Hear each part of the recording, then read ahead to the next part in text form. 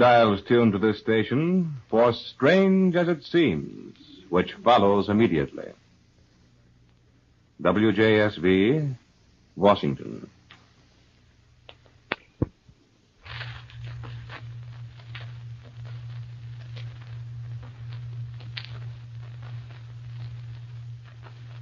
Palm olive lather cream and palm olive brushless, both made with soothing olive oil for greater shaving comfort, present...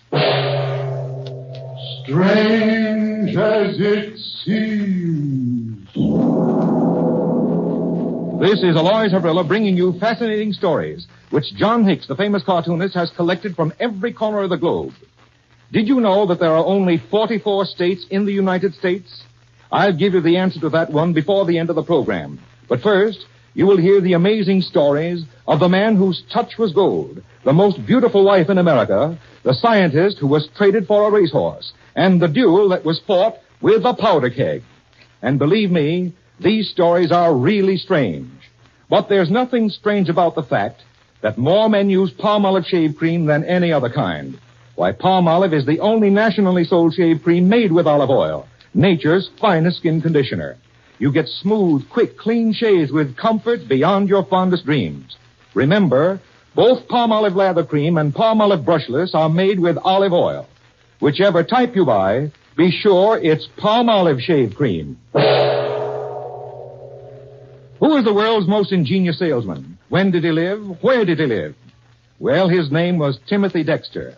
His story begins shortly after the American Revolution, when the paper money issued by the Continental Congress had little value.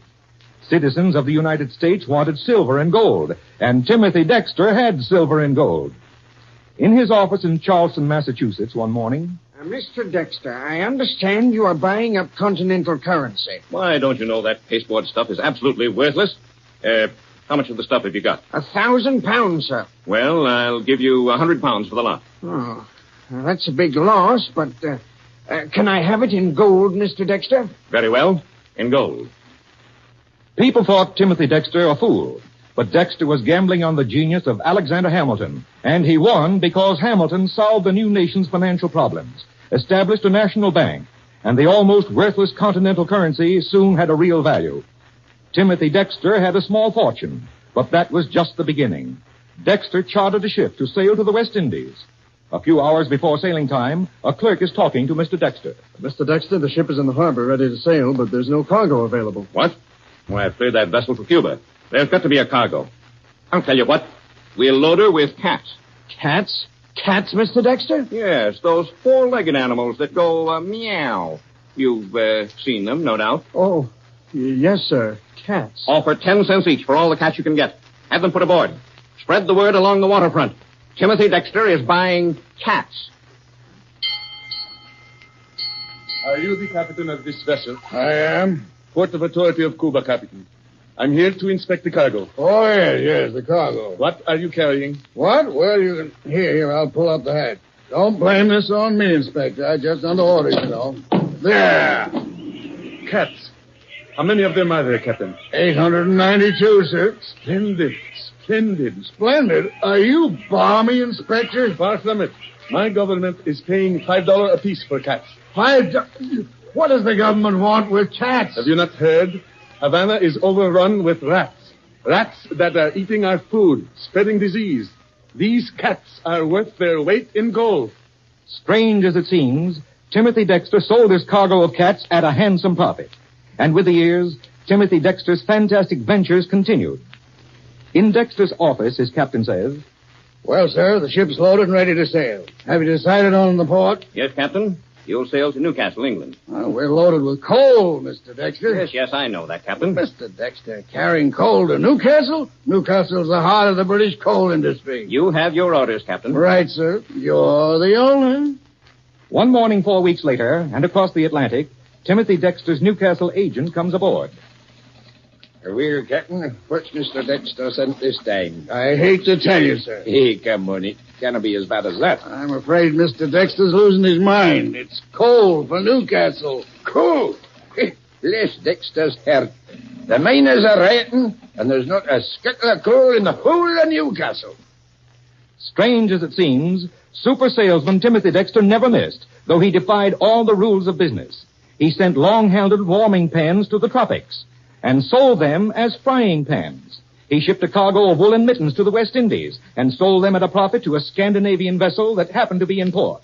Cats and coal, mittens and warming pans and paper money, they all turned into gold for Timothy Dexter, strange as it seems. Well, that story shows there's a difference in most jobs we men do. Now, some men shave in 5 minutes, others in 15. Either way, you'll shave more comfortably with palm olive lather cream. Because palm olive lather wilts whiskers like lightning, yet stays moist for slow shavers. Even more important, palm olive leaves your skin smooth, soft, refreshed. You see, palm olive lather cream is made with olive oil, nature's finest skin conditioner. Enjoy this extra benefit at no extra cost. Tomorrow, buy palm olive lather cream made with olive oil. The most beautiful wife in America. Who is she? A former Miss America, still a reigning beauty queen, even though it's Mrs. now? No, sir. Strange as it seems, the wife whose face and figure, which in the opinion of competent judges outclassed all others, had never entered a beauty contest before last week. In private life, she's Mrs. Armand Donnarumma of Union City, New Jersey. But for the next 12 months at least, she's Mrs. America. Will you step up to the microphone a moment, Mrs. America? Right here? Yes, that's right. Now then, how does it feel to know that you've been chosen the most beautiful wife in the country? Fine. Well, I'm a little hazy on the details of the Mrs. America contest. How is it run? Well, it's a regular beauty contest, Mr. Havrilla. Just like the contest for Miss America. Only you have to be married to get into it. It's a rather new idea, isn't it? Yes, sir. It was only started last year. Well, what did they judge you for in the Mrs. America contest? The same as the other. Your looks and, your figure and all that. Yes, and while I'm no expert, I should say they've done a very good job of judging. I wish all of you could see Mrs. America of 1939 here in the studio tonight. Mrs. Donnarumma is, I should say, about 5 feet 6 inches tall, and she weighs about 110 pounds. She has golden hair, sparkling blue eyes, and the most beautiful peaches and cream complexion you ever saw. Now tell me, Mrs. Donnarumma, were you nervous in the beauty contest? Not very. Mostly I was worried about getting back to my job in time. I'd only asked them for 2 hours off, you see. Oh, you have a job. Yes, my husband and I both work. Well, just what do you do? I'm an elevator operator in a big New York department store. But I'm hoping that maybe this will help me get a job modeling. I see. Now, and are there any little Donnarummas? No, not yet. Well, but tell me again now, how did you happen to enter the contest? Well, it was my husband's idea. Oh, so your husband wanted you to enter. And how does he feel now that you're Mrs. America? Well, he feels pretty good. He says now I have to believe everything he tells me. Oh, how's that? Well, I've always laughed at him when he told me he'd marry the prettiest girl in the world. You know, I said he was kidding like husbands do. But now he says it's proof just as true as everything else he's ever said. Well, so far as I can see, he was absolutely right. Thank you. And thank you, Mrs. America of 1939. Yes, ladies and gentlemen, strange as it seems, for Mr. and Mrs. Armand Donnarumma, that very husbandly remark, "I've got the prettiest wife in 48 states," has actually been verified by the decision of the expert judges in the Mrs. America Beauty Contest. Now listen, men. Before you believe judging a beauty contest is a cinch, try it yourself sometime. And before you say all brushless shave creams are hard to spread, try palm olive brushless. Palm olive spreads smoothly, evenly, because it's made with olive oil. Doesn't lump up, dry out, or clog the razor. And best of all, palm olive brushless is kind to your skin, because olive oil is nature's finest skin conditioner. Tomorrow, ask for palm olive brushless made with olive oil. From the files of John Hicks comes the amazing but true story of one of America's best-known scientists. It begins in the grim days of Reconstruction, immediately following the war between the states. The story begins in the plantation house of Moses Carver near Diamond Grove, Missouri. The time, the late 1860s. In the great plantation house, Moses Carver questions a Negro hired hand. Now, let me get this straight, Joe. You say there was a band of those men, and they came to our land just after sundown last night. Yes, sir. That's the truth, Mr. Carver. Burned down my barns, will they? Then after that, They run off all the stock down the road, and then they come and took Mary and the baby off with them. You saw them take Mary away? Yes, sir, and the baby. What they run off with Mary for, Joe? Plain meanness, I reckon. What's that paper you got in your It's hand? got writing on it. Yeah, let me see it, Joe. What'd it say, Mr. Carver? Those scoundrels. Say they'll give up Mary if I give them that chestnut racehorse. That's a powerful good horse, Mr. Carver. Joe, go out in the pasture and catch that horse. I'm going to give it to them. Moses Carver delivered the racehorse, but the kidnappers never returned Mary. Nothing more was heard of her, but her baby, sick and near death, was returned, and the Carvers did what they could for the infant, nursed it back to health, had it baptized, gave it their own name, and the name of a very famous American, George Washington. Then one day in 1863, on the Missouri plantation, the young colored lad, George Washington Carver, timidly enters the study of his benefactor, Moses Carver. Hello, George. Mr. Carver, could I talk with you? Sure, boy. What's on your mind? Well, sir, I'm most 14 years old now, and I can't neither read nor write. George, don't tell me you want to learn to read and write. Yes, sir, Mr. Carver. I don't want to be a field hand all my life. I see. Well, I got an old blue-back speller I'll give you, and when the words get too long, I'll help you if I can. Now, how's that? Thank you, Mr. Carver. I'll do my best for you. Young George Washington Carver mastered the old blueback speller. Still, his thirst for knowledge was not satisfied. An insatiable thirst and curiosity that impelled him to leave the plantation fields. Of course I'll teach you. But 8 miles is a long way to walk to school every day. 8 miles ain't no distance at all when you got things you got to learn, ma'am. You just start teaching. I'll be there. Say, George, what you going to do when you get through high school? I reckon I'll go to college. College? Where you going to get that much money? Same as I'm doing here in Minneapolis. Work for it. Maybe wash dishes, maybe scrub floors. George Washington Carver, Yes, sir. having fulfilled the requirements laid down by the Board of Trustees, Iowa State College is happy to present to you the degree of Master of Science. Thank you. Thank you very much. Studying by day, working by night, young George Washington Carver obtained an education few of his race possessed in the year 1896. He became associated with Tuskegee Institute in Alabama. One day during the World War, Booker T. Washington, founder of the college, entered the laboratory of the scientist. My secretary said you wanted me to come down to your laboratory, Dr. Carver. Yes, Mr. Washington. You remember the government report you showed me a short time ago? You mean about the cotton crop being destroyed by boll weevil? Yes. Then we discussed the wheat shortage. Yes, that's right. Our people here in the South are really facing starvation. No cotton this year, no food. It looks very serious, Carver. Well, I've been experimenting here, and I think I've got something. Here, taste this. Huh? Oh, you like it? Yeah, that's good. That's very good, but I don't That's see... sweet potato bread, Mr. Washington. Sweet potato bread? Yes, and that's what's going to feed our people during this war. We're going to plant sweet potatoes on the cotton fields and use sweet potato in bread instead of grain. And I'm working on other uses, too. I'll find a market for our crops.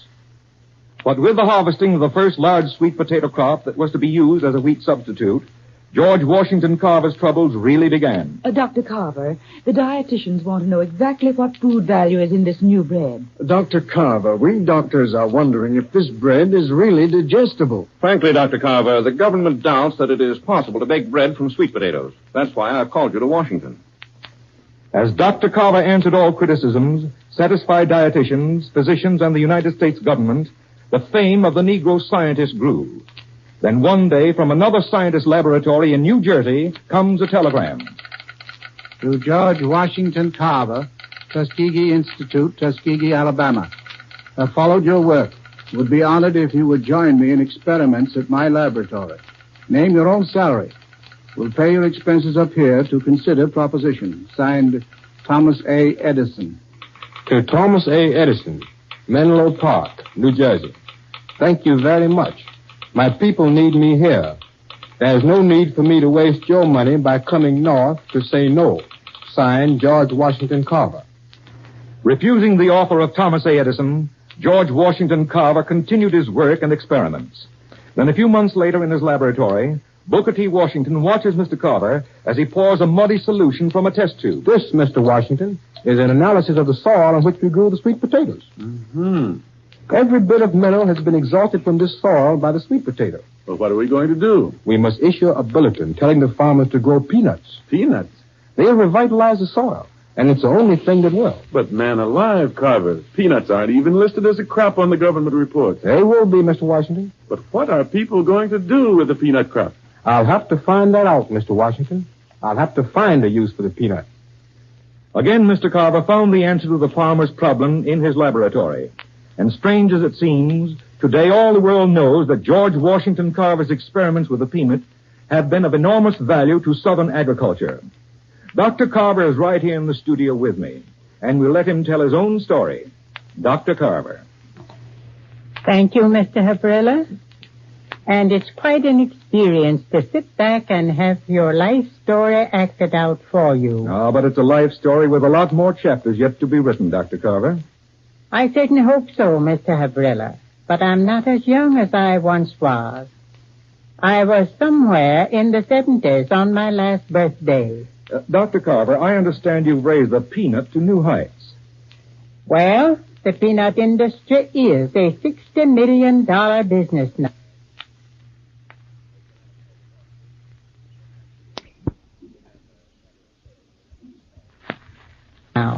At Tuskegee, we've developed more than 200 products from peanuts. We've made everything from axle grease to synthetic rubber. And we're finding out new uses for the peanut constantly. What are you working on now, Dr. Carver? The finest use we've been able to make of peanuts is in the treatment of the after effects of infantile paralysis. That's what I'm working on now. Massages with peanut oils has worked miracles in some cases. There is a lot of work to be done, but I feel we're on the trail of something really important. Thank you very much, Dr. Carver. You have just heard Dr. George Washington Carver, one of America's leading agricultural scientists, a man who has devoted his life to help give the agricultural South a new outlook on life. This great scientist is not ashamed of the fact that he does not birth date, and strange as it seems, he was once traded for a racehorse. Friends, you can't shave one whisker without touching the blade to your skin. Therefore, I suggest palm olive shave cream made with olive oil, because olive oil is nature's finest skin conditioner. You'll enjoy smooth shaves, plus real skin comfort. Both palm olive lather cream and palm olive brushless are made with olive oil, but cost no more. So take your choice. Just be sure it's palm olive shave cream. Dueling is not an American sport. But when an American just has to fight a duel, you can trust him to find an unusual way of doing it.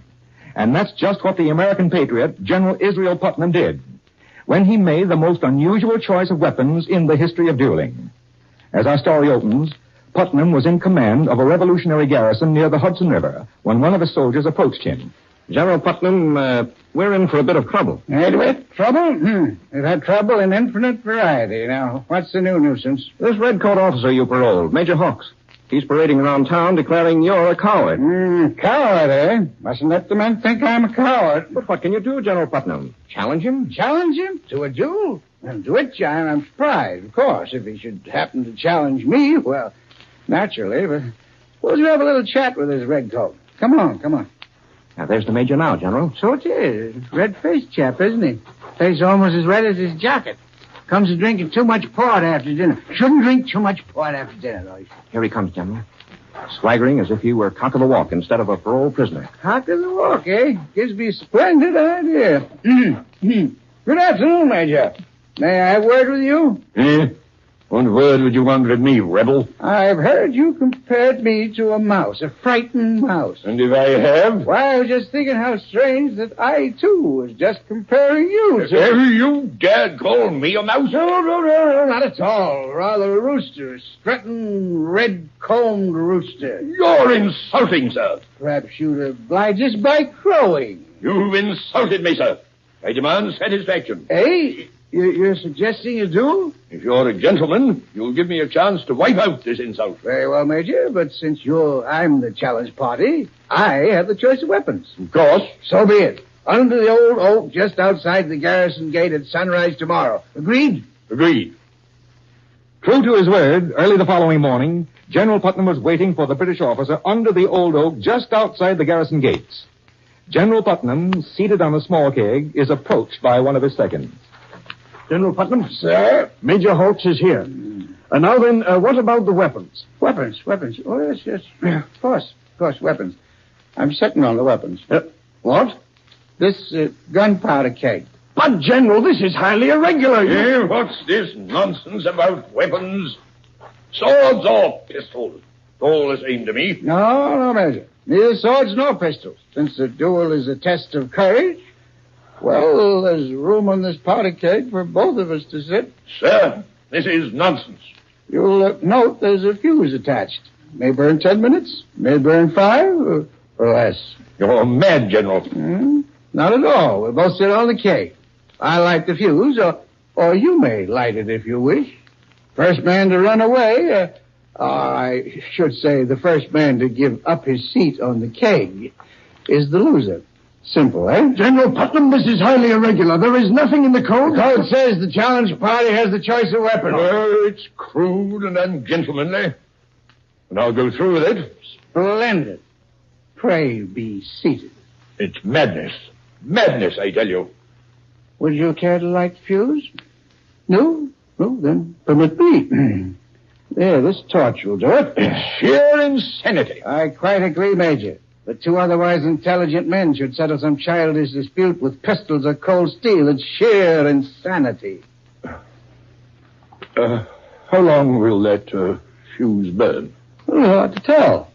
Fuses such as we have are very poor quality. Some burn fast and some burn slow. I believe we have a warm day, Major. Both likely to be blown to bits. By the way, Major, there's said to be splendid fishing in the brook. You're mad, sir. We're both on the edge of eternity. Eternity? Oh, yes. The theologians have some very interesting theories about eternity. There's one school that holds that... Fuse getting a bit short, isn't it? You fool. Die if you insist. But I can't stand it. I can't stand it. Come back, Major. Come back. There's nothing to worry about. Nothing to worry about? You'll be blown to bits. Well, that's a matter of opinion, Major. You see, this cask here is full of onions. The Major couldn't take it, and so General Putnam won his curious duel. Strange as it seems, the American general saved his honor by fighting a duel with a keg of onions. Now for a quick flight from those dueling days to the days of the modern man. Here's an interesting letter from Mr. I. Braun of New York City. He writes, Palm olive brushless not only leaves my face smooth and free from irritation, but also seems to help my razor catch and shave off every little whisker on my entire face. Well, thanks, Mr. Braun. And gentlemen, you can expect the same happy shaves if you'll try 1 tube of palm olive brushless made with olive oil. I'll amend that to include palm olive lather cream, too, because it's also made with olive oil. But just in case you don't like palm olive shave cream, send the empty tube to us, and we'll refund your money. Tomorrow, then, buy palm olive shave cream, lather or brushless. Both are made with olive oil. And now, since it's almost time to say goodnight, I want to tell you about those 44 states I mentioned at the beginning of the program. Yes, there are only 44 states in the United States. Massachusetts, Pennsylvania, Virginia, and Kentucky are officially known not as states, but as commonwealths, a term which originally stood for a greater amount of self-government than that held by a state. It's technical, but it's true. Next week, John Hicks brings you the amazing true story of the cobbler who became a doctor overnight and operated on over 600 people. Presented by the two famous shave creams made with soothing olive and palm oils for greater shaving comfort. Palm olive lather cream, palm olive brushless. You know, daylight saving time ends Sunday, September 24th. If your community has been on standard time right along, this program will reach you 1 hour later. Otherwise, tune in next week as usual. And so until next Thursday night, this is Aloys Arvilla bidding each of you a good night. This is the Columbia Broadcasting System.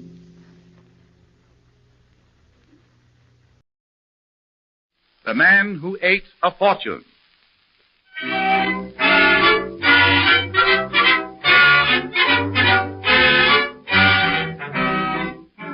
You are in England, in the county of Gloucester, in the 18th century. Within a fine house overlooking the square, a dinner is being served. But first, come into the kitchen.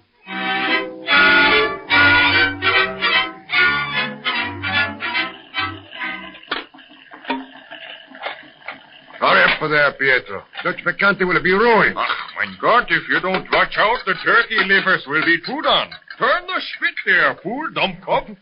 Poor Enrique. He gets tired of dressing turkey livers all day long. I've offered to do it for him, but he dare not let me. Mr. Rogerson had me sent all the way from Munich. And yet it is a good life we lead. I have cooked for His Majesty the King, and even he never laid us such a table. It is a fine thing to cook for an epicure. Oh, in no time he will have no money. No money? Why, the Rogerson, he has a fortune. Yeah? And what does he do with it? 100 pounds he pays for the plover's eggs direct from Brittany. These are olive oil. She'll come only from the trees which grow on a certain hill near Siena. Last month it cost him 500 pounds. Remember the cold winter? He paid 100 pounds for the dish of strawberries on New Year's Day? Oh, he's a mad one, the master. Someday he will eat simple food and be glad to have it. No, I do not think so. If you cannot have delicacies, I think someday...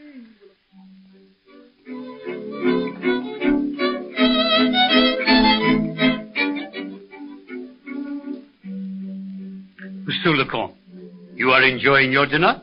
Yes, Monsieur Rogerson. Will you not try these plover's eggs? They came from your own Brittany. Ah, extraordinaire. How do you do it, Monsieur Rogerson? While eating, I have been transported from Italy to Spain and now back to France. I am complimented, monsieur. You see, I have cooks from every country. Each prepares only one food. My friend Mr. Chambers here, he knows. By Jove, yes. When we were traveling in Germany, we stopped at an inn in Munich, and there Rogerson had some turkey livers en brochette. From that day, he never rested until that cook was in his kitchen. But, Monsieur Rogerson, if I may be so bold, do you never tire of this once in a while? Do you not forget delicacies? Never. When my father died, he left me a fortune to do with as I please. I see. You would like, perhaps, a taste of wild honey.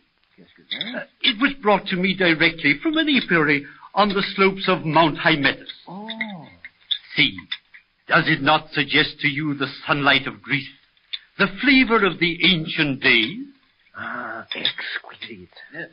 And when we came back, Monsieur le Comte, Rogerson had with him the favored recipes of every famous inn in Europe.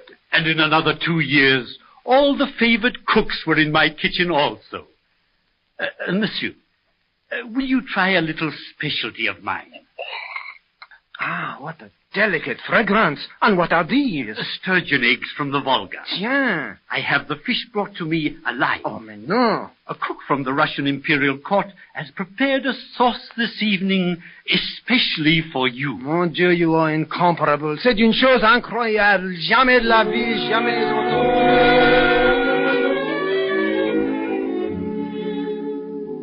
When Mr. Rogerson's father died, he left a fortune of $750,000. In 9 years, Rogerson was penniless. During that time, he counted the minutes between meals. Then, without money to buy the delicacies he craved, he could not face life and committed suicide. Strange as it seems, in 9 years, he had actually eaten a fortune of $750,000.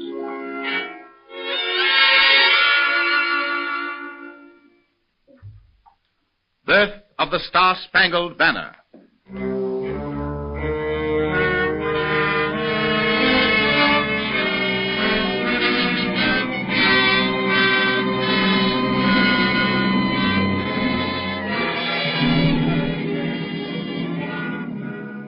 (1812). The English have burned Washington. As they advance toward Baltimore, they take many prisoners, among them being a certain Dr. Beans, innocent of any wrongdoing. Quickly, the prisoners are transferred to British warships at anchor off the coast near Fort McHenry. When this news comes to President Madison, he sends a young man under a flag of truce out to the enemy fleet. His rowboat is now approaching the British flagship.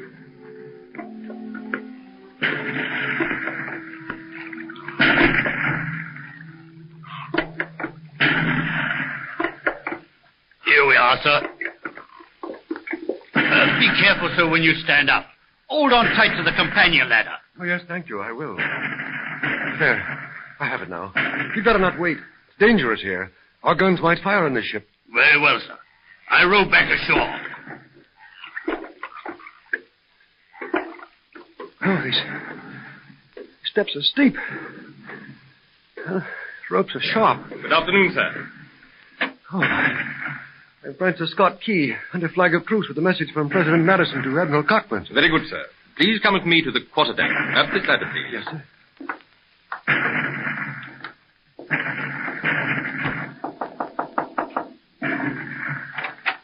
Yes, sir. Officer of the deck presents his compliments to Admiral Cockburn. That enemy messenger, Mr. Key, is here under flag of truce to see the Admiral. Just a moment, sir. Admiral Cockburn, sir. An enemy messenger under flag of truce. See him? You may come in, sir. I'm Admiral Cockburn. I am Francis Scott Key. President Madison requests the release of Dr. Beans. Dr. Beans is in no way connected with government business, sir. Dr. Beans. Let me see. Oh, yes. I cannot give you an immediate answer, Mr. Key. Won't you sit down? You see, there are several items connected with this matter that we... Watson, take care of this prisoner. My place is on deck. Mr. Key, you come with me, sir. I regret I must place you in this inner cabin for the present, sir.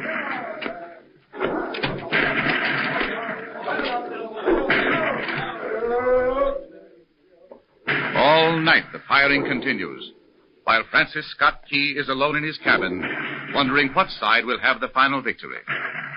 At last, dawn breaks, gray and forbidding over the water. In the distance, Key can see the outline of Fort McHenry. He strains his eyes to discover who now holds the fortress.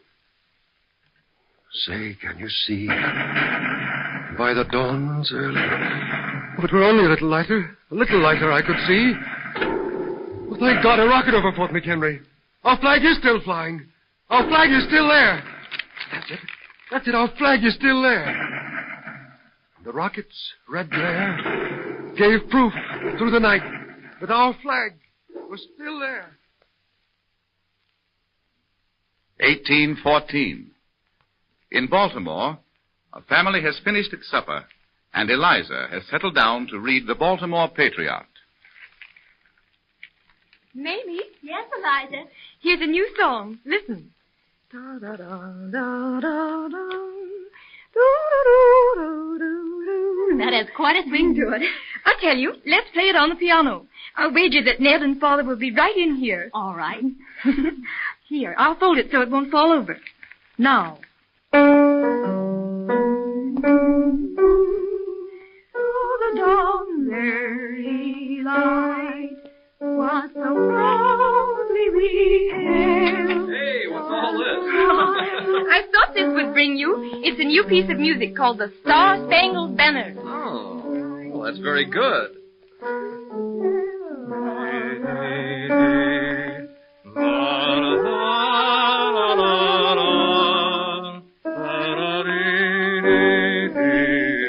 Hey, that's excellent. Who wrote it?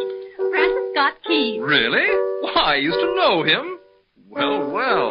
What's this? Oh, come on in, Dad. It's a new piece of music. Stop in nonsense. I've heard that tune for 40 years. But, Father, it's just been printed. The music is by James Stafford Smith. Again, I say nonsense. That's an old drinking song, and I don't approve of young girls singing it. A drinking song? Oh. Well, yes, of course it is. I've sung that song with friends in London over many a tankard of ale. This Smith is trying to play a hoax. You just listen to me. To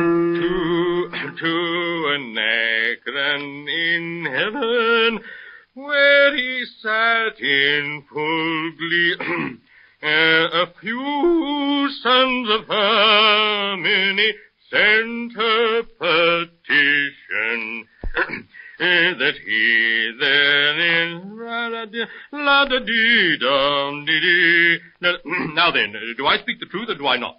Whether it's a drinking song or whether it's a marching song, I don't know, Father dear. But I don't think you're a very good singer. What's that? What's that?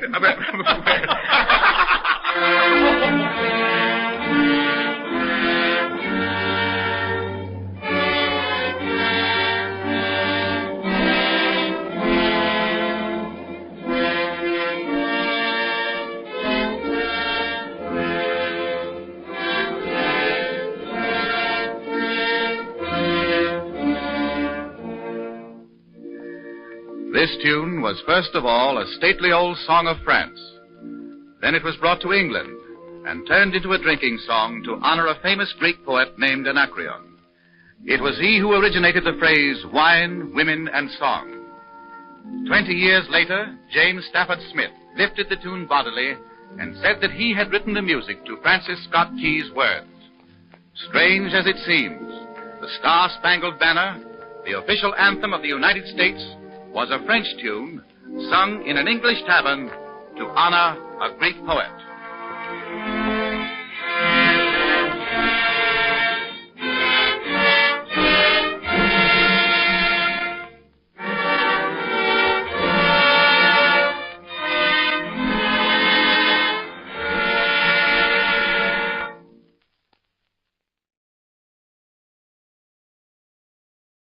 The Man Who Sold the World. After the death of Marcus Aurelius, the Roman Empire was ruled by inferior men.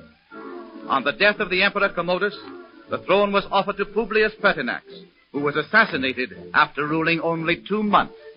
The Praetorian Guard, who really ruled Rome, were disgusted with the weak-kneed emperors who were destroying the grandeur that was Rome. They hit upon an audacious plan.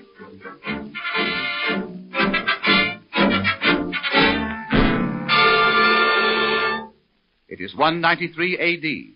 In the magnificent Roman Forum, a huge crowd is gathered. Claudius Cinna, captain of the Praetorian Guard, steps before the multitude.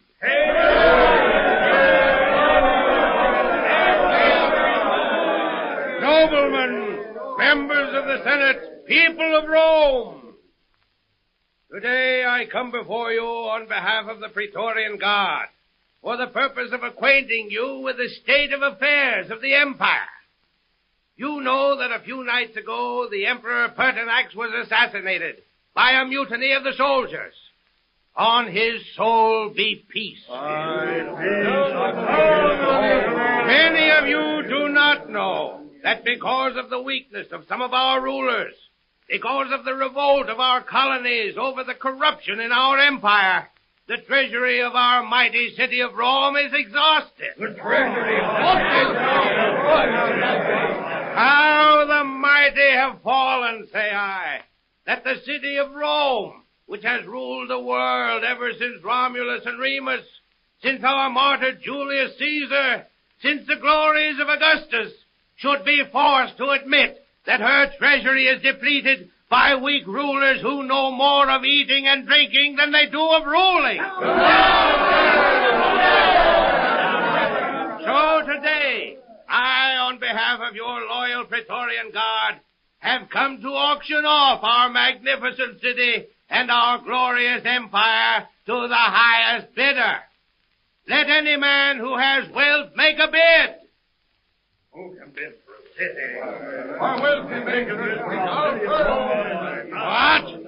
No man is patriot enough to bid for his empire? I myself will bid 500,000 sesterces. Come, Sulpicianos there. You are prefect of the city. Surely you will raise the bid? 550,000. 550,000 sesterces. Sulpicianos has bid 550,000. I bid 600,000 denarii. What? Didius Julianus bid 600,000 denarii. That is 2,400,000 sesterces. Come, Sulpicianos. Surely, as prefect of the city, you will offer 100,000 more sesterces. What is 100,000 sesterces when your empire is on the auction block? Come on. Very well. 2.5 million. million sesterces. 3 million sesterces. Didius has bid 3 million sesterces. 3 million sesterces. Will nobody bid 3.5 million? Crassus, you there. You would pay 3 million for a palace. I myself saw you offer 500,000 for a slave girl. Well, slave girl not as hard to handle as an empire.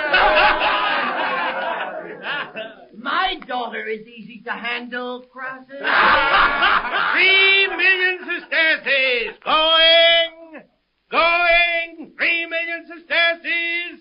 Going. What? Sulpicianus, you would allow Didius to outbid you? Going. Gone for 3 million sesterces. The city of Rome and the empire of her glory sold to Didius Julianus for 3 million sesterces. Didius Julianus, come forward to take possession of your city and your empire.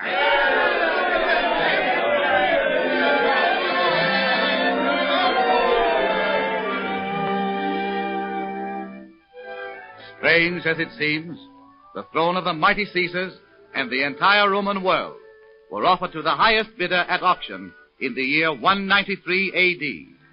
Didius Julianus outbid the others and fought the Roman Empire. He was eventually deserted by the Praetorian Guard. Septimus Severus was declared emperor, and Didius, the man who owned the world, was finally condemned and executed.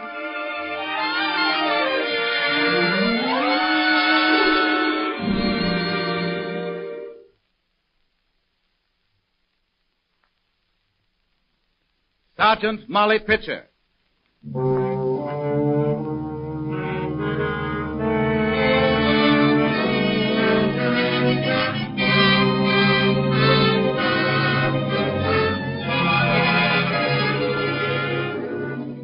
In 1778, Sir Henry Clinton, commander of the British in the Revolutionary War, was forced to evacuate Philadelphia.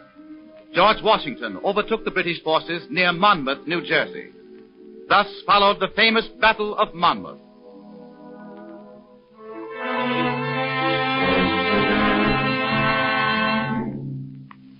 It is in the thick of the battle, and the day is hot and sultry.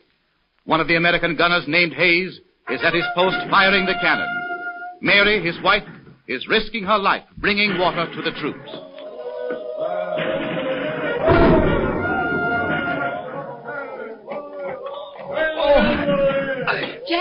Jack, you look sick. Are you wounded? Mary, don't come here. You'll be killed. Get away. Jack, something's the matter with you. You're so pale. Let me help you load that cannon. No, I can do it alone. Get away, Mary. Please. I'm not afraid. I've been carrying water all morning to some of those poor soldiers that are lying over yonder. Look out, Mary. I'm going to fire this. Oh, it's so hot. I can't stand it much longer. Jack, I knew there was something wrong. Let me help you. Jack, he's fainted. He's fainted from the heat. What's the matter? Man wounded? He's fainted from the heat, Captain. You shouldn't be out here on the field. You'll be hurt. I've been carrying water to the soldiers, Captain. I'm sprung. I'll give orders to have this cannon removed. There isn't anyone to take the man's place. I'll do it. You're a woman. Look at me. I know how to use this grammar. See? I can load the cannon. And I can fire it. Good work. Stand by, then. We need everyone we can get. Yes, Captain.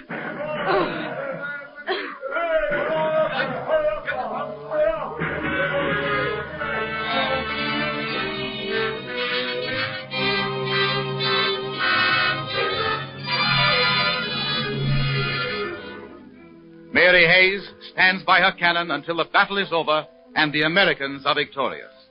The next morning, before the entire brigade, General Greene proudly presents the brave woman to the Commander-in-Chief, General George Washington.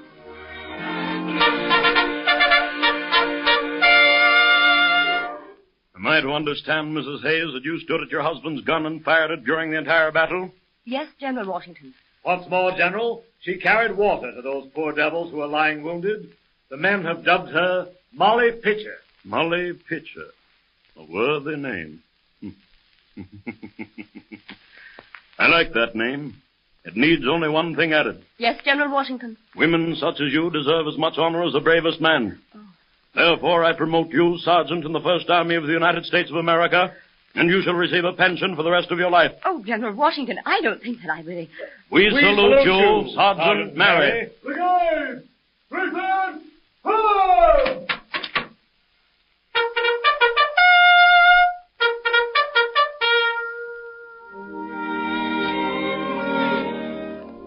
44 years later, in the year 1822, Sergeant Mary is living in Philadelphia.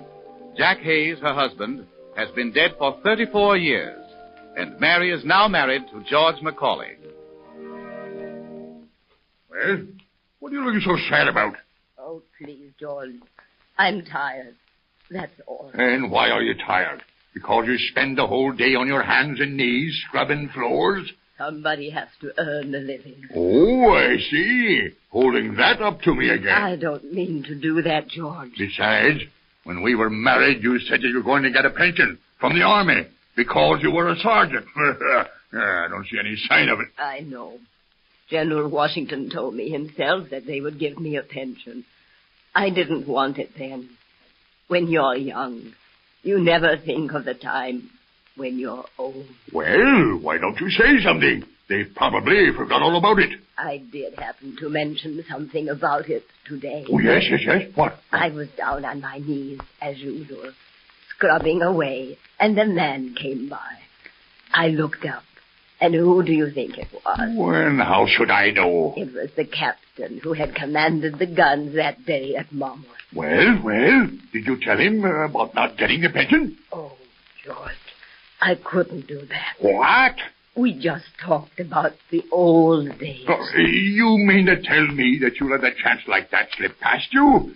Say, do you like to scrub floors? Listen to me, George Macaulay.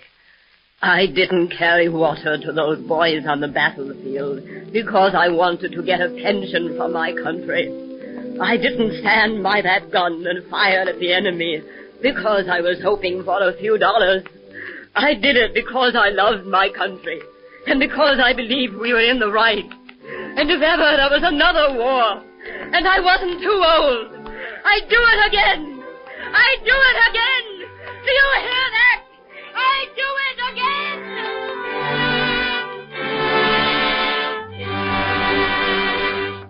Sergeant Mary Hayes Macaulay, or Molly Pitcher, as she was called by the soldiers, was one of the great heroines of the Revolutionary War. Washington himself promised her a pension, but the government did not issue it for many years. Strange as it seems, after waiting for 44 years, Sergeant Mary finally received her pension. It was $40 a year, or about 11 cents a day.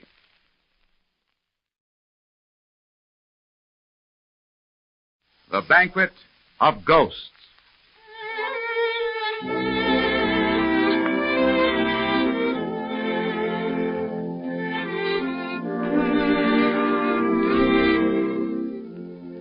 In 1870, in Bavaria, King Ludwig lived in solitary splendor in his castle of Neuschwanstein, built on the summit of a precipitous rock. A member of the royal family of the Habsburgs, Ludwig was tainted with melancholia and a morbid dislike of people.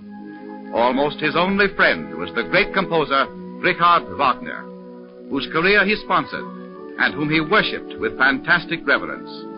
But Wagner went on to higher fields of endeavor, leaving the unhappy Ludwig now completely alone.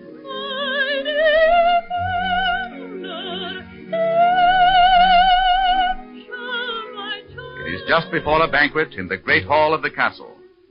Ludwig is seated in a chair of state, entertaining some imaginary guests, exalted members of royalty. The leading soprano of the Court Opera Company is singing Elsa's Dream from the Wagner opera of Lohengrin. King Ludwig himself is dressed as Lohengrin in silver armor.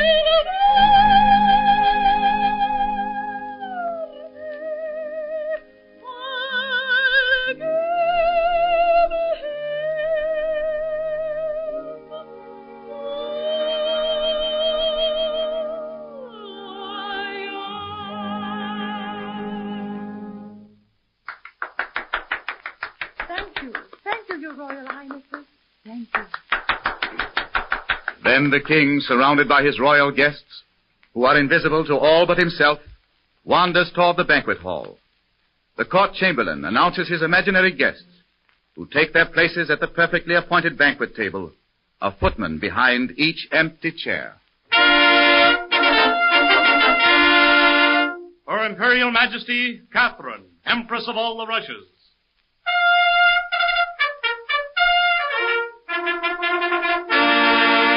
The exalted Supreme Dictator of Rome, Julius Caesar.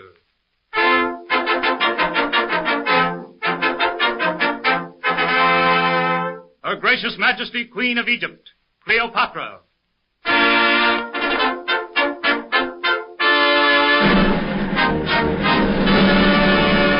His Majesty, King Louis Ludwig of Bavaria.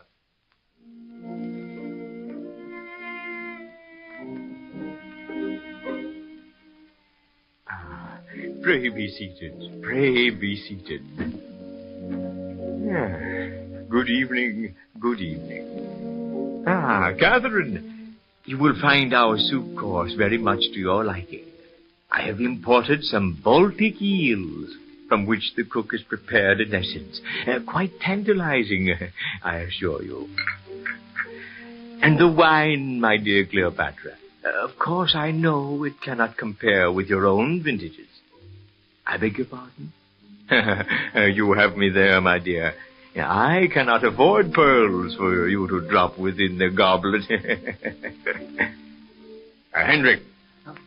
Yes, Your Majesty? Can you not see that Her Imperial Majesty, the Empress Catherine, has no wine? Oh, I beg your pardon, Your Majesty.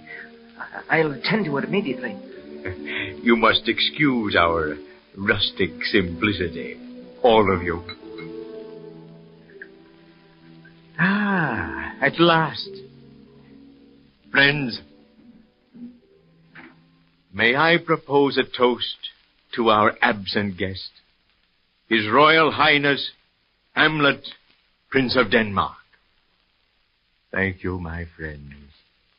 Thank you.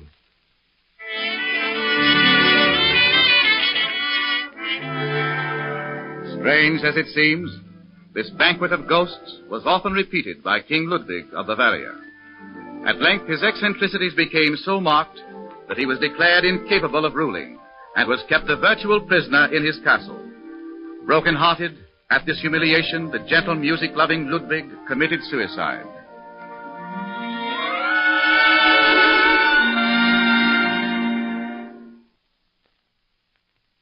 The Pony Express. It is 1861 at the Pony Express station in St. Joe, Missouri. A young boy, 15 years old, named Bill Cody, has finally prevailed upon the head of the express depot at St. Joe to allow him to carry the mails. All set, Bill? All set, boss. Remember now, shoot first, think afterwards. If any Injuns come your way. All right, well... No matter what happens, the mail must go through. Gosh, I don't like to let a kid like you leave the depot. Oh, I'm no kid. Goodbye, boss.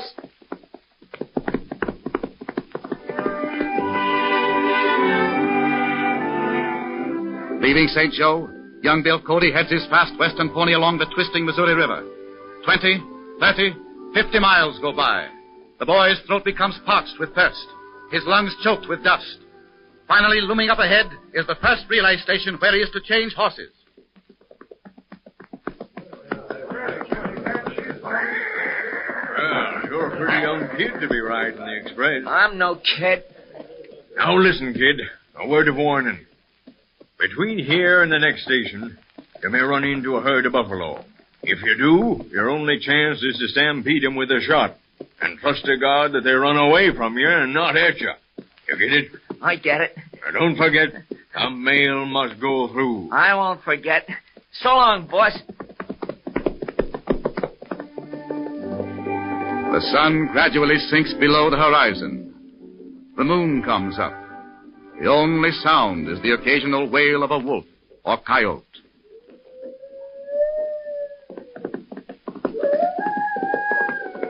Then in the distance, a great black, slowly moving mass outlines itself against the purple sky. and Bill realizes that this is the buffalo herd, 10,000 strong, blocking the trail.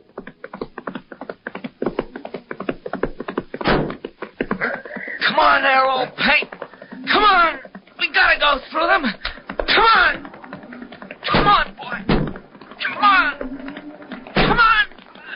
Come on. Come on.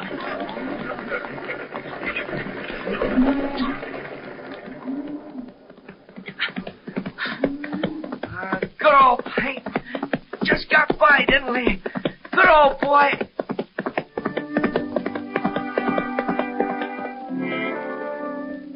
The day stretches on. Bill has had no food, nothing to drink for over 24 hours. Finally, at nightfall, he gallops up to his last relay station, the end of the trail for young Bill Cody. Say, your relief man was scalped by a bunch of Indians. Huh? I'd take the next horse myself, but I'm laid up with a stiff knee. Give me something to eat. I'll take it. Say, you can't do that. Oh, I'm not very tired. But you're only a kid. I'm no kid. Give me a sandwich or something. I'll eat it on the road. Well, the mail can't be held up. But on the other hand... Oh, I can do it. Okay, kid. The Express will thank you for this.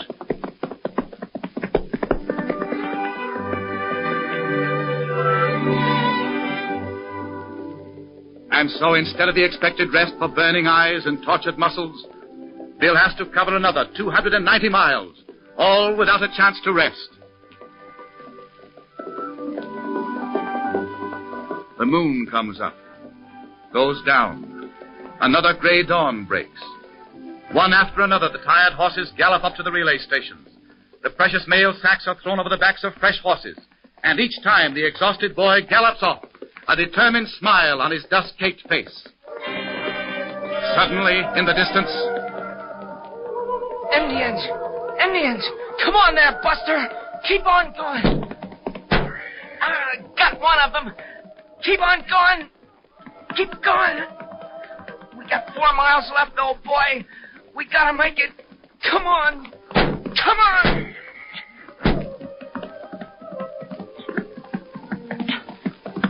At last in the distance looms up his last relay station, the one before Fort Kearny, 1/4 of the way to Sacramento, where the mail is to be delivered. My last shot! Come on, boy! Come on! Come on! Come on! Here, I'll hold them engines off. Oh. Use that pinto over there. He's got good wind.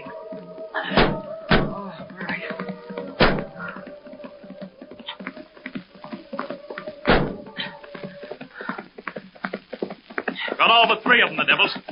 How you fixed, all set? Okay. Say, how long you been riding? Oh, not long, boss.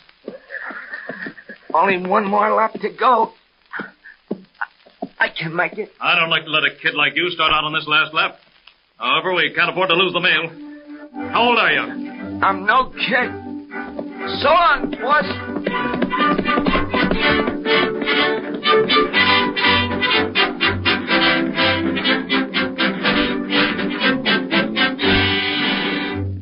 At last came Fort Kearny, and young Bill Cody, on his first and last ride for the Pony Express, tumbled off his horse and delivered the mail safely to the next relay after a ride of 384 miles. After that, he was adjudged too young for the service. Later on, he became the immortal Buffalo Bill. Strange as it seemed, in all the 600,000 dangerous miles traveled by the daring riders of the Pony Express, only 1 letter was lost. How America was named.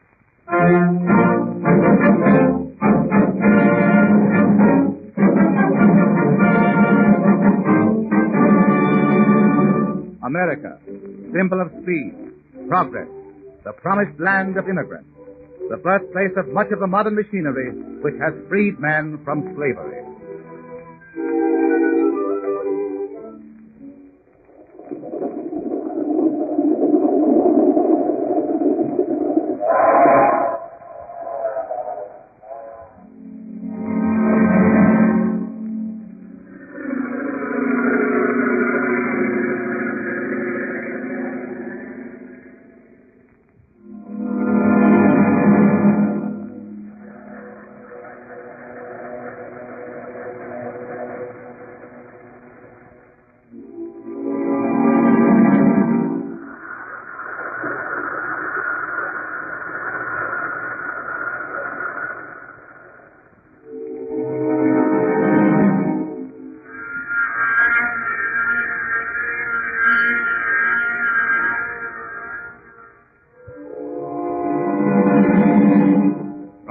City to Los Angeles, from New Orleans to San Francisco, Portland, Seattle, the hum of great cities carries the melody of democracy and America.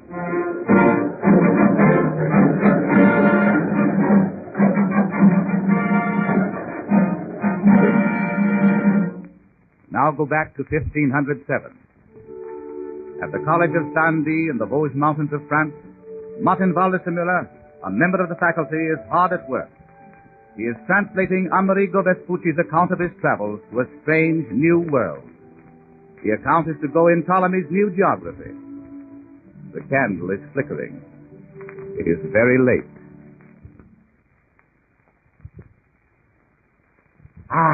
Done at last. Now I add my name and then... Still at work, Martin. I see the memoirs are finished. Yes, Carl, my work is done. This Amerigo Vespucci, do you believe his story? I think it's true. After all, Columbus was only looking for a new way to India. Vespucci discovered a whole new world. Remember, Carl, if it had not been for Columbus, Vespucci would still be a merchant in Seville. What do you mean by that, Martin? Columbus purchased some of his supplies from Vespucci. That is the first time he ever heard of the new route to India. Then Vespucci became interested and obtained a commission in the Portuguese service and followed Columbus' new route to Asia. But, Martin, Amerigo Vespucci says he thinks he found a new continent. Columbus didn't have sense to know it. Look, I've just finished this map of the new continent as Amerigo has described it. Well, Martin, how do you like it? That's very interesting. I see that the new continent is attached to Asia. Yes, I think this is very good, Carl. Could you use it in Ptolemy's geography? Yes, I shall place it on my map of the world. Oh, thank you, Martin, thank you. I've worked many days on this map. And what shall we call this new continent? Oh, I haven't thought of that. For the time being, we'd better call it the land of Amerigo. Amerigo. I have it, Martin. We shouldn't call it Amerigo. All other continents have feminine names, such as Europa, Africa, Asia. Why not call it America? America it shall be. I shall print it now. There. America. As good a name as any other. Oh, come, Carl. It's late. Will you join me in a bottle of wine?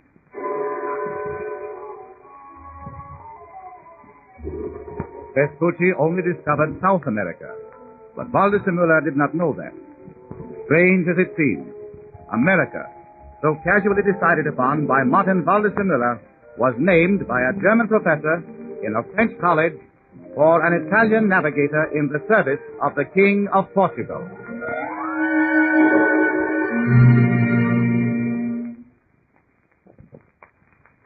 The mystery aeroplane.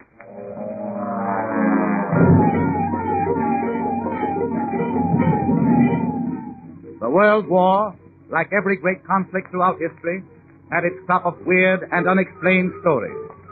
No more amazing story has ever been told than the experience of two British aviators during the early days of the war.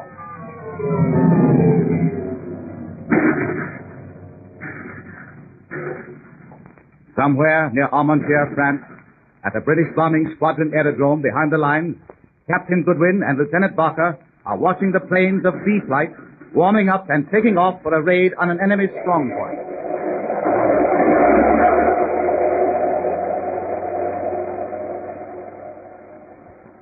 Well, Douglas Jameson, the best man in B Flight. Nice chap.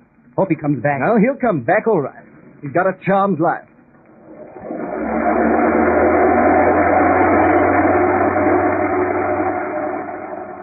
Ship just taking off now has been back to the Bosch line so much it's the one that ever wants to come home. Well, I wish I were taking sea flight up to there. Good Lord, Skipper, aren't you satisfied? You just got back from Blighty. That leg of yours isn't strong yet. I don't see how they let you come up from the base. Oh, my leg will do. You know, Barker, dear old London looked awfully jolly. The Trocadero, the Gaiety, the Savoy. I hated to go. Now, that trip back to the squadron's always bad for the morale of the troop. I say, Did you have a chance to dash down to Sussex? I know you were hoping to. Not a chance. I was in hospital so long, had hardly any time for visiting. Oh, Sussex. The South Downs around Hazelmere. The Devil's Punch Bowl. Hope I see them again. They're wonderful in the spring. Well, to be in England now that April's here, eh? Barker, you're losing your grip. Well, Skipper, after 6 months out here, over the lines a couple of times a day, and, well, a chap gets rather... Look. What's up? Off there toward the line, Skipper. Oh? That plane's headed back this way, isn't it? Oh, you're right. That's one of our ships, the DH-4. Looks like Jameson's plane. But he just left. Must have engine trouble. How in the devil will he land with that load of bombs? You know, since you went wounded, we carried 210-pounders and 12 25-pound Cooper's bombs to the ship. Good Lord. All that weight will pull his nose down and he'll crack up. No, it's not Jameson's ship. Might be young Phillips. He took off about an hour ago. Oh, no, look, he's heading for a perfect landing. What a beautiful glide. Oh, I wish I could handle a ship that way. Yes, Phillips is one of the best. A natural flyer. He'd better begin to bank, though, at the rate he's gliding. I say. Good Lord. He's gliding right over us. He's not going to land here. Skipper, no pilot of ours would do that. Look, he's out of sight now. He's been down in a field out there. Barker, my lucky lad, I think the pilot in that ship is a German. What? He's got hold of one of our planes some way or other and has landed back there. Then we'd better find out, quick. Right. Let's grab that light truck over by the hangar. Go after him. Right you are. I'll drive, Skipper. Hop in. That's it.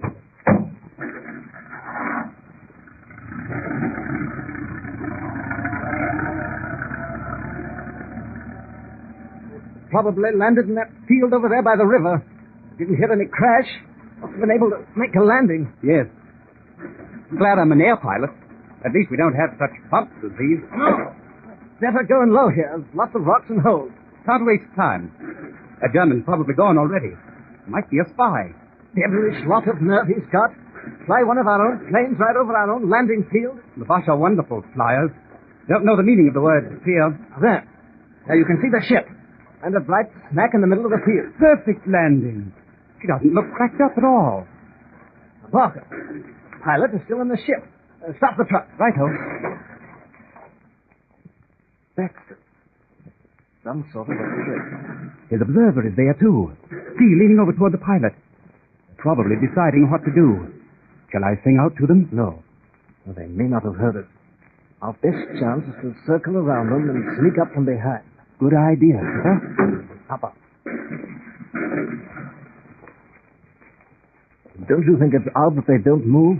Perhaps they're wounded. We've got to chance it anyhow. If it's a trick, they've certainly done it perfectly. Now, you stay here, Barker, and cover me with a revolver while I sneak forward. If they make one false move, I'll shoot, all right?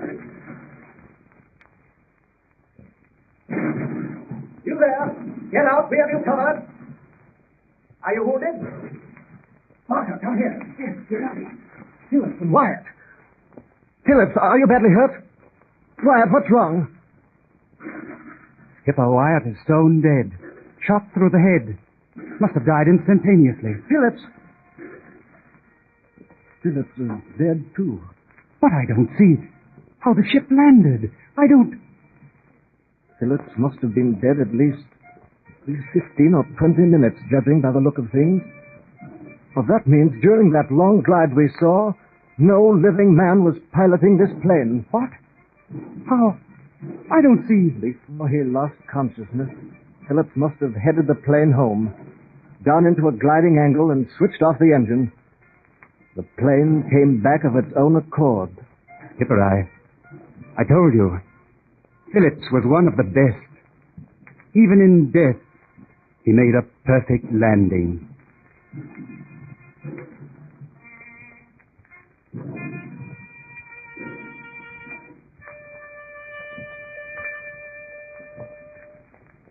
Strange as it seems, such an uncanny occurrence actually happened over the British-German lines during the World War. Even in the very grip of death itself, the pilot had remembered the great axiom of all flyers: save the ship.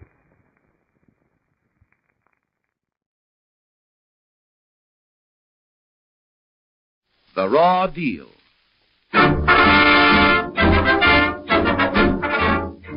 Albrecht von Wallenstein was a Bohemian nobleman who spent his entire life in the service of his country.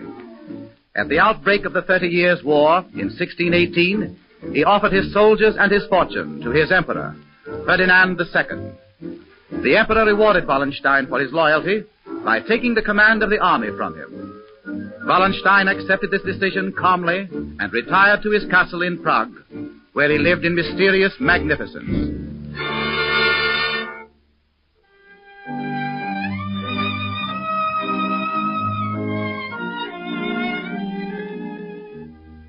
It is 1632. Wallenstein is standing in the great hall of his castle before a huge fireplace. He is awaiting the arrival of his emperor, Ferdinand, who has come to Prague for a short visit.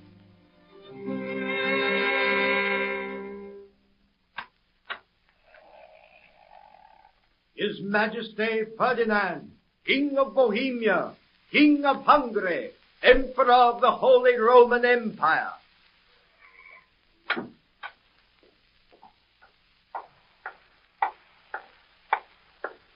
Your Majesty. Wallenstein. It is good to see you again.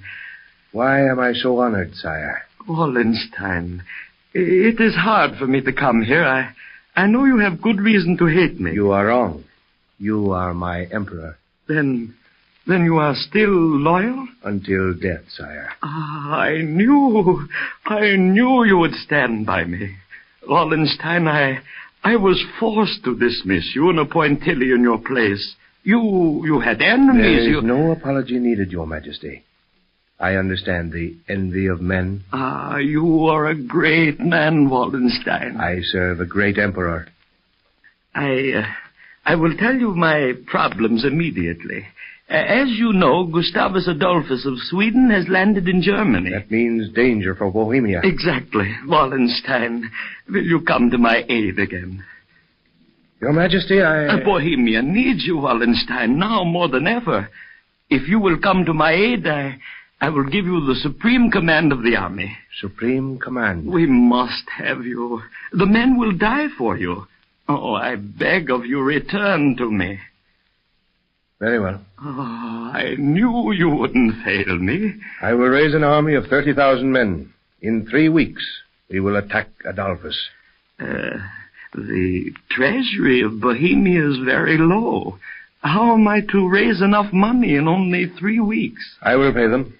I will place my lands, my wealth, my ability at your disposal. Oh, thank you, Wallenstein. Your emperor bows his head in humility.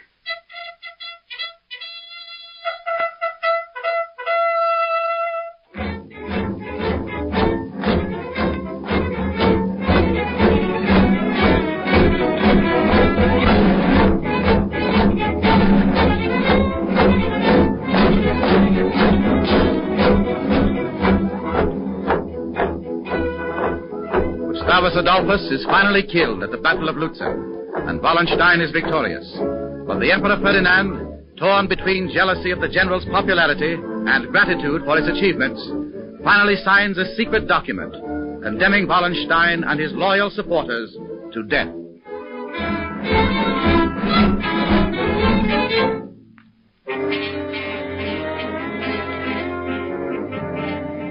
On February 25th, 1634, Wallenstein is at Eger in Bohemia. He and his 4 loyal friends are invited to a banquet. The hosts are 3 of his commanding officers who have secretly betrayed him to the emperor. At the last minute, Wallenstein is too tired to attend and stays at his manor house where he consults his astrologer, Battista Seni.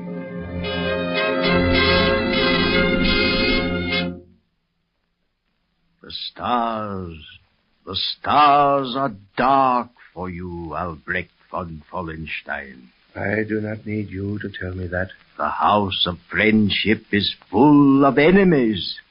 They are searching for you. I do not care. Something has gone out of me, Battista. A certain fierce faith in my own destiny has been replaced by doubts, unwilling fears. Wallenstein! Wallenstein, run for your life! They're in the house. They're coming up the stairs. Run, hide. Who are coming? Butler, Devereux, and the others. They are my loyal officers. They have killed your supporters at the banquet. Now they've come here. Run for your life. I know a secret passage. I will run from nobody. I will go with you, Gabba. I have no wish to die. Take me with you. Take me. Yes, Batista, come with me. Oh, master, once more, come with me. Wallenstein, we are your friends. There, you see, they have come. Goodbye. I will go too. Goodbye, Wallenstein. Come in, my friends.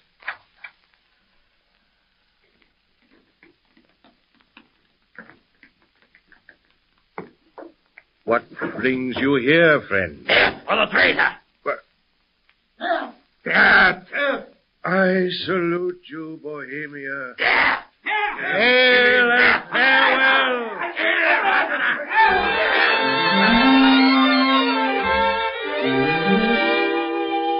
Strange as it seems, Wallenstein, the great Bohemian patriot, raised and equipped an army of 30,000 men for his emperor, Ferdinand II, on 2 occasions.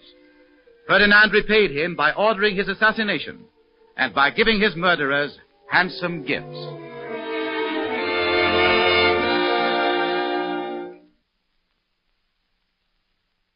The Vanishing Derelict.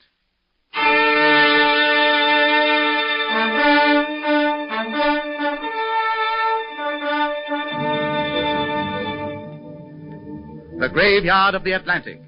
Cape Hatteras, off the coast of North Carolina, is a menace to shipping, where stately ships are changed into wind-swept derelicts, drifting at mercy of the elements.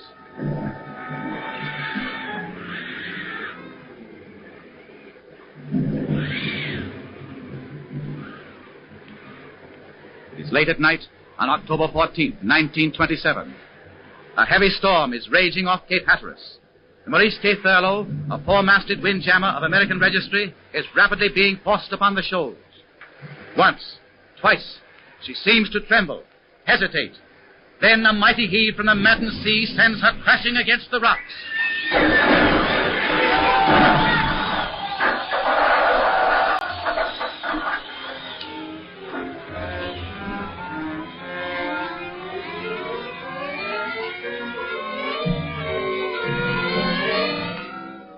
The Coast Guard rescues the crew of the Maurice K. Thurlow that night.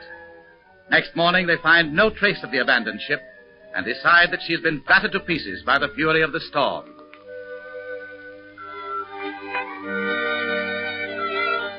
13 days later, a Dutch tanker is cruising the shores of the Atlantic many miles from Cape Hatteras.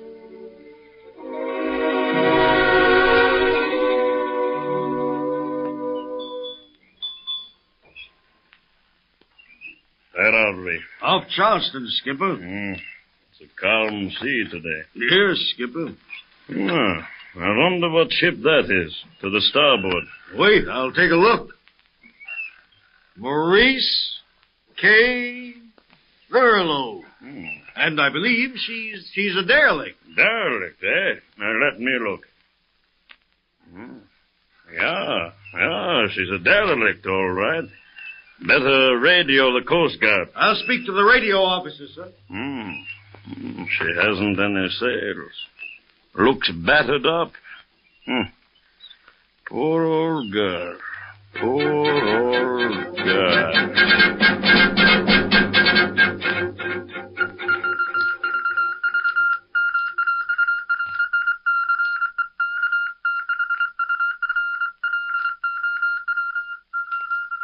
Hey, that schooner's been sighted. The one that went down off Cape Hatteras a couple of weeks ago. I just finished taking her off the list. You're crazy. Well, the Dutch tanker Wilhelmina Van Dusen just sighted it off Charleston. Hey, what are you talking about? The Maurice K. Thurlow was a wreck when we got those men off.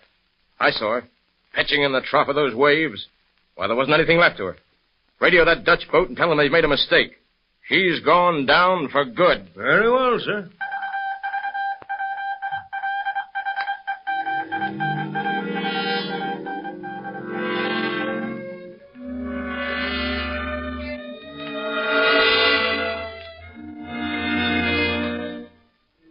But the Dutch captain will not be put off.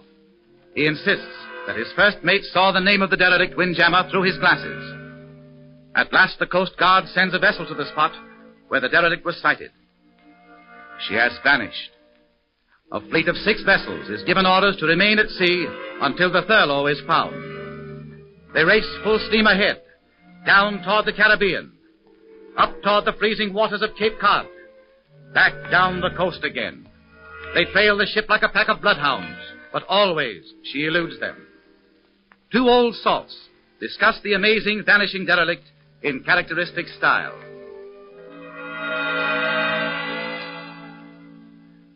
I sailed on the Thurlow once. She was a proud one. Oh, sure. Them newfangled Coast Guard boats with all their fancy trimmings will never find her. No, sir, they won't. She'll slink through the fog. She'll hide behind a cloud until she's had enough of it. And then, when she grows old and tired and her bones ache, she'll head for the Sargasso Sea down in the Caribbean. And there she'll give up the ghost, way down in old Davy Jones' locker.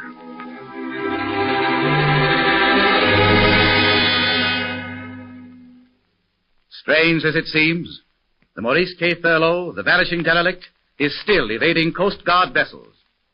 She has been wandering up and down the Atlantic coast for 8 years. Has she really gone to the Isle of Lost Ships?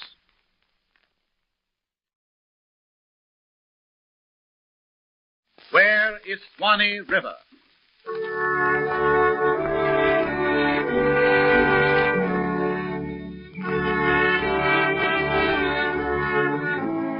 In 1826, a child was born who was destined to give the world some of its most beloved melodies. Stephen Collins Foster, like many a composer, had a life of ups and downs, sometimes prospering, sometimes starving. During one of his happier periods, he lived with his brother, Morrison, in Cincinnati, Ohio. While there, he wrote many of his most famous songs.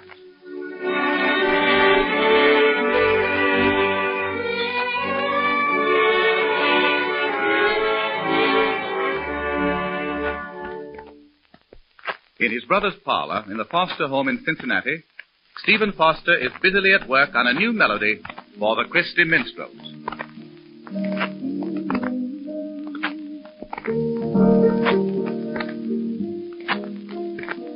Let's see, that sounds all right. Let me see. Way down upon the old plantation, far, far away, that's where my heart is found. It's not right. May I come in? Oh, hello, Morrison. Yes, I wish you would. What's the trouble, Stephen? You've got a regular dark cloud over your face. Oh, sit down. Oh, I'm having a bad time with this piece. It just doesn't sound right. Listen. Way down upon the old plantation, far, far away. See, I've used the word plantation so many times. I don't want to use it anymore. Well, how about using something like way down upon the, let me see. Oh, the name of a river, or something like that. That's an idea. A river, I have it. Way down upon the Petey River. How's that? Well, it's all right, Stephen, but I think you could do better. Very well, Morrison. You think of the name. How about Yazoo River? Way down upon the Yazoo River. Beautiful. Well, I'm not a composer. That's your job. Hand me that atlas over there, will you? Maybe we can find a name in it. Very well. Here you are. Oh, that's fine. Anything, first thing you come to. Oh, what's that? Here's a map of Florida. Now let's try that. Manatee River, Kissimmee River. Can you imagine anyone singing way down the pond the Kissimmee? Give me the atlas. You're no help at all. Oh, let's see. Encantina. Then hollow ale. These are all impossible. Swanee. Swanee, that's a pretty word. Swanee. I'll sing it for you. Way down upon the Swanee River. That's it exactly. Now listen. Way down upon the Swanee River, far, far away, there's where my heart am turning ever. There's where the old folks stay.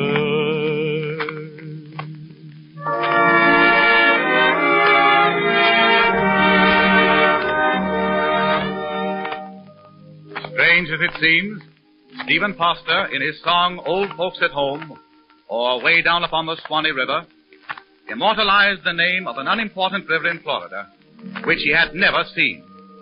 Incidentally, Foster, composer of many famous Southern songs, was a Northerner.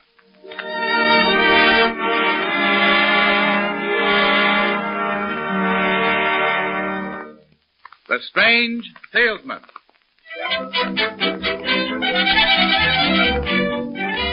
On a street corner in Paris stands a queer-looking man surrounded by a crowd of curious onlookers. He wears a stovepipe hat, a long-tailed coat, and looks like a character out of Dickens. At present, he is demonstrating his shoe polish.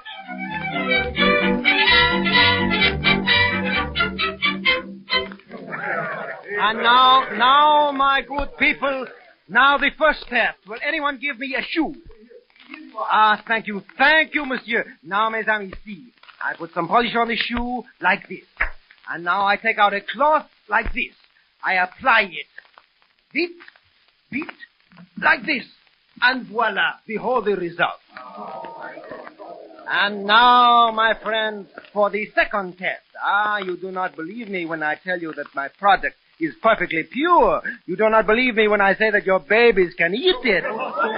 Ah, you think me crazy when I tell you that I sample a little from every can I sell, eh bien? You will see I am a man of absolute integrity. Look, I will spread some of my shoe polish on this piece of bread. So.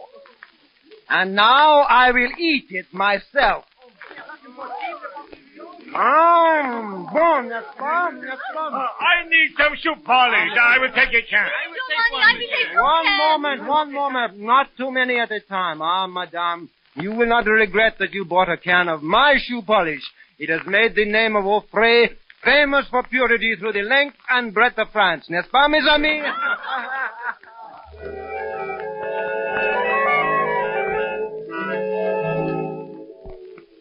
Strange as it seems, Monsieur Aufray, famous throughout France as the shoe polish king, actually eats his own shoe polish.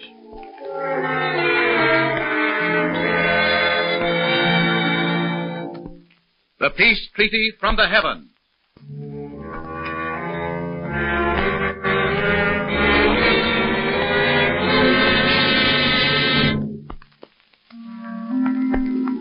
In the dark ages of science, any unusual manifestation of nature was regarded as an omen from the gods and the heavens themselves. One of the most important of these in early times took place on May 28, 585 B.C.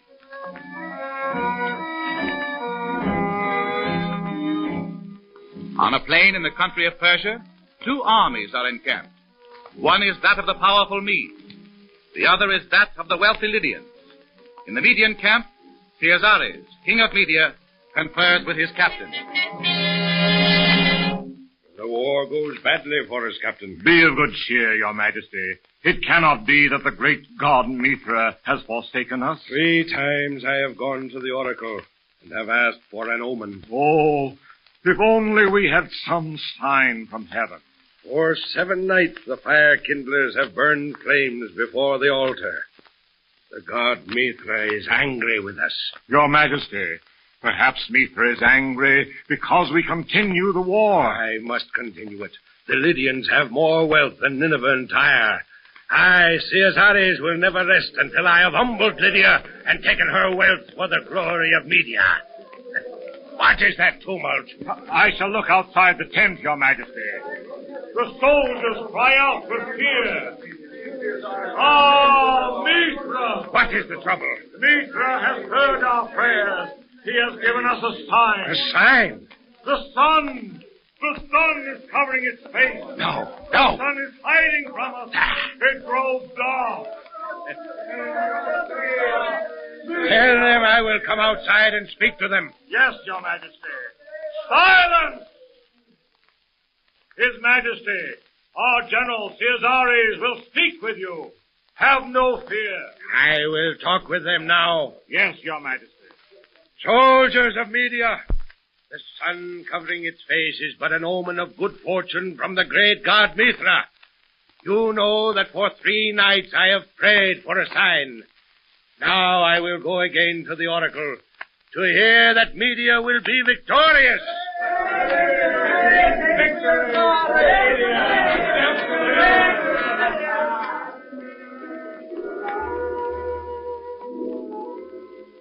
Tell me, O wise one, before the flame of the altar, what does the omen mean? Defeat for Media. What? Surely you have misread the signs. I have said that it means defeat for Media. Be wise, O king, and make your peace with Lydia. I shall obey. Meanwhile, in the camp of the Lydians, Aleate, king of Lydia, consults the priestess of the god, Attis.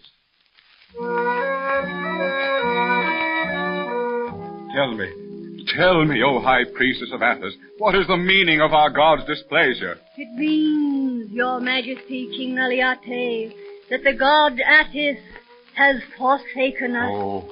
Oh, mighty Attis, why did you hide your head from us? The god Attis is angry. It is not for us to question him. I ask the pardon of Attis. What must I do to bring his favor back to us? Give up this war with No. Media. Surely you will suffer defeat, and Lydia will have to give up her riches to the devil gods of Media. No! Be warned, O King Aleate, by this sign from heaven, and make a treaty of peace. For verily I say that Attis will turn from us forever, and we will be burned in the hungry flames of Mithra.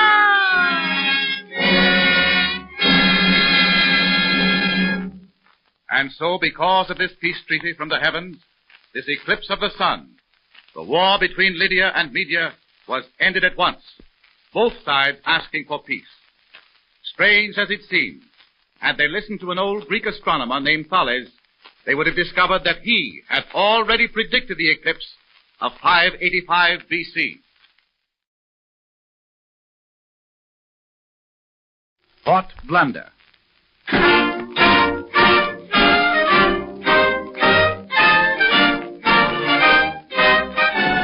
With the close of the War of 1812, Lake Champlain, on the border of New York State and Canada, was considered a very strategic point. Many were the battles that had been fought there throughout the turbulent history of the Revolutionary War and the War of 1812. Even during the French and Indian War, Lake Champlain had been the scene of many desperate encounters. It is 1816. At Rouse's Point, New York, a large fortification has been planned. The ground has been surveyed. Already the work of digging for the immense stone fort is on the way.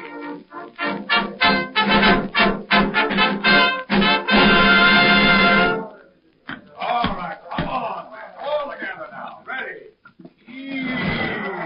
All right, now, once again. All together now. Ready? Yes, Colonel Grayson, when we finish with Fort Montgomery, we'll have a stronghold of which the United States should be proud. How long have you been working on this project, Major? Oh, I should say several months now. You can see that already some of the walls are going up. Yes. All that rock is quarried from Valcourt Island, about 30 miles from Lake Champlain. It ought to stand up against the fiercest gunfire. Yes, Major. I've always felt that we needed some sort of protection here on Lake Champlain.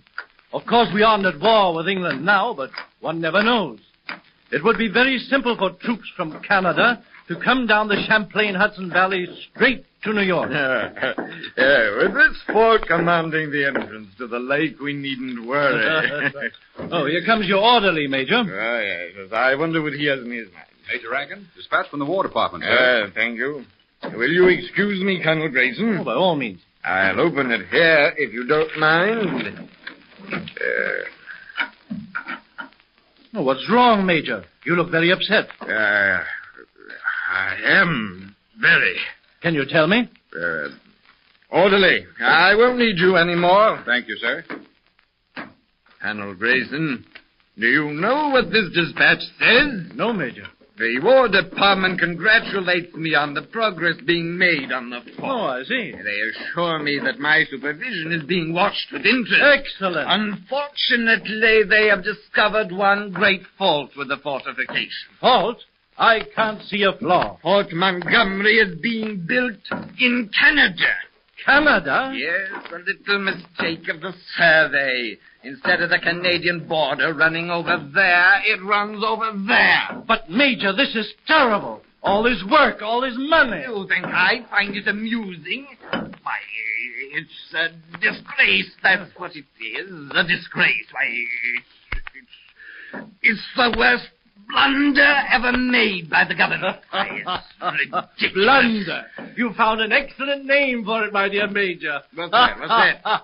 Fort Blunder. Will you invite me to the christening? What do you mean? Fort Blunder. Really an excellent name. An excellent name.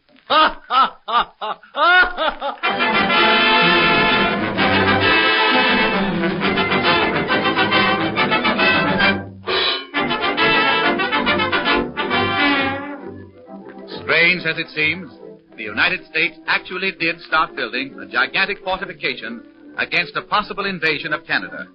But they unfortunately erected it in Canada. Canada showed what she thought of border fortifications by handing the fort and the land right back to the United States by terms of the Webster-Ashburton Treaty in 1842. It was never used, and in 1908 was entirely dismantled. Fort Montgomery remains a picturesque reminder of the days when frontier fortifications were considered essential between the United States and Canada.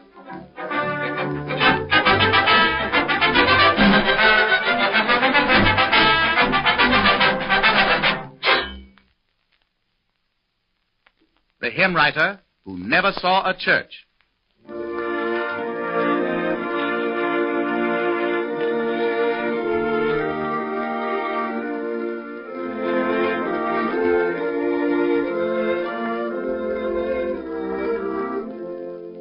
Throughout the world, congregations are singing the hymns of Fanny Crosby.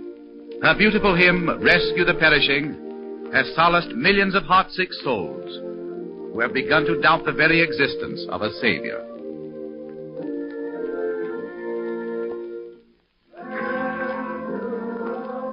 In a great cathedral on Fifth Avenue in New York City, a choir in vestments sings the sonorous words of the great hymn.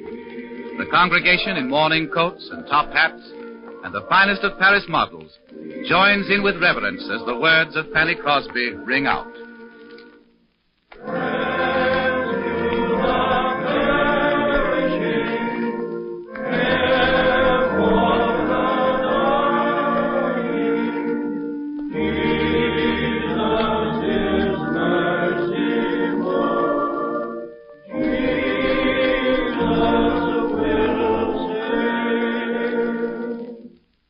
Now, on a street corner near the waterfront of San Francisco, the Salvation Army, doing its great and humanitarian work, is represented by some of its members.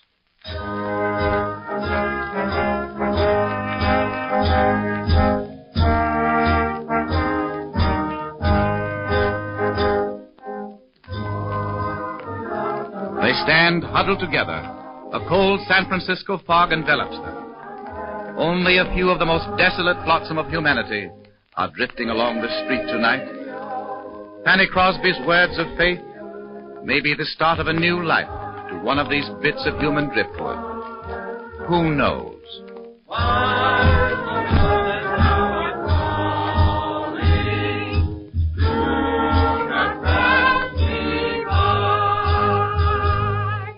Now, go back to the year 1900. In the little town of Southeast, New York, the church service has just been concluded. The strains of Close to Thee comes from the pipes of the old organ while the congregation sings lustily.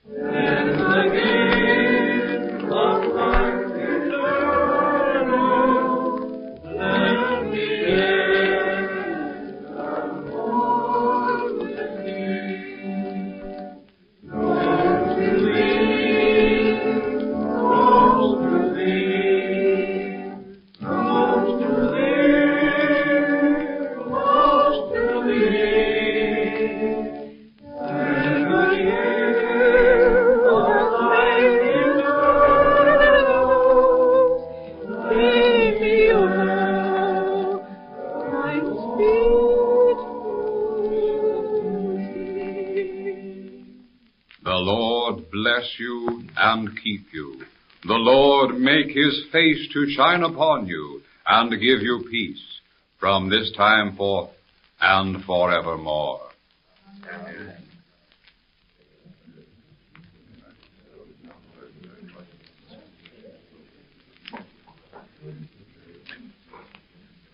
Come, Fanny. All right, Alec. It was a nice service today, wasn't it, Alec? Yes, dear. All right, dear? Yes. Oh, outside at last.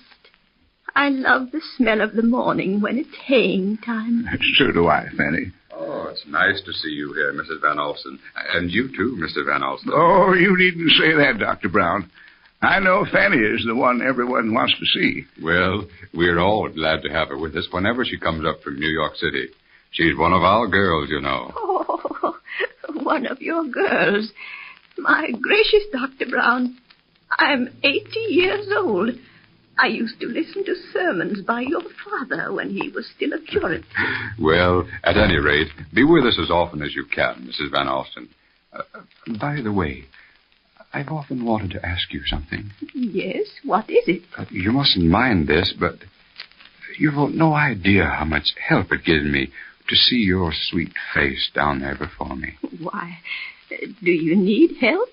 You always sound so sure, so confident. It's hard to get the young people to come to church nowadays.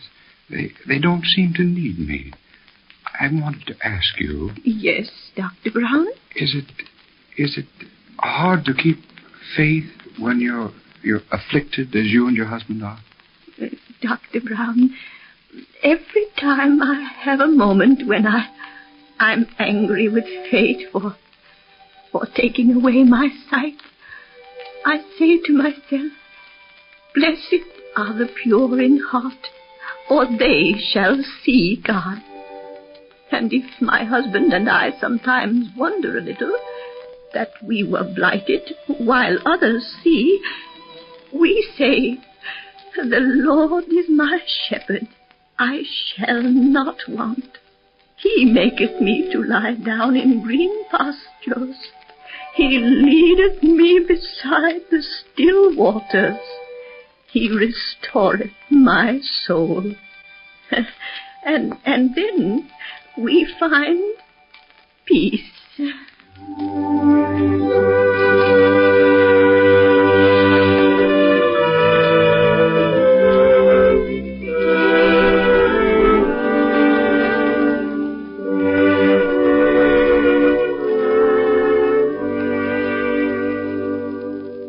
Strange as it seems, Fanny Crosby, who wrote over 6,000 hymns, among them some of the most famous in the world, was blinded when only 6 weeks old.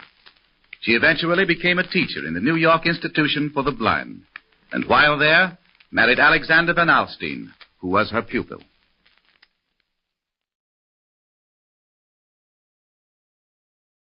The Diamond Dinner.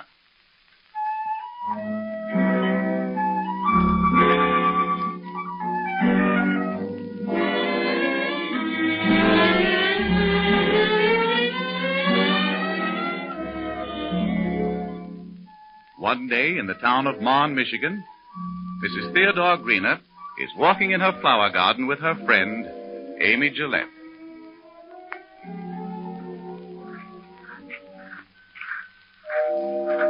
And Amy, see how my sweet Williams have grown. I think they look real pretty. You know, the new seed catalog has the most beautiful red nasturtiums. I think I'll send for some to trail up that old wire fence. Always was the ugliest looking thing. Oh, my goodness, must be almost time for me to get supper. Ted comes home earlier now. I'll walk to the door with you. I declare, you don't look a day older than when you married Ted Greener. Your hands don't look as if you ever done a day's work. I am kind of proud of my hands. Oh, Amy. Well, what's the trouble? Look, it's gone. What?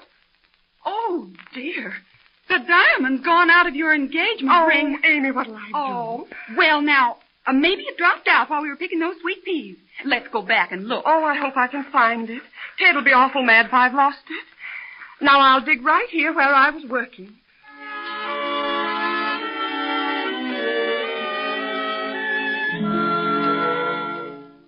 But neither of the two women ever find the diamond. They go over every inch of ground until they reluctantly admit that it is lost forever. 6 years pass. Amy Gillette and her husband are having dinner with the Greeners. She comes over early to help in the kitchen.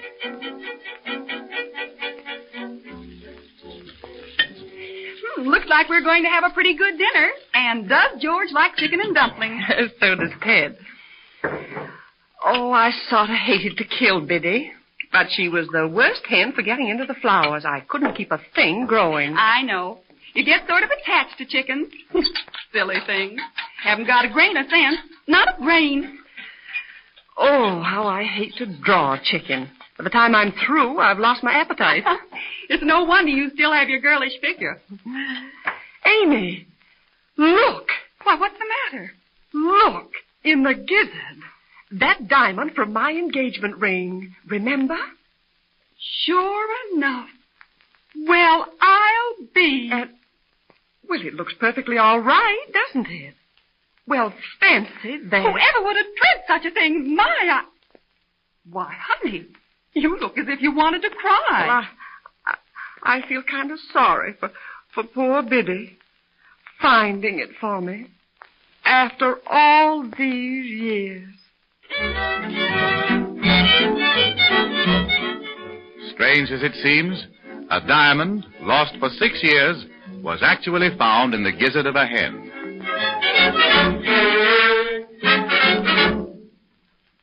The meeting of Schubert and Shakespeare.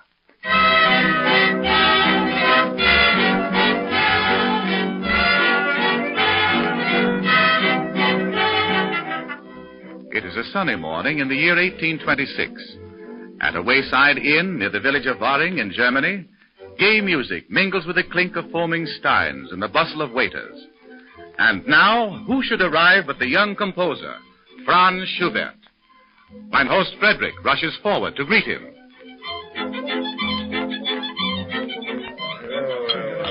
Hello, my good friend, Franz Schubert. Good morning to you. Good morning, Frederick. Have you saved a table for me? But most assuredly. I said to myself, Schubert will certainly be here this morning. It is too beautiful to stay indoors. And you have for me those little sausages, Frederick? Pure pork, mind you. Oh, now you wait, Herr Schubert. You will see what a surprise I give you at this time. Do I believe my eyes? There's that old bookworm, Tietze, already here, sitting at the very table I had last. Reading. Always reading. Yeah, he is always here. He gets a book, he sits down at the table, and what do you suppose? What? He forgets to go home. I hear you, you noisy ruffians. Well, what if I have been here since then? This is one inn where you can get decent beer. Hey, Frederick. As you say, Herr Tietze. But what is this book? Such industry. Ah, you read Shakespeare. Imagine reading on such a beautiful morning as this. The sky is blue, the birds sing in the trees, we have music, and he sits here reading a book. You may laugh, Frederick, but the world can get along very well without your beautiful days, your birds and your music. But without the immortal bard Shakespeare... listen to this. Hark, hark. Yeah, but these sausages, I must get them for Herr Schubert. Excuse me, Dr. Wilson. You would sell your soul for poetry, Tietze. What is it of Shakespeare that you read? Ah, Cymbeline, eh? Well, what does he say? Listen. Hark, hark, the lark at heaven's gate sings. And Phoebus gins arise his steeds to water at those springs on chaliced flowers that lie. Ah, beautiful. And winking merry buds begin to ope their golden eyes. With everything that lovely is, my lady sweet, arise, arise. It is as you say, divine. Oh, if I only had some music paper close at hand. A beautiful melody comes to me as you read. Stop a moment. I will draw the lines on this menu. There. La la la la la la la la la. Here are the sausages, Herr Schubert. He is at work. La la la la la la. Writing music on the back of a menu card. Oh, mein Gott. Mein Gott, what next? Why not? The great Schubert can make even a menu card melodious. That is true. Oh, these composers, they have the divine spark, as you say. But I'm afraid Herr Schubert's sausage will be cold before he is ready. No, you are wrong, Herr Frederick. It is done. I have caught and caged the bird. What? All harmonized also? Wonderful, Franz. And in such a few minutes? Come, there is a piano here. Come, Herr Schubert, let us see what you have made of it. No, I'd rather not. Suppose we have no curiosity? Music on the menu card. Oh, surely that is something new. Besides, you must pay us for keeping our appetites waiting. Here, man, play. Very well, then. I will.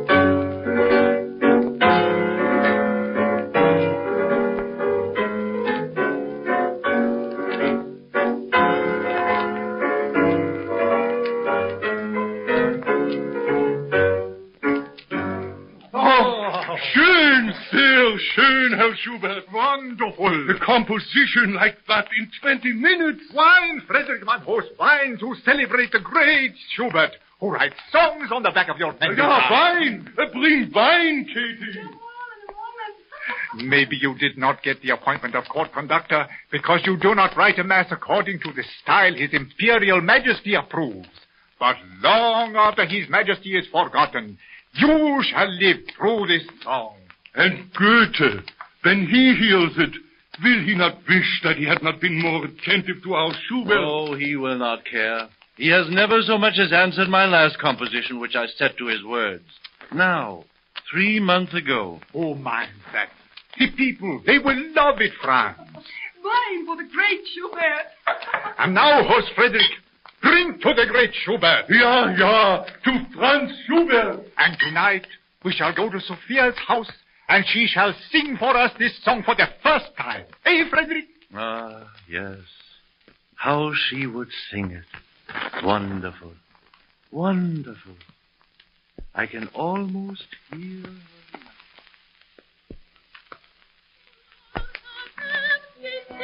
And Phoebus in the ride, it seems to water at the spring on chalice flowers that lie, on chalice flowers that lie, and winking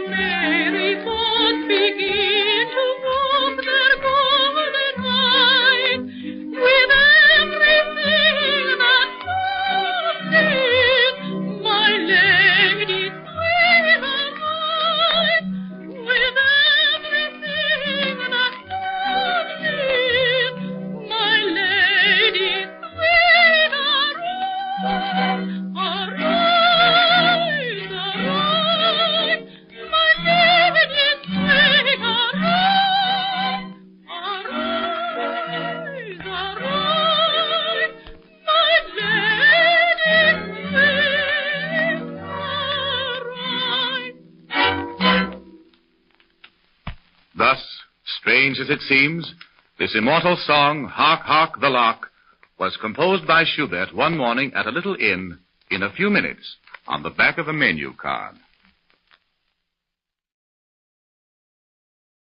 The elephant who ran a zoo.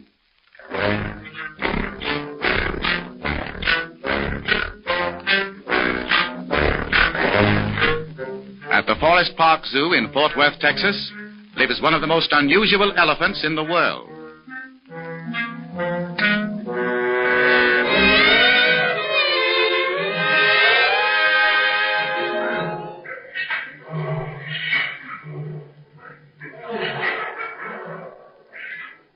Oh, look, the elephant. Let's give him some peanuts. Okay. Oh, it's a her. Look, see the sign? Queen Tut. Well, hello there, Queen Tut. How does it feel to be out of your tomb? Look, she's coming over here. Gosh, I'm afraid. Look at that trunk. She could do plenty with that. Oh, she won't hurt you. Look, here she is. Oh, the cute thing. She's put her trunk right there between the bars. She wants a peanut. Okay. Here, Queen Tut. Oh, the cute thing. Look, she put it in her mouth. Isn't she darling? Darling? Oh, what a word to use for an elephant. Well, she is. Say, isn't she acting sort of queer? As if she was listening to something. Maybe she's got indigestion. She's going away again. Hello there. Say, were you feeding that elephant peanuts? Hello. Well, she was so cute putting her trunk out there and everything. Oh, she's spoiled. She don't deserve any peanuts. I'm sorry, mister. Elephants are easily spoiled. You gotta be careful. Mr. Keeper, why is she acting so funny? Look at her way over there. Oh, I hope she isn't sick. Wait a minute. Wait. Oh, I know what's going to happen. Listen. Oh, she's mad at something. I'm leaving. We got to go. Wait. Listen again. You hear them factory whistles? Good old Queen Tut. She's always on time. Say, what is this anyhow? Well, she always trumpets at 7 in the morning, 12 noon, and 5:30 in the afternoon. No. Yeah. It's getting so we can set our watches by her. Well, I'll be a... Well, I've been here 10 years, mister, and she's done it ever since I knew her. Regular alarm clock. Isn't that marvelous? Oh, I wish I had an elephant. Come on, let's get out of here quick.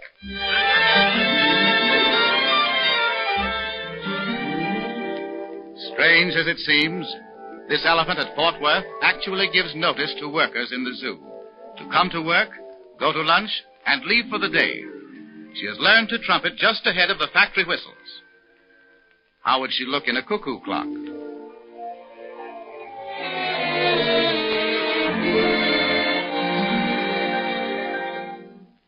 The Phantom Flower.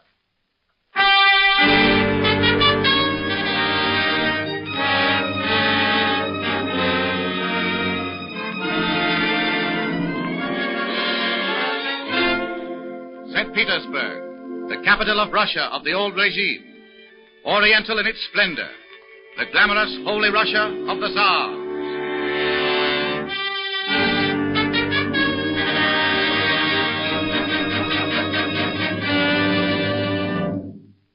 It is 1859, and it is spring. In the summer garden between Emperor Alexander II's palace and the Neva River, a few courtiers and guests from Europe are wandering. Among them is the Tsar Alexander himself, accompanied by Prince Bismarck of Prussia, later to become famous as the Iron Chancellor.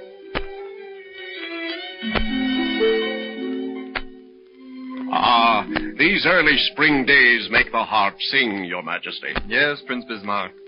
That's why I like music to be wafted continuously through the air. It makes me feel young again. The Crimean War left us old before our time. War does that. Sometimes the life of a ruler is full of trouble. Look, that sentry over there. I wonder what he's doing. Let's ask him. He seems to be standing guard over empty air. Yes. Sentry, why are you standing there? Those are my orders, Your Imperial Majesty. But what are you guarding? I do not know, Your Imperial Majesty. You do not know? Who gave you these orders? The captain of the guard, Your Majesty. Very well. You see, Prince Bismarck, my life is full of little perplexities. I must find out the reason for this, if indeed there is any reason.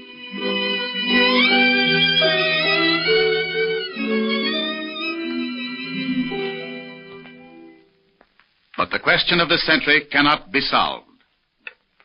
The captain of the guard gives the information that a sentry must stand guard in that spot, winter and summer, day and night. But the reason for this is not known. At last, a week later...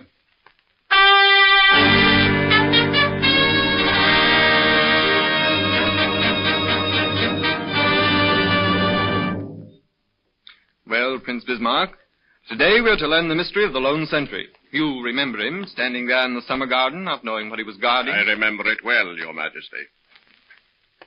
May I bring the servants in now, Your Imperial Majesty? By all means, Adjutant. This will be amusing. An old pension servant says that he knows the reason. Here he is, Your Imperial Majesty. Your Imperial Majesty. What is your name? Peter, Your Majesty. I served your father for many years. I see. You know why the sentry stands guard in the summer garden. Yes, sire. Very well. Tell me then. He guards a flower. A flower? Yes, Your Majesty. One day when my father was alive, he pointed to a sentry standing there in the garden and said, "There stands that soldier guarding the flower." He was ordered there by the Empress Catherine. Catherine the Great? But that was 75 years ago. I will try to remember the story, Your Majesty.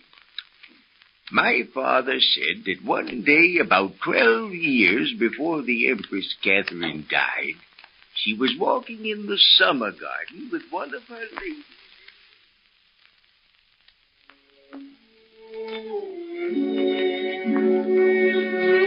Look, Martha. Spring is coming at last. The wild geese flew over the neighbor yesterday, Your Majesty. In a few weeks, the flowers will spring out from the ground. It will soon be time for you to fall in love, Martha. Spring always makes one fall in love. I am in love already, Your Majesty. Yes? With whom? With Captain Mushonov. Ah. You mean the handsome young officer with the blue eyes? Yes, the handsome young officer. Why do you laugh, Your Majesty? I was just thinking. If I were only 20 years younger, but then he loves you. Oh, Your Majesty, you would not. No, my dear. Even Catherine of Russia must finally say farewell to love. Look, Martha. Oh, a flower. The first one. A little snowdrop, all by itself, lifting its head up to the warm sun. Isn't it lovely? When I was much younger, much younger, a handsome young officer told me that my tears were like snowdrops. I've always loved them since. Oh, who was he, Your Majesty? Gregory Orloff. Oh. He was handsome, that one. He knew how to squeeze my heart until there were no more tears. Finally, no more love. And yet... Martha, do you know that I would trade places with you, my little maid-in-waiting, for one more spring day with Orloff? Your Majesty, please. Oh, well. Why should I complain? I have had a good life. Little snowdrop. For a second you gave me back my lost youth. No one shall touch you, ever. You shall live out your life, and a royal sentry shall guard you, day and night. Guard? A flower? Yes, A flower. Your Majesty. You see, Martha, he will really guard a memory. A memory I want never to leave me, even now, when it is so near. The end. Come, Martha. Let us return to the palace. That is the story, Your Imperial Majesty. A guard was posted there beside the flower day and night. The Empress, she soon forgot all about it, but of course no one dared to countermand her order, even though the flower had long since withered. The sentries have been changed every 4 hours since I was nothing but a page boy. Why, I even knew one young fellow who guarded the spot all his life. He couldn't remember a day he had not stood there on duty. But sometimes on bitter nights, when the icy winds howled across the river Neva, I used to see him standing there, his coat high around his neck, with the snow up to his knees. And at last even the soldiers forgot the reason for guarding the spot. And so it has been to this day.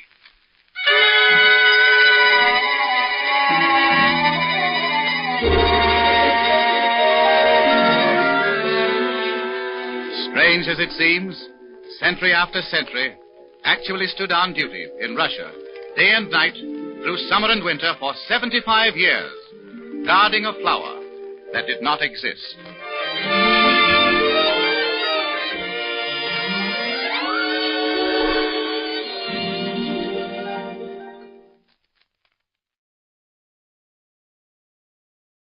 The costliest temple in the world.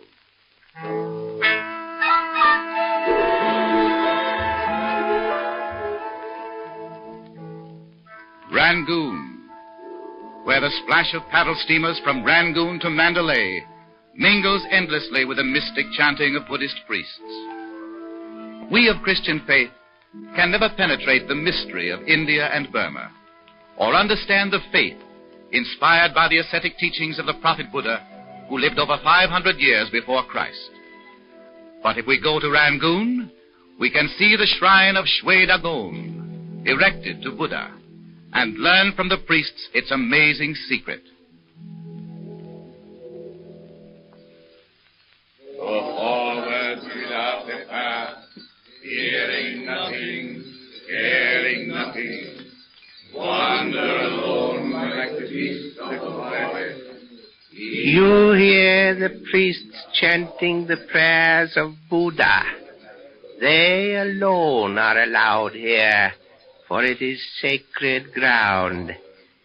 This is the shrine of Shwe Dagon, blessed and sublime, which has stood for 2,500 years as a tribute to the Buddha.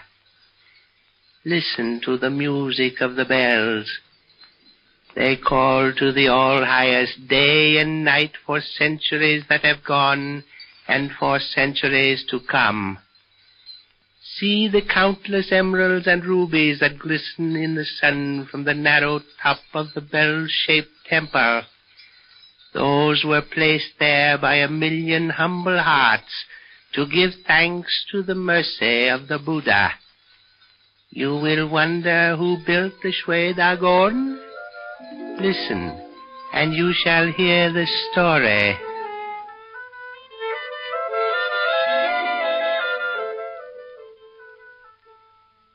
It is about 550 years before Christ. The brothers, Tapau and Pu, wealthy merchants of India, are leading their caravan of precious stones and spices through the cedars and teakwood trees of the forest of Benares.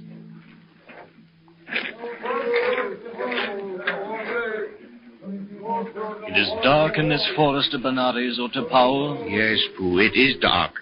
But the Buddha himself lives here, and we must stop the caravan for him to give us his blessing. Do you think, Tapau, that he would give us a relic so that we might hold it sacred? He will surely give us a token. The Buddha is as generous as he is good. We'll give him some of the priceless jewels we carry to the north. Yes, with 500 carts loaded with jewels and spices, we can spare one for the Buddha. Look, there ahead is where he lives.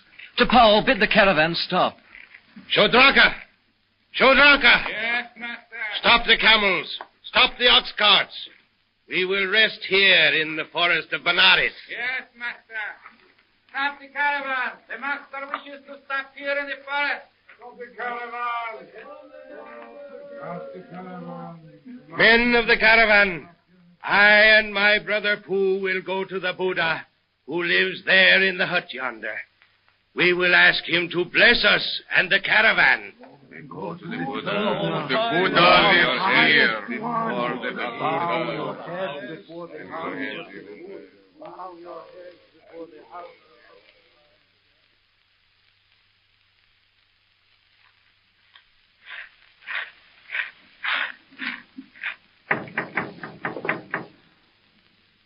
Enter. Buddha, all highest one. We throw ourselves at the feet of the merciful one. Rise. I am but a man like yourself. But you are good. Your mercy is everlasting. You teach us the way to see the light. Once I was as you are. I was a prince. My father was wealthy. I had a wife who of all women was most beautiful and good. But I sorrowed for the misery of the world. I could not live like a god when all around me men lived like the flies on carrion. And so, at last, after wandering, after fasting, after mortifying the body, I saw light. What is light, all highest one? It is through ignorance of the truth that we have had to wander so long in this weary round of rebirth, you and I. But when the noble conduct of life, noble wisdom, and noble freedom are realized, then is the craving for existence rooted out. The chain is broken, and we return to earth no more. Master, oh, Master, give us a relic, that we may hold it for sacred to your name. We will give you all our 500 carts of precious merchandise. What need I for the things of this earth? I beg your forgiveness, master. Stay. Here are 4 hairs from my head. Take them. That is all I can give you. Thanks be unto you, all highest one. We shall erect a temple to your name, O sacred one, and we will place these hairs within the walls for the faithful to worship. Farewell, all highest. Farewell.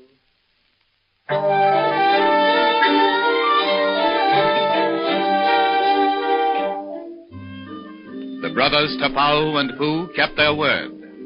They began to build the shrine of Shwe Dagon. It was not completed for 2,150 years and is encrusted with over 4,600 diamonds, emeralds, and rubies. Strange as it seems, the Shwe Dagon in Rangoon, the costliest temple in the world, shelters 4 human hairs.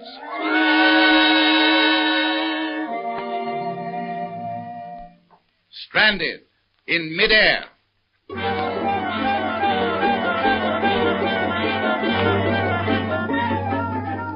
One of the most amazing experiences happened to 2 Army aviators a few years ago. Captains A.W. Stevens and St. Clair Street attempted to take photographs of the Earth from a record height. They selected a light, fragile XCO-5 plane for its climbing ability, equipped themselves with bottles of oxygen and special clothing to withstand intense cold. They even had electrically heated mittens, for at 5 or 6 miles above the Earth, it is sometimes as low as 80 degrees below zero.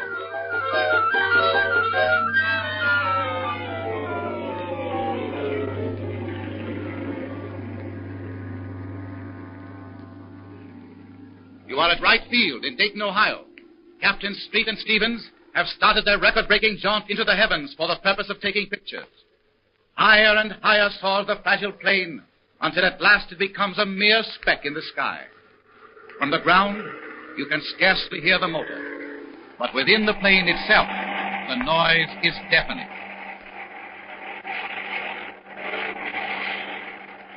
What's that altitude, Street? 38,000 feet.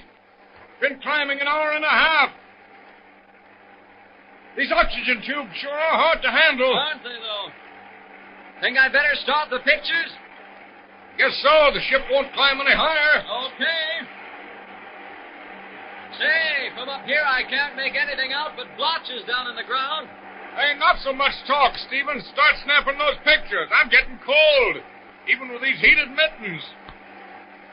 You can have your high altitudes. They're too icy for me. Okay, I'll start in right now. Well, there goes the first. Tell me when you want me to go down. Tell you, my hands are getting numb. It's only about 76 below. I've snapped the pictures. Some of them ought to be good. Well, can I start to go down now? Sure, I might be able to take a few on the way down. Stevens! The controls! What's the matter? I can't move the controls. Can't move them an inch. Can't move them? No, they must be frozen. Frozen? Yeah. Well, cut your gas. Well, I can't do it. Everything's frozen wide open. Panels covered with ice. You mean we're stranded up here? Yeah, the ignition switch is frozen solid, too. We've got to do something and do it quick. We'll just have to wait till she runs out of gas, I guess. Gas, but the oxygen won't last that long.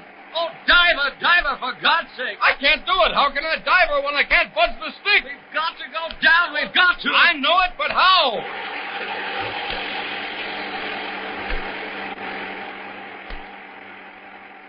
Then, after an eternity of wandering through the heavens like two lost souls, and nearly frozen numb with the cold at that tremendous altitude, 7 miles above the earth.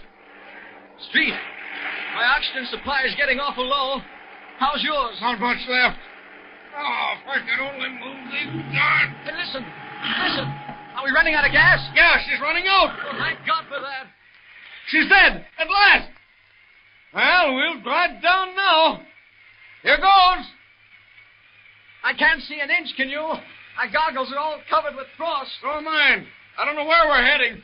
Just a blind luck, huh? Yeah, and hope the oxygen holds out a little longer. I'm so darn cold and getting so I can't talk. Well, I can't move my hands. I can't even breathe.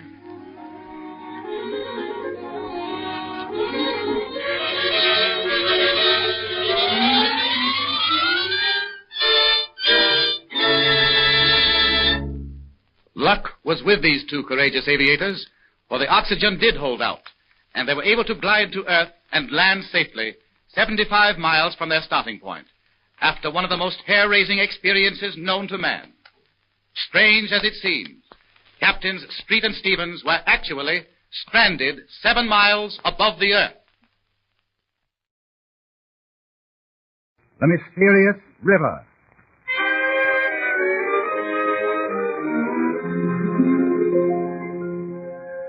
Modern science has explained almost every phenomenon which in olden times would have been considered supernatural. But there are still some weird, unexplained places left in the world, one of which is in the state of Mississippi.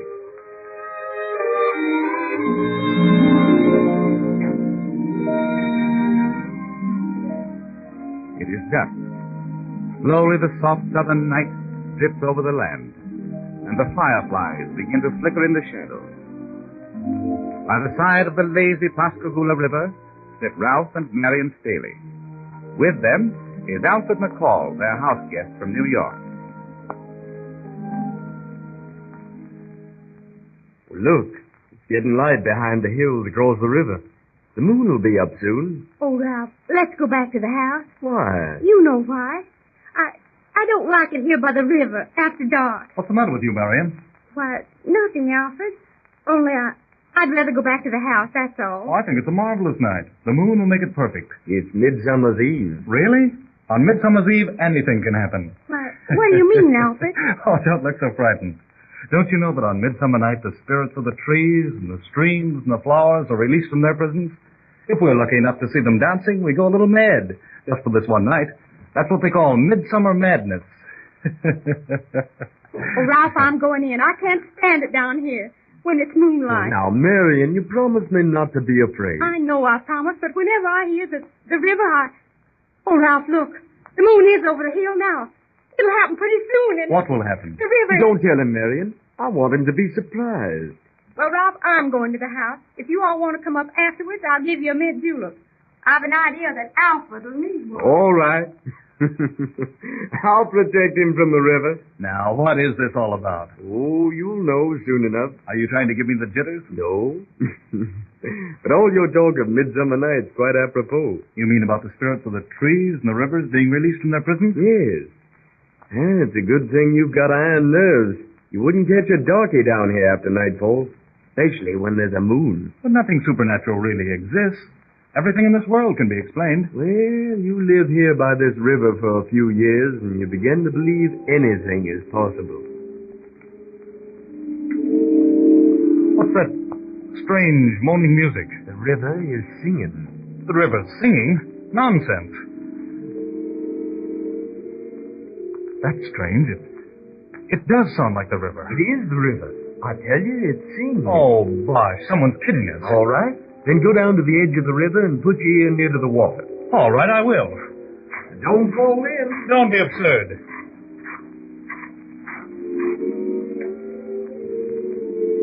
By George, Ralph was right. The water, it does sound as if it comes from here. It sounds all around me. How are you getting along? I think I've had enough. What? You look white as a sheet. Did it really frighten you? Well, it's quite uncanny, isn't it? Uncanny is right. Does it happen all along the river? No, just near the mouth. The Gulf of Mexico is only a few miles from here. Ralph, do you mind if we go in? And get that mint julep? It's all right with me. Come along. Oh, and by the way, old fellow, I wouldn't say again that everything in this world can be explained.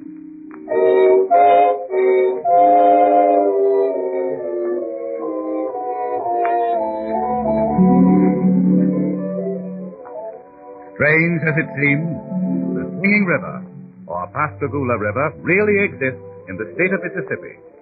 Its weird moaning music has never been explained, even though many scientists have studied the mysterious singing. The phenomenon takes place after dark on certain parts of the river, the moon adding to the supernatural atmosphere.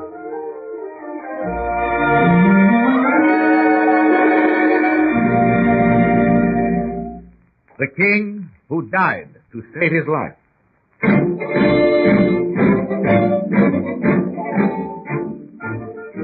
Charles VII, King of France from 1429 to 1461, was crowned after years of struggle through the efforts of Joan of Arc. She it was who drove the English from Orleans, who labored in vain to unify Charles' kingdom for him, and who was repaid by being burned as a witch by the avenging English.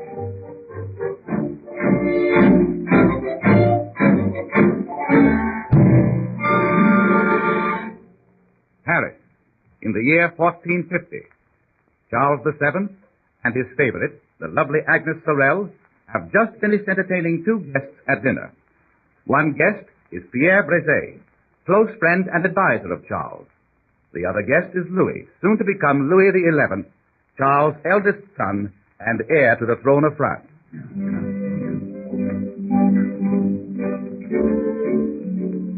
Will you have more wine, Louis?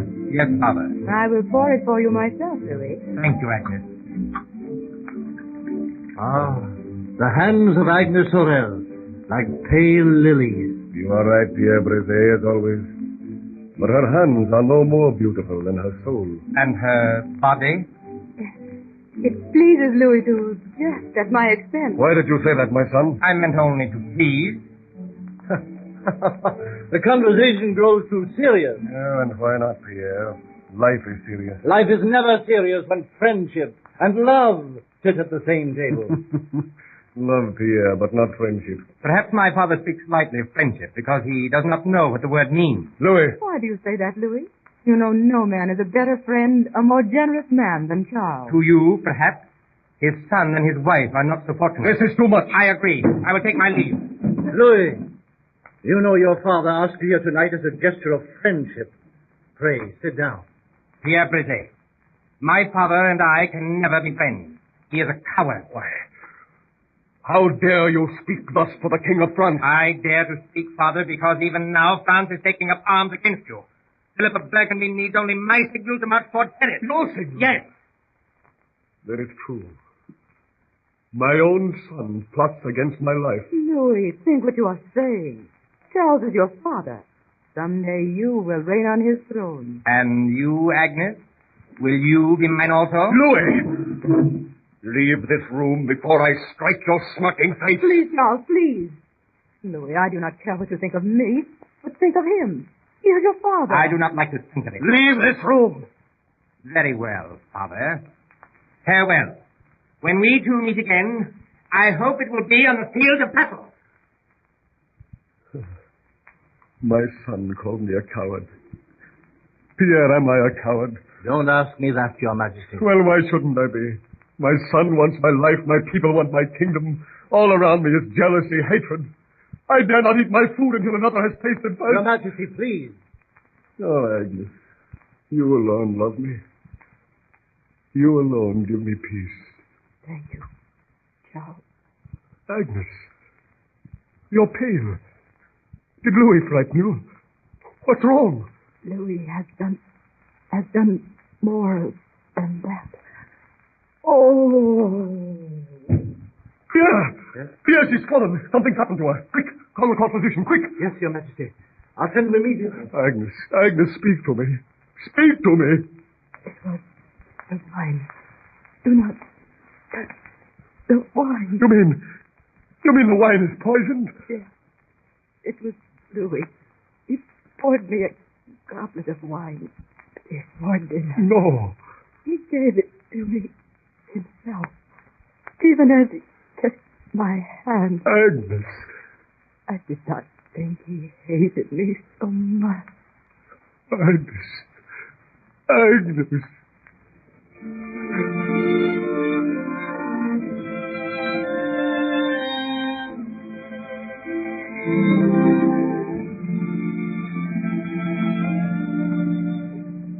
Why don't they let me see her, Pierre? I must see her. Let me go to her. It's been 3 days. I'll go mad without her. No, sire, no. Oh, I want to hold her close. I want to hear her voice. She will not speak again. Not speak again. My lovely Agnes. Charles, they did not want to tell you. She is dead. Dead? It had to be. Louis hated her. She was more powerful than he. My son hates me too. He will poison me just as he poisoned Agnes. I will protect you, sire. No! From now on, I trust no one. Agnes is gone. The only creature in this world who loved me. Loved me because I was Charles, not because I was King of France. Well, from now on, I'll not sleep. I'll not eat. I'll not drink. You will starve. I will starve, but I'll not die of poison. Never. Never. I'll never eat again. You hear that, Pierre, for the day? I'll never eat again. Never eat again.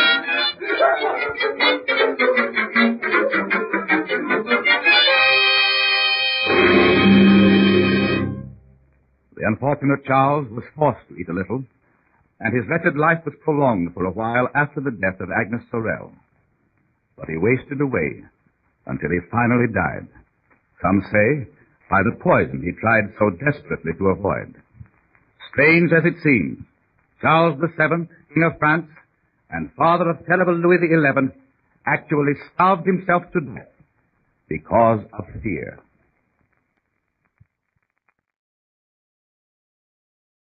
The self-appointed record breaker.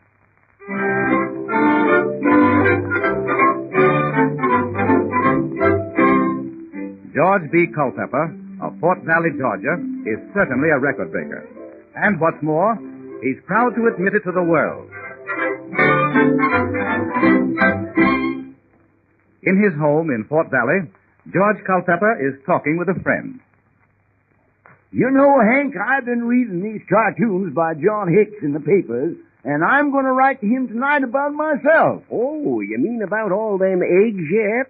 Sure. But that's not all I'm going to write about. No, sirree. No? What else, George? Well, first of all, my whole family has held all sorts of records. My brother, he holds a record for preaching more sermons than any living man. Oh, yeah? My mother, she drank less water than anybody else, and she lived to be 83. By golly, if she ever did drink any water, we always knew Ma was sick.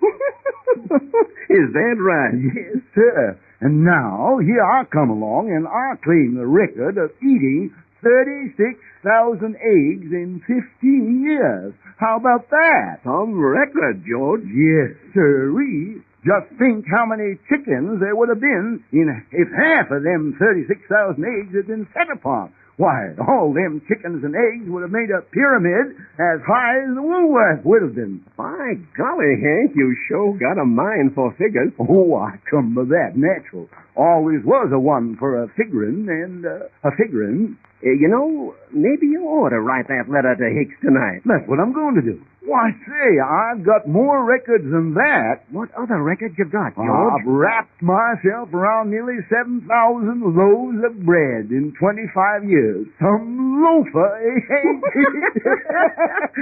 And the biggest record of all, I've been married for 37 years, so I can qualify for continuous war service longer than the 30 Years' War.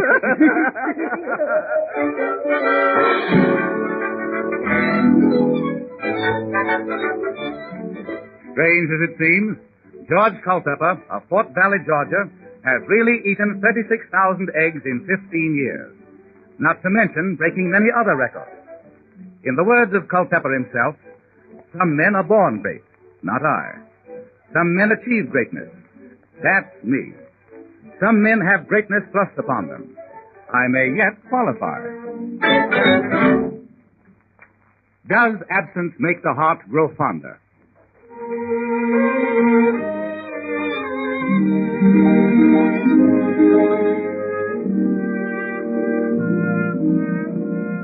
It is 1855 in the little German town of Kenschein on the Rhine. Europe is inflamed with talk of the Crimean War raging in the east. In the United States, the Civil War is brewing.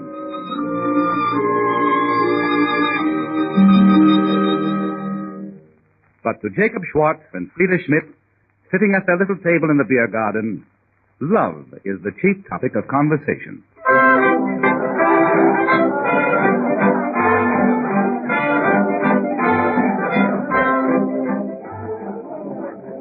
Frieda, you look pretty tonight. I don't believe I ever knew a girl who is as pretty as you are. Oh, I am glad, Jacob. I love you, Frieda. I love you, Jacob. Always, forever. Kiss me. Oh, but I can't way across the table. Yes, you can. Lean over. Now. Another. Father will be coming back. You see us. I don't mind. Do you, really?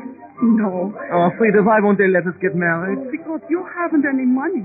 Father said that he would give his consent if you made your fortune in America. And I will make it in America. They can't stop me. Oh, but it would be so much easier if you were with me. Do you think it will be easy for me to wait until you come back? Jacob, you will come back. You won't forget me way over there, will you? No, you know I won't. I'll never love anybody else. Ever. Jacob. And Mother and Father say it's just puppy love. They don't know. They're forgotten when they were 17. Yeah. When are you leaving for America? In a week. Just a week. Yeah. Oh, well, it will only be a little time, and then we can be together always. Always, sweetheart. Always.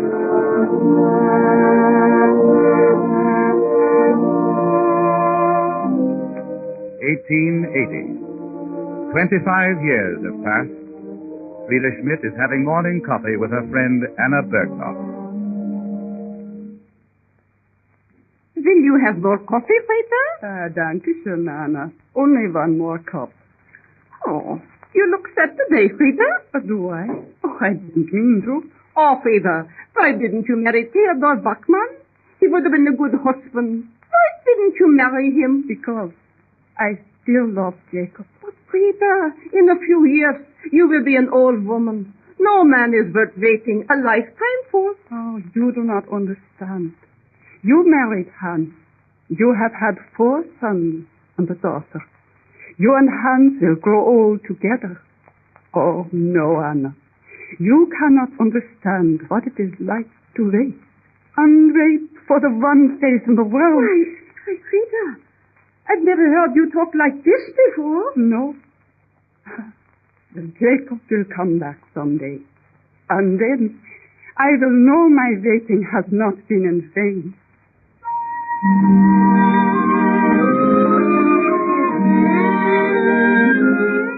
It is 1917. Frida and Anna, now old ladies, still have their morning coffee and their memories. Will you have another cup, Frida? Danke schön, Anna. Just one. I wish we could have cream and sugar in it. But then, the soldiers must have all of those things. The last time we had cream was when Otto come back from the front. Remember? Yeah. That day we had enough flour to make some biscuits. Do you think the war will ever end? Now that the United States has come in, I do not know what will happen. Thank God. Jacob is too old to fight against the fatherland. Jacob?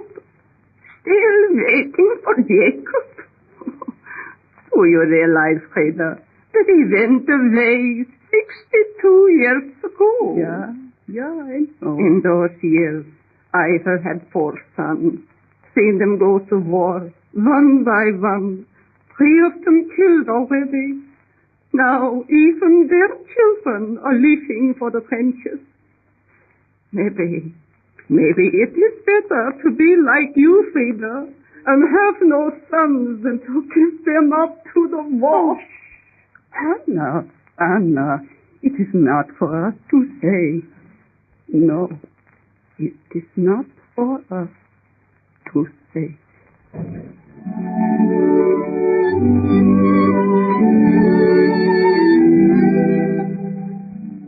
It is 1929. No more do Frida and Anna have their coffee together, because Anna is dead. Come in. Good morning, Fräulein Schmidt. Oh, well. If it isn't Louisa. Sit down. Here, beside me. Mother sent you these flowers from the garden. Oh, they smell so sweet. Those little roses always make me think of the time when I was a girl, like you, just 16. I had long yellow hair, too. Jacob used to twist it around his fingers, so. Is Jacob the man who went to America?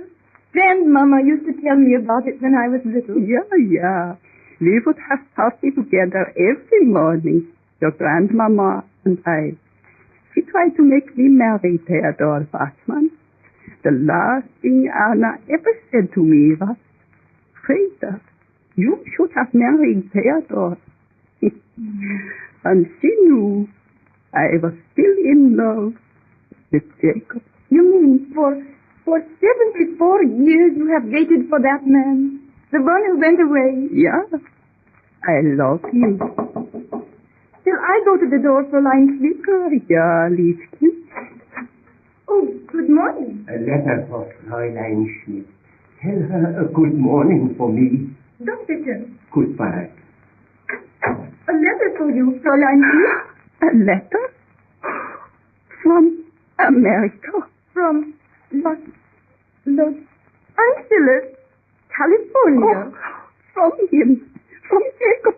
Oh, quick, my glasses. Oh, dear, I can't. Here they are, Fräulein Schmidt, by this book. Oh, danke schön. You will excuse me, but it has been a long time since he wrote.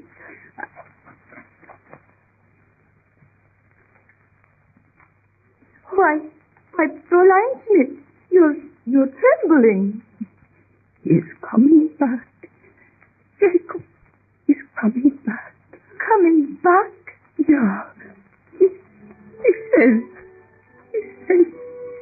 we will be married. He's coming back. Coming back to me. He says, Frida, are you still the prettiest girl in Gensheim on the Rhine?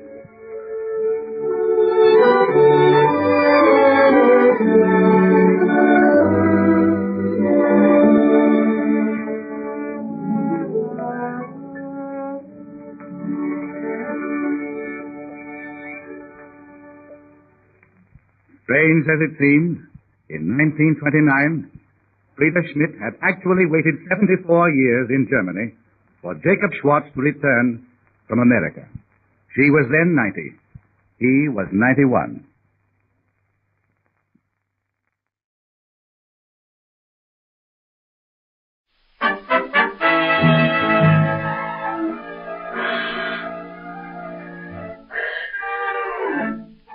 The makers of X-Lax present Strange as It Seems.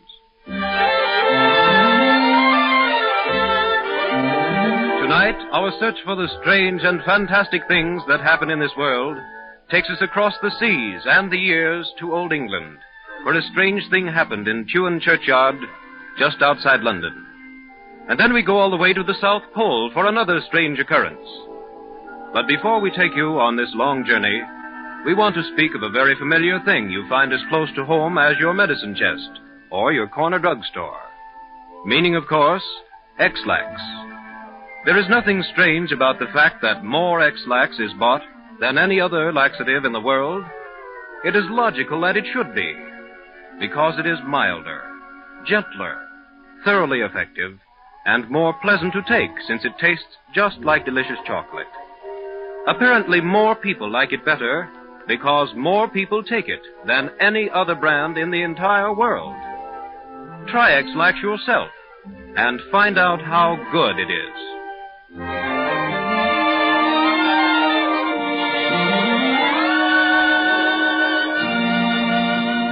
The Woman Who Tempted Fate.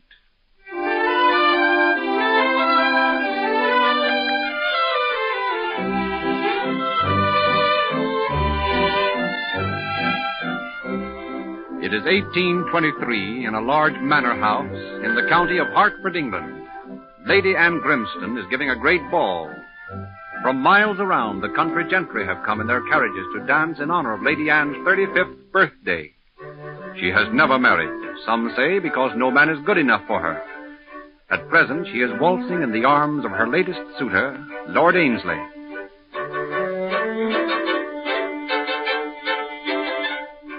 Anne, you're more beautiful than ever. Thank you, George. I feel as young as ever. You are young, Anne. I wish your proud spirit could continue forever. I don't want to live to be old.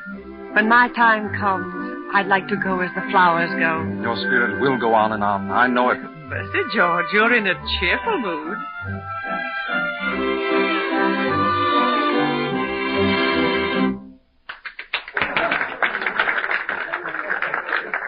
How lovely you look. Thank you, Grace, darling. I just told George I feel younger than ever. How do you do it, Anne? Oh, I don't know. Perhaps it's because I adore life. Yes, you were just twitting me with the hereafter.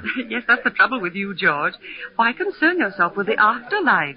It does not exist. Oh, Anne, I wish you wouldn't say things like that. It's like tempting fate. Then let fate come on. I would welcome a meeting. Ah, here you are. I've come to claim my dance. Oh, that's so. I do have the next with you, don't I, Arthur? Yes, and you're not to tell me you wish to sit it out because I shan't let you. Oh, very well, then. Goodbye, Grace. Goodbye. Thank you, George. And thank you, Anne. May I have the pleasure of the next dance, Miss Gowan? Oh, thank you, Lord Ainsley.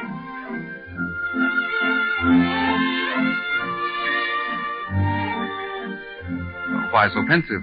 I was worrying about Anne. Anne? Why? Of all people, I would worry about her least. I wonder if she ever gives much thought to the future. Why should she? Lately, once in a while, I've caught her unawares, and her eyes seem filled with pain. Well, I'm sure it's nothing to be alarmed about. I almost wish she were a little less violently healthy. She might need a man around then, and And I might be fortunate enough to be that man. Lord Ainsley.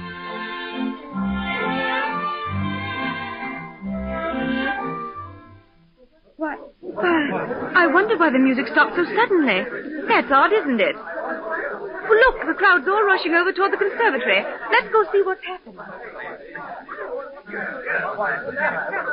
I say, what's wrong? Something's happened to Lady Grimston. What has happened? She was with Arthur Kent in the conservatory and suddenly rushed out for water. Lady Grimston had fainted. That's all I know. Let me go to her at once. Oh, Arthur, tell me, is she all right? They're taking her upstairs. I don't know what's wrong. She's still unconscious. Oh, Anne, I was afraid. I was afraid.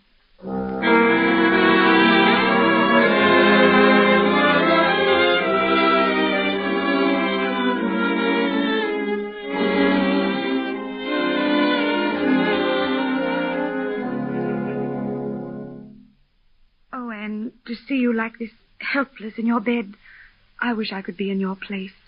Nonsense, Grace. Be in my place? A wretched invalid for a month? Oh, Anne, darling, can't I do anything? No, nothing. It's just a question of time. I never told anyone. But for many years, I've had these heart attacks. Anne, tell me something. Now that it's near the end, tell me that you have changed your mind, that you do believe in the afterlife. I wish I could do that, Grace. But I can't. You must believe that you go on and on toward a higher life. I shall never live again. Oh, Anne, don't say it. It is as unlikely that I shall live again as that a tree will grow out of my body. Oh. Goodbye, Grace. Anne, take back what you said. Anne. She's gone. She's gone.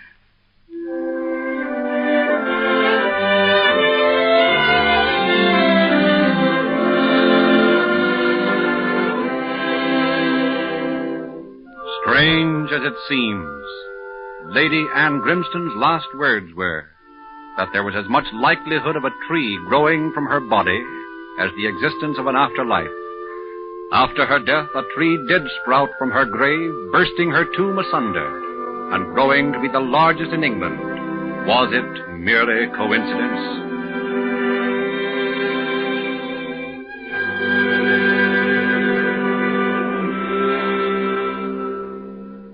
Poles Apart.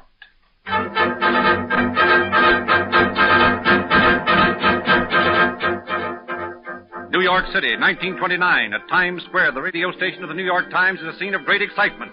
Admiral Byrd has reached Antarctica, Little America, near the South Pole. Newspapers carry the headlines over the entire world. The marvels of science and radio have made lightning press dispatches possible. For the first time in history, an explorer has kept directly in touch with the civilized world, so that every man and woman travels in spirit to the frozen wastes and desolate seas of one of the coldest places in the world.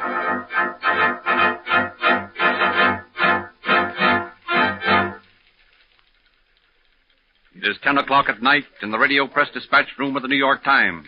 The radio operator, R.A. Hilferty, is sitting at his radio about to get the nightly code dispatches from Little America. Suddenly, the door opens. Say, Hilferty, where's Mineholz? Why, he's at home, probably. What's his phone number?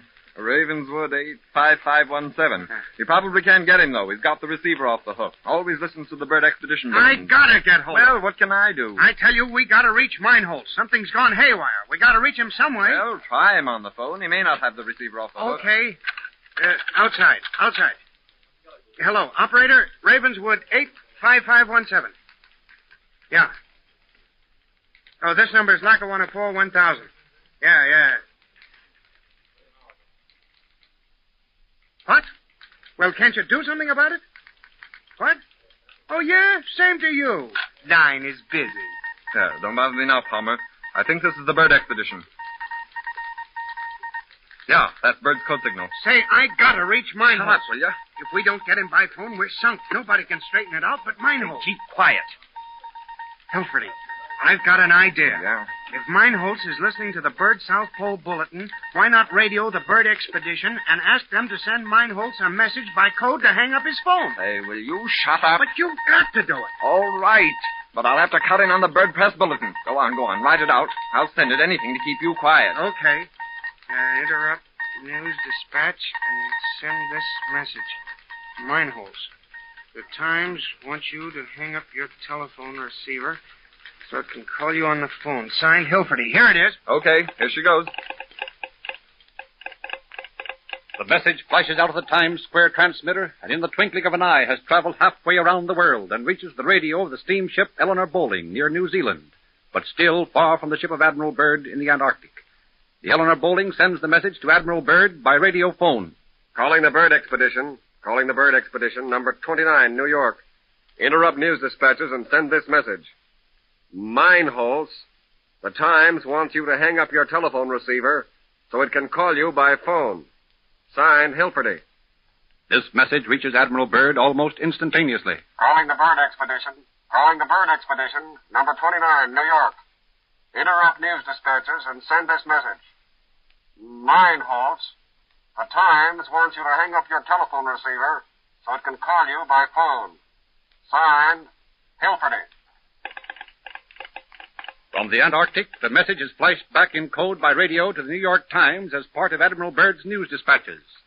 Meanwhile, Meinholz, the cause of all the excitement, sits at home, 10 miles from the New York Times office, also listening to the news dispatches from the South Pole and writing them down. We are standing on the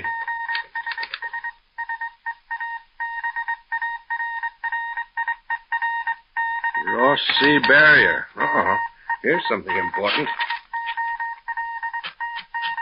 Meinholz. Say, what the... Hang up.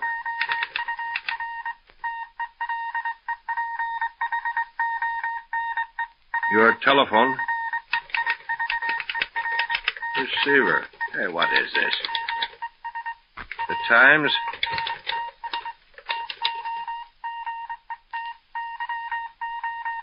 wants to get you. On the phone.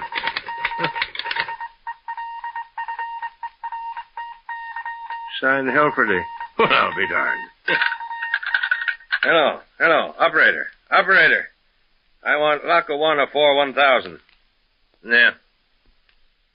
Hello, this is Meinholz speaking. Give me Hilferty. Mm-hmm. Hello, Hilferty. Meinholz.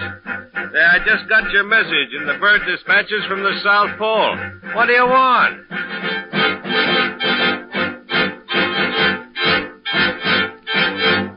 Strange as it seems, F.E. Meinholz, manager of the New York Times radio station, was sitting at his home in Bel Air, Queensboro, 10 miles from the Times office.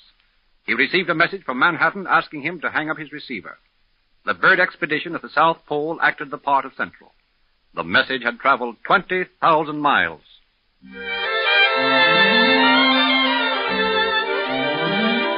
At the South Pole, as well as everywhere else in the world, occasionally a good laxative is needed. So when the Bird Expedition went to the South Pole, X-Lax went along. The members of the Bird Expedition chose it for their laxative for the selfsame reasons that it is being recommended now to you. 1, it is milder, gentler. 2, with all its mildness, it is thoroughly effective. 3, it is so pleasant to take, since it tastes just like delicious chocolate. It seems that no matter where you go, you find X-Lax. England, Canada, Mexico, China, India, South Africa, and even the South Pole. Ask your druggist for a box. Make it your family laxative. It is equally good for young and old. And incidentally, X-Lax is very inexpensive. A box costs only 10 cents at any drugstore.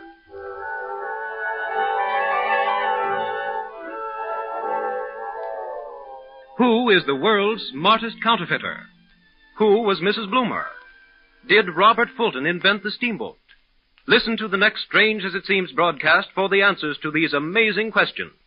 You have just heard Strange as It Seems by John Hicks, with original music composed and conducted by Felix Mills.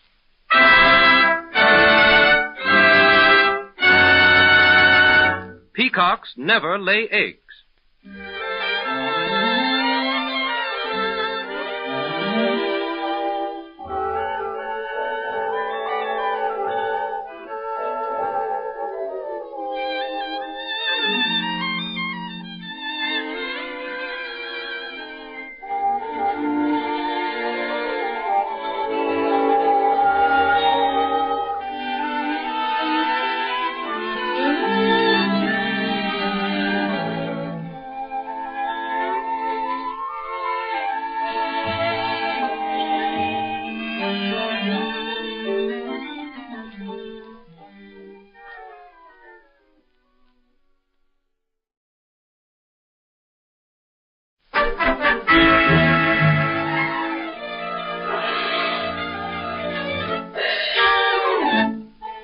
The makers of X-Lax present Strange as It Seems.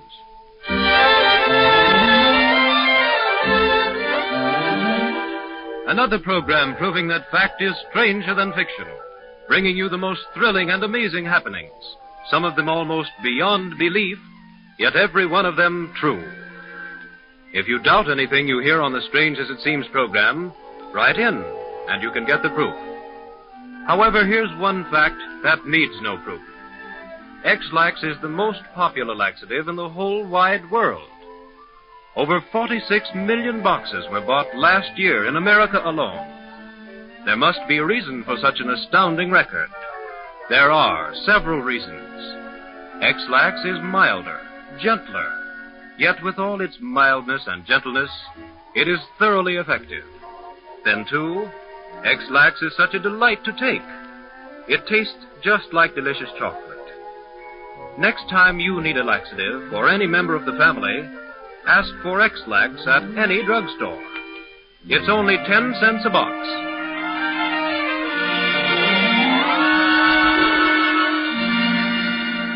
The world's smartest counterfeiter.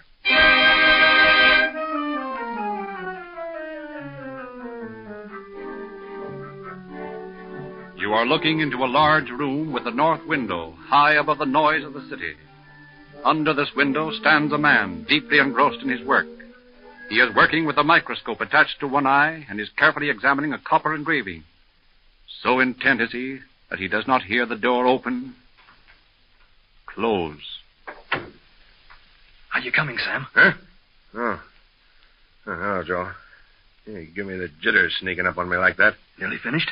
Sure. Take it easy, will you? Counterfeiting isn't any fast job. Not so loud. Someone's moving into the office next door. Can't let them know what's going on in here. Hey, what's the matter with you, Joe? You're all nervous. You know what the boss will say if we have to move again. Okay. Just pipe down now and take a last look at this. Here, use this microscope. Oh. Looks like a perfect job to me. Yeah. Well, I guess the engraving part's all done. Gosh, I gotta hand it to you, Sam. You're a real artist when it comes to a portrait. That copy is perfect. Wait until I make a pressing of it. You never know how it's going to turn out on paper. Well, hurry up, then. Yeah, here goes. Now for that old microscope.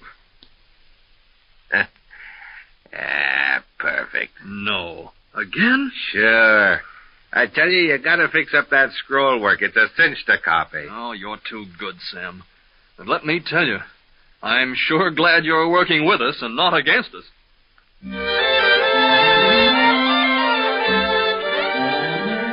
Strange as it seems, this man is an honest counterfeiter.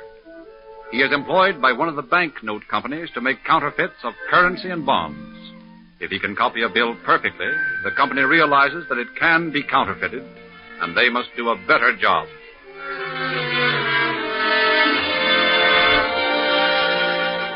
Mrs. Bloomer.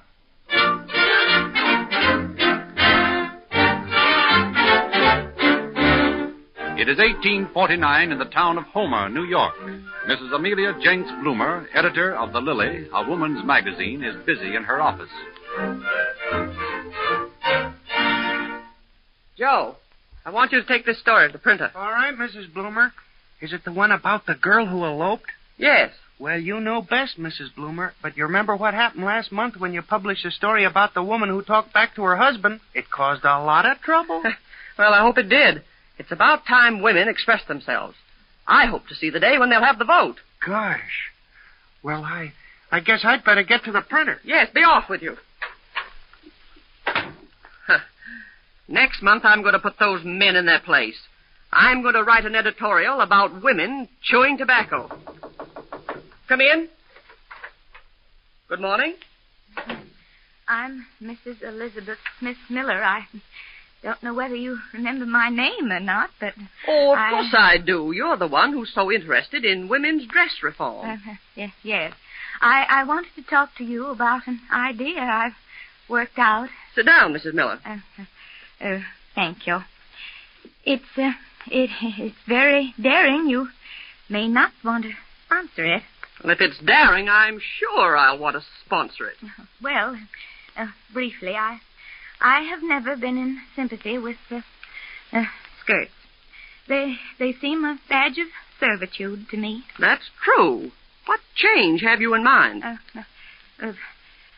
Trousers. Mercy, that is daring. No, not at all, Mrs. Bloomer, not at all. I would have a skirt reaching down part way to the ankle, not made as full as the present fashion.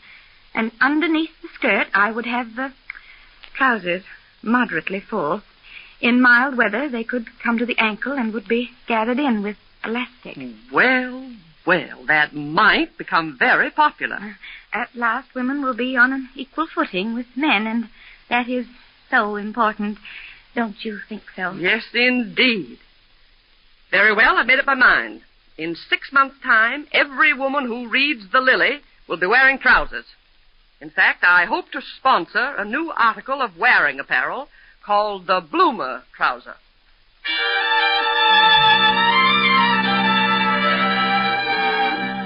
Strange as it seems, Mrs. Bloomer's wishes came true, and her name has been immortalized by the article of wearing apparel which she sponsored nearly 90 years ago.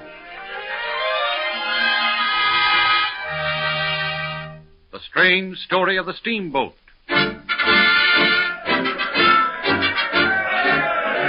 1793. The streets of Paris are seething with crowds of angry men and women, inflamed by the oratory of Danton and Robespierre, ready for the match that is soon to light the bloody flares of the Reign of Terror.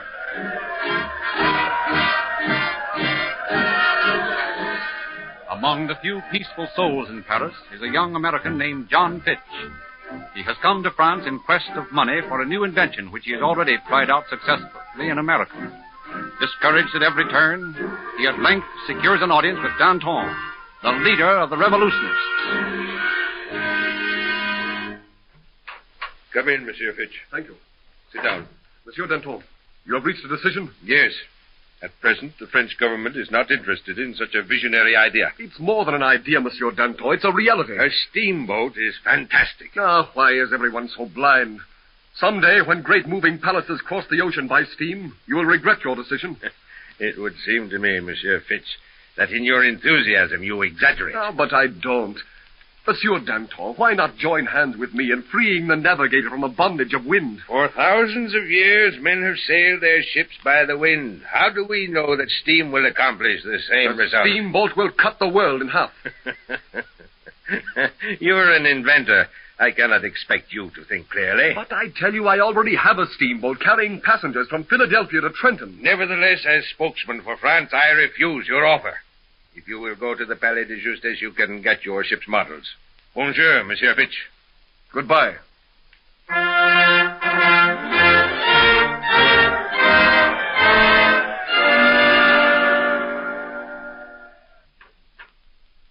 If you are interested, Monsieur Fulton, come in and look at them. Thank you.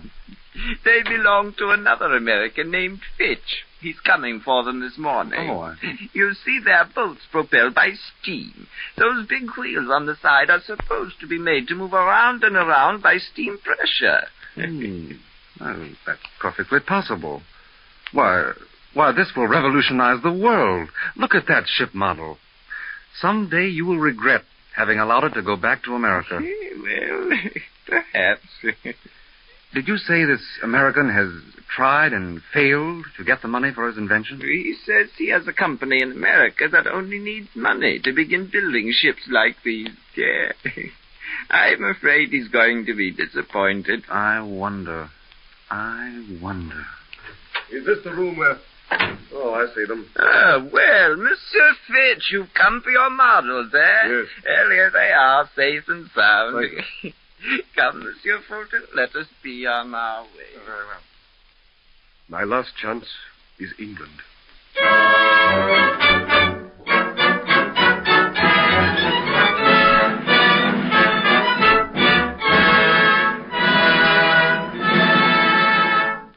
Thank you for letting me see the models, Mr. Fitcher, but I do not think we can consider them at the present time.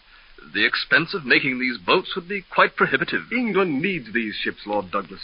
Why, with the steamboat, England can vanquish the world. Think before you definitely give them up. I have thought, Mr. Fitcher. I'm sorry to say that we feel them to be the idle dream of a visionary American. Again, that. Oh, they're amusing toys. Perhaps they might go once around the pond, but they're not to be taken seriously. I had hoped that England would see the light. We are a nation of sailors, Mr. Fitch. You should have taken your invention to Switzerland. Oh, lot of good there. Oh. I may as well go. America is the place for you, Mr. Fitch. Thank you. Thank you for your encouragement. Look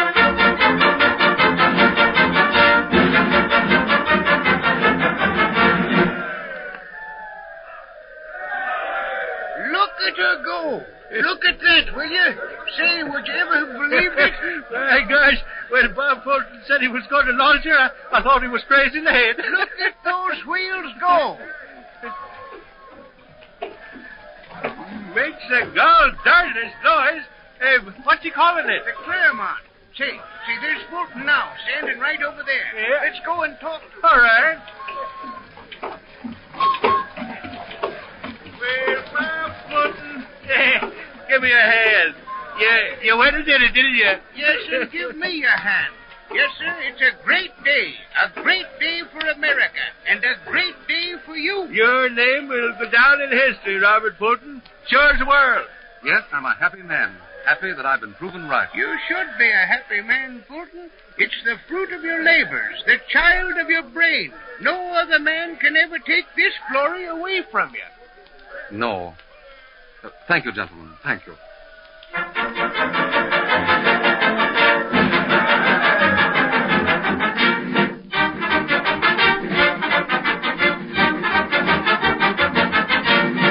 And yet, 9 years before in Bardstown, Kentucky, John Fitch, the real inventor of the steamboat, had died penniless and forgotten, the victim of his own despairing hand.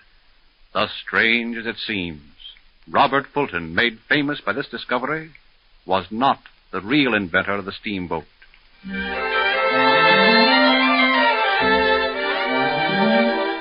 Speaking of discoveries, once upon a time, some 28 years ago, a wonderful way was discovered of blending a mild, gentle, yet thoroughly effective laxative with smooth, velvety, delicious chocolate. These little tablets were made, and the world found them such a blessing that the demand grew and grew, until last year over 46 million boxes of X-Lax were bought in America alone. We don't have to say that X-Lax is the world's best laxative. The world says it for us by buying more than they do of any other brand. X-Lax is so mild, so gentle, yet so effective. It is equally good for young people and older people, and it tastes just like delicious chocolate. With all of these advantages, there is still another, its price. A box costs only 10 cents at any drugstore. Stonewall Jackson was one of the greatest generals of the Civil War. His men adored him, and yet he was a martyr by accident. Be sure and listen to the next Strange as It Seems broadcast. Do you know the amazing story of the world's largest diamond and how it was sent from Africa to England in a... But wait until the next program to hear the rest. You will also hear of living thermometers. There aren't any? You're mistaken. You may even have them in your own home. You have just heard Strange as It Seems by John Hicks, directed by Cyril Armbruster.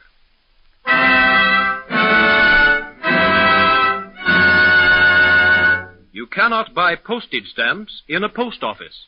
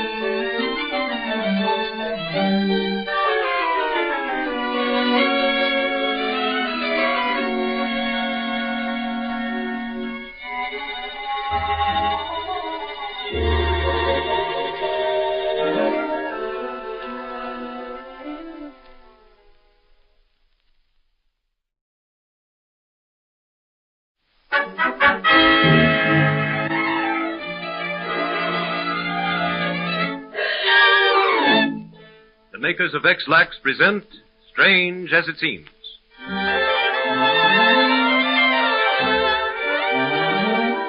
Another program of strange, fascinating, and sometimes almost unbelievable happenings. Brought to you by the makers of X-Lax, the original chocolated laxative.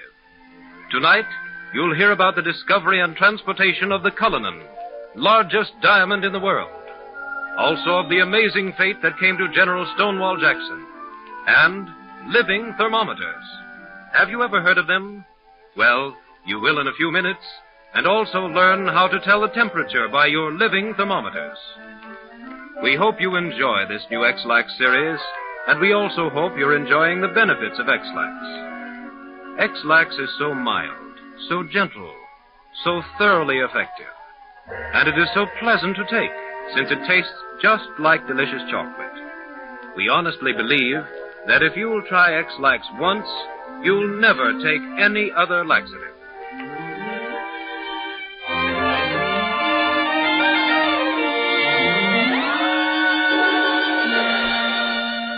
The world's largest diamond.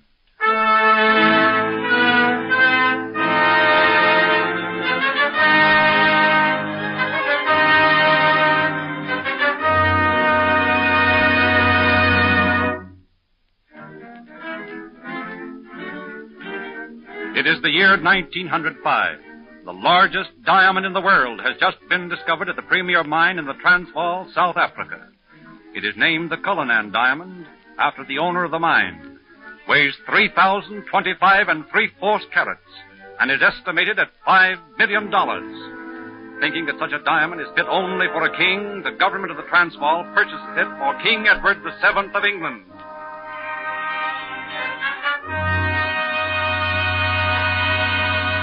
Now the problem arises. How is the enormous diamond to be sent across deserts and seas to England without risk of theft?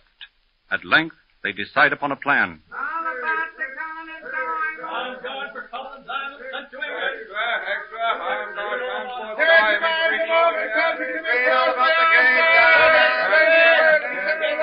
Under an armed escort, the priceless diamond, sealed in a special case, is transported by train to Pretoria, capital of the Union of South Africa.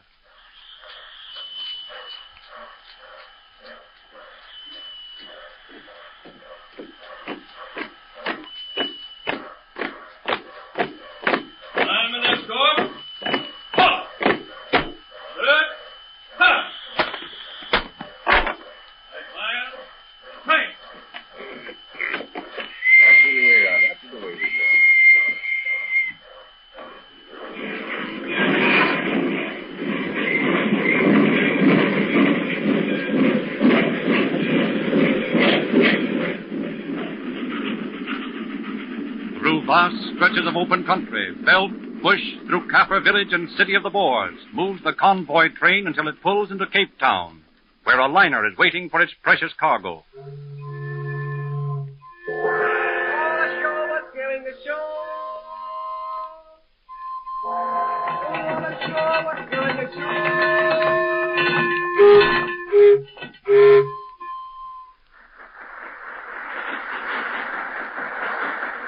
And now the Cullinan Diamond is on the last half of its journey to England and King Edward. It is kept in a special safe with 2 men standing guard day and night. The box is never opened. At last, at Southampton, another train meets the boat and takes the box to London. Here it is rushed from the station to a secret meeting place. Many illustrious personages are there to watch the opening of the box, which holds the largest diamond in the world. Please stand back a little, gentlemen. You'll all be able to see. What? Well, that doesn't look like a diamond. It looks like a lump of coal. It is a lump of coal. A lump of coal? My God, it's been stolen in the Sloterfy Scotland Yard. Gentlemen, please. Control yourselves one moment. Mr. Davies. Yes, sir? Will you give me that little box over there? Yes, sir.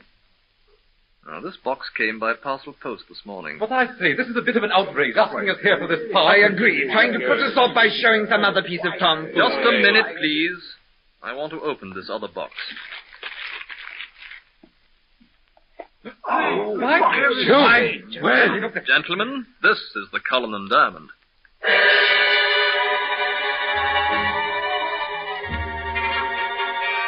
Strange as it seems, the government of the Transvaal hoaxed a breathless world and forestalled any theft by sending the great Cullinan Diamond across half the world by ordinary parcel post.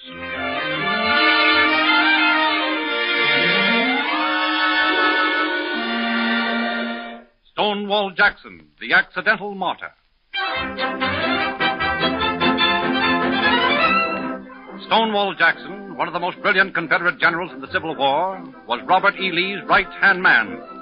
On May 1st, 1863, the Federal Army, under General Hooker, threatened to envelop the Southerners at Chancellorsville, Virginia. Then Lee and Jackson planned one of their boldest strokes. Jackson and his whole corps moved secretly around Hooker's right, and on May 2nd made a surprise attack on the unsuspecting Federals. It is a moment of victory. Jackson and some of his men ride ahead to organize the pursuit of the demoralized Northerners.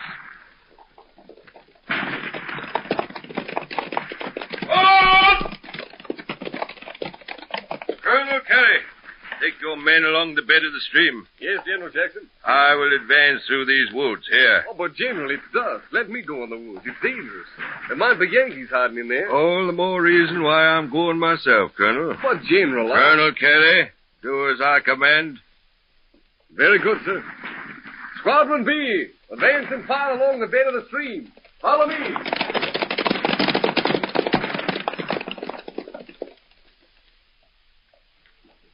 Major Weston. Sir? There is a shortcut through that clump of woods. I used to know it as a boy. The Yankees will never suspect it. Yes, General Jackson. Follow me.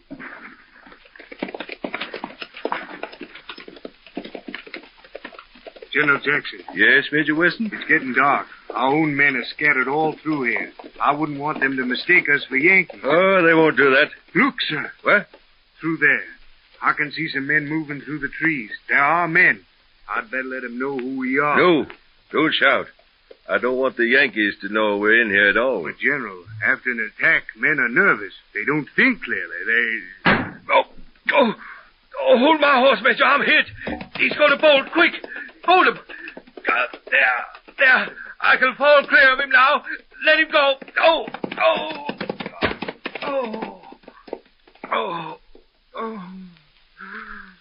General Jackson, are you badly hurt? Yes, badly. You were right. I should have let you shout. General, our own men have shot you. Oh, General, let me help you to your feet. No, I can't move. I shot him. General Jackson, I shot you. I want to die. Quiet, my boy, quiet. Don't put down that gun.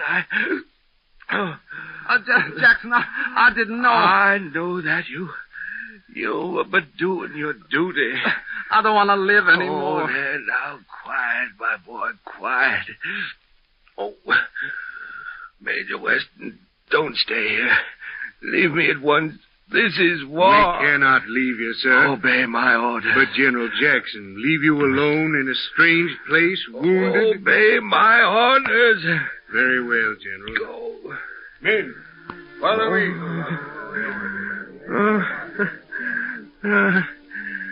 Strange places. When I used to come here as a little fella, even this tree is an old friend. An old friend.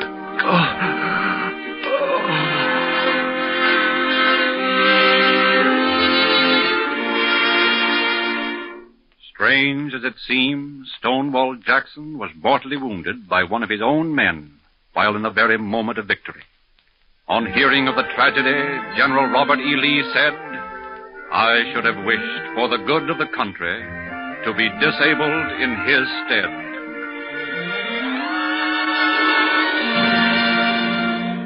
Living thermometers.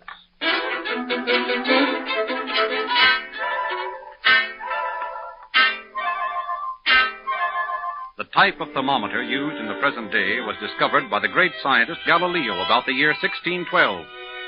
But long, long before that, there existed thermometers, had anyone been able to recognize them.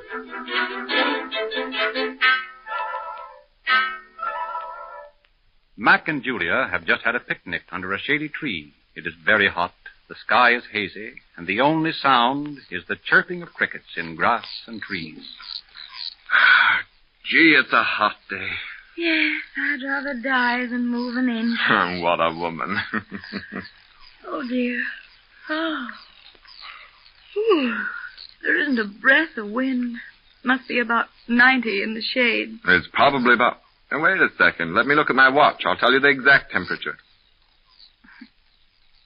What on earth are you doing? It's 88 degrees. How do you know? The crickets told me. Oh, don't be whimsical. It's too hot. Oh, but they did tell me. Crickets are perfect thermometers. Nonsense. It's true. You count the number of chirps a cricket makes in 14 seconds, then add 40 onto the number, and you have the exact temperature. Well, how do you know? Well, insects are very sensitive to temperature. Tree crickets especially. Are you kidding me? No, it's the truth. The hotter it is, the faster they chirp. It makes me warm just to think of them. How about the katydids? Well, at every 4 degrees, the katydids change. First, it's Katy did it, then it's Katy didn't, then it's Katy did, then she didn't, and then she did. And finally, a mere Katy in around 60 degrees is just plain Kate. In other words, life is just one argument after another to a katydid. Yes. Below 40 degrees, all insects are silent. Unfortunately, in marriage, it doesn't work out that way. Oh, cynic. Just listen to those crickets. Yes, a cricket's life really begins at 40.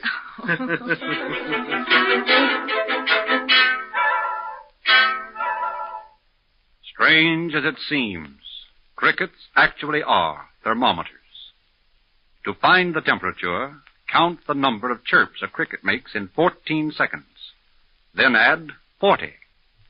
If you compare your total with a thermometer, you will find the result to be practically identical.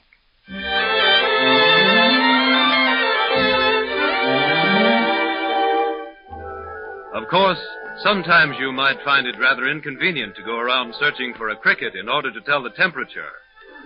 But almost at every turn, where there's a drugstore, you'll find the familiar X-Lax thermometer. A reliable thermometer, advertising a reliable laxative. For 28 years, the favorite. Next time you need a laxative, won't you try X-Lax? You'll find it gentler, milder, yet completely effective. You'll find it delightful to take, since it tastes just like delicious chocolate. You'll find that it's the ideal family laxative, since it is equally good for young and old alike. And this is pleasant, too. It only costs 10 cents a box.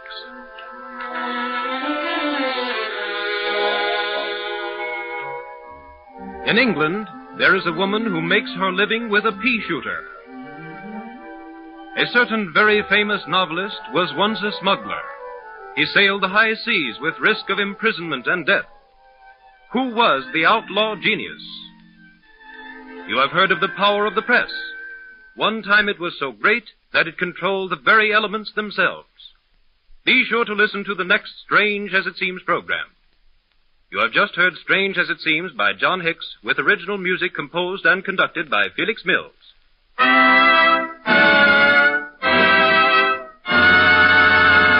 Eggs can be soft-boiled by sound.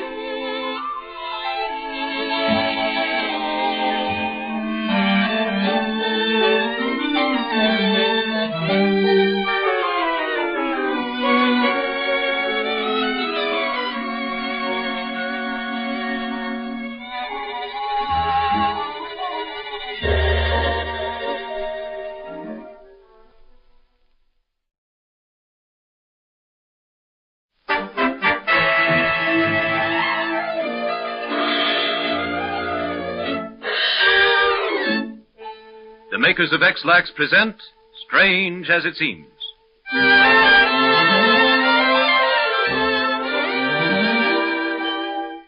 Again tonight, X-Lax, the original chocolated laxative, brings you 3 more Strange as It Seems episodes. The woman who makes her living with a pea shooter. You can hardly believe it, yet it's true. The strange story of the outlaw genius, and the incredible but true story of the power of the press. But listen, and you'll understand. Another thing you'll understand, if you'll just try X-Lax once, is why, out of all the laxatives in the world, it is overwhelmingly the favorite. 46 million boxes were bought last year in America alone, because X-Lax is milder, it's gentler, and it is thoroughly effective. Besides, it is such a joy to take. Imagine, it tastes like a piece of delicious chocolate. You'll love it.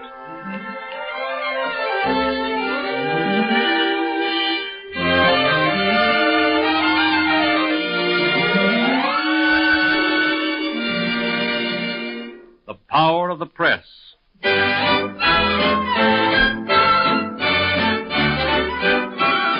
It is July 1st, 1934, in Sedalia, Missouri. For many weeks, there has been no rain, and crops are withering in the sun. Jake Anderson has seen streams on his farm drying up. Even the spring where he gets his drinking water is sinking deeper and deeper into the parched earth.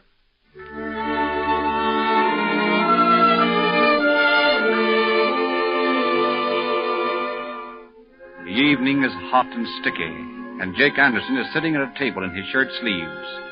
He is hard at work, writing. Then Susan, his wife, comes into the room.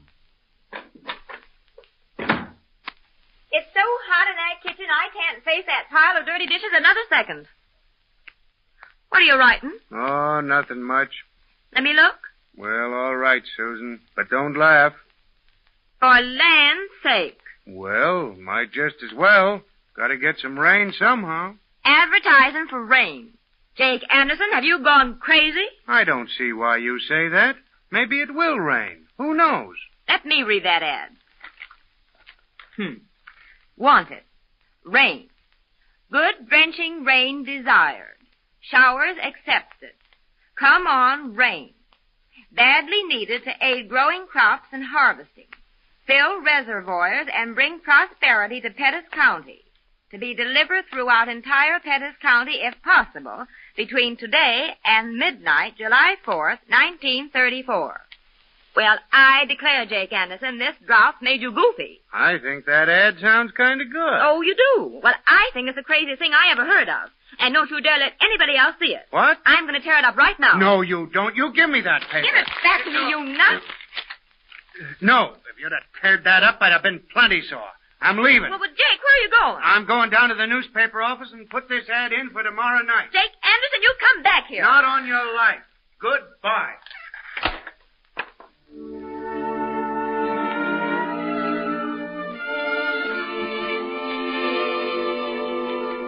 2 nights later, Jake and Susan are sitting once more in their living room. The day has been sultry, and they are both glad to rest. Well, it hasn't rained yet. Oh, cut it out, Susan. You women sure can't let a thing alone. Nothing but jaw about that ad ever since I put it in the paper. And everybody read it, too. Well, what of it? No wonder I never get no place. You know I always wanted to be a newspaper man. Now when I get the chance to show what I can do, you sit there and laugh at me. Oh, now, Jake, I don't mean to do that. Well... But it was silly. Everybody at the 4th of July parade today was talking about it. I don't mind other folks making fun of me, but I get tired of having you do it. Oh, come on, honey. Let's go outside on the porch. Might be cooler now that the sun's gone down. Well, all right. Does seem cooler. Kind of a breeze through the window. Yeah. Really, it's almost chilly. Why, Jake, it's cloudy.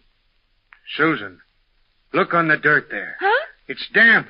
It's raining. It can't be. Listen, on the roof. It's raining, all right. Now who's laughing? I guess I was right when I said it pays to advertise.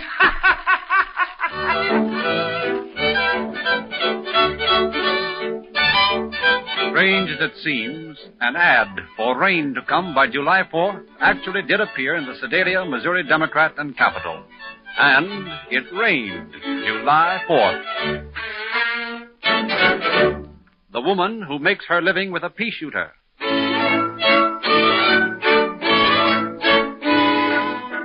We take you now to merry England to meet a woman who has one of the very oddest jobs in all the world. For Mary Ann Smith of London, England, earns her living with a pea shooter.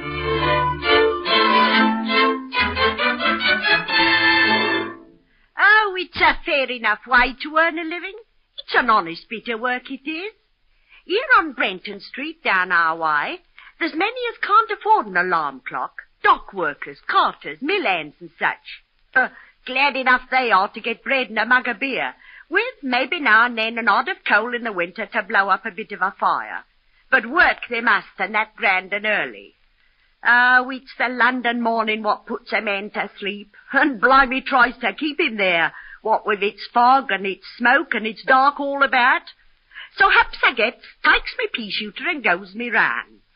Ooh, but it's cold enough, yes, and it's dark too. But I wraps myself up warm and I goes on me way. It's 3:30 when I starts. I comes to a customer's window, and I never stops shooting peas against the pine till they shoves their bloomin' heads out of the window and cries, "All right, off it." Then I moves on to the next customer. Some of them gets that angry they haps and throws things at me. Lummy, they'd hit me if I didn't dodge 'em. But I don't let 'em get away with none of the pretending. Haps they gets and haps they stays when Mary Ann Smith's on duty. Oh, well, I'll be toddling along. Toodaloo.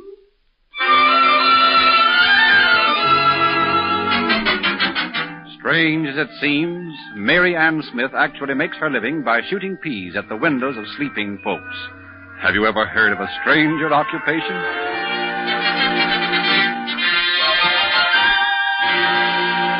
The Outlaw Genius.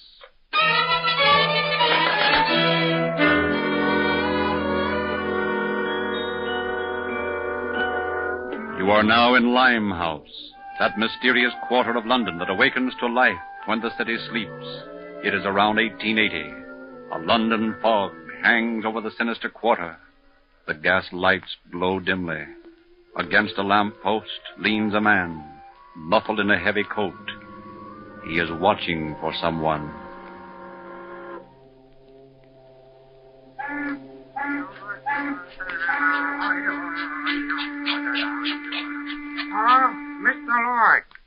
Good evening, Mr. Lloyd. Bad night. Good evening, Long Fu. You wait for somebody? Yes, Long Fu. When he comes, maybe we'll step into your place for a noggin of grog. Fine, fine. You come. Wish he'd get here. This blooming fog's as thick as pea soup. Mr. Lloyd! Oh, Mr. Lloyd! Here I am. Sorry, Mr. Lloyd. The fog is so thick it is hard to find this corner. Are you Theodore Joseph, what you call it? I am Theodore Joseph Korzenyovsky. All right. Come with me. We can talk better out of this blinking fog. Why do you want to see me? Not so loud. Jack Weems told me about you. Said you've been everywhere from Singapore to Cape Town. I have almost lost my life in the Congo. Well, we want somebody who knows the sea. But I've decided to give it up. I want to settle down in England. Well, let's talk it over a bit first. Here's Long Fu's place. Just a minute before we go inside. Now remember, don't talk too loud. Never know who's going to listen. Just as you say.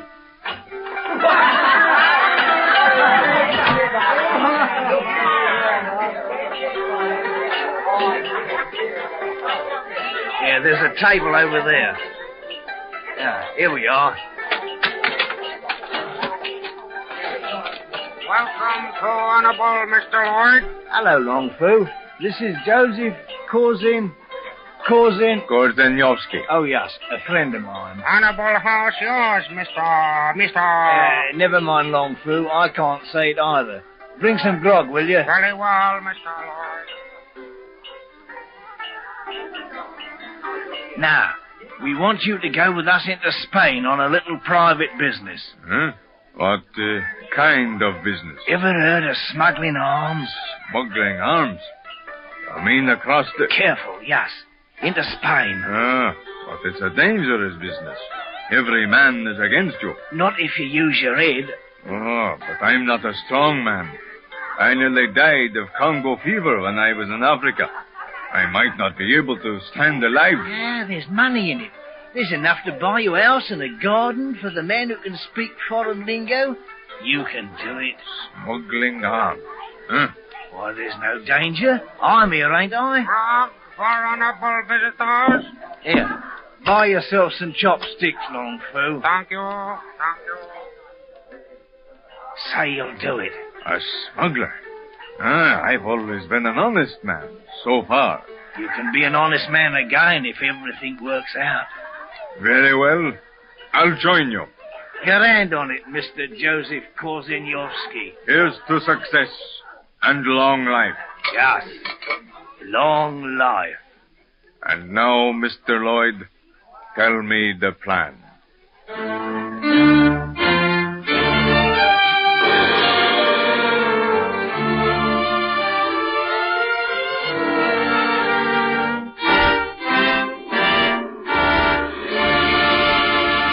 Strange as it seems, this dashing smuggler by the name of Theodore Joseph Korzenyovsky is none other than the famous novelist Joseph Conrad, author of Lord Jim, Nigger of the Narcissus, and other stories of adventure.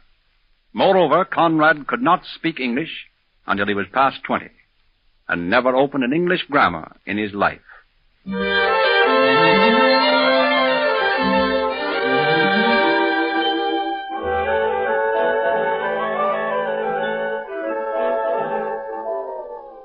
When we tell you that over 46 million boxes of X-Lax were bought last year in America alone, that if they were laid down end to end, they would reach from Chicago to Daytona, Florida, we aren't saying it to boast, but because it has a very definite bearing on you. Whenever you buy anything, you want the best.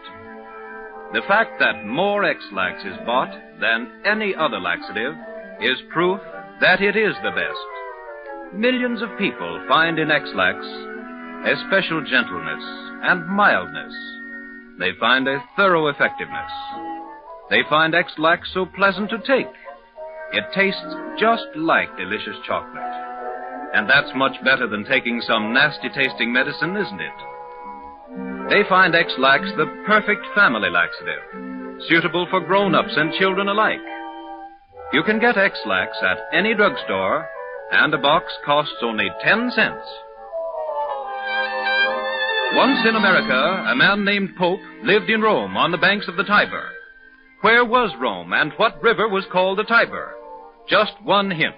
The city is now the most important one in the United States, and the river now runs in pipes underground. The next Strange as It Seems program will explain this interesting fact. You will also meet the ghost of Shakespeare, who actually wrote a play which was produced by the management of the Drury Lane Theater. A ghost writing a play? Impossible. But this ghost really did it. You have just heard Strange as It Seems by John Hicks, directed by Cyril Armbruster.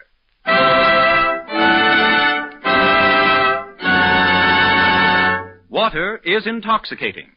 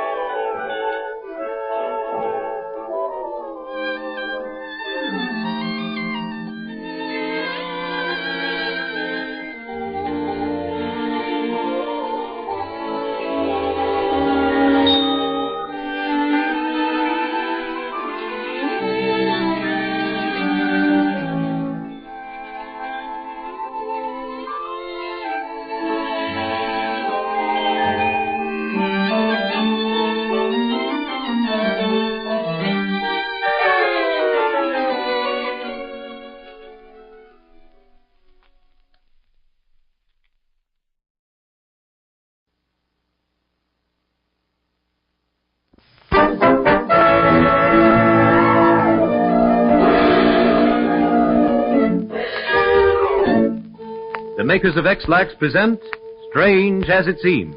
Strange are the things that people do. Strange are the things that happen in this world. And the strangest of them are gathered and brought into your home twice a week on this program. Brought to you by the makers of X-Lax, the original chocolate laxative. Have you ever tried X-Lax? Have you ever found out for yourself how mild it is, how gentle, and how effective? Have you ever tasted its smooth, delicious chocolate flavor? Such a contrast to nasty-tasting medicines. If you haven't, won't you stop in your nearest drugstore and get a box of X-Lax today? It will only cost you 10 cents, for X-Lax is as inexpensive as it is good. And once you've tried it, we don't think you'll ever use any other laxative again. It seems that people just stay loyal to X-Lax once they've tried it. For more people use it than any other laxative in the whole wide world. 46 million boxes were used last year in America alone.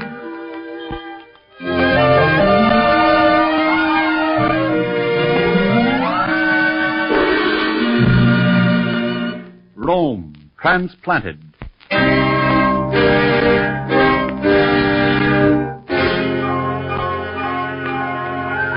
1663. Under a tree near the East Branch River on what is now Washington, D.C., sits a tall Englishman named Francis Pope. Beside him is his interpreter, a half-breed Indian. Opposite them and across a table is a majestic Indian chief. They are bargaining with each other. He say more red beads. But I've already paid him more than the ground's worth. Good water, good land, more money.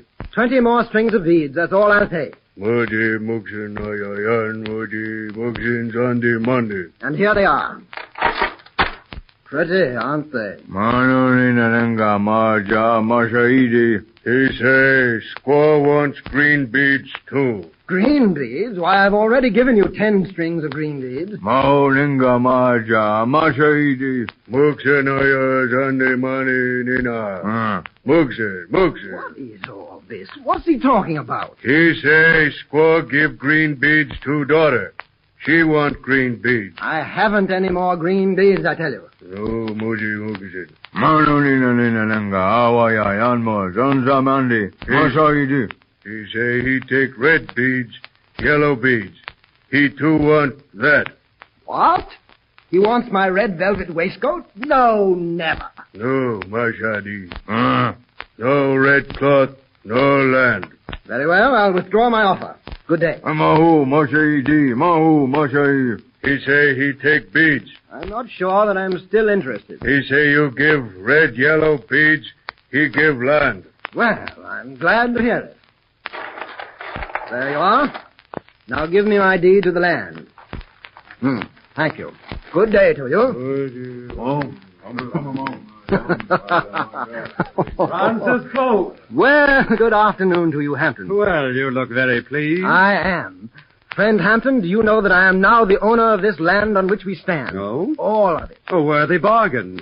Though I do not think it will ever be worth much. Now we shall see. I plan to build a town. What is it to be called? It shall be called Rome. Rome? Yes, and that hill yonder shall be called the Capitoline Hill, and this river before us shall be called the Tiber. Well named, friend Pope. Odd fish. They'll be saying next, there's a Pope who lives in Rome, America, on the banks of the Tiber.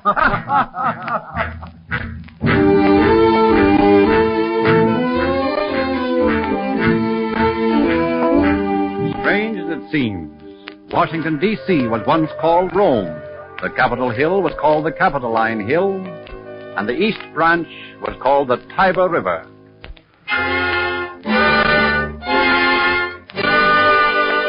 The Ghost of Shakespeare.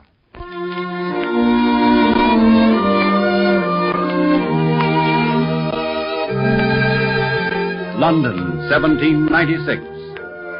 Samuel Ireland, dealer in rare books and old manuscripts, is seated in his office with Dr. Malone, the famous Shakespearean scholar of the day. They are examining a recently discovered letter from Shakespeare to Anne Hathaway.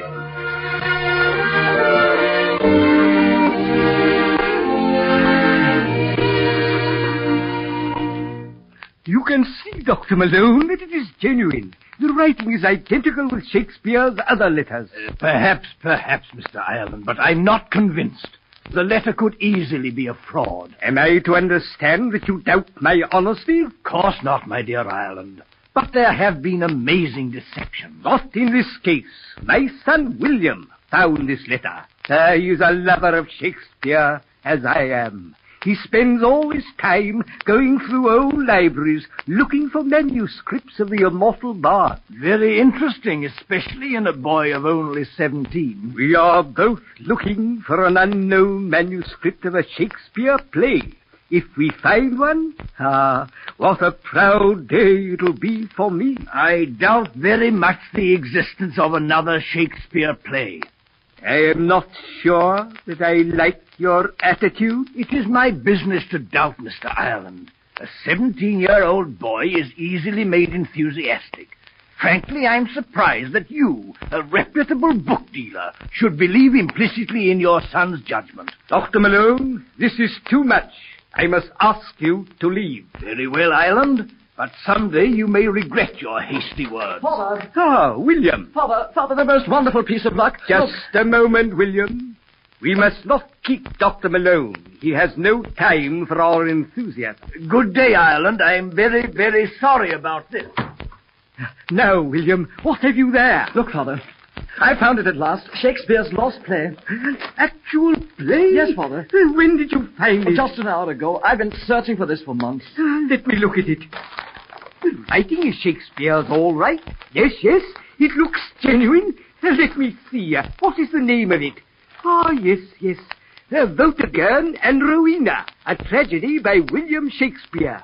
You have done well, my son. Through you, the name of Samuel Ireland and Son will go down in history as the discoverers of a new Shakespeare play. Yes, Father. I must go at once to Drury Lane. I must talk to John Philip Kemble and Richard Sheridan about producing this masterpiece. Come, William, we will go to the theatre immediately. Very well, Father.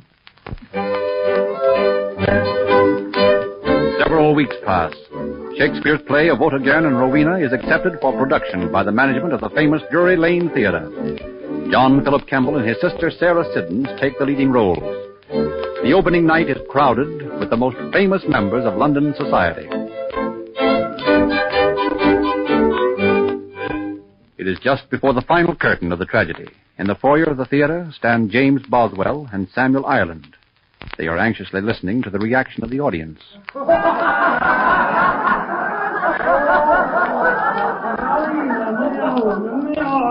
My only hope of heaven. Go, Voltagon, and leave me to my fate. Beloved, to defend me from thee, you have crushed my heart. Boswell, what does this laughter mean? It means, I fear, that John Philip Kemble is playing comedy when he should play tragedy. That pompous fool. From the beginning he has doubted that this was Shakespeare's play. I did not think he would be unkind enough to make fun of it. No matter what Kemble and that old codger Dr. Malone say, I will stand by you, Ireland. You and your son have done a great thing to bring this masterpiece to life. Yes, I wonder where my son is. All during the play he has been as nervous as an actress. The laughter has upset him, no doubt.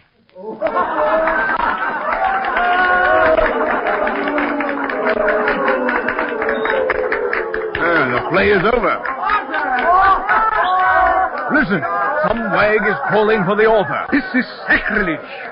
Look, Boswell, the ushers are lighting the candles. In a moment the crowd will be coming out.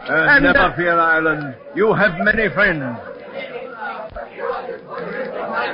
Kemble was as good a comedian. Well, Shakespeare's. I'll never go again to Rome. Even Sarah Siddons couldn't make that character live. Oh, Mr. Ireland, I didn't expect to find you here. Ah, Boswell, you here too. And what do you think now of your Shakespeare play? I think, Dr. Malone, that you are a pompous ass. I beg your pardon, Boswell. Mr. Ireland, I said from the beginning the play was a hoax, and I still think so. Enough of your insults. I will meet you tomorrow. We will settle this thing in the only possible way. My Joseph, I will challenge my son, you. Where have you been? Father, I heard your challenge, Dr. Malone. Please don't do it. That William, the honor of our name, has been dragged into the dust. Oh, it's no use. I can't keep it from you any longer. I can't. What are you talking about? It's not Shakespeare's play. What? What did you hear what the boy said? Not Shakespeare's play? Why, whose play is it then? I wrote it for him. You? Yes. I forged his signature first. I wrote that letter to Anne Hathaway. I told you, Ireland. I told you the letter was a fraud. Silence, Dr. Malone.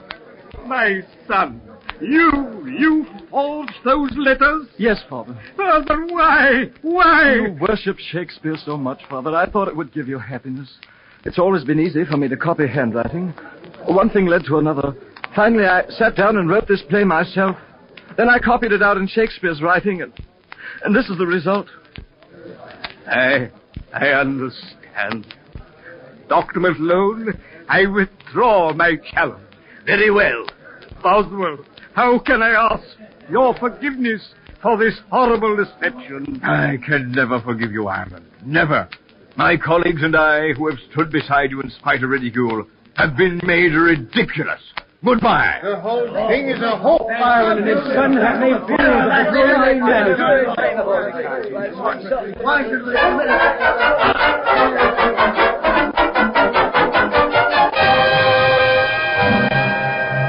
Strange as it seems, William Ireland, aged 17, forged an entire Shakespeare tragedy, which was actually performed by the finest actors of the day in the leading London theatre of Drury Lane. When the hoax was discovered, William Ireland went down to bitter disgrace for the rest of his life, and his father's profitable business of book collecting was ruined.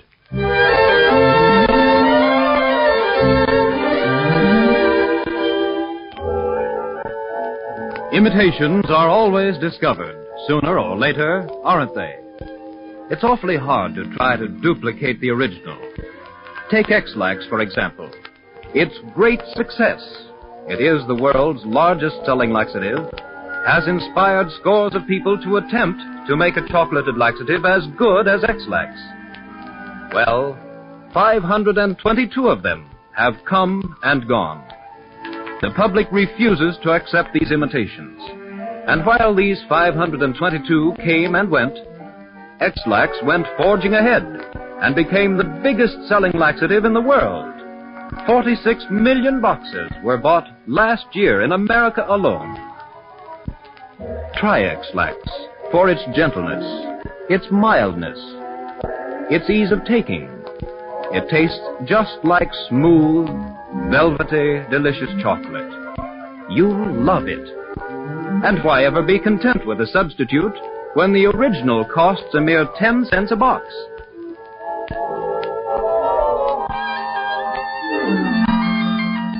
Who was the absent-minded president of the United States? Who was the queen who hid from herself? Both of these strange questions will be answered on our next broadcast. Did you know that you can still see the Oregon Trail? You have just heard Strange as It Seems by John Hicks, with original music composed and conducted by Felix Mills.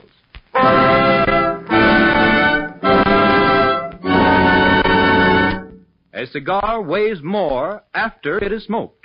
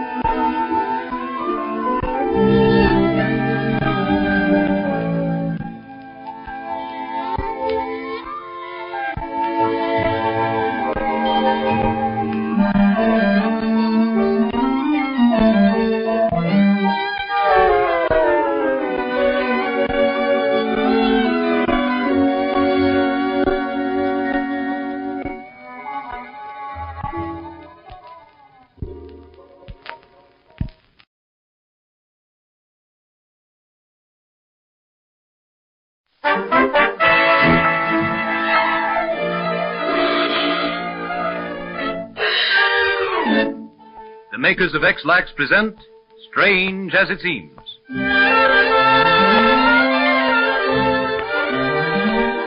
From every year in the calendar and every place on the globe, the world's strangest facts have been assembled and are brought to you twice each week by the makers of X-Lax, the original chocolated laxative. Tonight, you'll hear about the Oregon Trail and the absent-minded president, and something you may never have known before about a famous queen. And may we tell you something you may never have known before about a famous product? Meaning, of course, X-Lax. Did you know that it is the largest selling laxative in the whole wide world? That if you stack the 46 million boxes sold last year, one on top of the other, they would reach a height 1,450 times as high as the famous Eiffel Tower in Paris? Well, it's true. And it happened because apparently the world thinks X-Lax is the best laxative in the world. Kinder, gentler, effective, more pleasant to take. It tastes just like delicious chocolate. Try X-Lax yourself next time you need a laxative.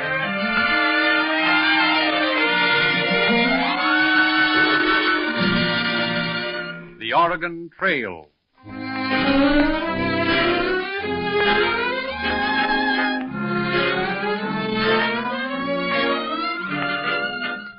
You are on a huge airliner one clear day, 5,000 feet in the air. Across the aisle, old Mr. Truitt from San Francisco is making his first transcontinental flight across the United States. The stewardess comes up to him. Are you all right, Mr. Truitt? Yes, I am, young lady. Yes, I've been saving money for 3 years to make this trip. Yes, I've gone by covered wagon, train, automobile, and now airship. Covered wagon, really? But that was so long ago. Oh, I went across in 1856. 1856? But I don't see how you I'll could. be 89 years old. 89? Yes, I went across when I was 10 years old. My ma and pa was going to Oregon to stake a claim. Mr. Truitt, then you went on the Oregon Trail? Yep. I had an awful time in Nebraska. Yes, I remember Nebraska especially because I almost died of blood poisoning. Of course, they didn't call it blood poison then, but I was... Mr. Truitt, look out of the window. Down. What? Look, quick. Huh? See that thin line like wagon tracks? It follows the North Platte River. See? Yes, I see it. Yes, we followed the North Platte in 1856. Well, that is the Oregon Trail. What? By golly, it is. Say, Say, it looks as if we crossed the river there. It does. Well, then, that must be where we had all that trouble with the wheel when I was sick with a fever. I had more tarnation trouble than during the whole trip west.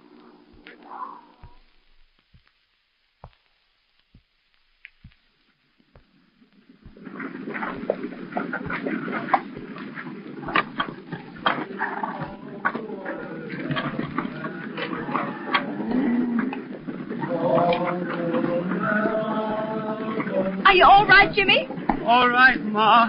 But my head's so awful hot. Oh, there now, dear. I'll put another damp cloth on your head. Mama, how's Jimmy? Well, everything's all right, John. If you could only stop just for a day. The jolting's so bad for Jimmy. Don't dare ask him to stop, Mama. Mama. There, Jimmy, there now. I didn't mean to make a noise, Ma. But it got out before I could stop it. Oh, John, can't we stay behind? I'm afraid for Jimmy. We don't dare leave the others, Ma. You know that. How about that wagon we passed yesterday? The one the Indians got. Oh, John, don't say anything about it, don't. Get them cattle back over there. Behind. I better go up ahead. Not many more hours, Mama. It'll be night soon. Mama. Are you all right, Jimmy? I wish I could sleep, Ma. But I can't when I'm jolted like this. I feel as if I were on a big black horse with fire coming out of his mouth. Galloping and galloping. He's getting delirious. Oh, God, make him well. I won't ever complain again. I won't ever tell John I'm lonesome for the folks back home. It'll just make Jimmy well. Poor little tyke. Poor little... Oh, God, please, make us stop. Just for a day.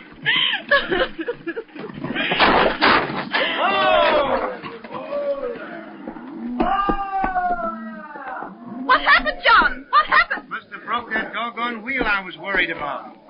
Yep, that's what I done. John, did you break a wheel? Hey, John Pruitt broke a wheel! John, will we have to stop? Yeah, guess we gotta stay here until it's fixed. Only made 10 miles today, but we got to fix that wheel. Oh, thanks, God. Thanks. Jimmy. Yes, Mama? You can sleep now, darling. You can sleep now. Oh, thank God, thank God.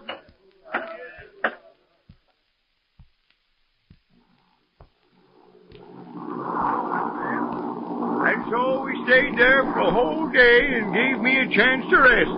I was a strong young'un. I finally got over the fever, and so here I am. Hey, let me look at that spot again. We're way past it now, Mr. Pruitt. Are we? Well, in this short a time, 20 miles a day then, if we were lucky. And look at us now.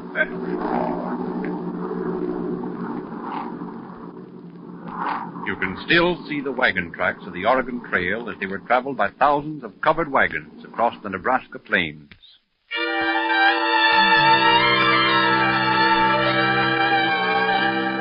Strange as it seems, this 2,000-mile trail was not laid out by Indians, nor by adventurous trappers, but by wild animals which discovered the simplest route through the plains and mountains.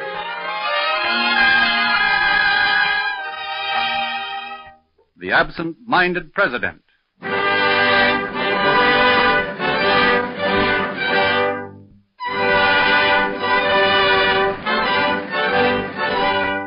Right at this time, when Thomas Jefferson, our third president, is being quoted at such great length because of his championship of states' rights as against a strong federal government, it is interesting to read his epitaph, composed by Jefferson himself.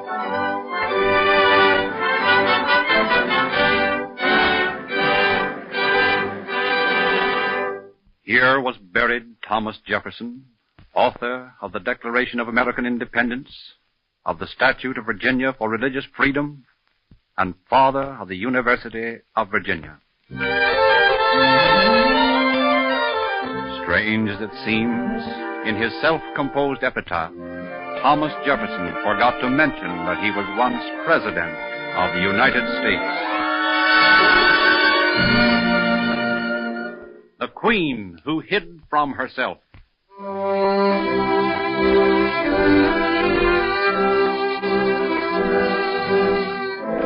England in the 16th century. After years of war and intrigue, Mary, Queen of Scotland, had finally fled into England. There she had plotted against her cousin, Queen Elizabeth, because Mary felt that she was the rightful heir to the throne of England. 50-year-old Queen Elizabeth had no intention of giving up her throne to her cousin, Mary Stuart, and she kept Mary an unwilling prisoner in one castle after another. Now, in 1583, Mary is in Sheffield Castle, where she has been imprisoned for 4 years.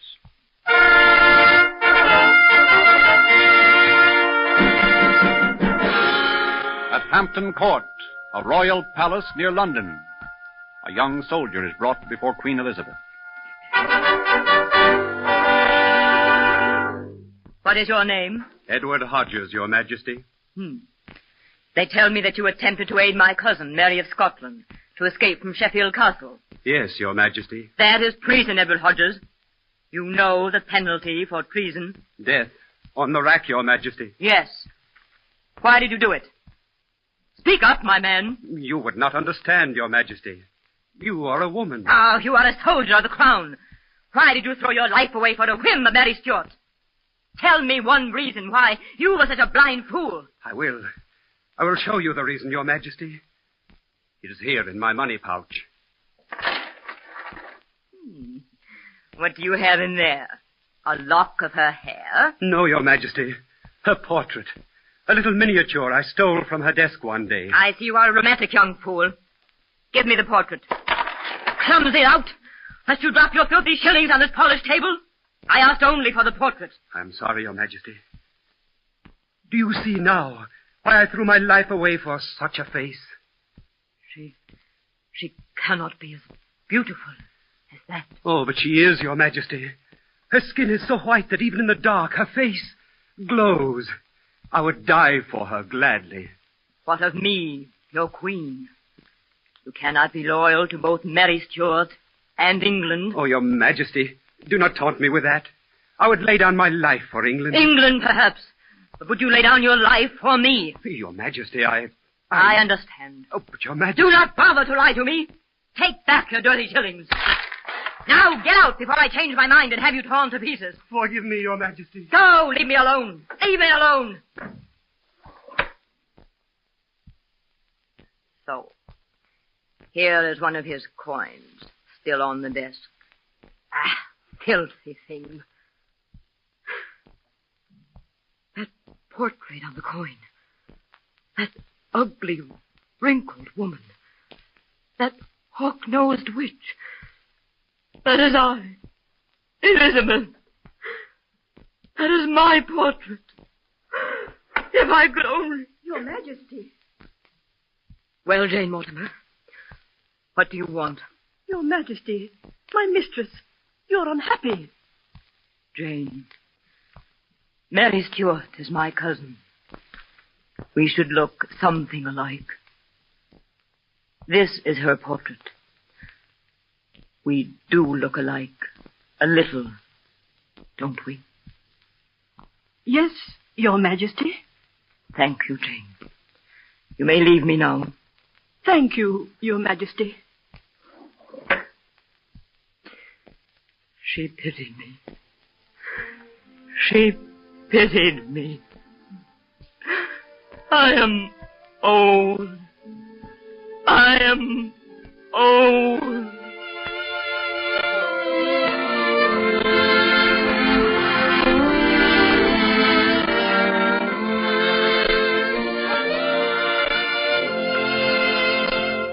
Strange as it seems, from this moment, for the last 20 years of her life, Queen Elizabeth never looked in a mirror. Her ladies-in-waiting tactfully kept all mirrors hidden from their sovereign, so that her vanity would be appeased. The unfortunate master of the mint, who had coined the unflattering likeness of Elizabeth, was in disgrace for the rest of his life, and the original die of the shilling was utterly destroyed.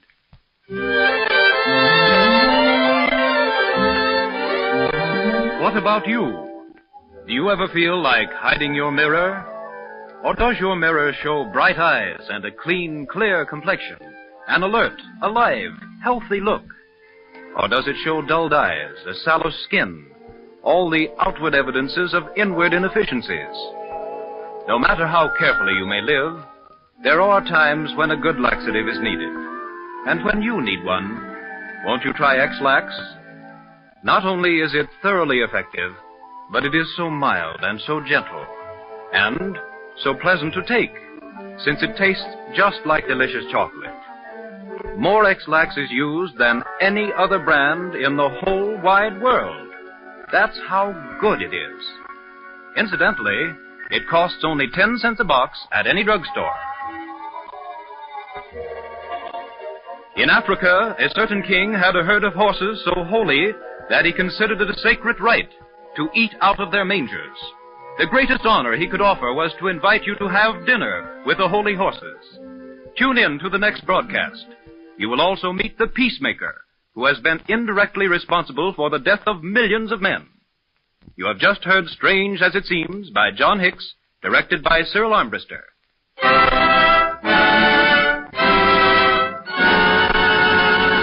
London is not the capital of England.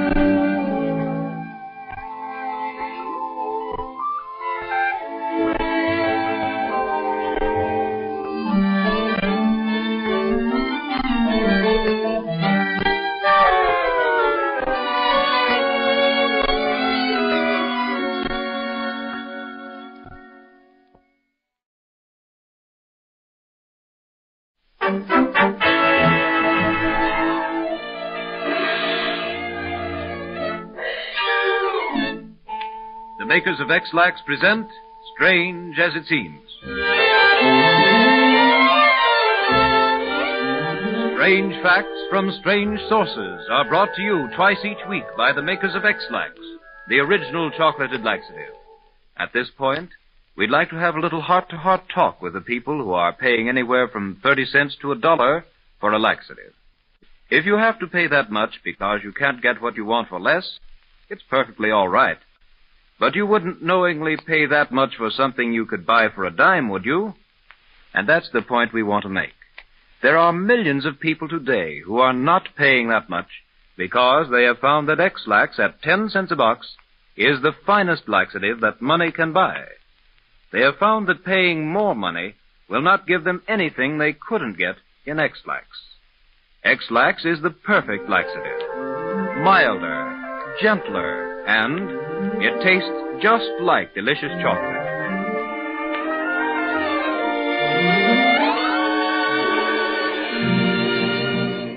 The Peacemaker.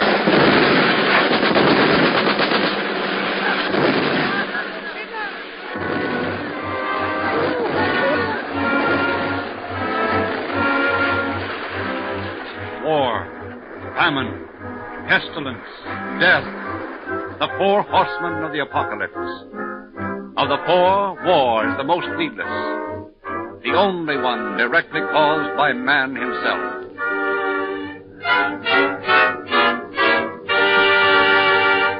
It is 1896 in San Remo, Italy.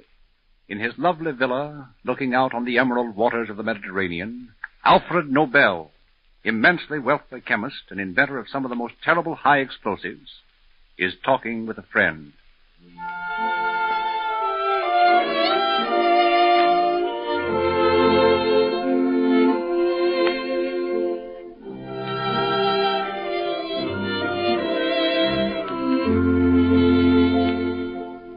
It's a lovely evening, Joseph. So beautiful, so peaceful. I should think you would find it lovely, Nobel. You, the destroyer of peace. Joseph, you know I love peace with all my heart. Huh? You have an unusual way of showing it, inventing such things of terror and misery that I dread to think of them. My dear Joseph, I invented dynamite because I was trying to find a safe way to use nitroglycerine. And I suppose that you invented blasting gelatin to give to babies. Listen to me, Joseph. I was actuated only by a desire to free mankind from danger. Nitroglycerine is dangerous. Inexperienced men were blown to bits trying to use it to blast rocks and trees. Has it helped mankind very much to have such ghastly weapons made so safe that a child can handle them?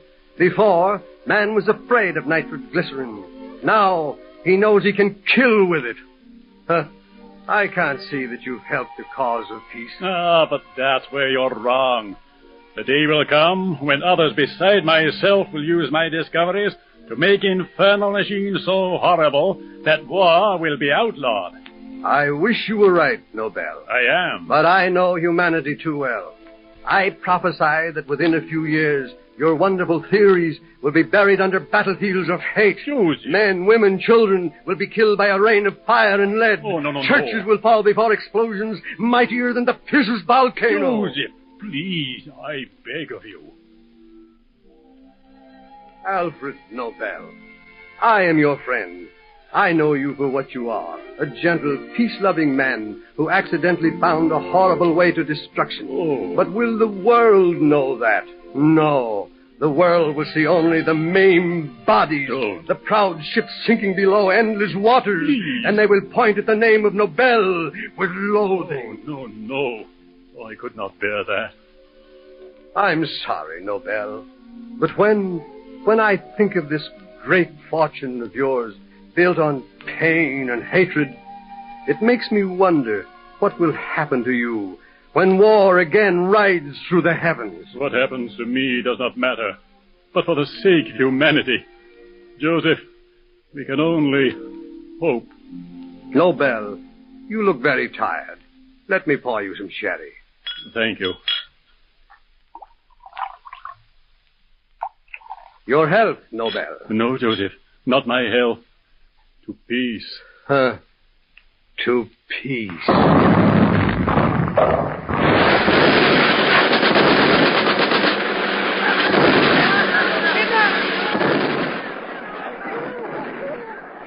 Longer, to 1914, he would have realized too late the tragic futility of attempting to stop war by creating deadly methods of destruction.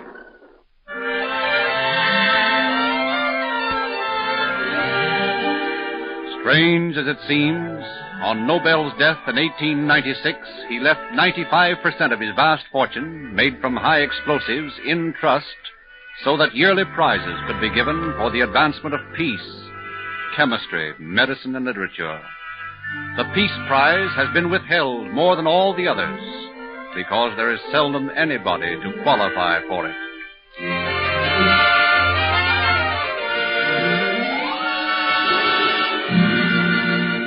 The Holy Horses.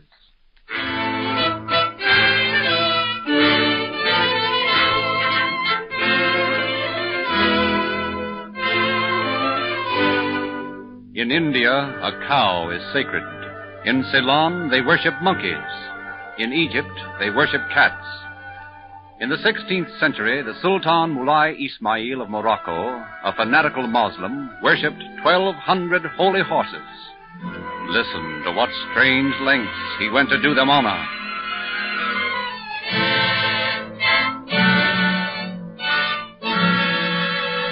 In his beautiful capital of Meknes, high in the hills of Morocco, the handsome, dark-skinned Mulai Ismail is talking to a guest, an Englishman named Stuart, who has come to Meknes for the purpose of ransoming Christian slaves.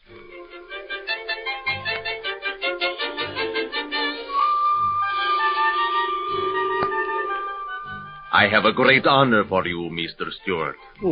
Thank you, Your Highness. At dusk, we go to the holy sanctum. There you will be the first Christian who will share milk and sweetmeats with my sacred horse. What?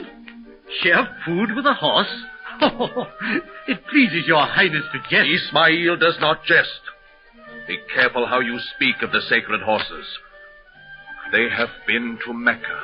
But Your Highness, I would prefer not to... Allah has decreed that you are to drink with the holy ones.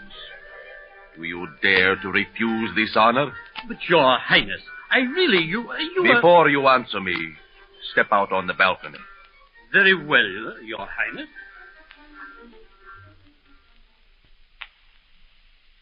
Look down. You see before you the slaves of the book. Slaves of the book? Of the Koran. Look. 5,000 of them. Black as night. Powerful as lions.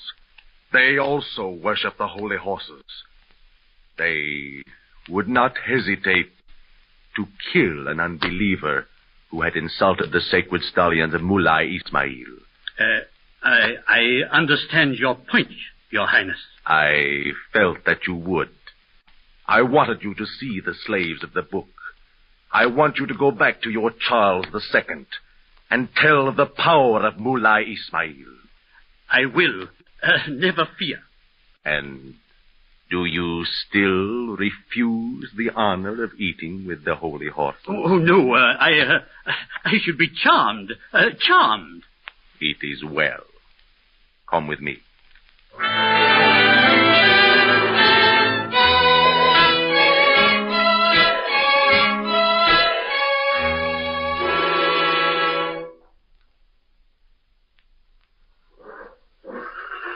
Bow your head as you enter the sacred temple, Mr. Stewart. Why, this is a stable. An Englishman would call it a stable. I call it the holy sanctum. I apologize, Your Highness. That is well. Look at them. 1,200 horses. Every one has a pedigree that goes back to the stallions of Muhammad. Their forefathers have been to Mecca. Mr. Stewart, this is my favorite. Look at him. He is shod with golden shoes. On his neck hangs an amulet blessed by the high priest. A beautiful piece of horseflesh. Look at that proud head. Will he let me stroke him? Stop! Do not touch him. How dare you, an infidel, stroke the Holy One? I'm sorry, Your Highness. You are forgiven. Especially since I have arranged to bestow upon you the honor of sharing food with him. Ah! Sacrilege! There is straw in his drinking water. You there, slave! You have desecrated the water of the Holy One. Master, I beg your forgiveness. There is no forgiveness for an insult to the stallions of Mecca. Master! Come here to me. I will kill you myself with my scimitar. No, I will not. I will not. What? You dare to disobey me? Oh, Allah. Master, forgive me. Forgive me. Master, forgive me. He rushes between the forelegs of my sacred horse. Look, Allah, be merciful to us. Forgive me, Master. The horse loves me. Look, he makes no move to strike me with his hooves. Mercy. Mercy. You are forgiven. Allah has seen fit to spare you. Thank you. Thank you, Master. Allah bless you. Allah bless you. I cannot touch a man who seeks sanctuary at the very feet of the Holy One. I can see that, Your Highness. In a moment, you and I will sit down here at the feet of the Holy Stallion. Share the milk and sweetmeats from the very trough that he uses. Share food with this horse? Yes. Here come the slaves now. Look. Within the crystal bowl, milk from the sacred mares of Ismail. Sweetmeats from my own table. All is ready now. Your Highness, Oh, Holy One, forgive me for dishonoring your sacred food with my lips. Drink first, beautiful one.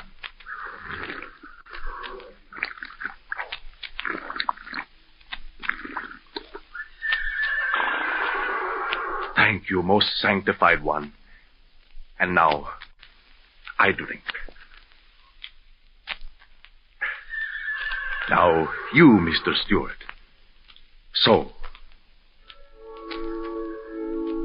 Infidel Englishman, by this token, you are allowed freedom from persecution. And even though a Christian, you will enter paradise.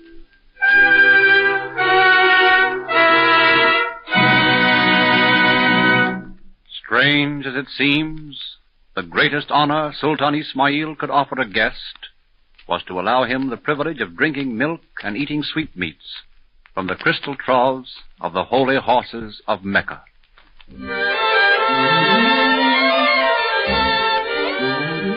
Strange are the beliefs and superstitions of bygone days. And strange as it seems, even in this enlightened 20th century, many people still live in the Dark Ages in matters concerning their health. What about you? Do you take a violent, nasty-tasting mixture when a reliable laxative is all you need? If you do, you'll be glad to know about X-Lax, because here is the pleasant, modern laxative. It tastes just like delicious chocolate.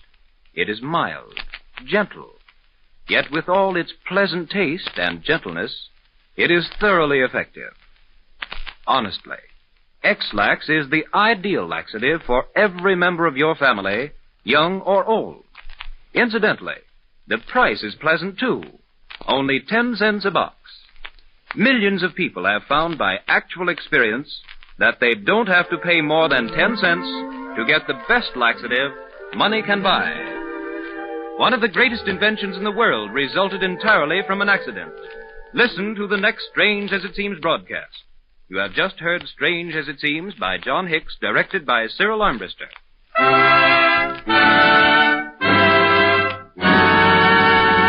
The battle between the Monitor and the Merrimac was never fought.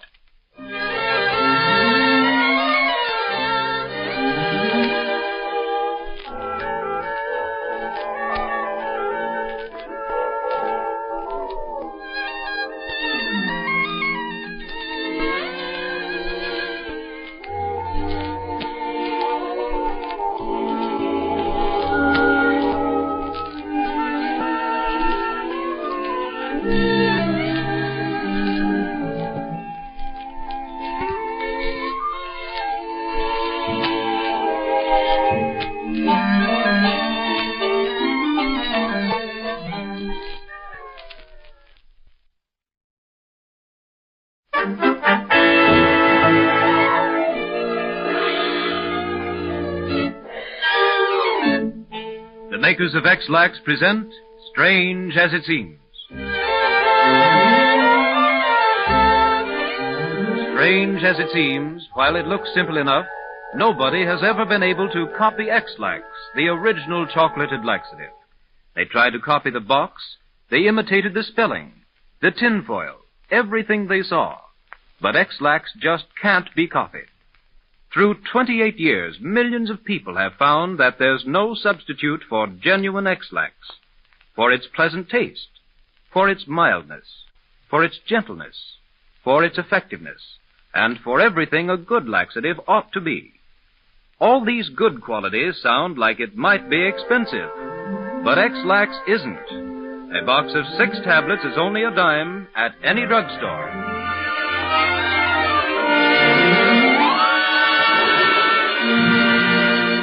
The Happy Accident. Thomas A. Edison was the father of modern electrical appliances. The Mazda lamp, the storage battery, the stock ticker, the motion picture machine, not to mention all the innumerable electrical improvements that go to make the modern factory. Only once did any of Edison's well-laid plans result in the completely unexpected. The consequences of this accident are heard literally around the world. Now go back to 1877. At present, Edison is in his workshop at Menlo Park, New Jersey, experimenting with a machine for recording Morse code telegraph characters so that they can be repeated if necessary. With him is his brilliant mechanic, John Cruzy. Take a good look at this machine, Cruzy. I may want you to make me a larger model. All right, Mr. Edison. You see, the principle is simple. The vibrations of the Morse telegraph characters have made tracings on this paper.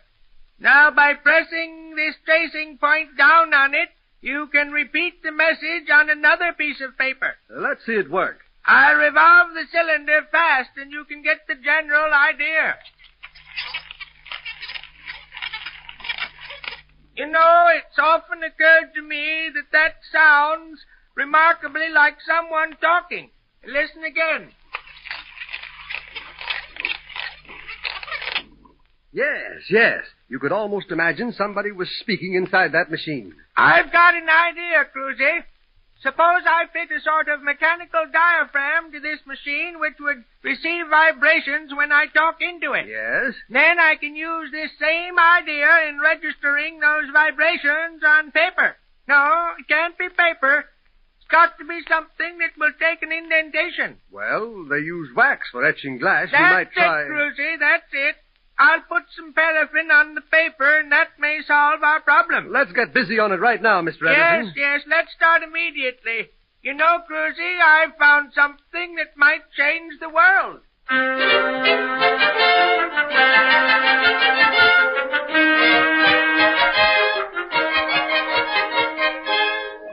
Well, we're all ready, Cruzy.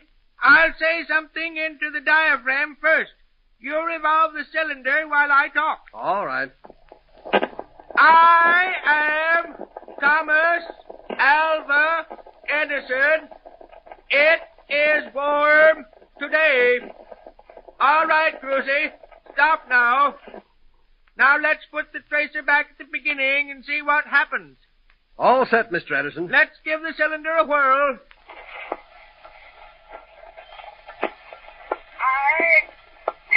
Thomas Alva Edison.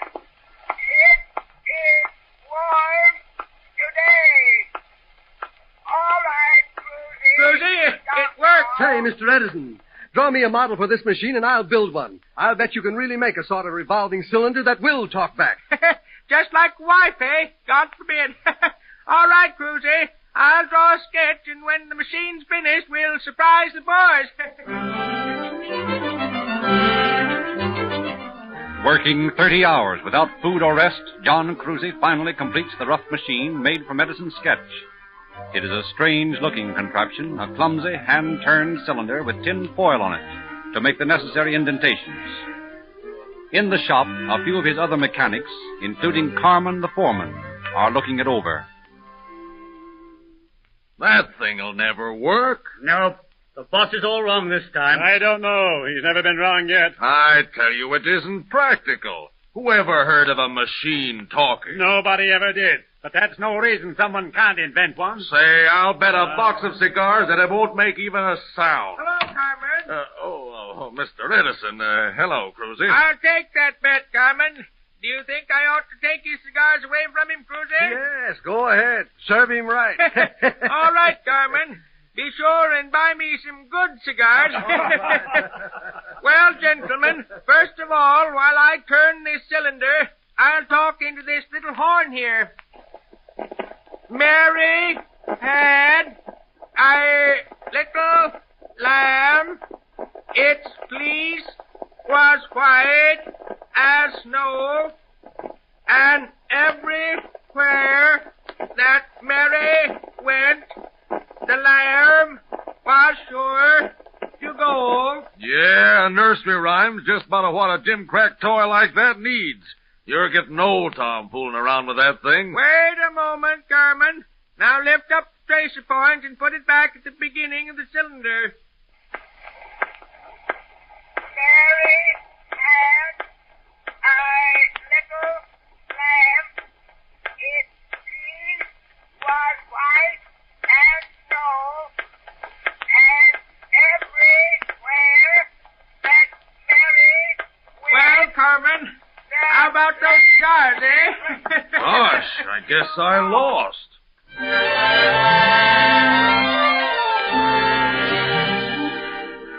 And thus it was that the phonograph was born. This first model now reposes in the South Kensington Museum in London. When asked what the future of the new toy would be, Edison replied that he felt it would be used in offices to record letters and conversations, and in other ways prophesied many of the types of recording equipment now in everyday use.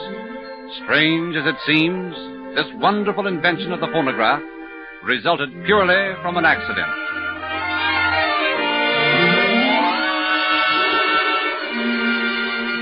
The lowdown on Hollywood.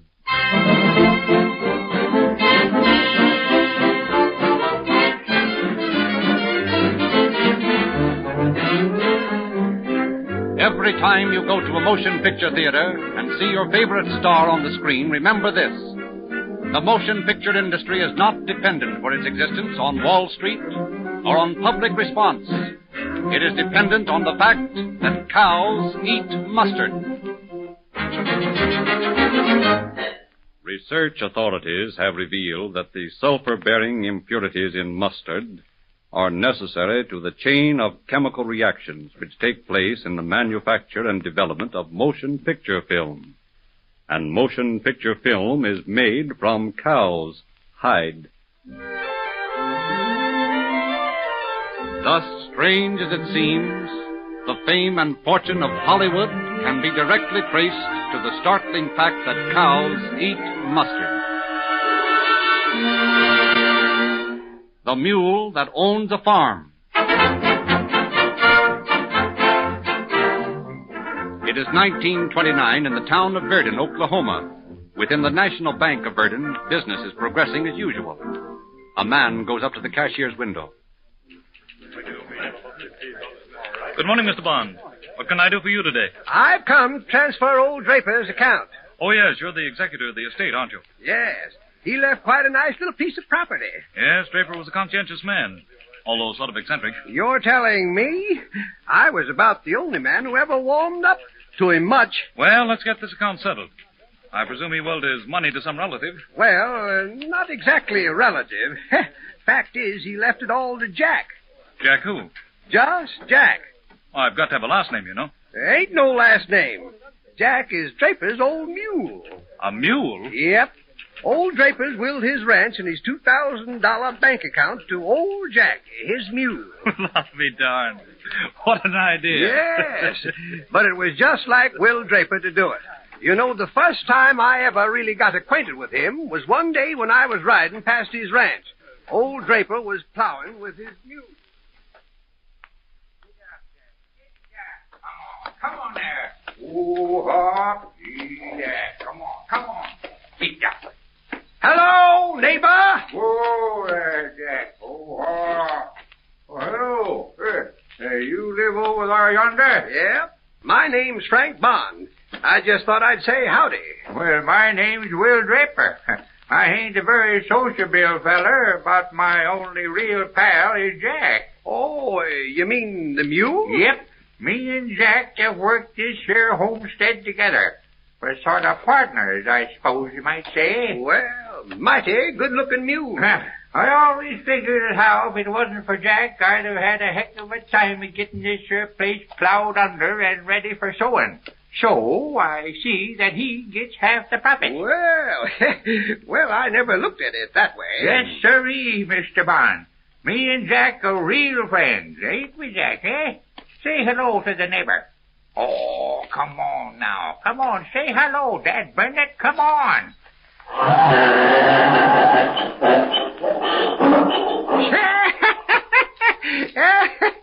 Say, did you teach him to do that? I sure did. I got kind of tired of my own voice. Well, Mr. Draper, I'd like to have you drop over some evening after work is done. The wife makes awful good elderberry wine. Oh, all right, Mr. Bond. I'll come over sometime. Goodbye. Goodbye. Get up, Jack. Get up. Come on now. Show me what you can do. It's a lot of work to do.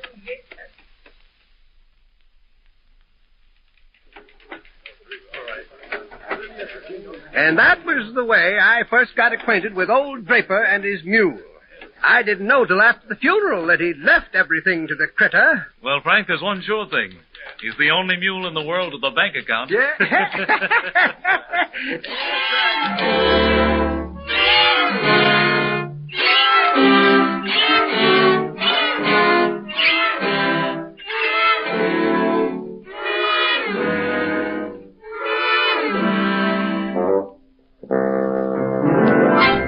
Strange as it seems, but true, in 1929, Jack, an Oklahoma mule, was the owner of a 27-acre homestead and had a $2,000 bank account. We do not know how Jack invested his savings, but trust that he used good judgment. You know, Pikes Peak is one of the highest mountains in America. Yet, if we stacked all the boxes of X-Lax sold in a single year, one on top of the other, they would tower 100 times higher than Pike's Peak. This tremendous sail did not rise up overnight like a modern skyscraper. It was built year by year for 28 years. More and more people found by actual experience that there wasn't a finer laxative than X-Lax in the world, regardless of price. And so, one told the other until today X-Lax is the largest selling laxative in all the world. And that's a record built on sheer merit. Try X-Lax. Find out for yourself how much milder it is, how much gentler, how very effective, and yet how pleasant to take. X-Lax, you know, tastes just like delicious chocolate. Write this down on your shopping list right away. A box of X-Lax. It costs only 10 cents at any drugstore. On the next Strange as It Seems broadcast, you will hear some amazing facts about Kipling's Road to Mandalay. You have just heard Strange as It Seems by John Hicks, with original music composed and conducted by Felix Mills.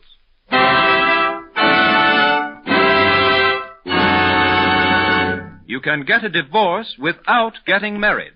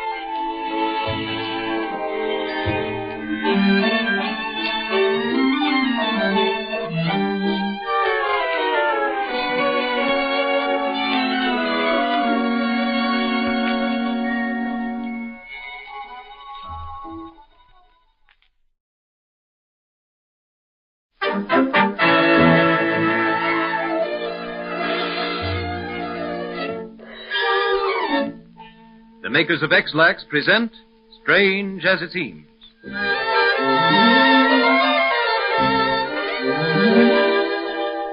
Another Strange as It Seems program brought to you by X-Lax, the original chocolated laxative. Tonight, you will hear the truth about the road to Mandalay. And here's another truth we want you to hear right now. It isn't necessary to take a harsh, nasty-tasting mixture when all you need is a good, reliable laxative. Millions of people have learned that taking a laxative can actually be pleasant. You see, X-Lax tastes just like delicious chocolate. But taste is only one of its virtues. Its mildness, gentleness, its effectiveness make it the perfect laxative. Incidentally, the price is a pleasure, too, since X-Lax costs only 10 cents a box.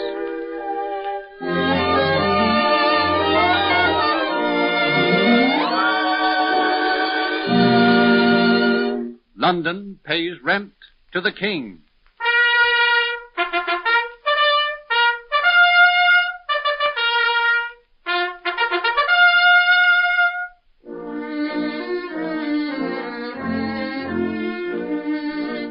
London, the largest city in the world, is tied to her glorious past by the bonds of tradition. The roots of London are so deeply embedded in traditional customs that the simplest action is preceded by pageantry dating back to medieval times.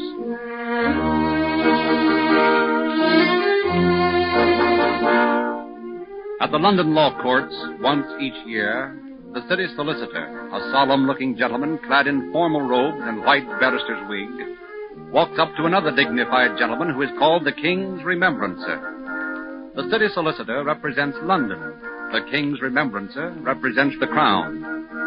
In his hands, the solicitor carries a large tray on which is piled a hatchet, a bill hook, some horseshoes, and several horseshoe nails. This motley assortment is accepted by the King's Remembrancer. After a formal exchange of bows, the city solicitor walks solemnly away once more.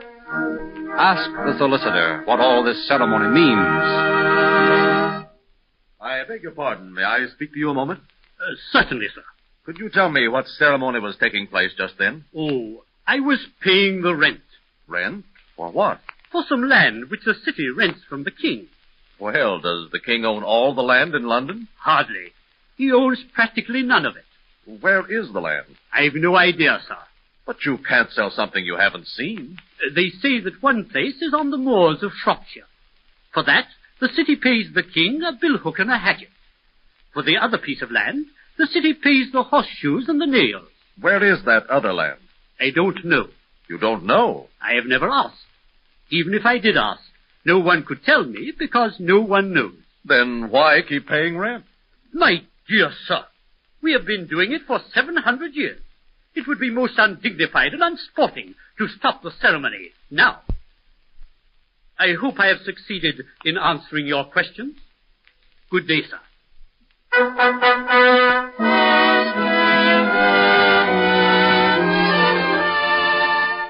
Strange as it seems, such a ceremony actually takes place every year in London. Whether the dignified members of the transaction appreciate its humor is not known. The road to Mandalay.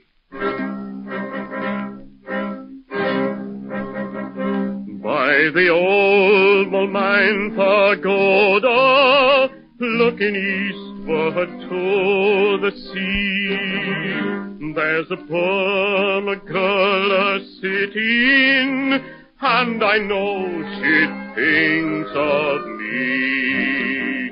For the wind is in the palm trees, and the temple bells they say, come you back, you British soldier, come you back to Mandalay, come you back to Mandalay, come you back to Mandalay, where the old blows still lay. Can't you hear their paddles sunken from Rangoon to Mandalay? On the road to Mandalay, where the flying fishes play, and the dawn comes up like thunder out of China.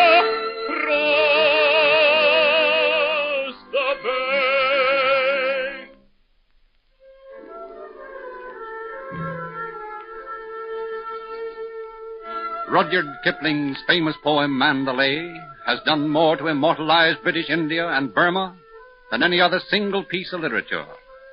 It is Kipling who has woven a net of romance and glamour around the old Mulmine Pagoda looking eastward to the sea, who has put the breath of life into the age-old love story of the soldier and his golden-skinned Burma girl who is waiting for him. How many of us are not thrilled when we hear his stirring words, "The dawn comes up like thunder out of China across the bay."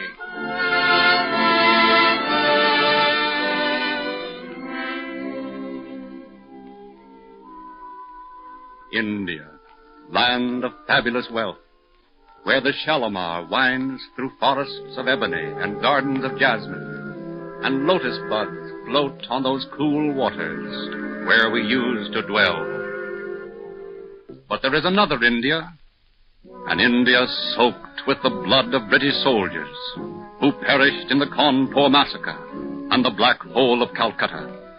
This is the land where the best is like the worst, where there ain't no 10 commandments and a man can raise a thirst.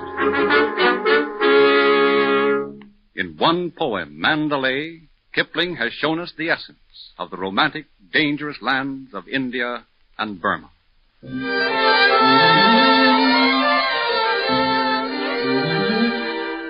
But strange as it seems, the flying fishes do not play on the road to Mandalay, as it is 200 miles away from the sea. The old Mulmine Pagoda does not look eastward to the sea, as it is many leagues from Mandalay. Dawns coming out of the Indian Ocean could not possibly come out of China across the bay, as China lies to the north. The fatal roulette game.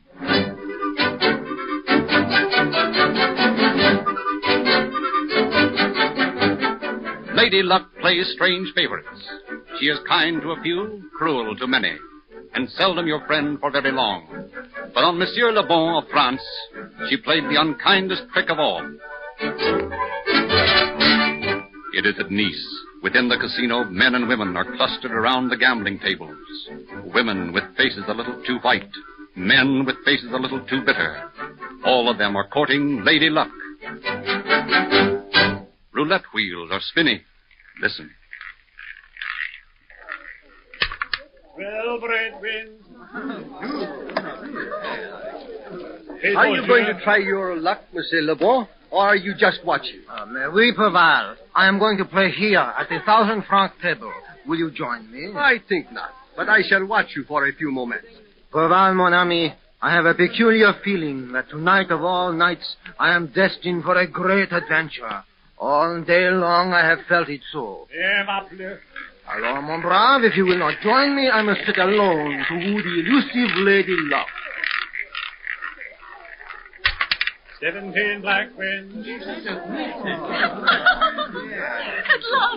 At last, 17 has won. At last. And you fool, you did not play it. Yes, 17 has won, just as I had despaired of it. Eh bien, since you have no more money, monsieur, hail and farewell. Wait, monsieur. Pardon, madame. If you will remove your fur, I could sit here. Oh, bonsoir. I shall be glad to move my fur, monsieur. Sit down, monsieur. Sit down. Thank you, madame. I suggest you place your counter on number 17, monsieur. If you win, you will have both money and the lady. Goodbye. Well, Le Bon, why not try your luck on 17? Oh, eh bien, why not? I will do so. On number 17, she goes. Bien, va plus. Ah, thank you, monsieur. I bring you good luck.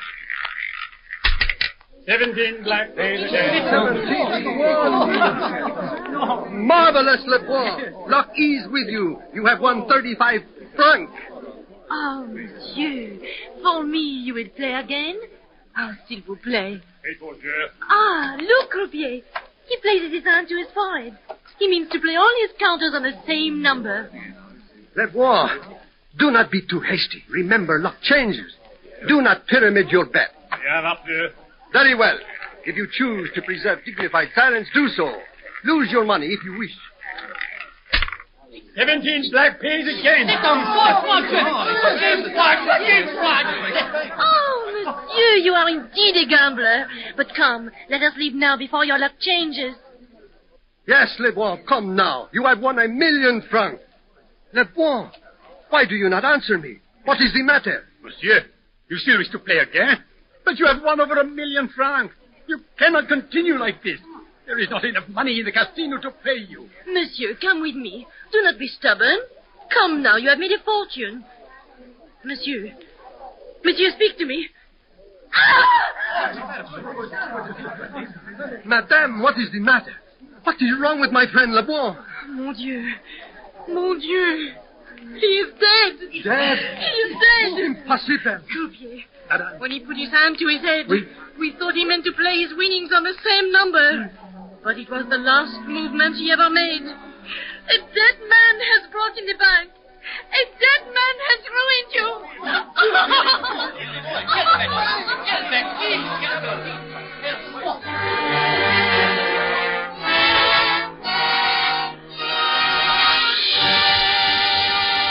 Strange as it seems, but true. A dead man won over 1,000,000 francs at a gaming table in Nice. The casino refused to pay. His widow filed suit, saying that his heirs should receive the money. Who was right, the casino or the dead man's widow?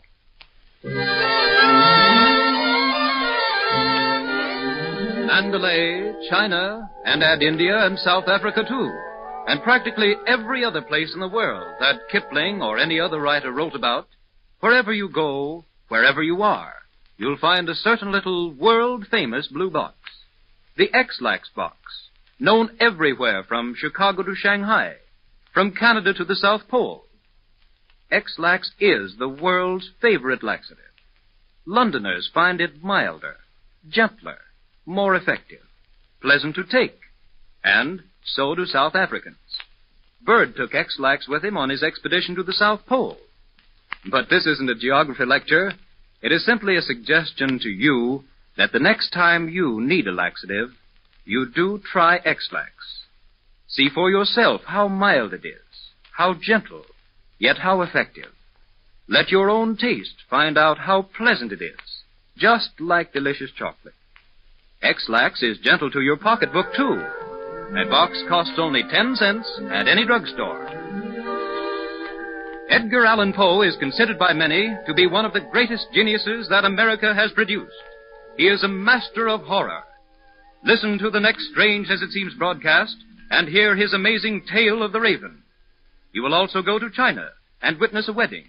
There is nothing strange about a wedding, but in this case, you see a lovely little Chinese girl married to a rooster. You have just heard Strange as It Seems by John Hicks, directed by Cyril Armbruster.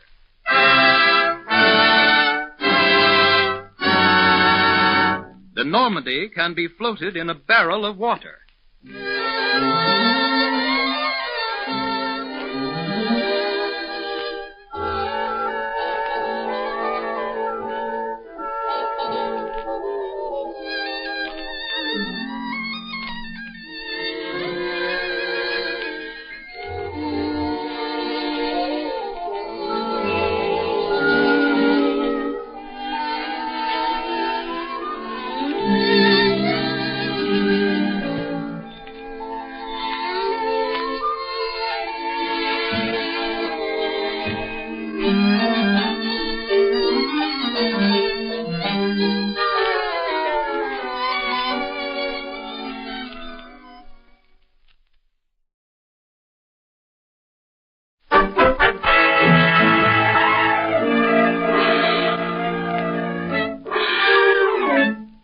The makers of X-Lax present Strange as It Seems. Strange drama from the far places of the world, or from just around the corner. Strange facts about the names from the headlines or the people next door. From the Appian Way or the Rue de la Paix, presented twice each week by the makers of X-Lax, the original chocolated laxative. Think back to the last time you took a laxative. Was it a harsh, nasty-tasting concoction? Did you rebel against it? Well, you ought to find out about X-Lax. It's as effective as anything you may take, yet it is mild and gentle, and its taste is so pleasant, just like delicious chocolate. Don't punish yourself with unpleasant, old-fashioned remedies. Step into your nearest drugstore and ask for a box of X-Lax. Incidentally, the price is pleasant, too. Only 10 cents a box. The Tale of the Raven.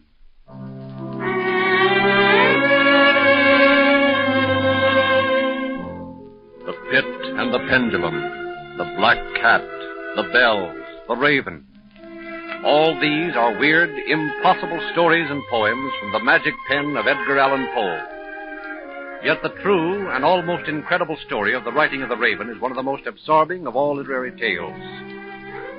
Poe had two supreme passions in his life, poetry and his love for his invalid wife, Virginia. In 1844, he lived outside New York at what is now 84th Street and Broadway. In order to keep body and soul together, he finally took a job working on the Evening Mirror, a popular newspaper of the time.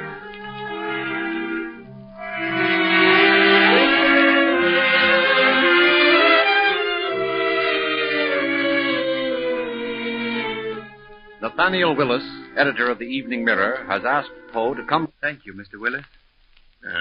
How is your wife? Much better. She has coughed very little the past week. Her mother and I are beginning to hope a little. Yeah, glad to hear it. Have you read The Raven? Yes, that's why I called you in here. Could you use it, Mr. Willis? It's a remarkable thing, Edgar. Remarkable. I've never read such a poem before. Never. Well, you see, I had a plan worked out beforehand.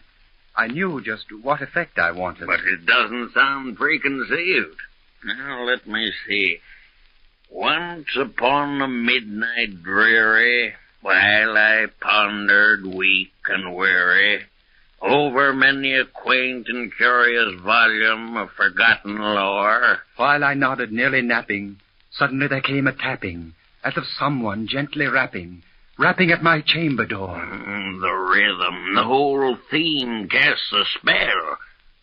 How did you get the idea in the first place? Well, first I said to myself, beauty is necessary to poetry. So I decided to write of beauty. Yet fundamentally there is something sad about beauty, so I knew I must write a melancholy poem. What is the most melancholy word in all the world? I never thought, well, let me see. Well, I suppose, goodbye. No, it is not goodbye. It is nevermore. Nevermore. You see, it even sounds dreary. Now, what could keep saying over and over one word, nevermore? Not a man. It must be something like a parrot, incapable of knowing what the word means. But a parrot is not sad. A raven is. Hence I come to the raven. Why, it's amazing. Quoth the raven, nevermore. Over and over he says it, until peace is banished forever from the bereaved lover, mourning for his lost Lenore. And so that is how you came to write The Raven. Mr. Willis, please publish it. You won't regret it. Why, of course I'll publish it, my dear Poe. Oh, thank you. And what's more, I'll pay you for it. Oh, that is even more than I bargained for. You can expect $10 extra at the end of the month. Oh, thank you, sir. It will be a great help to us. Thank you. Strange as it seems, Edgar Allan Poe received only $10 for The Raven, one of the immortal poems of the world. Its appearance in the Evening Mirror made paper, publisher, and poet famous. Now, the original manuscript of The Raven is valued at $200,000. The Rooster Bridegroom. How would you like to be married to a rooster with a 10-foot tail? The Chinese have many customs strange to the Western world. Here is a true story of one of the most amazing ceremonies ever held in any country. It is 1928 in Canton, China. At the home of Ching Wu, dignified Chinese merchant, Lai Po Tung is paying a farewell visit to his best friend, Ching Wu.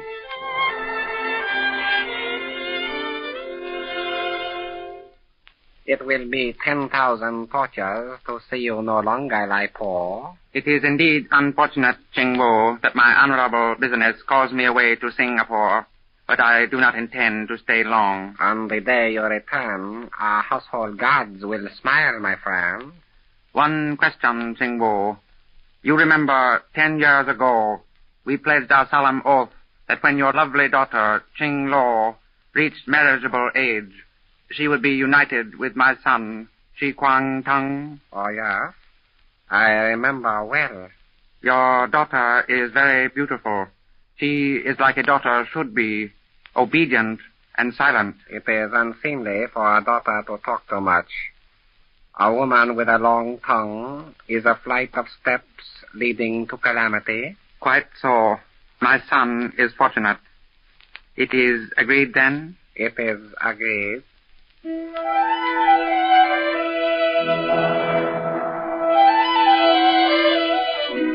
But fate steps in. The business takes longer than Lai Po had planned, and 5 years pass. Then comes the news from Singapore that he is dead. His 17-year-old son, Shi Kwang Tung, is left to manage the business affairs. Another year passes. Ching Lo, now reached 18, is ready for marriage, but her bridegroom is in Singapore. So Ching Wu sends a letter to the boy composed of only one sentence. The time has come. The next day, Ching Wu is seated in his garden with his pretty daughter, Ching Lo. A telegram arrives.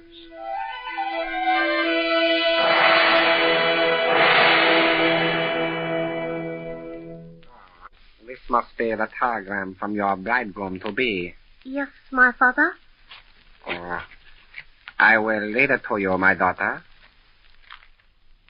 Honorable Sir, obedient to the wish of my revered father, my dearest desire is to claim Ching Lo for my own. But a great fortune depends on my presence in Singapore.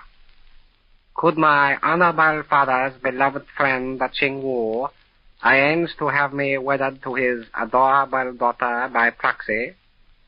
Hoping this reaches you and your respected family in the sunshine of good health and fortune, I remain Shi Kwang Tong.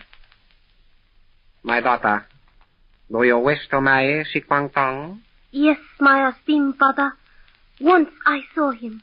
He is very handsome. It is most unseemly for a young girl to look upon the face of her husband-to-be. I only glanced through the shutters. He was in this garden talking to you.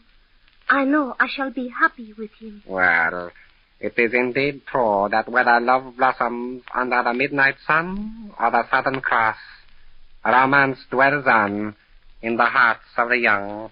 Whenever you are ready, father, I will be also.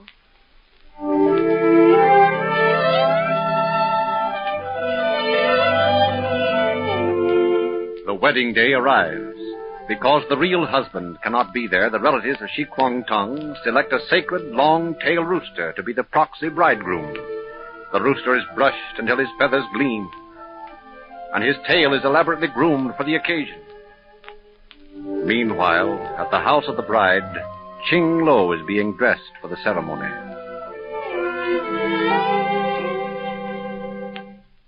Ah, Ching Lo, you are beautiful as is the lily. Thank you, my mother. And now, the headdress. Ah.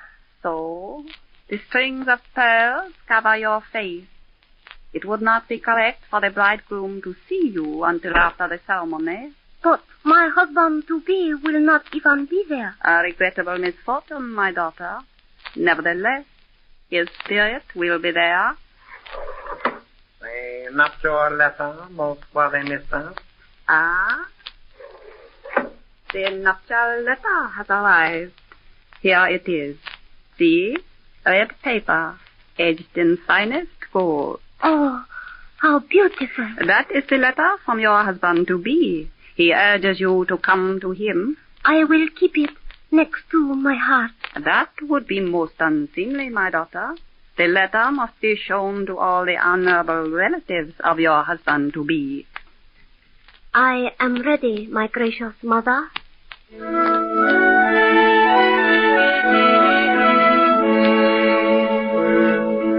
When Ching Lo arrives at her bridegroom's house, she is carried in on the back of a servant. There the best man, the relatives of both families, and most important, the rooster bridegroom is awaiting her. As is the custom, the bridegroom sits on a stool before the altar. Ching Lo prostrates herself before the rooster, who looks at her coldly out of one eye. All during the lengthy ceremony, Ching Lo eats an apple. This symbolizes that she is happy. Eventually, the indignant rooster is placed on a table before an incense pot. Ching Lo takes her place beside him. Then an old priest drops endless slips of perfumed papers one by one into the incense pot. These are inscribed with good wishes from those invited to the wedding. At last, the nuptial wine is drunk together. The rooster does not wish to drink, so they tilt back his head and force a few drops down his throat. After the ceremony, the bride and bridegroom go to the wedding feast, where the groom distinguishes himself by pecking at his bride's gown and crowing frequently. At the end of the banquet, Ching Lo, the radiant bride, leaves by boat for Singapore to meet her real husband.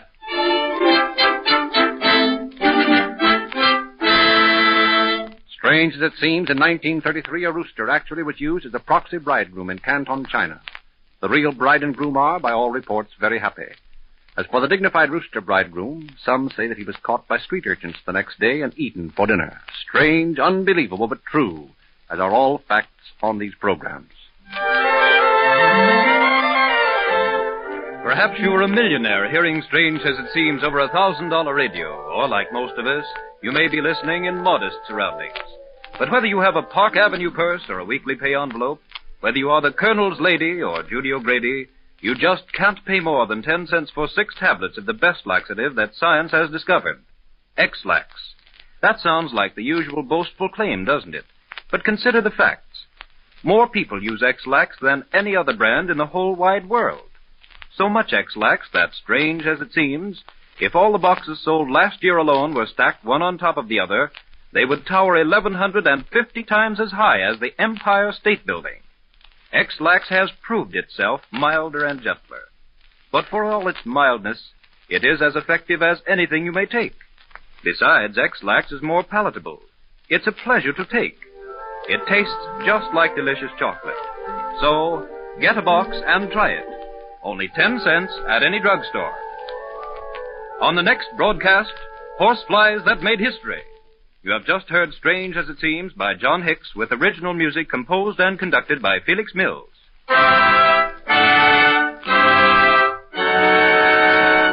There is no buffalo on the buffalo nickel.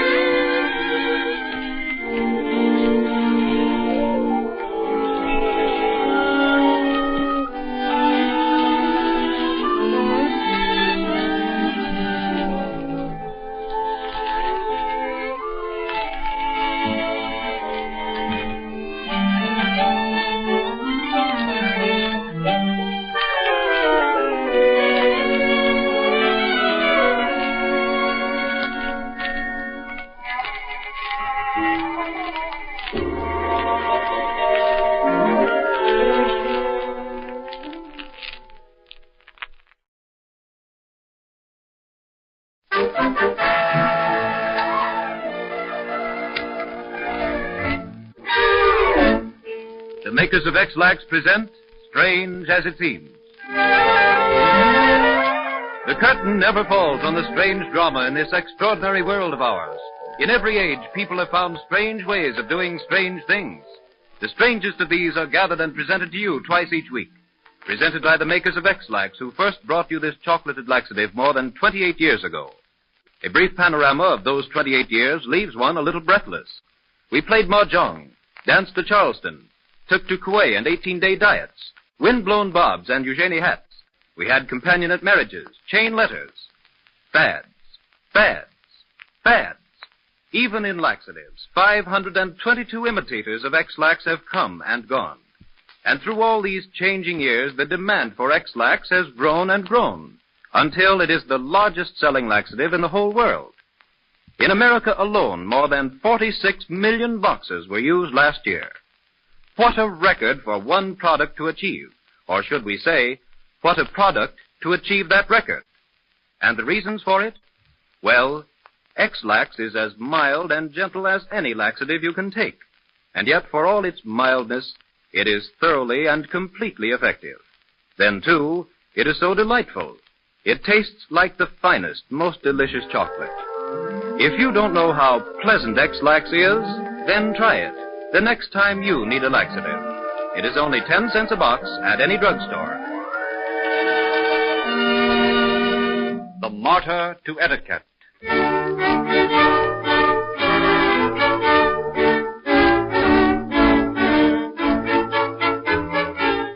Social customs have grown so informal, it seems impossible that there was once a time when two coaches would block a narrow road all day long rather than allow one to pass the other.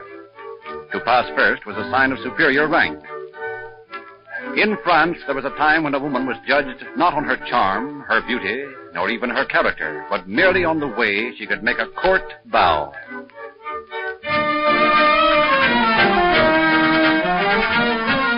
But Spain was the worst offender.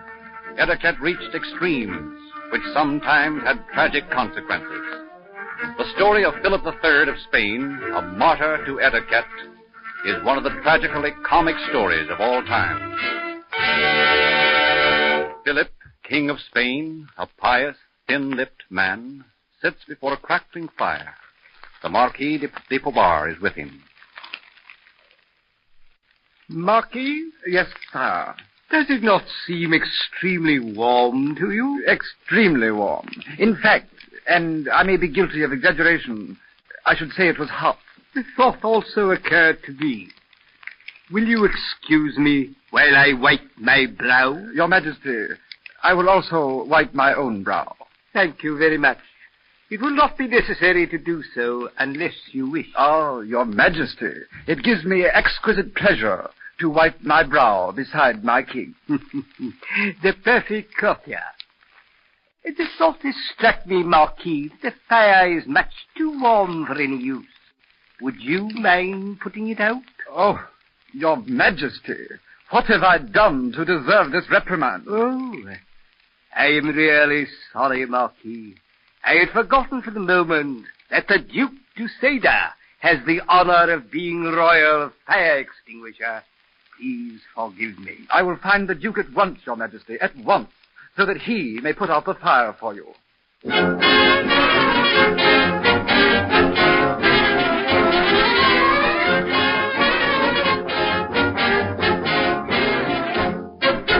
Your Highness, Duchess du Seda. Yes, Marquis? Could you tell me where I might find the Duke? He is not here in the palace. What?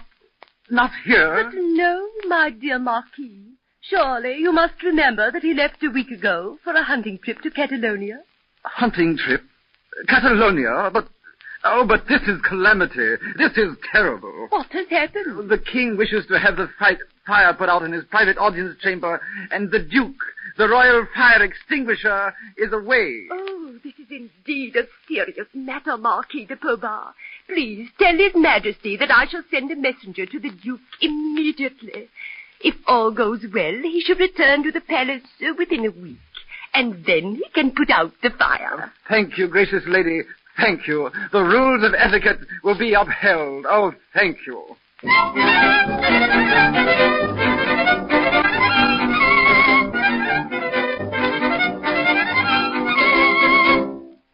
Your Majesty, I have bad news. Oh, what is the matter? Where is the Duke du Seda? Do you wish your king to roast to death before this fire? 1,000 apologies, sir, but the Duke is on a hunting trip. But I beg of you, how is the fire to be put out? The Duchess has sent a messenger post-haste. The Duke will return as soon as possible. Then I will have to remain before this blazing furnace until he returns. Your Majesty, I know it is a disgraceful suggestion, but I assure you that only 3 of us would need to know. You and the Duchess and myself. Are you by any chance suggesting that I leave the fire? As I said, Your Majesty, circumstances being as they are, no one would need to know that you had ever sat here in the first place. You could merely leave and the fire would eventually die out. You imply a scandalous idea, Marquis de Beaubar. Do you think for one moment that the King of Spain will give way to a fire? Never! I will sit before the blaze until it dies out, or until the Duke du Seda returns from Catalonia and puts it out for me. But, Your Majesty, you will catch a fever, or worse, die of a chill. Possibly, Marquis, possibly. But at least no one can say that Philip of Spain betrayed the rules of etiquette. Strange as it seems, Philip III of Spain actually did swelter before the fire so long that he caught a fever, then contracted pneumonia and died. The court thought it a pity, but it never occurred to them to consider it ridiculous. The storm that saved an empire.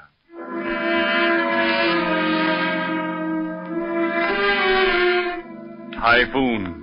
The strange, dead air that precedes the cataclysm. The abrupt fall of the barometer. Then the sudden rise. The lurid skies hanging blood-red over the palpitating earth. The increased ocean swell, and in the distance, the ever-approaching darkness, which whips the water into a frenzy, tears trees out of the earth, hurls ships into the air, and buries them under mountains of water. That is the typhoon.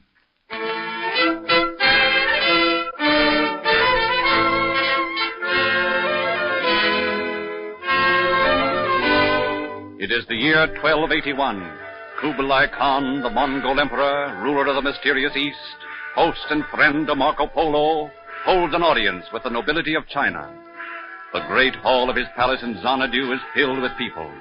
Then the bronze doors slowly open.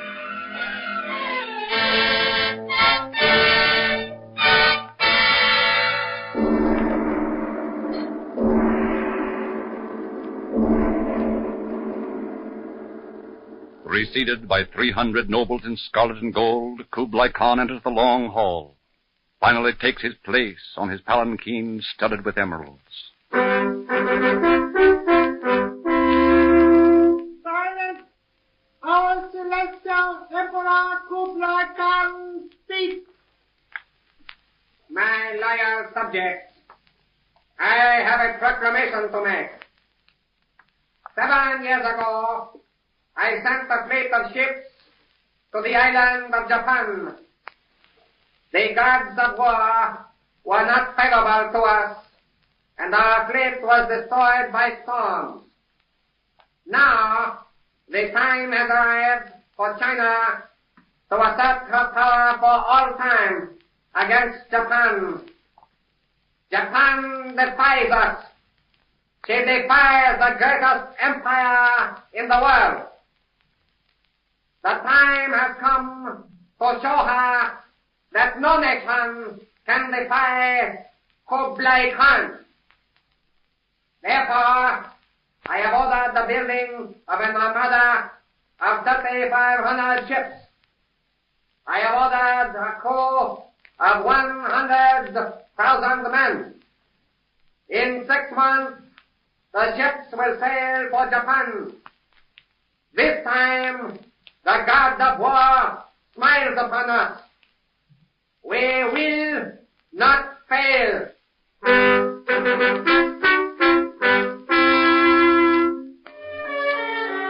The gigantic armada sets sail from China in 2 divisions, one from the Yangtze River, the other from Korea. At last they meet at the appointed spot off the coast of Japan. The commander of the fleet, the noble Jing Sung, prays before the altar of the war god Zinga.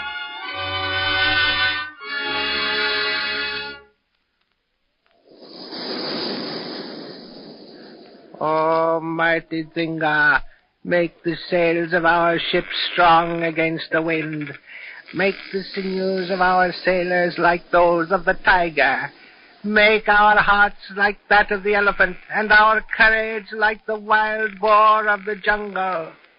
Do this for us, Zinga. Do this for us.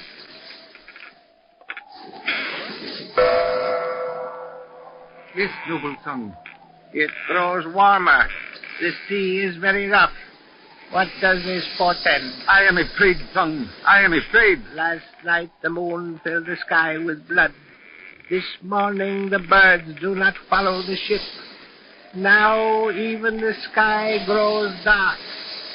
But I have gained strength from Zinga. This time we cannot fail. The waters grow very rough, son. Come out on deck and see for yourself. The devil winds are singing in my ears. Very well. I will follow you.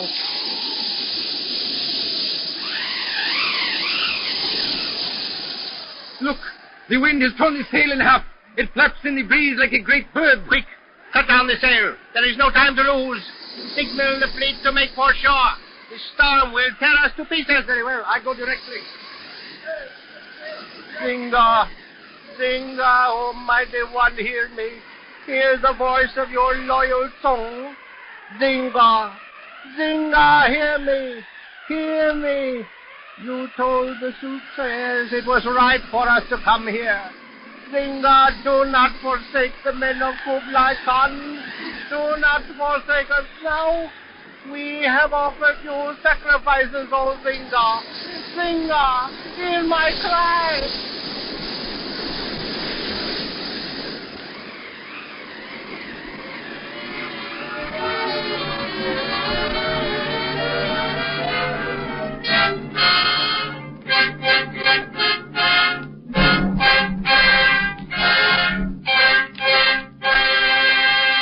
And thus it was that Japan was saved from the all-powerful Mongols who never attempted to conquer Japan again. 3,500 ships were destroyed, almost 100,000 men. The few survivors were killed by the Japanese. Were it not for the typhoon, the history of the world might be very different. Strange as it seems, a typhoon on July 17, 1281, saved the Japanese Empire from destruction by the great fleet of Kublai Khan of China. Strange, isn't it, how tastes can differ in one family? Brother Bill won't eat carrots. Mother pretends that spinach doesn't agree with her. Dad likes his coffee strong. And if she could get it, young Peggy would eat ice cream for breakfast. Your family undoubtedly presents the same sort of problem. But there is one thing that all the members of the family seem to agree on, and that is X-Lax as the family laxative. X-Lax is such a treat to take. It tastes like the finest, most delicious chocolate. But, and this is important, as kind as X-Lax is to your taste, it is kinder to your system. It is so mild and gentle you hardly know you have taken a laxative. But for all its mildness, it is completely and thoroughly effective. So when you or any member of your family need a laxative, try X-Lax and find out for yourself how delightful, how pleasant it is. The price is pleasant, too. Just 10 cents a box at any drugstore. You have just heard Strange as It Seems by John Hicks, directed by Cyril Armbruster. Hong Kong is not a Chinese city.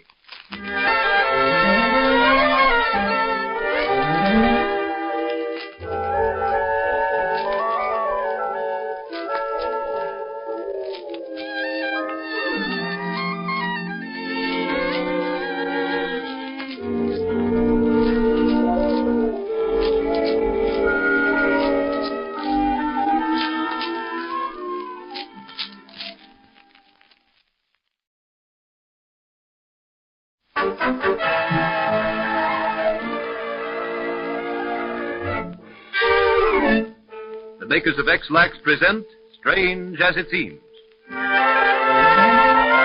Before we begin tonight's strange adventures, the Devil Tracks of Devonshire, and the strange story of an anthem, we want to read an open letter to Mr. John J. Millionaire. Dear Sir, you're listening to this program in the living room of your beautiful house. You're surrounded by luxurious furniture.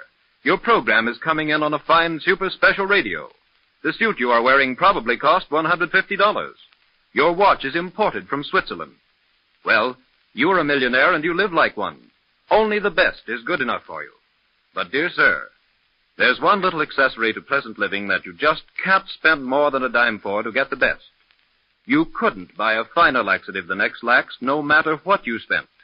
You couldn't buy one that's milder or gentler, or more thoroughly effective, or more pleasant to take. X-Lax is made with scrupulous care by men who know how. They've been making X-Lax for 28 years.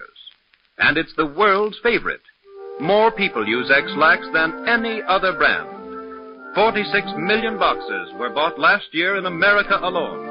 So, thank you for your kind attention. And now, on with the show.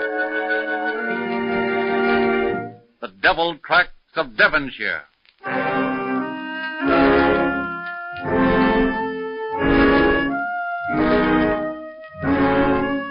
February 8, 1855.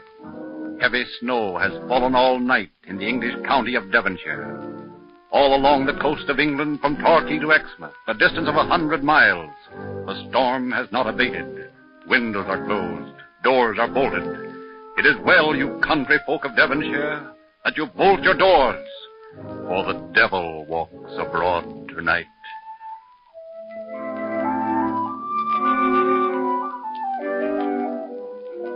In the cottage of Giles Hobson, the first streaks of dawn appear on the wooden floor. Giles yawns, opens his eyes. He turns to his wife. Emmy, sleep well? No, I scarce slept at all for the dreams I had. What sort of dreams? I dreamed that I heard footsteps outside the window. I was afeard for the children, so I got up and went over to their bed. And then I looked out of the window. Did you see anything? Yes, Giles. I saw what looked like a large goat. A goat? Yes. He was standing on his hind legs. As soon as I saw him, he ran. I saw him go over by the hayrick. A goat's nothing to be afeard of. It wasn't an ordinary goat, Giles. He smiled when I looked at his face. I didn't like that smile. It was just a dream, Emmy. I do not like such dreams. Oh, well, I must be up. Ooh, 'tis bitter cold. Hand me the blanket, Giles. Look, the snow has sifted in again, there on the floor under the window. I must wipe it up before it melts. Giles! What's the matter, Emmy? Look, here, Giles! Footmarks. Here in the snow. On the floor. My footmarks! Emmy, you didn't dream that dream. What was it I saw, Giles? I'll go outside. If it's a goat, there'll be hoof marks in the snow. I'm afraid to let you go alone. Hurry then. Come on, let's get out of here quickly. Oh, it is cold out here. Everything covered with snow. Emmy, look.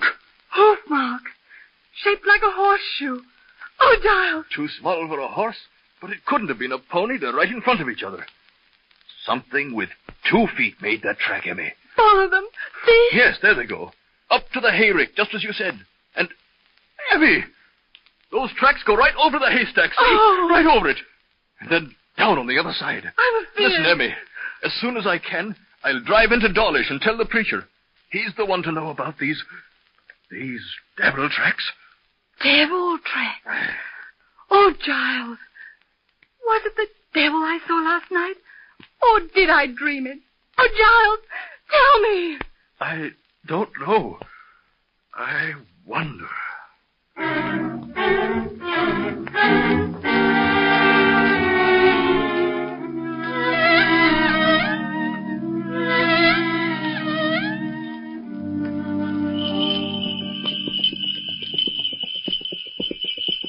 Get along, Mel.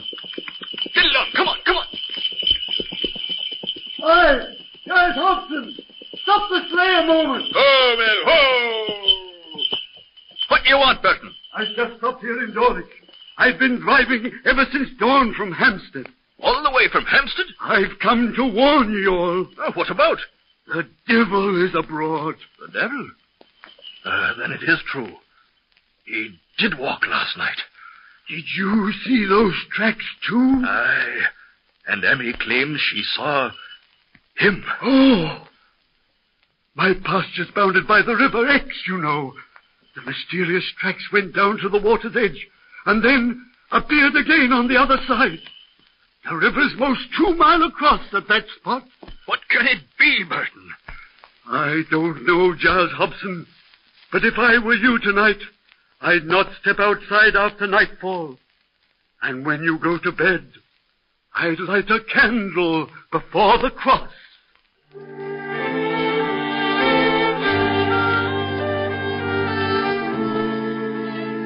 Strange as it seems, in 1855 these mysterious tracks wandered for over 100 miles along the English coast of Devonshire.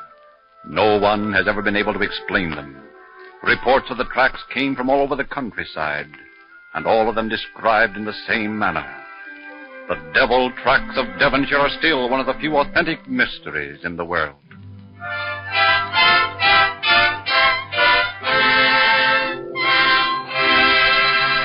The ironic anthem.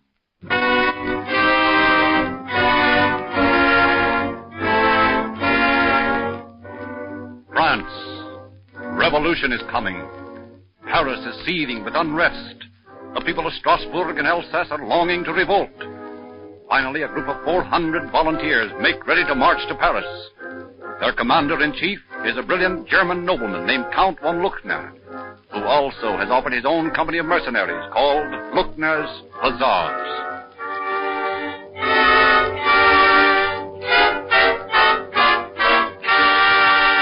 A banquet is about to be given in honor of the departing soldiers. The mayor of Strasbourg speaks with a young French officer. Your name is Rouget de Lille? Oui, monsieur. Splendid. Count von Luckner told me about you. Oh, that is indeed an honor. He said you spent more time dashing off songs for the soldiers than you did in fighting. Well, Do not worry. He meant it as a compliment. He is right. I do enjoy writing music. Eh bien. Tonight, as you know, the city of Strasbourg gives a banquet in von Luckner's honor. We want you to write a marching song. Who knows? If it were stirring enough, it might get us extra volunteers. I will do my best. But it's rather short notice. Don't spend much time. Just dash off something with a swing to it. Très bien. I will do so, monsieur.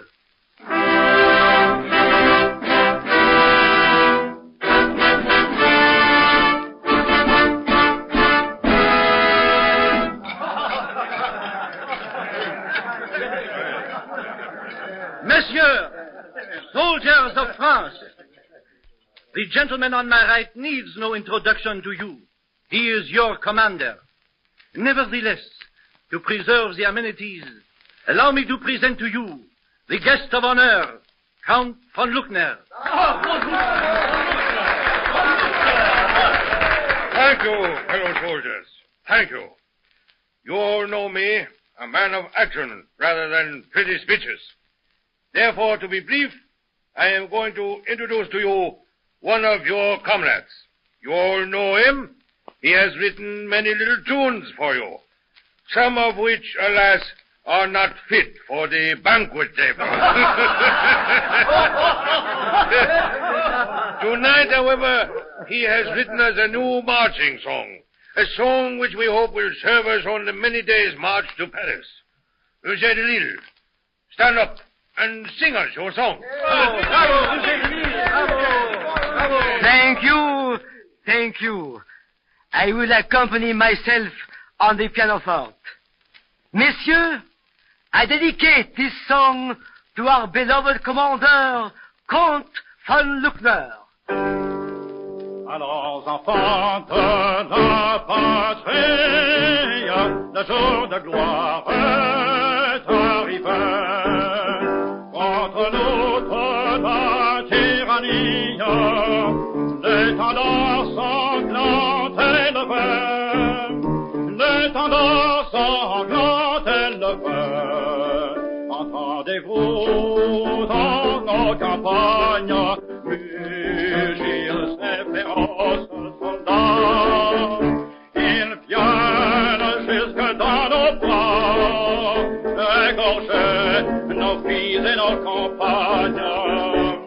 Aux hommes citoyens, formez nos bataillons, marchons, marchons, quand sans qu'un peu, après nos sillons.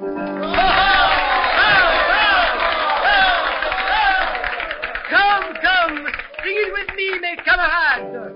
Aux hommes citoyens, formez vos bataillons, marchons, marchons, comme ça qu'un peu, après l'océan.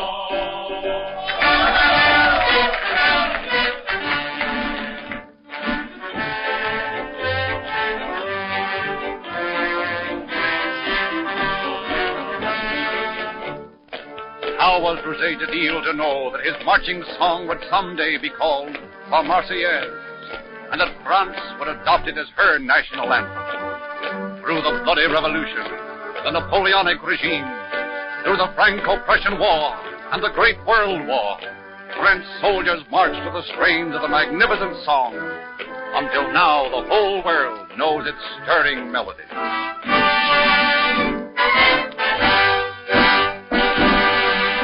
Strange as it seems, but true, La Marseillaise, considered by many to be one of the finest national anthems in the world, was dedicated to a German.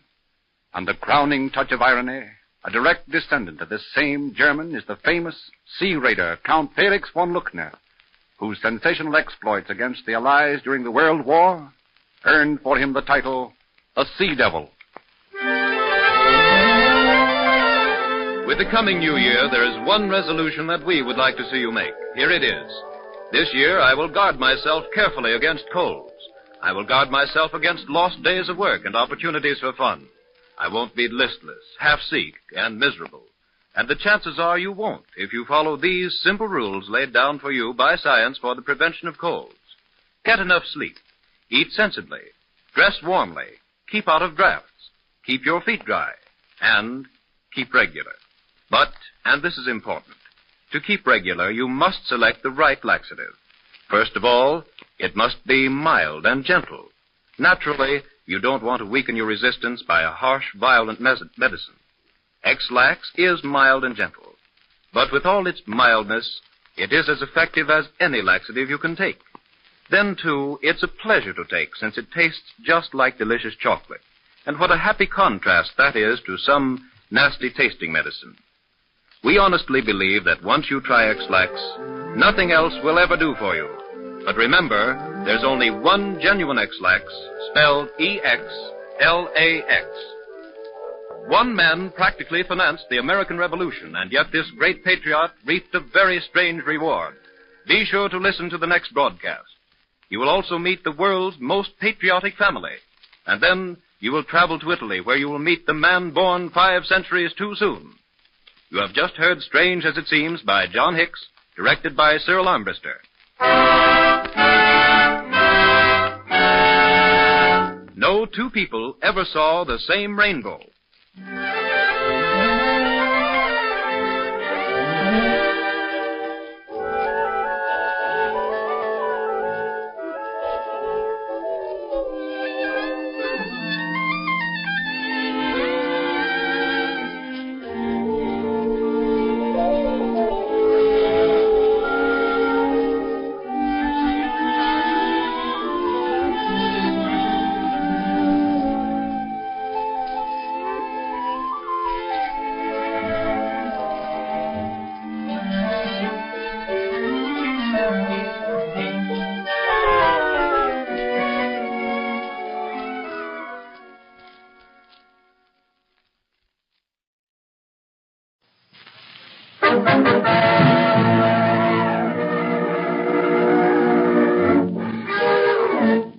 The makers of X-Lax present Strange as It Seems.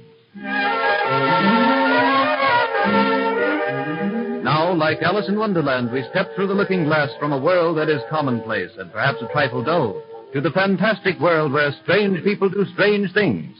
The strangest of these are presented to you twice each week by the makers of X-Lax, the original chocolate laxative. The laxative, by the way, which is overwhelmingly the world's favorite. The laxative that far outsells every other brand by a very generous margin. Why, in America alone, more than 46 million boxes of X-Lax were used last year.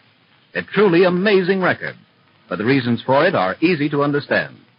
X-Lax is so mild and so gentle that you hardly know you have taken a laxative.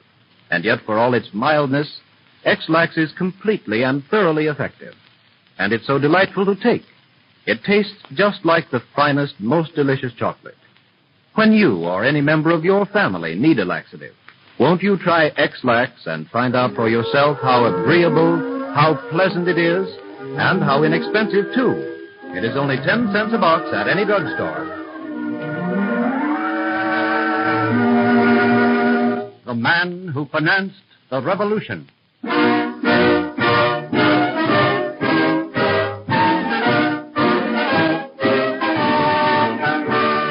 The United States was born through the efforts of a handful of men and women who put love of country above every other desire. But did they always receive a just reward? It is 1781. In Philadelphia, Robert Morris, wealthy merchant and patriot, and one of the signers of the Declaration of Independence, is talking with General George Washington.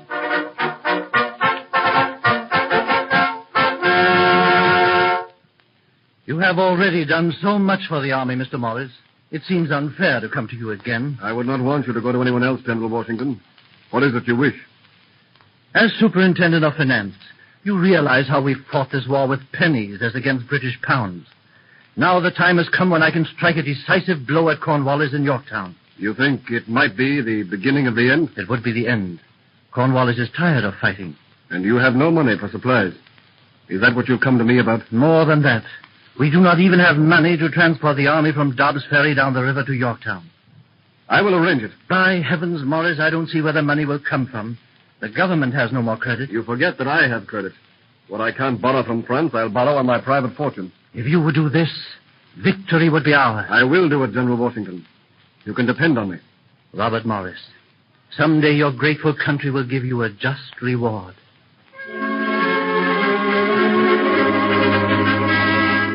Because of Morris' financial aid, the War of Independence comes to a victorious conclusion. Morris remains at the financial helm of the government during the trying years immediately following the war. At last, he is offered the secretaryship of the Treasury, but suggests Alexander Hamilton in his place. Morris retires to private life. Then, one day, in 1798... Come in. Morris. Oh, good evening, Hamilton. I've heard the dreadful news. Yes? I can't understand it. I did not know you were in financial trouble. Didn't you? It's been coming on for several months. But bankruptcy, surely things aren't that bad. I'm afraid they are, Alec. But how did it happen? Well, a few years ago, I began investing my money in Western land development. Unfortunately, things haven't worked out as I'd hoped, that's all. But, Bob, something must be done. I don't want to see you thrown into debtor's prison. I'm a bankrupt, Alec. Bankrupts go to prison. There won't be any exception in my case. When do you go to the court? Tomorrow morning. Well, Hamilton, life has sudden changes. That's one thing that keeps it from becoming monotonous. Listen to me, Robert Morris. I'm going to use every bit of influence I possess to change the bankruptcy laws of this country. A man like you in debtor's prison. Because you loved your country too well to see her penniless. Why, it's an outrage. Oh, my friends, someday you will see justice done you.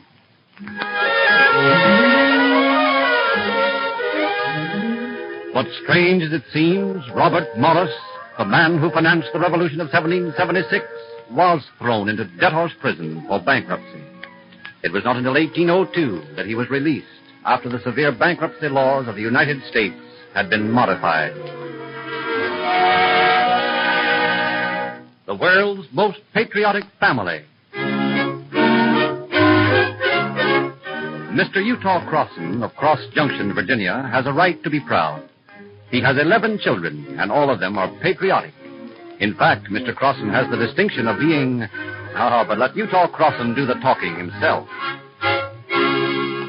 Hello, folks.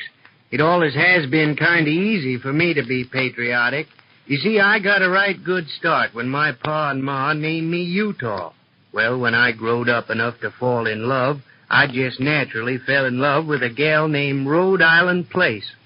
When me and her went to get our license, the clerk was so taken by the fact that Miss Rhode Island Place was going to up and get hitched to a fella named Utah Crossan that he done give us the license without asking a cent for it.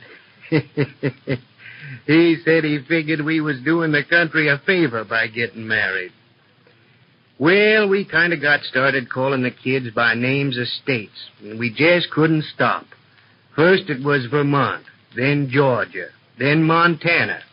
When one of our girls was born, my wife, she kind of hankered after naming her Rosemary, but I thought she'd most likely regret it, so I went ahead and named the baby Minnesota. Well, sir, after that it just came natural. The rest of the kids are named Kansas, Oklahoma, Virginia, Maryland, Florida, and Tennessee. We're sort of a geographical family, ain't we, folks?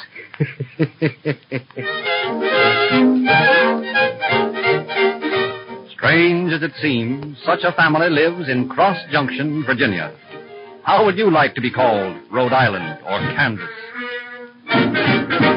The man born 5 centuries too soon.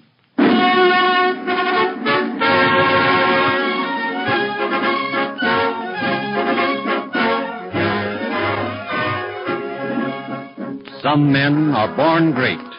Such was Leonardo da Vinci. He has come down to us as the painter of the immortal Last Supper and the famous Mona Lisa. And yet Leonardo was not content to be only a painter. He wished to know everything in the world. And in many cases he came very close to complete knowledge. The list of his discoveries and near discoveries would fill a large manuscript. It is 1519. Near the end of this great man's amazing life. He is living in France under the patronage of the brilliant French king, Francis I. Occasionally, Francis gallops to Leonardo's chateau for a short visit. Leonardo. Oh, I wanted to see you, Your Majesty. Last night I dreamed that you had left me to return to Florence. Perhaps you felt my soul as it brushed past you on soft wings. You're not happy here in France? Yes, I am happy.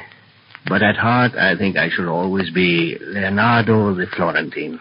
Oh, I see that I'm disturbing you. You were busy writing. No, I'm quite finished. I was glancing over these papers. Here I have placed all of my random thoughts, problems, hopes, and doubts. Leonardo, tell me something. What do you wish, sire? Of all the things written in there, what has fascinated you the most? What things do you long most to solve, to know? I think the thing I desire most is to fly. To fly?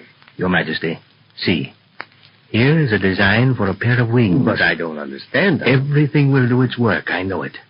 In fact, I have tried it once or twice. But there is one thing lacking. I cannot find a force with which to move those wings. Man cannot fly. Ah, but there you are wrong, sire. Someday man will fly when he has found the force to move those great wings. Ah, there are so many things just beyond my grasp. For instance, I have traced out all the skeleton of the body. I know where every bone should go. I even know more than that. I know that the blood is not stationary in the veins.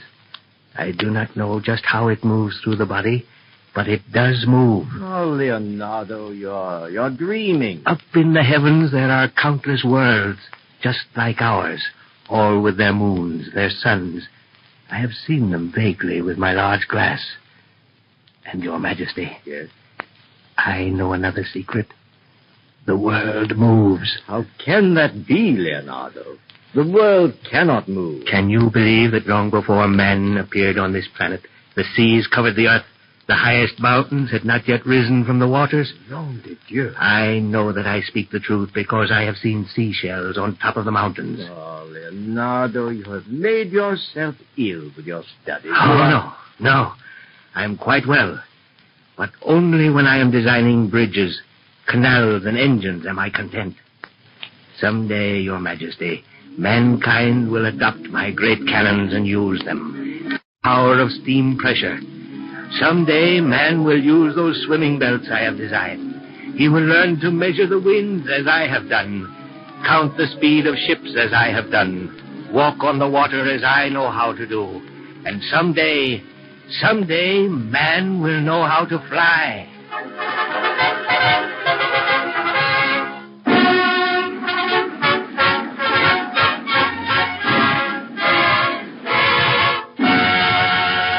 Strange as it seems, but true, Leonardo da Vinci already knew of the solar system and telescope before Galileo, of anatomy before Francis Bacon, of the laws of gravity before Newton, of the circulation of the blood before Harvey, and of the power of steam before Watt. Had he known of some power like gasoline, over 400 years ago, he would have been able to fly.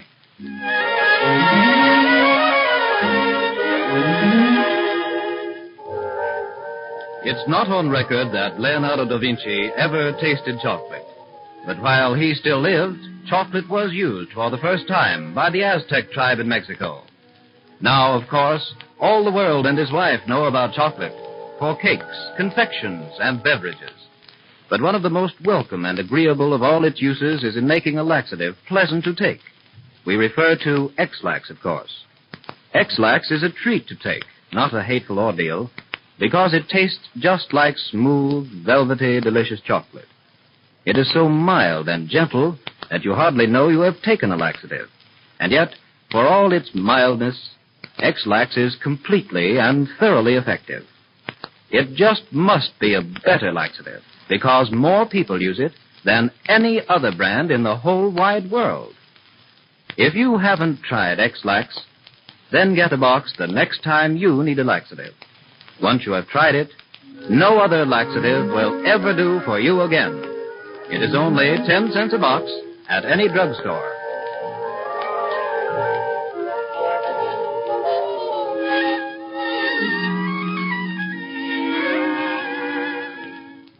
Once there was a simple latchkey which performed a miracle. It was lying in a desk drawer, forgotten by its owner. And suddenly, it unlocked the door to knowledge which had been hidden for thousands of years. Listen to the next broadcast. You will also meet an amazing man who has done wonderful things for mankind. Yet, in his youth, he was traded for a broken-down racehorse. You have just heard Strange as It Seems by John Hicks, with original music composed and conducted by Felix Mills.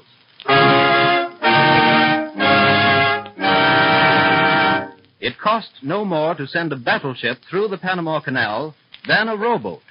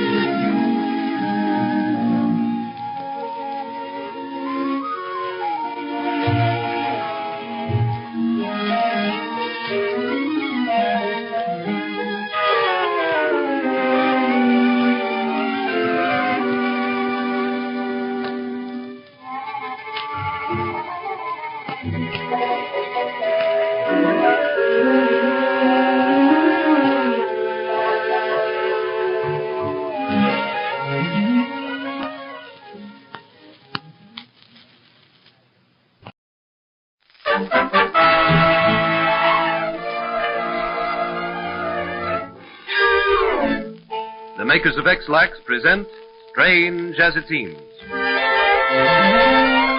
Do you ever feel that life is rather a humdrum affair, that nothing ever happens? Well, all over the world and all through the years, odd, dramatic, and strange things have happened. The strangest of these strange stories are gathered and presented to you twice each week by the makers of X-Lax, the original chocolated laxative. Now, just what does the word laxative mean to you? Is it associated in your mind with unpleasantness and discomfort? It needn't be, and it shouldn't be. If you haven't found out how pleasant and effective a laxative can be, then try X-Lax. It is so mild and so gentle that you can hardly believe you have taken a laxative. And yet, for all its mildness, X-Lax is completely and thoroughly effective. And what a joy it is to take. It tastes just like the smoothest, most delicious chocolate. X-Lax just must be a better laxative because more people use it than any other product of its kind in the world. So, try X-Lax the next time you need a laxative and find out for yourself how good, how pleasant it is. And the price is pleasant, too. Just 10 cents a box at any drugstore. The key that performed a miracle.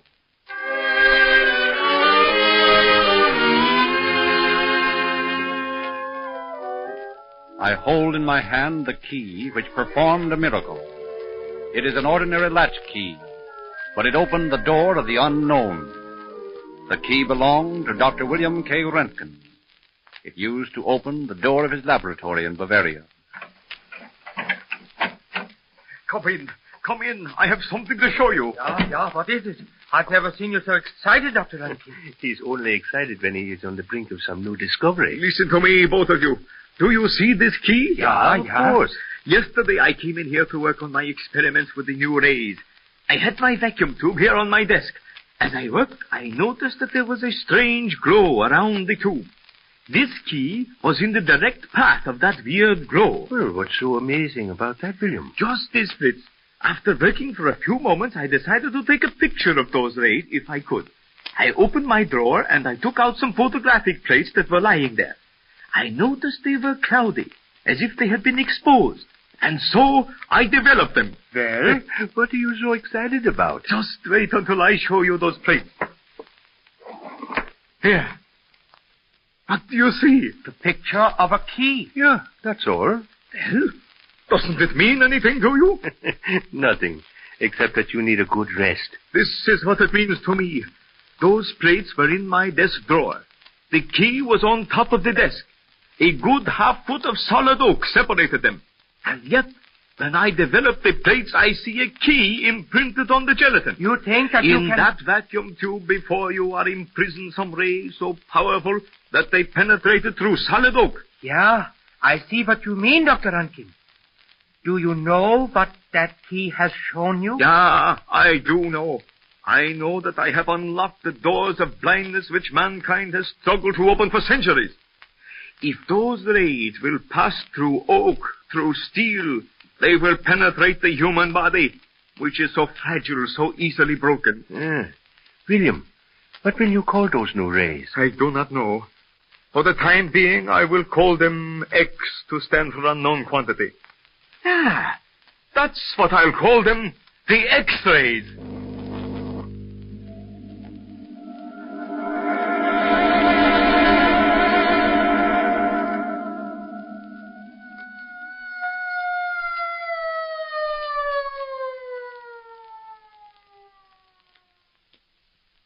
Do you think he'll pull through, Doctor? He's badly wounded. It all depends on the pictures.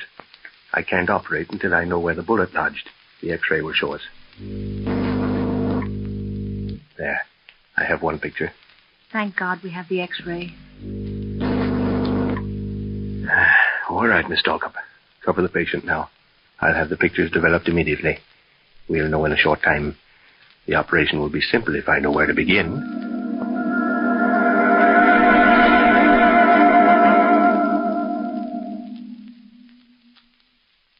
Say, listen, Mr. Jones. Will that X-ray really show us the fault in the metal? Of course. The pictures will be here in just a second, Foreman. It will show immediately. Well, I never heard of using X-ray for finding faults in metal. The X-ray photograph, sir. Oh, thank you. Well, you see, there's a broken wire inside that bronze agitator. You mean, if we'd gone ahead and used it... Exactly. The agitator controlled the heat in that TNT mixing vat. It was faulty. Sooner or later, the heat would have risen so high that the whole thing would have exploded. Exploded? 20 tons of TNT? Yes. You can see now why I placed all that faith in the X-ray.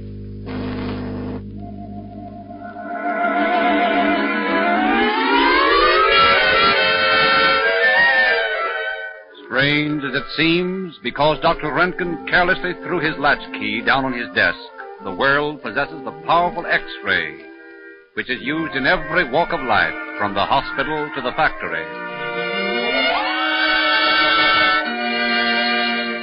The man traded for a racehorse.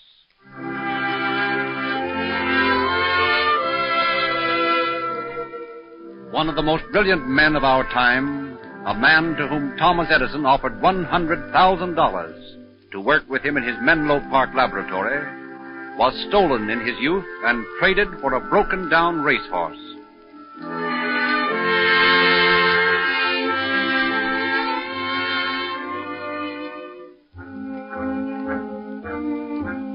It is back in the South, in the days before the Civil War.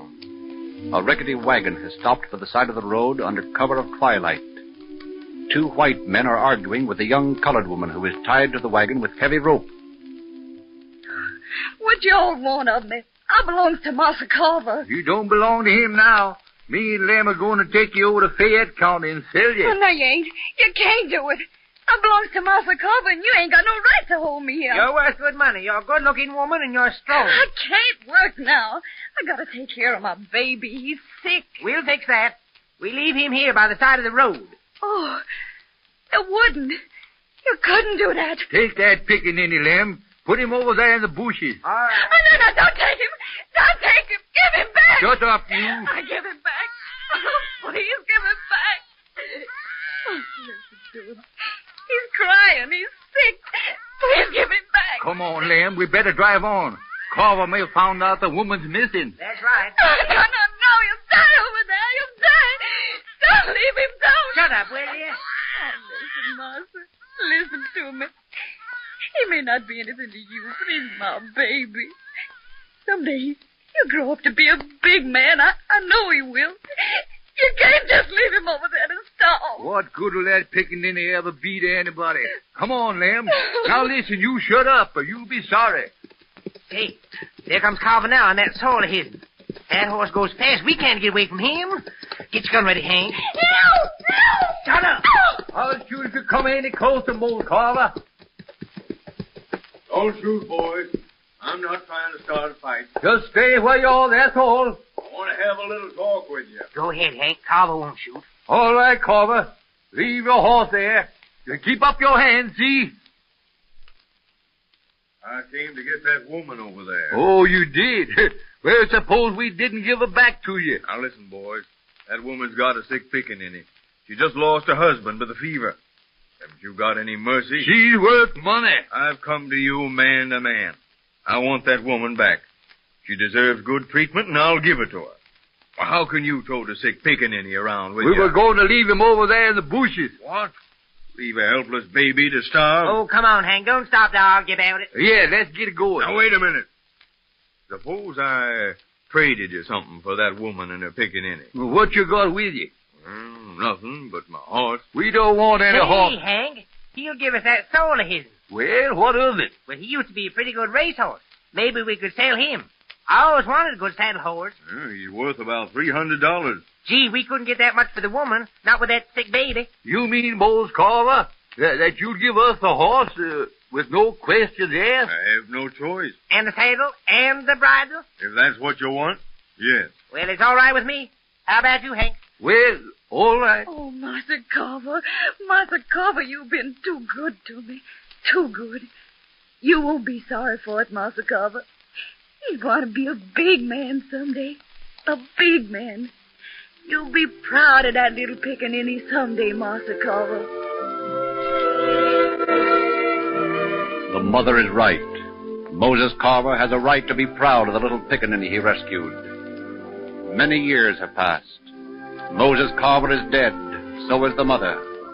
But George Washington Carver, the baby which was to be left in the bushes to die, has become a great man. He is director of research of Tuskegee Institute in the South. He is a world-renowned chemist.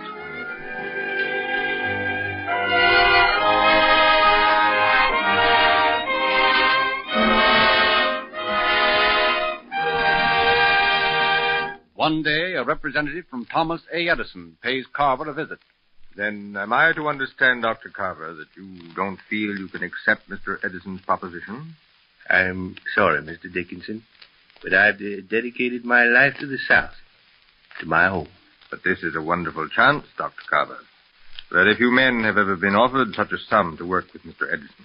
Well, I feel this way about it. Because I lived in the South, I grew up with peanuts, sweet potatoes, palmetto roots, and all the things that grow down here. I have found over 285 commercial byproducts from the peanut alone. I've made real milk out of the peanut. I've made all kinds of paper from the peanut vine. I've even made rubber from peanuts. I started to do this when I saw all the poverty down here among my people, just because they don't know what to do with the peanuts they're growing. I had a real purpose in my mind when I started this work, and I ought to stick to it. Don't you think so, Mr. Dickinson? You are a wonderful man, Dr. Carver. You have the true idealism, the true love for mankind. You see, Booker T. Washington placed me here in Tuskegee and told me to let my bucket down into the spring of knowledge, and I would be happy. Well, for 25 years I've done that, and it's never failed to come up full of sparkling water. That's the reason why I'm staying here, where I belong.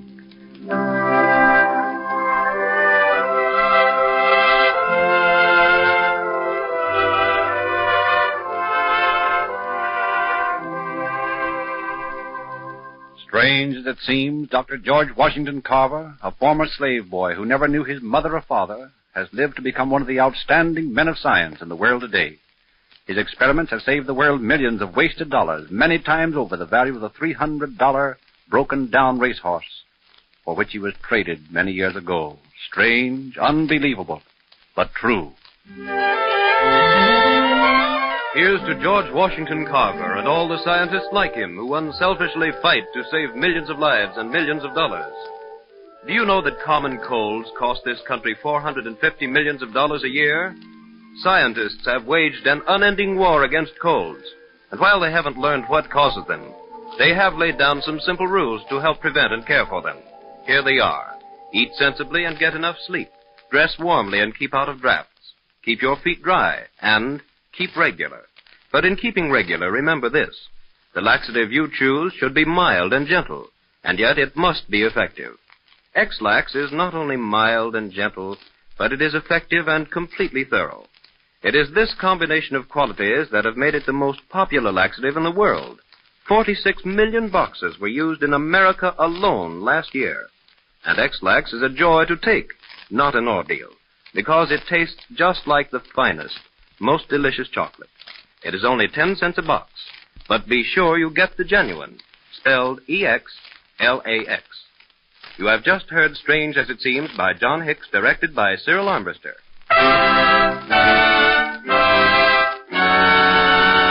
The onion is a lily.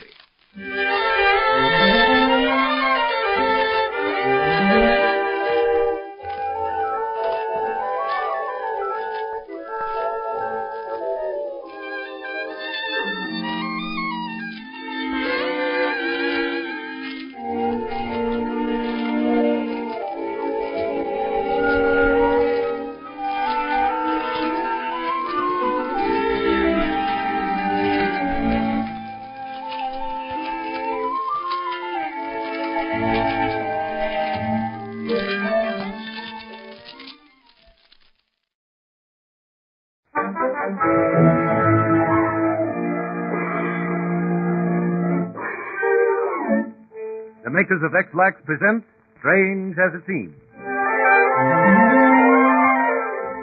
Every man and woman has a story, from the headliners in history to the man in the street, from the latest events in today's newspaper to the dim pages of antiquity.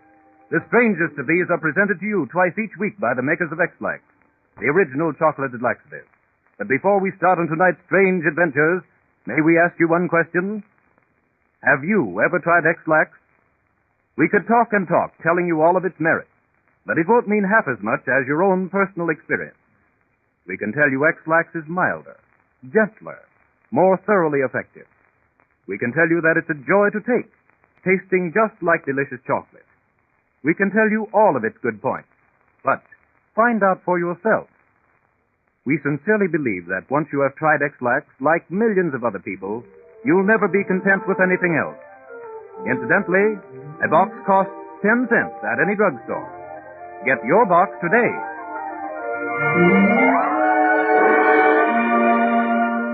Horseflies that made history.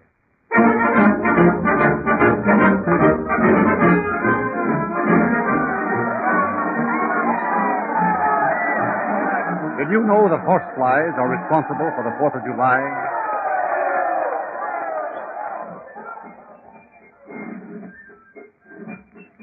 It is July 4th, 1776, in Independence Hall, Philadelphia.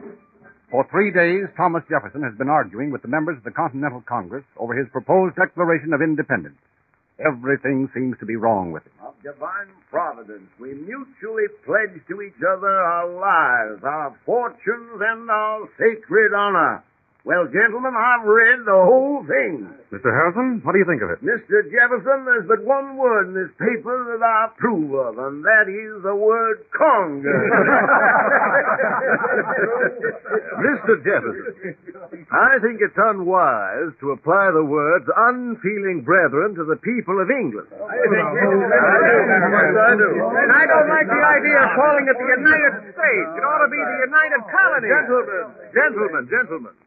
I'd prefer to alter that first phrase, when in the course of human events it becomes necessary for one people to dissolve... Mr. Gwinnett, I think you are making much too much of the whole matter. I beg your pardon, Mr. Rutledge. I trust we have a right to our own opinion. If the opinion carries any weight... What sort? I beg your pardon. Gentlemen, it's much too hot a day. Can't we come to some final agreement? I'm sorry, Mr. Jefferson, to keep you from your cool front porch. Well, I, for one, am going to open that window over there. No, Mr. Gwinnett. I can... I'm saying about it.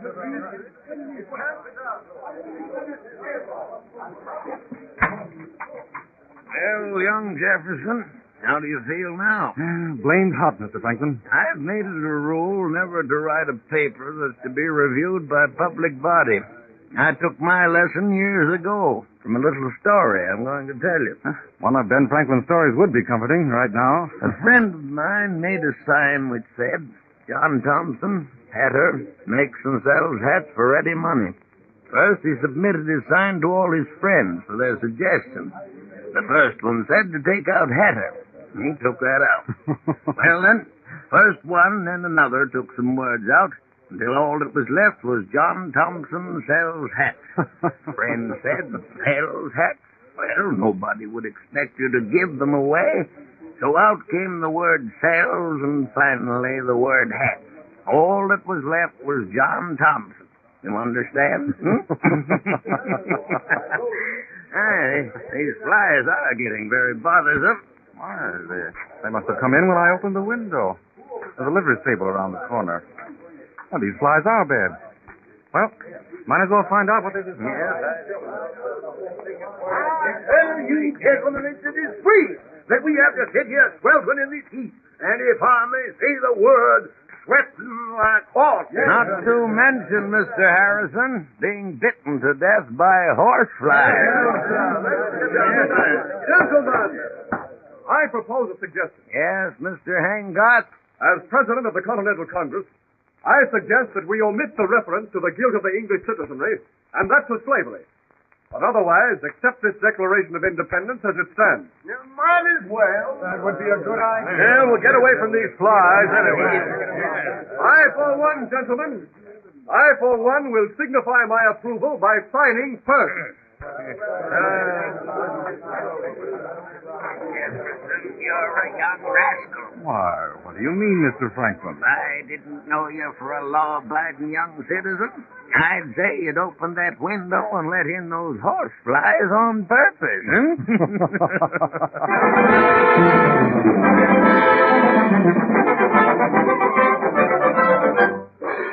Strange as it seems, an open window without a screen, a livery stable around the corner, some hot July weather, and a few large horseflies were largely the reason why we celebrate the signing of the Declaration of Independence on the 4th of July. The amazing parallel.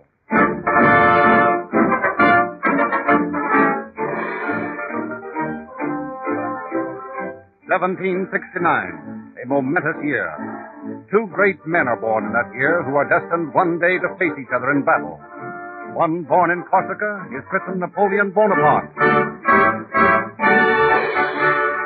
The other is born in Ireland. His name is Arthur Wellesley. When they are old enough, the two boys are sent to military schools in France, one to Paris, the other to Angers. Young Bonaparte goes to the École Militaire in Paris.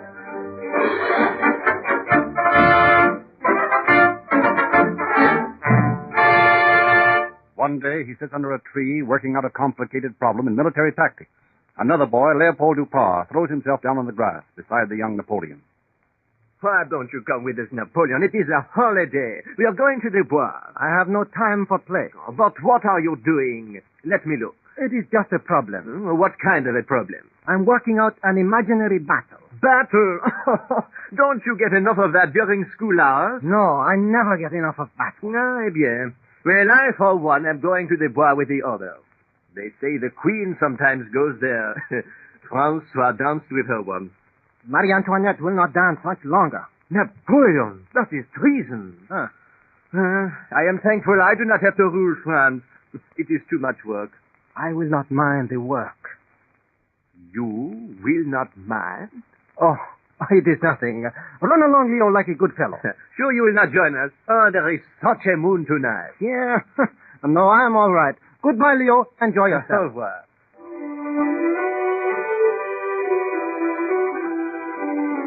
That night in the bois, the moon casts a fairy-like radiance over the wooded slopes and the little glens lit by lanterns. Leopold, alone for the moment, notices a young man in cadet uniform standing apart from the others. He takes pity on him. Pardon, monsieur. You look lonely. Oh, no. You see, this is my first evening in Paris. You are English. I see that. You are in military school here? Yes, at Angers. Tiens. May I introduce myself? I am Leopold Dupin. And I am Arthur Wellesley. Jamais. I was just going to a little cabaret. Will you join me? I should like to very much. But I have a lot of reading to do. Reading? Oh, mon Dieu. You are as bad as Napoleon Bonaparte.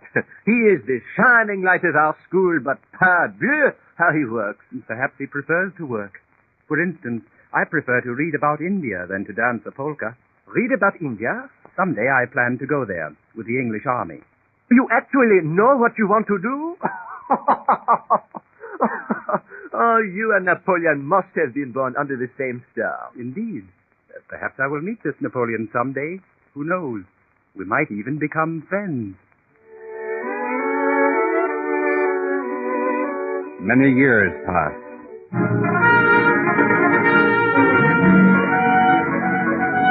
Napoleon has realized his destiny.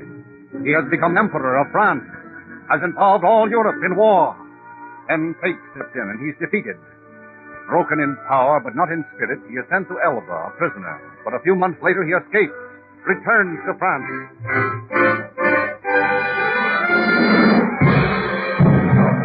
War again. Then follows the Battle of Waterloo, June 18th, 1815. Napoleon is hopelessly outnumbered by the Allied forces under the command of Wellington, the Iron Duke.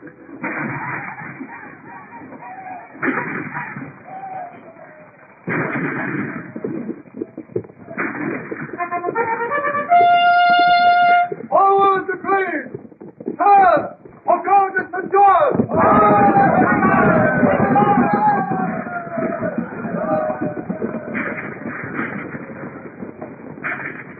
Who is the Duke of Wellington? Why, he is the boy named Arthur Wellesley, whom you met on that Paris moonlit night many years ago. Remember, he said then that he would rather read about India than dance the polka. He also realized his ambition. He has gone to India, made an immortal name for himself, received the title of Duke of Wellington. Now, after 30 years, he faces the greatest general in the world on the field of battle. One of them will be the victor. Which one?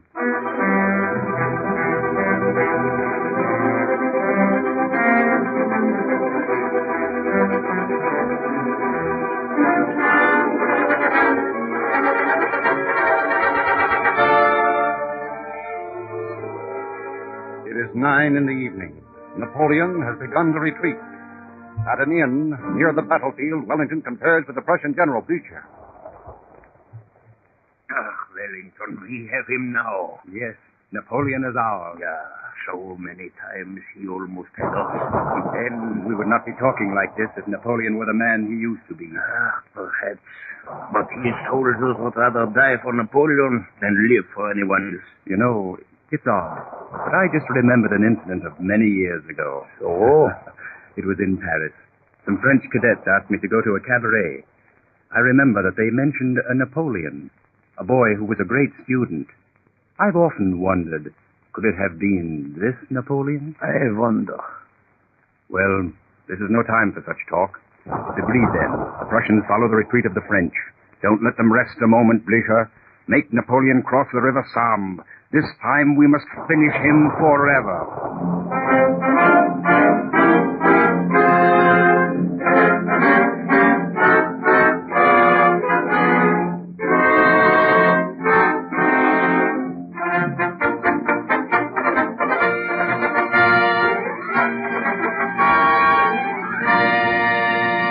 Strange as it seems, coincidence played an amazing part in the careers of Napoleon and the Duke of Wellington.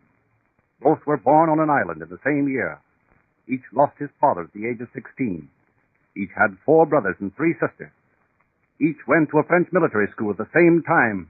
Each became a great military leader. But at Waterloo, Wellington became the victor. Napoleon, the vanquished.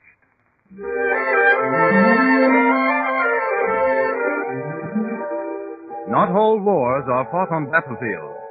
Some of the greatest are fought by scientists in quiet laboratories with test tubes. Perhaps one of the bitterest and most baffling has been against colds. Just common, everyday colds. And while science isn't ready to tell us just what causes colds, it has laid down some simple but important rules for their prevention. Get enough sleep.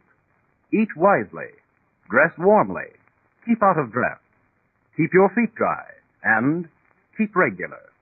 Sounds simple, doesn't it? But in keeping regular, remember that you must choose the right laxative for you. It must be mild, gentle, and yet thoroughly effective. And X-Lax is as mild and gentle and yet as thoroughly effective as any laxative. And this is important, too. It is a delight to take. It tastes just like smooth, velvety chocolate. X-Lax is the ideal laxative for every member of your family. Next time, you will hear of the world's strangest text and an old-fashioned cure for rabies. You will also travel to the strange mausoleum of knowledge. You have just heard Strange as It Seems by John Hicks with original music composed and conducted by Felix Mills.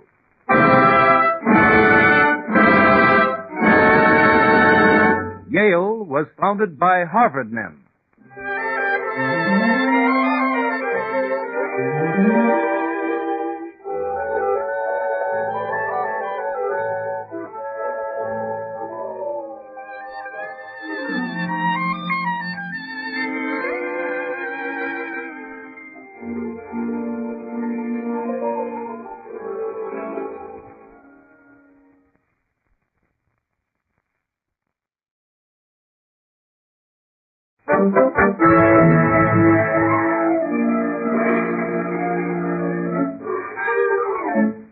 The makers of X-Lax present Strange as It Seems.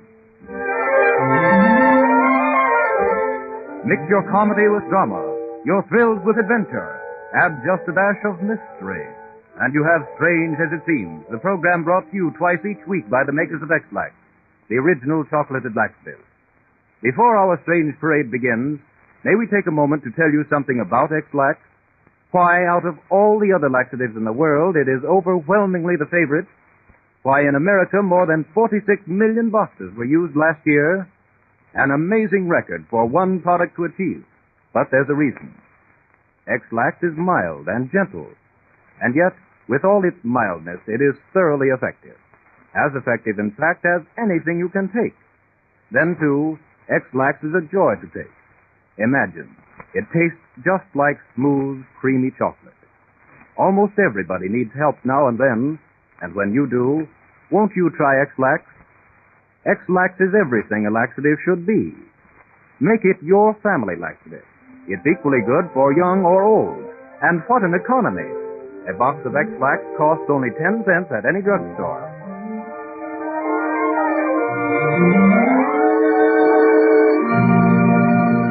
The old-fashioned cure for rabies.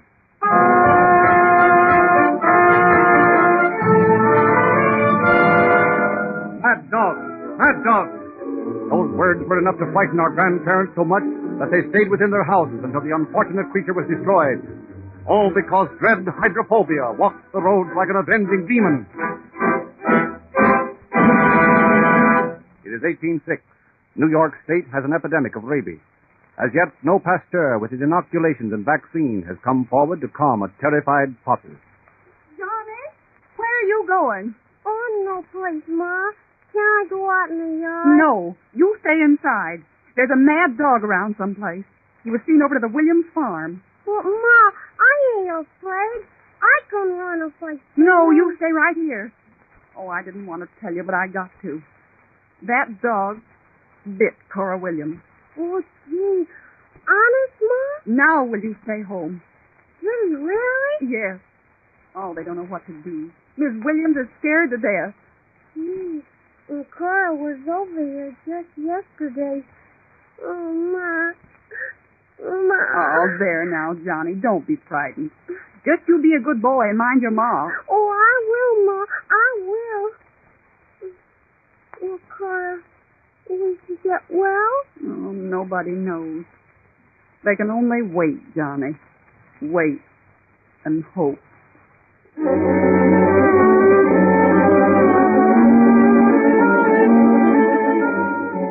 People are so terrified that the New York legislature meets to discuss the epidemic. Then, to their relief, John M. Caruth comes before the legislative committee with a cure. Gentlemen, you see before you my bottle of rabies cure. It is a combination of all the finest herbs mixed with certain elements of my own choosing. I mix them all together by the light of the full moon at midnight. Besides grass taken from a crossroads the leaves of witch hazel, milk from the milkweed, and cobwebs from a choke cherry bush. I have pulverized the jawbone of a donkey and boiled a dozen horse tongues, together with the rust off an English penny. What's the good of rust off a penny? I can't go into the complicated chemical reaction of such things. You are lawmakers, not scientists. Well, gentlemen, do you care to use this remedy, or shall I present it to the legislature of New Jersey? What is your price for this remedy, Mr. Cruz? $1,000. Perhaps we better talk this over alone. Mr. Cruz, suppose you retire for a few moments while we give the matter our careful consideration. Very well, sir. And I feel sure that you will give it a favorable decision. For the moment, then, good morning to you all.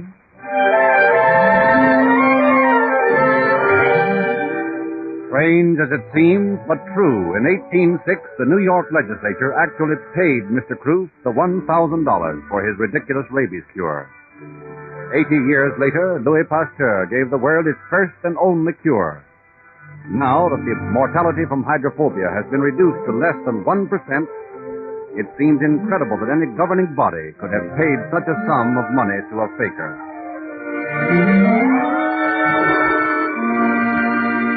The world's strangest check. Nowadays, when cashing checks in any bank is often a very complicated business, the following incident seems almost incredible. It is sometime in the 50s, in San Francisco of the gold rush. The banking firm of Palmer, Cook & Company is doing a rushing business as usual. Good morning, Mr. Proctor. How's business? Not good. I have to draw out a lot of money. Close out my account. How much do you want? $28,000. Well, I'd have to get Mr. Palmer's consent before I could let you have $28,000. Oh, I know Palmer. He let me have it. He isn't here. He's down at the lumber yard. But I've got to have that money right now. Oh, sorry. You'll have to wait until Mr. Palmer returns. Oh, he's at the lumber yard, you say? Well, I'll ride down there and talk to him. But Mr. Proctor, he can't do anything about it until... I'm going to the lumber yard. I've got to have that money. I know Palmer will give it to me.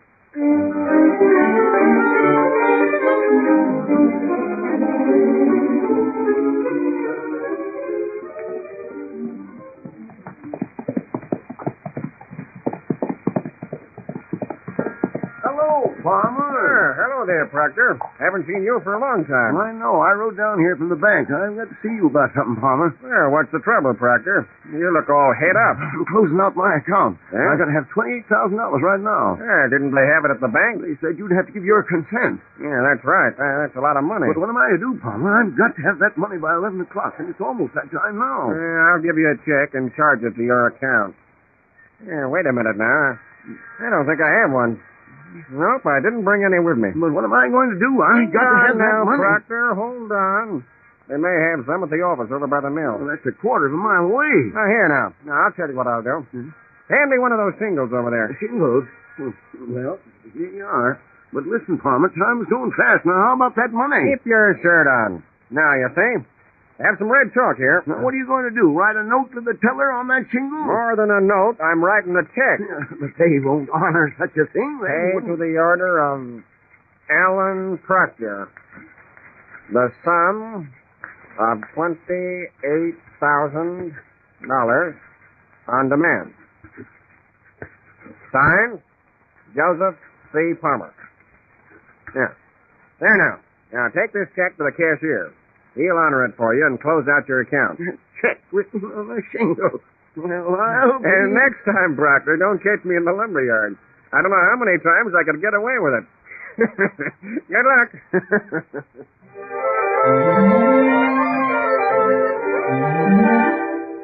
Strange as it seems, a check for $28,000 was written on a shingle with red chalk.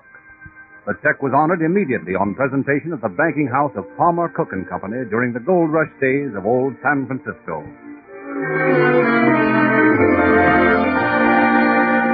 The Mausoleum of Knowledge.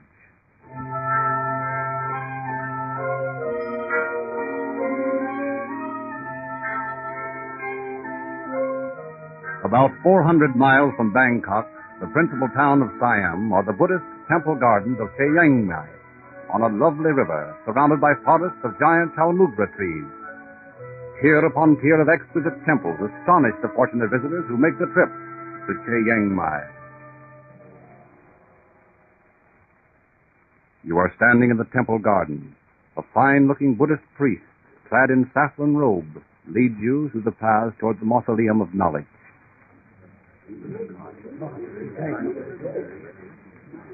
Come this way, visitors from far-off lands. You must tread softly now, for you are on sacred ground. Here before us is one of the temples to the Buddha, which has been built for hundreds of years. As you climb the steps, do not speak and do not walk heavily. Within these walls are those who spend their days writing their inmost thoughts, prayers, hopes.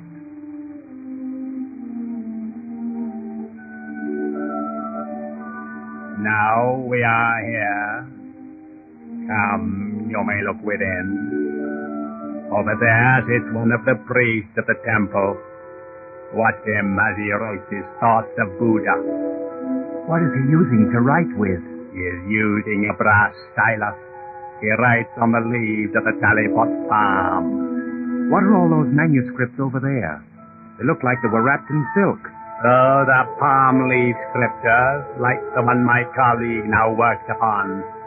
Later on, it will be placed away in the vault with his other writings. Come away now. We disturb him in his contemplation. I beg your pardon. Did I understand you to say that he places his writings in vaults? Yes, honored visitor. No one ever reads any of the manuscripts in this temple. Then why are they written? It would be difficult for you to understand such things. We of the Buddhist faith write our thoughts for the love of writing. It would desecrate our manuscript to have it read by others. After all, most honored one, can you really understand my soul any more than I can understand yours? I do not think so. Only one being can understand. That is the Buddha. This is why we write these works of art, for Buddha and for our own souls.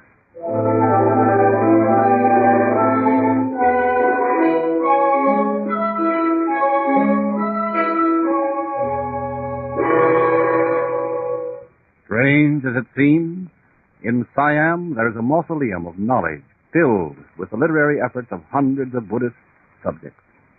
No one knows what these manuscripts contain because they are never read.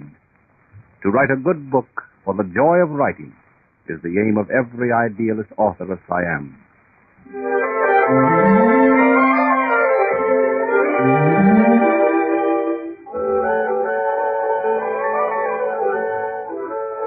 And here is another strange fact. When bicycles were built for two and Grandma was a girl, people believed that the effectiveness of a laxative could be measured by its unpleasant taste. Was the taste bad? Then it was a good medicine. It took a minor hero to down some of the unpleasant and often startling mixtures in Grandma's medicine chest. But stranger still is the fact that even today there are people who, when a laxative is needed, will go back to the past for one of those unpleasant remedies. So unnecessary. The modern laxative is X-Lax. Mild, gentle, yet thoroughly effective, and so delightful to take. It tastes like smooth, creamy chocolate. When you need a laxative, won't you try X-Lax and find out for yourself just how good a laxative can be, and how inexpensive, too? X-Lax costs only 10 cents a box at any drugstore.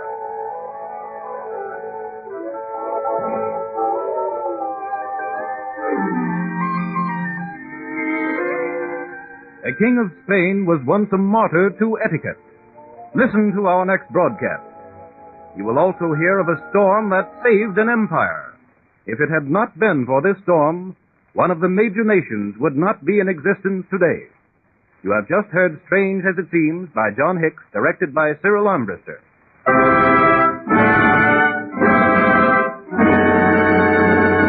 The football is not a pigskin.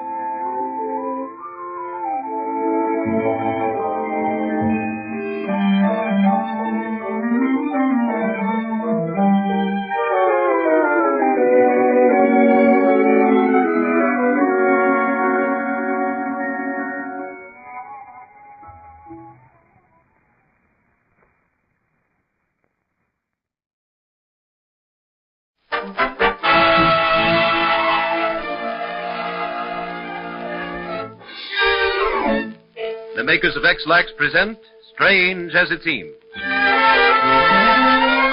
The show goes on. Strange history walks the earth again. Science, politics, history, current events all contribute strange stories for this series, which is brought to you twice each week by the makers of X-Lax, the original chocolated laxative. Tonight's program brings you an almost unbelievable story of a dog and a strange tale about a game that cost hundreds of lives. But before these dramatic episodes begin, may we add another strange fact about the largest selling laxative in the whole wide world? We refer to X-Lax, of course. Do you know that if the 46 million boxes of X-Lax used in America last year alone were placed one upon the other, they would reach 91 times higher than Mont Blanc, that mighty monarch of the Alps? But then, it is logical that X-Lax should be the world's favorite laxative. To begin with, X-Lax is delightful to take. It tastes just like velvety, delicious chocolate, a welcome change from those unpleasant and harsh remedies. Then, too, it is so mild and so gentle that you hardly know you have taken a laxative. Yet, for all its mildness, it is thoroughly and completely effective. Kind to your taste, kind to your system, and kind to your purse, since X-Lax costs only 10 cents a box at any drugstore. The Dog Who Came Back.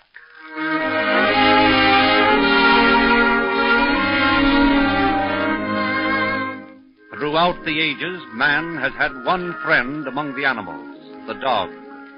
The dog alone has taken man in preference to his own kind, has elected to remain by his master in sickness and in health, as long as they both shall live.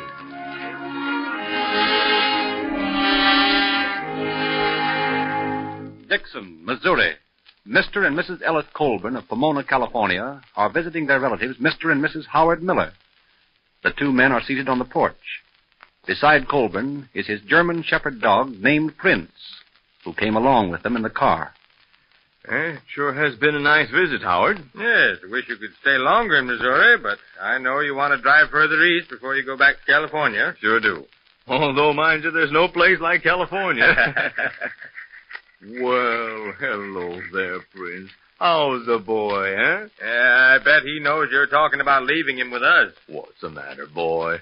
Come on, boy. Come on there. That's a nice fella. That dog's so crazy about you, Ellis, I don't think he'll be happy without you. Yeah, we just can't cart him around anymore in the car. He's too big, and they won't take him in the hotels. Oh, it isn't as if we were going to leave him forever. It'll only be a few weeks. We'll pick him up on the way back home. Oh, I guess he'll be happy, but you never know about a dog. Alice, help me close this suitcase, will you? We've got to get started right off. All right, be right in. Howard, maybe you'd better put Prince out in the barn until we've gone. He might howl or try to get away.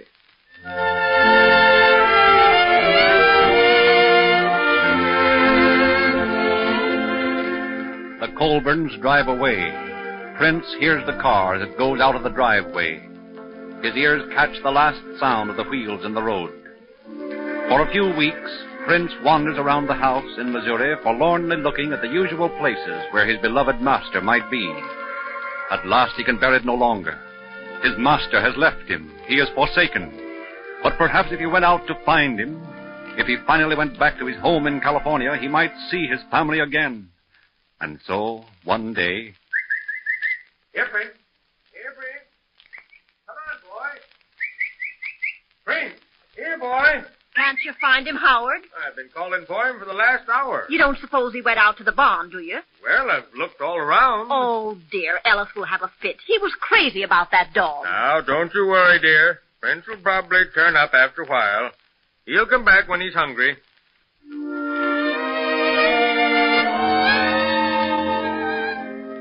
But Prince does not come back.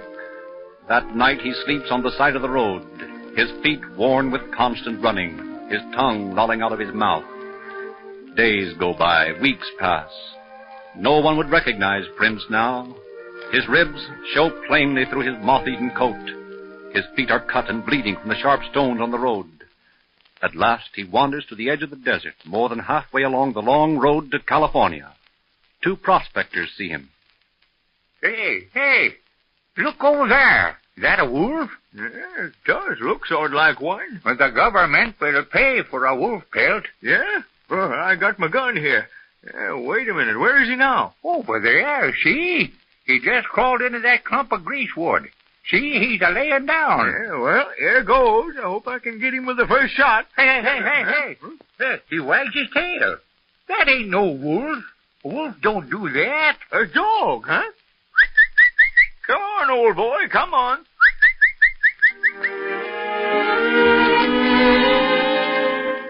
Prince timidly approaches the two men, gently accepts the bit of meat offered him. That night he starts off again. At last, after months of weary searching, Prince trots up to the family home on West 8th Street in Pomona, California, after traveling more than 2,000 miles.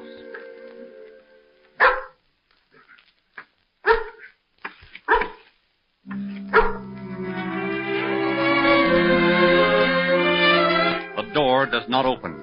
The house is empty. His family have moved. For a day he waits patiently, expectantly, but realizes at last that he must search once more. Instinct tells him to go downtown where the crowds pass each other.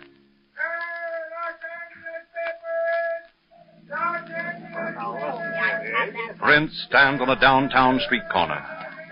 Suddenly his heart leaps. Across the street from him, about to get into her car, is a woman whom he knows to be a friend of his family. Prince starts across the street. The woman, Mrs. Donor, is talking to a friend. I'm going over to the Colburns this evening. Give them my love. They had a wonderful trip east, but Ellis was terribly upset about losing their dog. He ran away from the folks in Missouri. Well, you can't afford to be too fond of an animal. Something always happens to them, and then you cry your eyes out. Why, what's that? Why, that dog, look. He licked my hand. My goodness, the poor creature's half starved. Well, I wonder why he licked my hand. What's the matter? Oh, what's the trouble, boy? Are you hungry? Well, he knows you. He looks something like Prince. He knows my name. Hello, Prince. It is Prince. It is. I'm going right into the drugstore and call the Colburns. That dog came home all by himself. I wonder what instinct told him where to go. And so Prince came home again, back to the master he'd traveled 2,100 miles to find. Strange as it seems, Prince, a German shepherd dog, found his way across mountains and deserts back to his home in California, all the way from Dixon, Missouri. Strange, unbelievable, but true, as are all facts on these programs. The Fatal Lacrosse Game.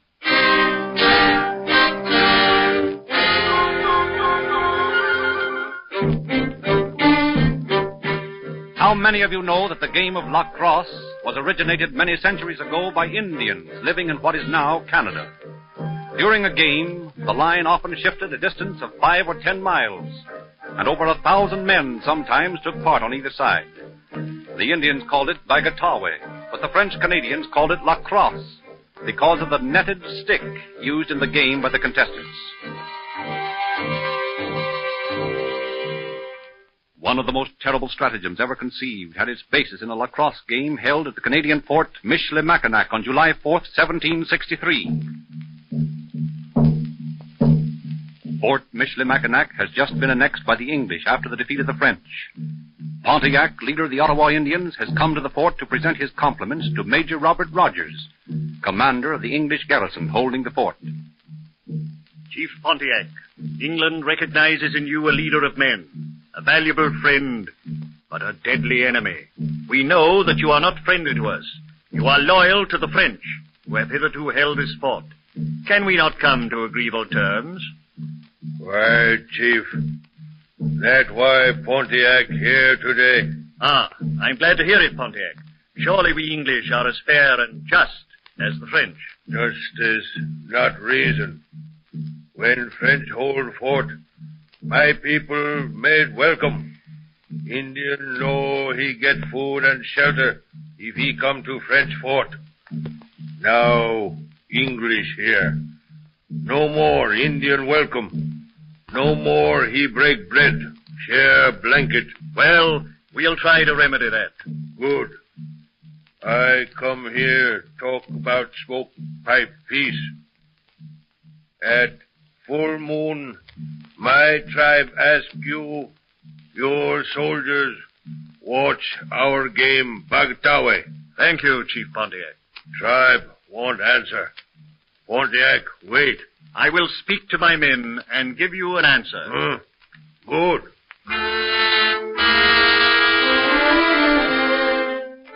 When Major Rogers discovers that over 2,000 Indian braves will take part in the lacrosse game, he refuses to send his men away from protection of the fort. Pontiac graciously offers to bring the game just outside the fort so that the English will not have to leave.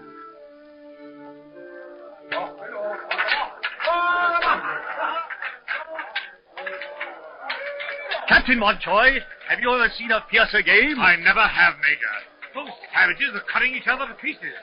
Good God, Major, they think nothing of laughing off in here. If they come any nearer the fort, we'll have to keep out of the way. Better warn the men not to get into the line of the game. They may be hurt. Men, you and your comrades stay close to the walls of the fort. Look, the line is shifted directly in front of us now. I hope they don't tear down the walls. I was wise in suggesting that we remain near the fort. We can always retire if the game becomes too violent. Major, I don't like them to play so close to us. Look at their faces covered with blood. Look at their eyes. Oh, nonsense, Montjoy. There's no need for fright. It's merely a gesture of friendship. I'm not so certain of that, Major. Major, they're coming into the fort. It was a trick. Quick, quick, take arms. Take arms.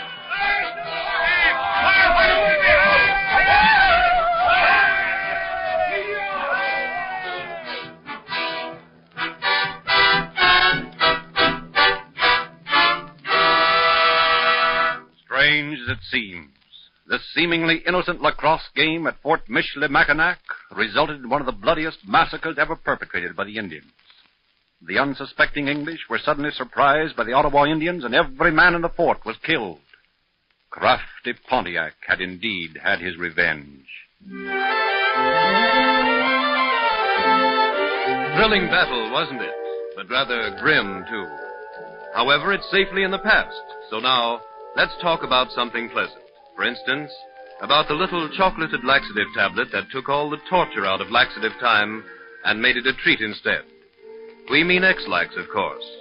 To begin with, X-Lax is so mild and so gentle that you can scarcely believe that you have taken a laxative.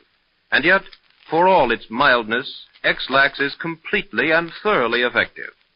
It is this rare combination of qualities that has made X-Lax the largest-selling laxative in the whole world. In America alone, more than 46 million boxes were used last year. If you haven't tried X-Lax, then get a box and try it the very next time you need a laxative.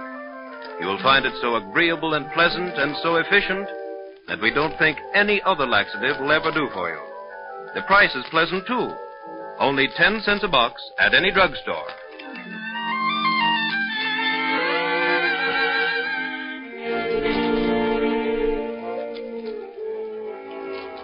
Once there was a bottle that sailed around the Horn by itself. In the United States, there was a man who was a human horse. Listen to the next broadcast. You will also visit the city laid out as a trick. You have just heard Strange as It Seems by John Hicks, with original music composed and conducted by Felix Mill.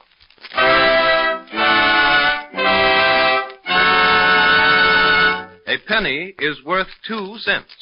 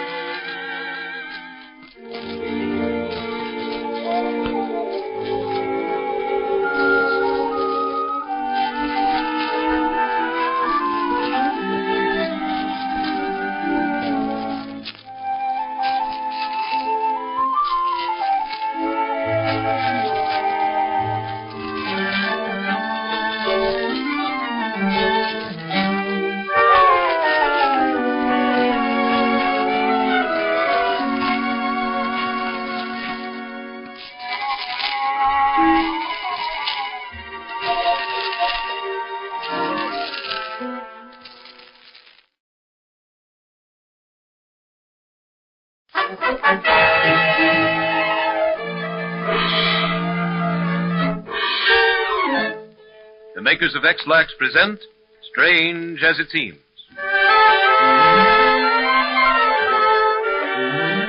These strange but true stories are brought to you twice each week by X-Lax, the original chocolated laxative which was first offered to America 29 years ago. Little tablets, delightful to take, which have changed the customs of a nation. No more unpleasantness or discomfort, because X-Lax is as mild and as gentle as a laxative should be. Yet for all its mildness, it is so thorough, so effective. And what a treat it is to take. It tastes just like smooth, velvety chocolate. The world has found X-Lax a blessing. And so through all these years, the demand for it has grown and grown until today, it is the largest selling laxative in the whole wide world. If you don't know how good it is, then try X-Lax the very next time you or any of your family needs a laxative. It is very inexpensive, too. Just 10 cents a box at any drugstore.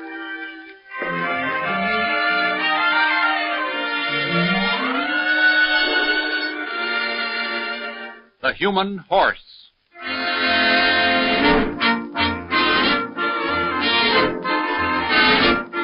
The thin line between sanity and insanity is often hard to find. In the case of George Asher of Joplin, Missouri, no one could ever tell what caused his strange obsession of being a human horse.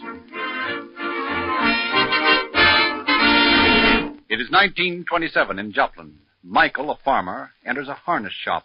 Hello there, Mr. Brown. You got that bridle ready for me? Just a second, Mr. Michael. I'll go back in the repair room and see. All right. Hey, where's the harness man, huh? Where's the harness man? He'll be right back. Who be you? I never seen you before. Hey, my name's Asher. My name's Michael. I'm new here. I just bought a farm about 5 miles from here. Oh, got any work for me? Work? What kind of work? Oh, hauling, plowing, anything like that. Oh, no thanks. I've got horses. Oh, I bet they ain't no better than I am. Better than you are? What are you talking about? Oh, you don't know me? Oh, I'm the best horse in town. Yeah! I see.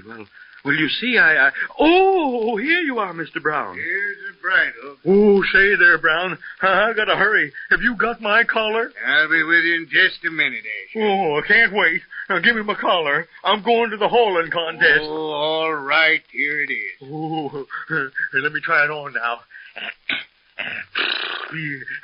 Oh, now that's right. Fits down snug on my shoulders. Oh, that's fine. Thanks. Add that to my bill. If I win the hauling contest, I can pay right up for all over you. Hey, say, if you should happen to go to the contest, Mr. Michael, be sure and vote for me. Yeah!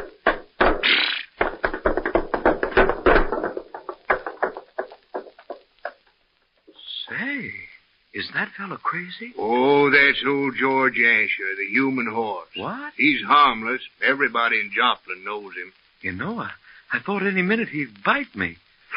He's the wildest looking feller I ever saw. With that long white mane of his. He's an odd one. You know, he eats nothing but hay and oats. He does? Yeah. Say, shouldn't he be locked up? Oh, all he is sort of a nuisance. Just like this afternoon, he went ahead and organized that hauling contest. Pestered everybody to death about it. Then he enters it himself. Is that so? He'll raise the devil if we don't give him a first prize. Probably haul off and kick somebody. Well, maybe you'd better give it to him, just to keep him happy, Oh, you know. we always do. That's the only way the poor old fella ever gets enough money to pay his bills. Well, by golly, I'm going to that hauling contest. I wouldn't miss it for anything.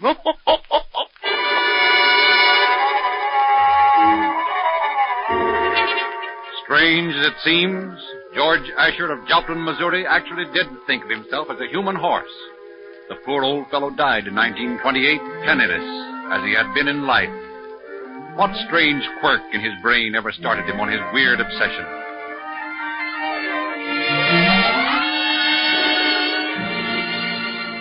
The bottle that went round the horn.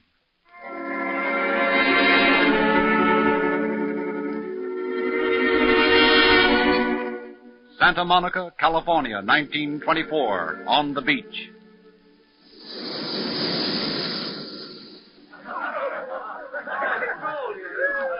What are you doing, Phyllis?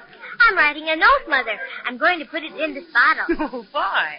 I'm going to throw it into the ocean, like the pirates used to do. Very well, dear. It certainly won't do any harm. It might go all the way to Catalina Island, mightn't it? Perhaps. There. I'm putting the paper inside the bottle. Now I put the cork into the bottle. Watch, Mother. Look, there it goes. See, it's bobbing around. Ooh, it'll be fun to see what happens. I wonder if I'll ever see that note again.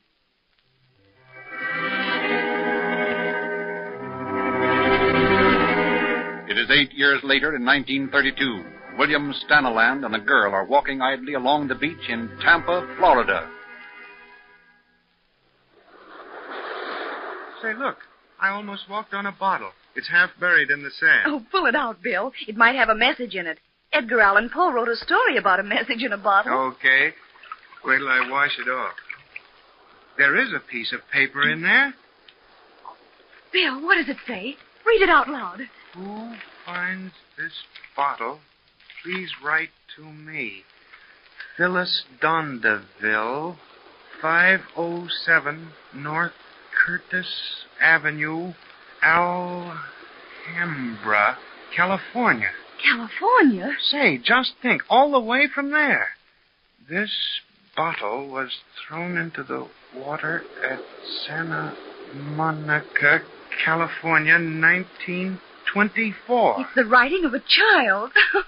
She probably meant Santa Monica. She just misspelled it. Well, I'll be darned. I'll send her the note tonight. Will she be surprised? Won't she? Say, I wonder where that bottle has been. Why, it might have been anywhere.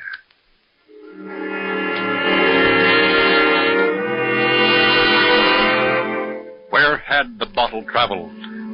Had it gone through the Panama Canal, or more possibly had it gone all the way around the Horn, to be picked up by the Gulf Stream and carried through the warm waters of the Caribbean? What narrow escapes had it had? How did it ever find its way down the Pacific coast, past Mexico, past the Isthmus of Panama, Peru, Chile, on miraculously through the gale-swept waters around the Horn, the despair of many a famous navigator? Then up the Atlantic, past the mouth of the mighty Amazon, past Devil's Island and the old haunts of pirates of the Spanish Main, until it finally came to rest in the sands of Florida.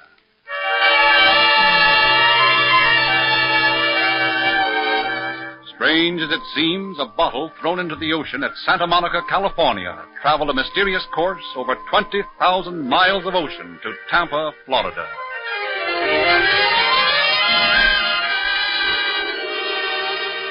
The city laid out as a trick.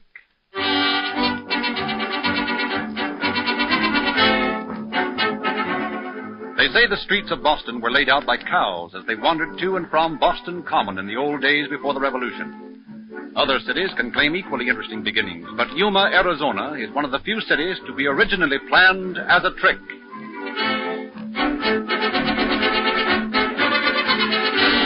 It is 1853. Charles D. Poston, a mining engineer, has been on an exploring trip into what is now the state of Arizona. He and his party of 15 Americans and Mexicans are now returning to California. They finally reach a military post on the shore of the Colorado River. Since they must cross the Colorado, Mr. Poston goes ahead and talks business with a Mr. Jaeger, who runs a ferry boat across the river. Oh, boy. Hello there, Mr. Jaeger. They tell me you'll ferry us across to California. How about it? Well, I'll take anybody across who pays me the money, I guess. Well, what do you want? Well, how many of you are there? Oh, about 15. 15, eh? Well, I'll charge you $25 for that. $25? Say, is that the best you can do? Yep, 25 to nothing. Well, I'll go back and ask them if they can raise the money. Get up. I'll ferry you all over pronto. That's it so that I get the cash in hand. Stubborn old fool. I bet the whole bunch of us won't have that much money. Get up now. Get along. Well, what do you say? Well, boys, he says he'll take us across the river for $25.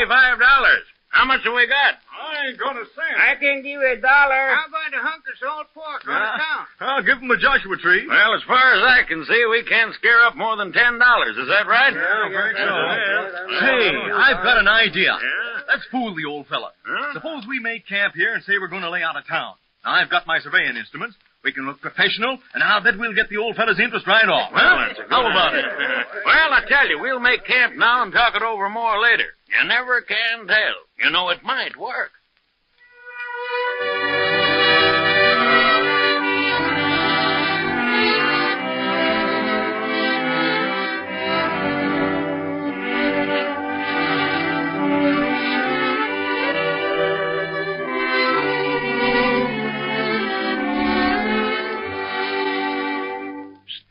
Here comes old man Jaeger. Better get the boys to working. Hey there, those stakes are on the surveying line. Come on now. Hey, what's going on here? I've been a-watching you fellers for the last day or so. You going to build here? Oh, good morning, Mr. Jaeger. Yes, we are laying out plans for a city. That's so. Poston, Yes? take a look at this map, will you? Sure will, Ehrenberg. Hey, looks fine. What's that? Oh, that's the plan for the steam ferry building. Hey, what's that you say? Steam ferry? Oh, yes. The plans include a ferry across the river. Well, say, you ain't selling any lots yet, are you? Well, now, it all depends on what we're offered. Well, I sort of thought maybe we could swap something. You know, you give me 2 or 3 lots, and I'd ferry you across the river free. 2 or 3 lots? Oh, you're crazy, Jaeger. Well, maybe only 2. Well, what do you say, Ehrenberg? Well, let me see. I don't know. 2 whole lots. I'll tell you, Jaeger, I'll give you 1 choice lot right down by the river, if you'll guarantee to get us across by nightfall. Well, a choice one now, mind you. Why, of course. Mr. Jaeger, you have the honor of being the first citizen to own a lot in, Colorado City. Yeah, Colorado City. Put her there, number 1 citizen of Colorado City.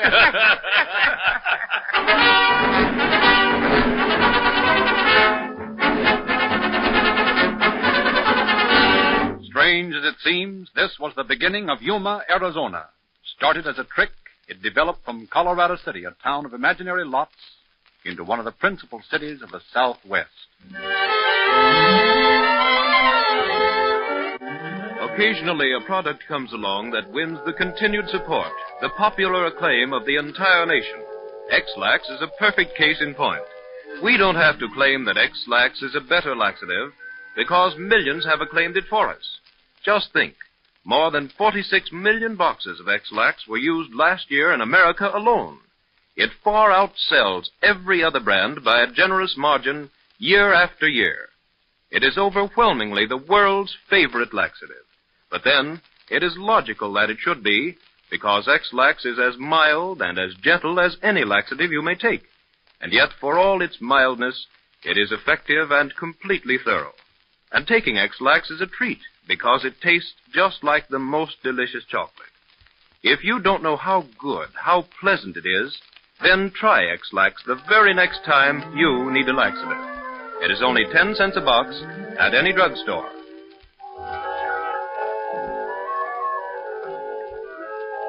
Who was the famous actor who played Death too well? He had played the same role hundreds of times before, but this time he acted so wonderfully that he... But listen in to our next broadcast. You will also meet the strange man who solved his own crimes.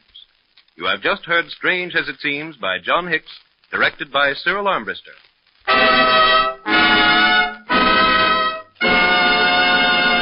Table salt is composed of 2 poisons.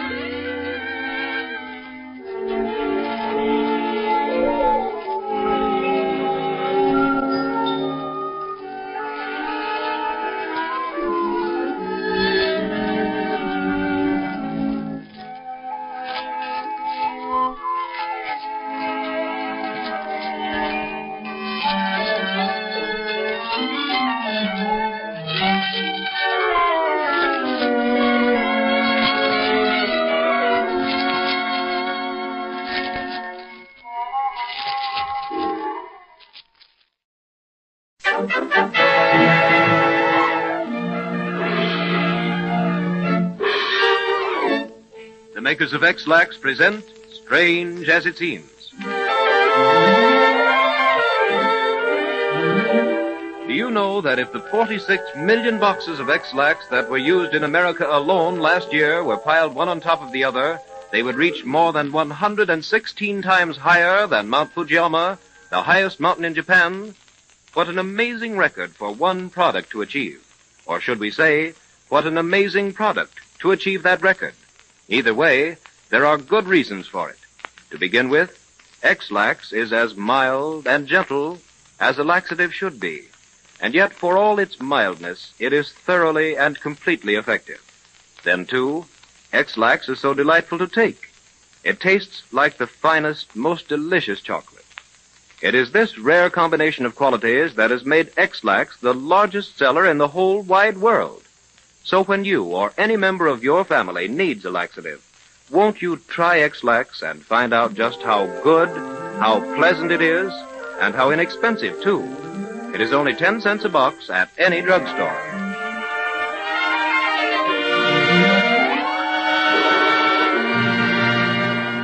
The man who solved his own crime.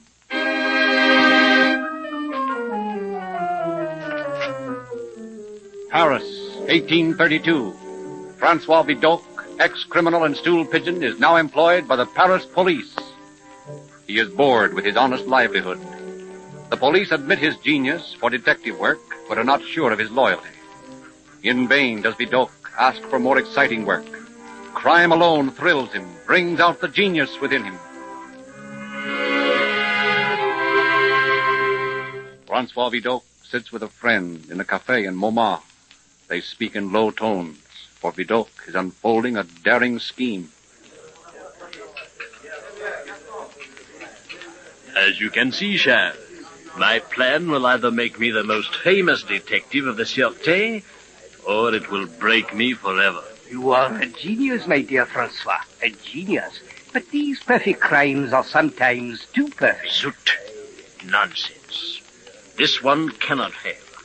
I've worked out every move, just like pawns on a chessboard. It will be sublime. To commit a great crime, and then when the police are hopelessly baffled, I come forward with an offer to solve it. Vidocq, I will help you. Allons, tell me once again what we are to do. Naturally, Charles. You are the nominal head of the plan. Agreed. Continue. Eh bien, the Duc de Charlieu lives in a simple chateau near Versailles. Most people do not think he's very well off, but I know better. I know that inside the fireplace there is a secret passage. The passage leads to a room. Within that room is a desk. Inside the desk is a large paperweight shaped like a crouching lion. You press the left eye of the lion, a panel slides open, and what do you find? Tell me quickly, Francois. I am on fire to know. A necklace of emeralds. Emerald. Everyone perfect. Think of it. 25 perfect emeralds. Mon Dieu, mon Dieu. When shall we do this, Francois? Tonight? Tomorrow? Not until the plan is well laid. First, give me your hand, Charles. Voila. Now that I know you're with me, the rest is simple. One question, Francois. What am I to get from this? When I undertake to return the emeralds to the Duc de Charles, I will only find half of them. You understand? I understand.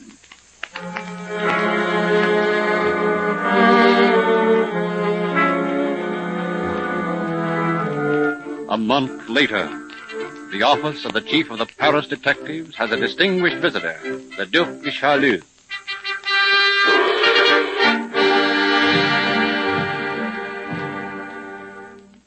You must find my emeralds, monsieur. You must.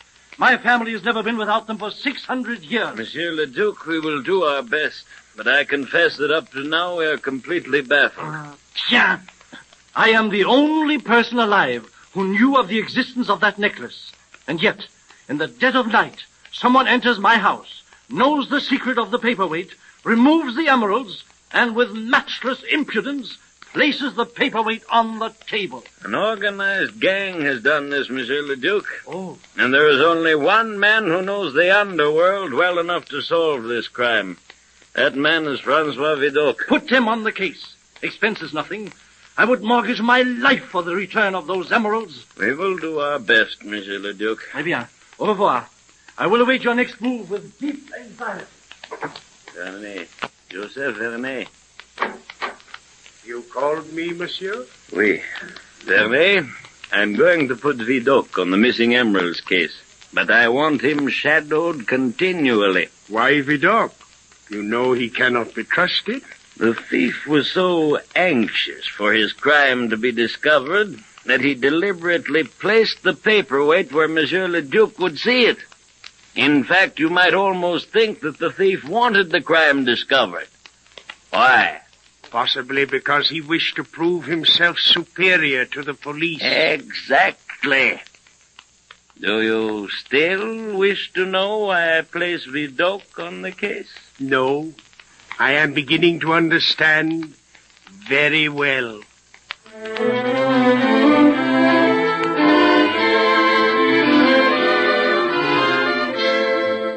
Several weeks pass.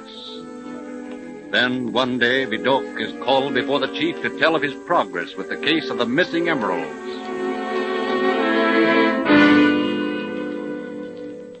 By your face, Vidocq, I can see that you are near the end of the trail. Mais oui. And I do not mind saying it's been the most difficult assignment of my entire career. Your last assignment, Vidocq, eh? I thought I was doing my best. You cannot say that any other detective has made as much progress. If all the detectives committed their own crimes, life would be a comparatively simple matter for the Paris police. I do not follow you, monsieur. Unfortunately, I have checkmated you. Vidocq, I have had you shadowed from the moment that you were assigned to the case. I have seen you slowly and with matchless cunning unravel the knot you so brilliantly tied. It's been an example for us all. But it is the end of you, Francois Vidocq. Nom de Dieu. I should not have left that paperweight on the table. Vidocq, you have disgraced the police force. You've cost the city thousands of francs and have wrecked the peace of mind of a decent, law-abiding citizen. For these crimes, you are dismissed. Dismissed? Never again can you hope to hold a decent position. Go back to the sewers and the dives of the Apache. Back to the gutter, Vidocq. That is your real home.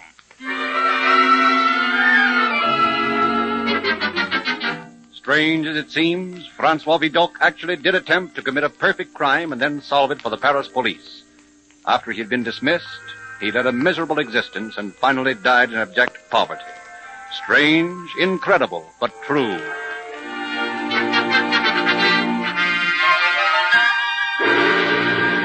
The actor who played death too well.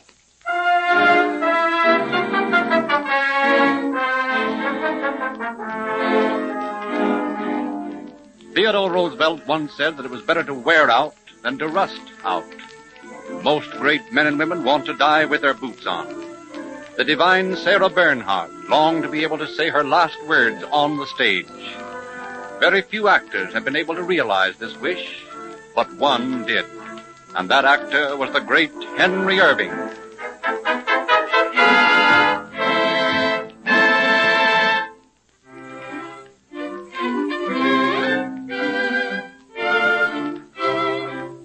It is Friday, October the 13th, 1905. The town of Bradford, England, is the scene of great excitement.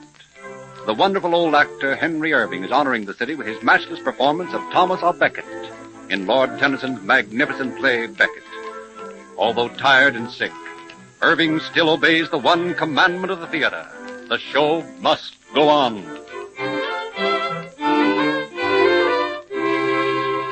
On the stage, the fifth and last act of the great play is underway. Thomas à Becket, Archbishop of Canterbury, is waging a losing battle with the enemies of the Catholic Church. Henry II, King of England, was once his friend. Now he is his enemy, because Becket refuses to pardon some bishops who are friends of the king. Some hot-headed nobles decide to rid England of the great Archbishop, have planned his assassination.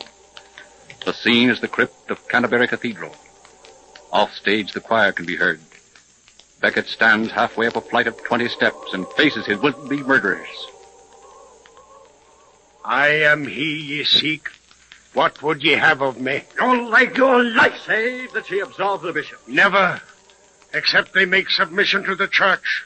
You've had my answer to that cry before. Aye, then you are a dead man. Please. I will not. I am readier to be slain than thou to slay. Hugh de Morville, I know well thou hast but half a heart to bathe this sacred pavement with my blood. God pardon thee in these, but God's full curse shatter you all to pieces if ye harm one of my flock. I make him prisoner. Do not harm the man. Strike him, Tracy, strike him. Oh, noble knights, strike your own archbishop in his own cathedral. Ye will die the death of dogs. Answer not, but strike. Here is my answer, then. My sword! Oh, at the right hand of power and great glory. For thy church, O Lord, into thy hands, O Lord, into thy...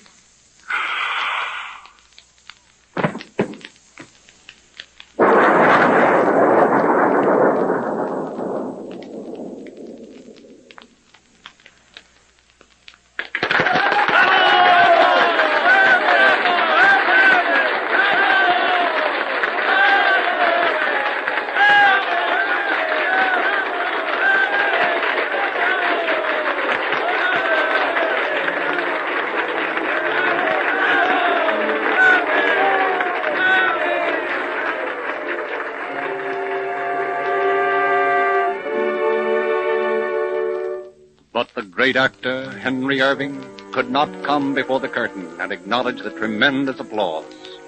For his life, like Archbishop Becket's in the play, was at an end.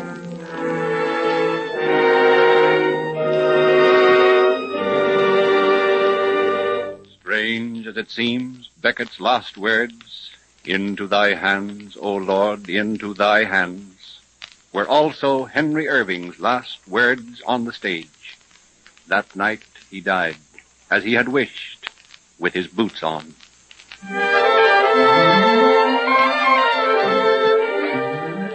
X-Lax just must be a better laxative to judge by the world's opinion of it, because more X-Lax is used than any other product of its kind in the whole wide world. Just think, in America alone, there were 46 million boxes used last year. What an achievement. What a record for one product to make. but the reasons behind it are easy enough to understand. To begin with, X-Lax is as mild and as gentle as a laxative should be. And yet, for all its gentleness, it is thoroughly and completely effective. Then, too, it is so delightful to take. Imagine, it tastes just like the finest, most delicious chocolate. If you don't know how pleasant and agreeable it is, then try X-Lax the very next time you or any member of your family need a laxative. It is so very inexpensive, too. Just 10 cents a box at any drugstore.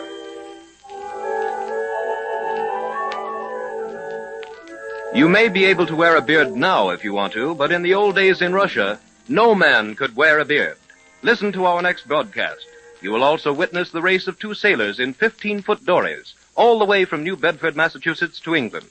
You have just heard Strange as It Seems by John Hicks, directed by Cyril Armbruster.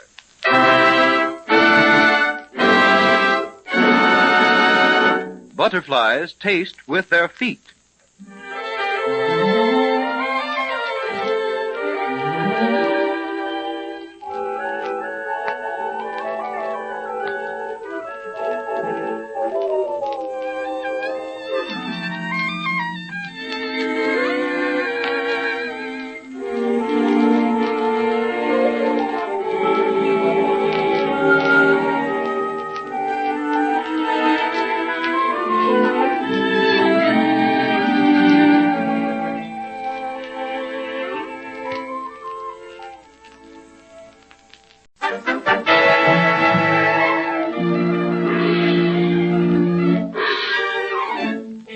The makers of X-Lax present Strange as It Seems.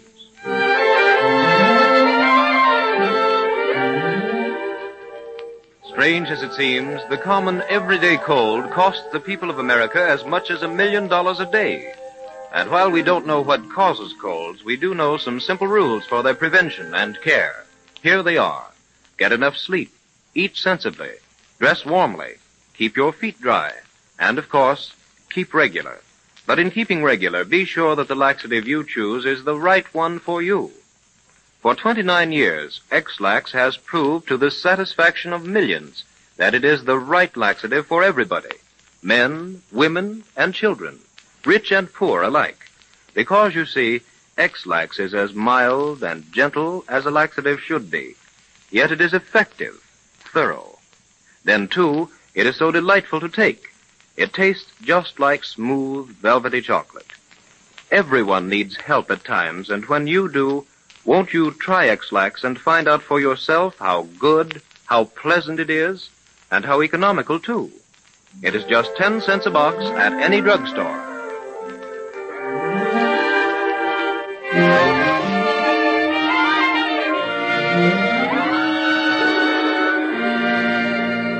The Beard Tax.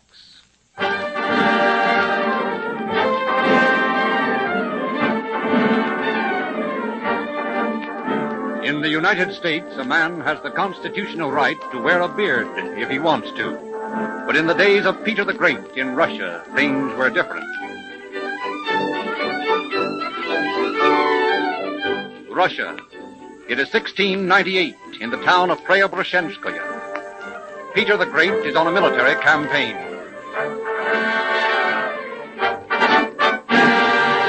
He is in a bad humor and doesn't mind who knows it. Several of his officers are seated around him, wondering where his wrath will fall next. What's the trouble with you Russians? When I left you to go to Europe, I thought you were men. I didn't expect to find a single person in all Europe that would compare with my countrymen. Well, I was wrong. Not one of you has the brains, the manners, the appearance of a European. You talk like idiots, you act like pigs, you look like hairy baboons. They'd laugh every one of you off the streets in Paris. At least we share your filthy straw at night and eat the awful meat at your table. What, Alexis Padov? How dare you speak to me that way? You're emperor. Why not? We walk through icy torrents for you. We march for miles across the steppes for you. We live for your wishes, and we kill for your wishes. We even give up our women to your wishes. Don't we, men? And then you insult us by comparing us to a simpering European. Is that the way you reward us for our loyalty? I do as I wish. You're my subjects. If I don't like you the way you are, I have the right to make you over so you'll suit my fancy. The next thing you will do is to shave our faces, deck us out in skirts, and make us fawn at your feet like a bunch of giggling women. Not a bad idea, Alexis. Your Majesty, what do you mean? By heaven, I reward you for that idea. I'll make you Russians civilized yet. Miska, Yes, Imperial Majesty. hand me my scissors. Very well, Imperial Majesty. Yes, a very good idea. Well, what are you going to do? Cut us to pieces? You shall see. Oh, I'm willing to die.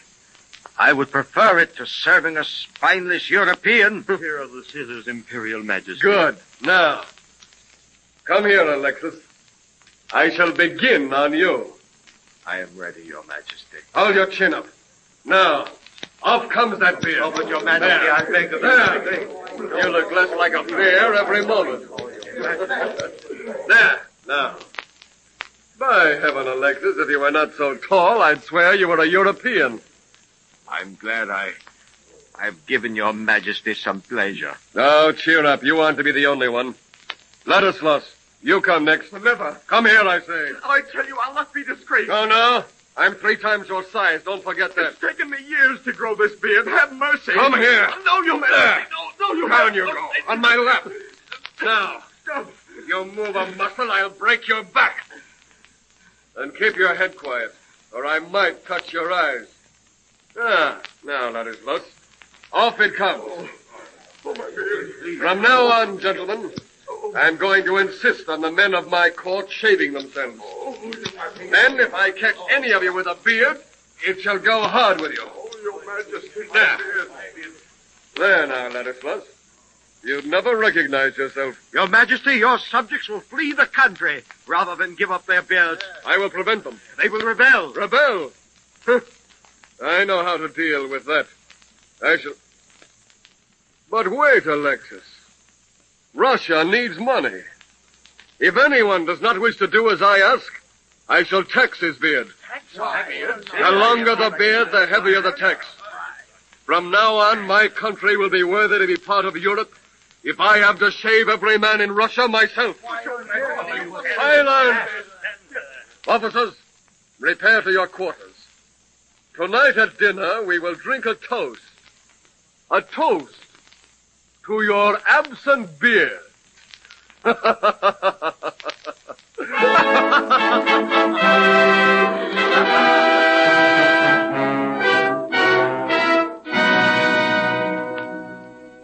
Strange as it seems, Peter the Great sought to make Russia a more civilized country by insisting that every man go clean-shaven. There were so many rebellions that he eventually merely levied a tax. Even as late as 1929, a small town in Russia levied a tax on beards in imitation of the first great member of the Romanov family. The race of the lone sailors.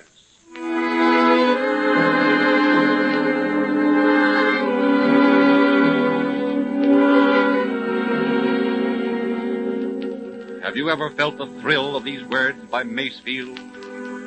I must go down to the seas again, to the lonely sea and the sky. And all that I ask is a tall ship and a star to steer her by. There are men who feel this sea fever all their lives.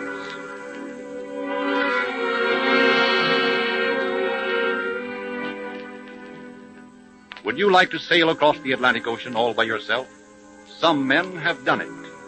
In fact, 2 decided to race each other across. Each had a 14-foot dory, like an overgrown rowboat, complete with sail.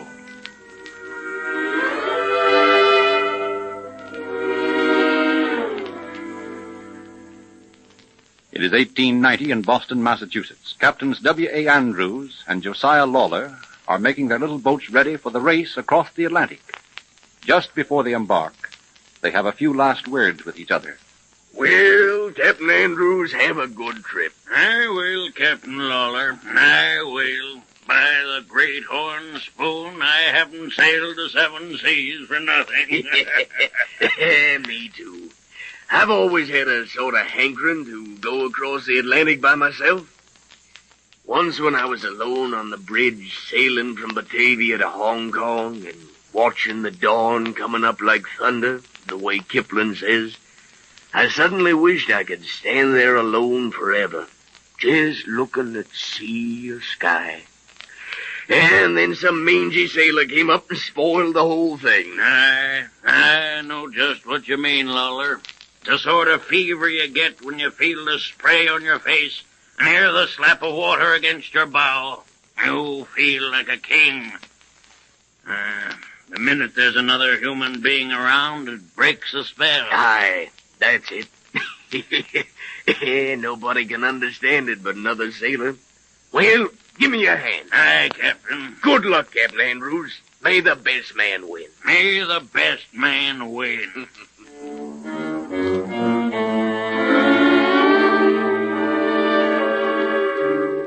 The two men set sail in their little boats.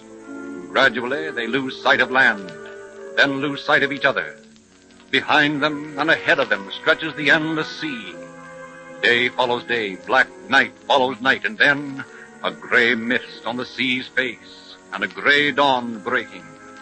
For a time, all goes well, and then one day, heavy seas, mountains of oily green water swooping up, and then down again. A sickening wrench as the frail boats hurl themselves over one surging mass of foam, and then catapult down into the trough of the next giant wave. Captain Lawler's boat shivers, twists like an animal in a trap, finally capsizes. A passing steamer sights Captain Lawler's overturned boat and rescues the exhausted man from the very jaws of the sea. Lift off the port bow! Lifeboat number one! Stand by to lower away! Soon after, Captain Andrews' boat also capsizes. With no steamer to help him, Andrews struggles alone against wind and waves. At last, he succeeds in righting his craft and clambers back into the boat. With his hand on the tiller, he starts once more.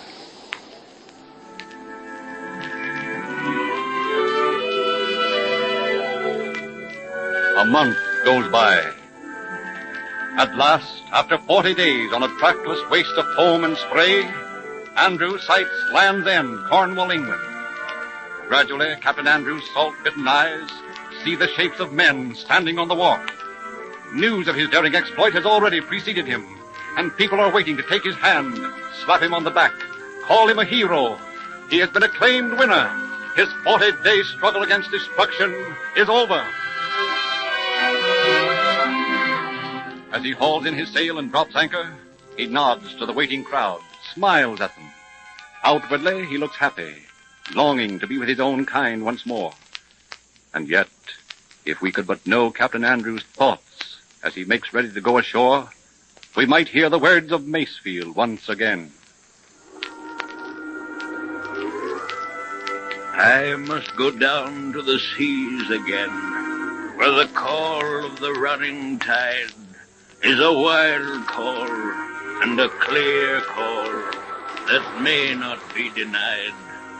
And all I ask is a merry yarn from a laughing fellow rover, and quiet sleep and a sweet dream when the long trick's over.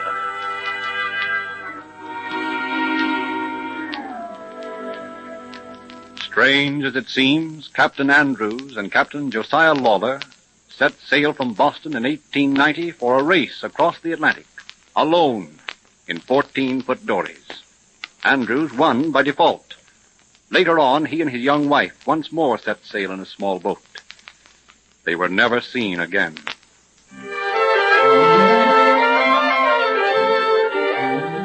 Doesn't it strike you as strange that some people will go out of their way to make themselves uncomfortable and miserable when there isn't the slightest need for it? What about you? Do you take a laxative that is disagreeable and upsets you, the sort that makes you say, never again? If you do, then the very next time you need a laxative, try X-Lax. Once you have, we think that no other laxative will ever do for you again, because X-Lax is as mild and as gentle as any laxative you should take. And yet, for all its gentleness, it is completely thorough. And taking X-Lax is a joy. Imagine, it tastes just like smooth, velvety chocolate. It just must be the better laxative because more people use it and like it than any other brand in the world. So get a box right now, so you'll have it handy when you need a laxative. And X-Lax is very inexpensive. Only 10 cents a box at any drugstore. What is the world's most valuable book? Who are the poison eaters? Listen in to our next broadcast. You have just heard Strange as It Seems by John Hicks, with original music composed and conducted by Felix Mills.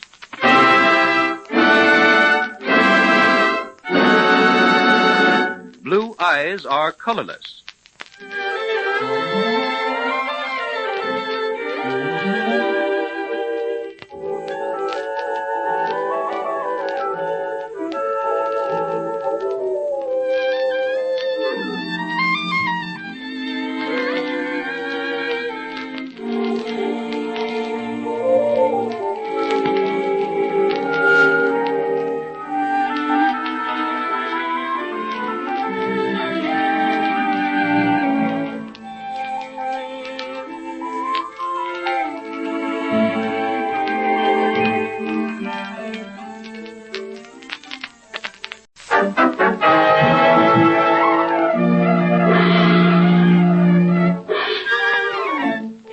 The makers of X-Lax present Strange as It Seems.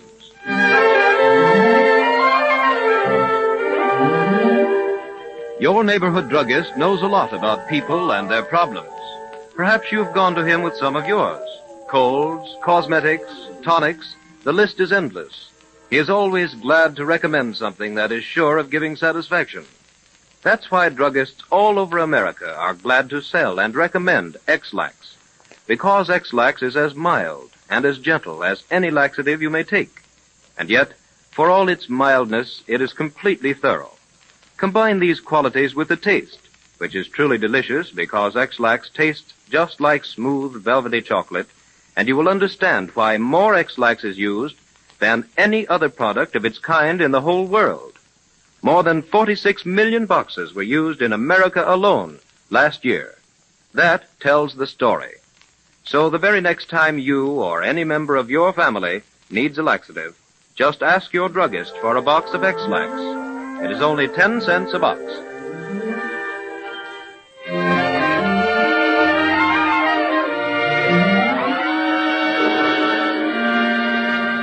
The world's most valuable book.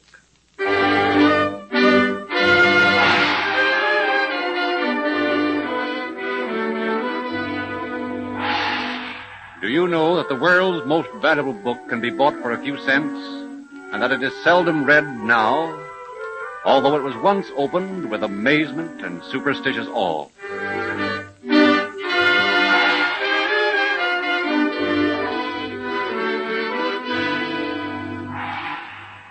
Who wrote this book? Go back to 1298, to Genoa.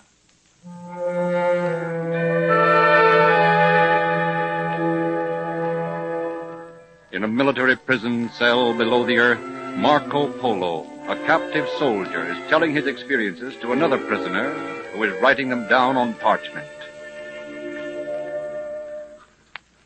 Of the manner in which we took our departure from the court of Kublai Khan, you have already heard. But for that chance, we should never have got back to Venice again. I believe it was God's pleasure that we should get back, in order that people might learn the marvelous things the world contains. Thanks be to God. Amen. Amen. What else, Marco Polo? Nothing else, Rusticello. It is finished. Ah, Marco, someday men will read this manuscript and long to travel the same road that you travel. They will dream of the golden road to Samarkand, of the celestial city, where the sun smiles all day long, and the jasmine waters that glisten in the laughter of the morning. I hope so, Rusticello. Now they call me Marco Millions. They think me a foolish liar who lost his wits in China and his heart to Kucachin, Princess Xanadu. But someday, some other man may set forth on my road and see the 7 wonders of the world.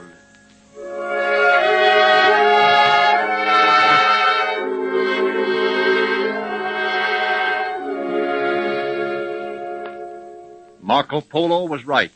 Men did read his manuscript. Vasco da Gama read it and set sail for Africa, to finally reach India by sailing around the Cape of Good Hope. Columbus read it and reached the West Indies. Magellan read it and went around the world. Strange as it seems, all of the important explorations of the world are founded on one book, The Travels of Marco Polo. The Poison Eaters.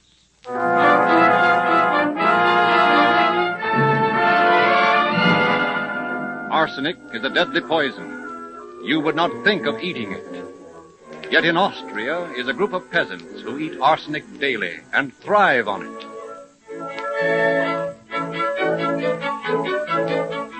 It is market day in Eberswald, a little town in the Austrian province of Styria. Arthur Potter, an American artist, is being shown the sights by his friend Franz Kindberg. Well, Arthur, does this appeal to your artistic soul? Oh, yes. She's wonderful. Glorious. What are you talking about? Oh, that girl over there by the vegetable booth. Ah, yeah, she is lovely. She's a perfect peasant type. Look at those eyes and that gorgeous camellia skin. I swear I believe she's the most beautiful woman I've ever seen. She is beautiful. It's too bad you can't paint her, eh, Arthur? Yes.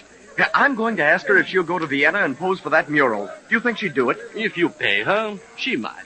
These peasants are all poor. Oh, will she understand English? Perhaps.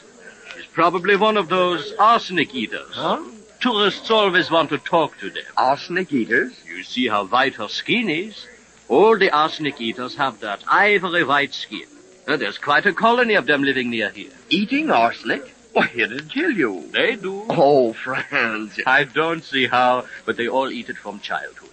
The men are perfectly magnificent, and you can see how the women look. Oh, for heaven's sake, what next? Well, arsenic or no arsenic, I'm going to ask her about posing for me. Well, I hope she doesn't think you're trying to insult her. Don't worry. Oh, madame. Yeah? What you want? You're very beautiful, and Oh, yeah? You wish to know of arsenic, huh? Arsenic? Well, no, I wanted to know if... I have eaten arsenic ever since I was born. That is why I have such white skin. I am not poisoned by it, and I never get sick. That is all I can tell you. Oh, now, you wish to give me some money, yeah? I want you to come to Vienna. I want to paint your picture. Oh. I'll give you a lot of money. Go away? From here? Yes. Oh, you can bring your mother or sister with you. Oh, no. No, I could not go, never. But really, it'll be quite all right. Oh, no. You not understand. If we leave here, we die. What? You mean they'd kill you? No, we cannot go away. If we leave our lands, we die. Oh, nonsense. My sister, she married. She went to Innsbruck. But she died very soon. On account of eating arsenic? No, because she could not get arsenic there. Oh, surely you're mistaken. Oh, please come to Vienna. Oh, you go, please. My father come. He get angry if he see you with me. Go away. Oh, well, if that's what you... Oh, auf Wiedersehen. Goodbye, sir. Goodbye. Well, I'll be... Oh, well, that's that. Well, Arthur, tell me what happened. She says she'll die if she goes to Vienna. These peasants are all like children. No, she's right. What? These peasants can't leave their lands. The arsenic they get out of the ground keeps them alive and healthy. When they don't eat it, they seem to fade away. That gorgeous creature a slave to a thing like that? Perhaps that's the penalty for being the most beautiful woman in the world.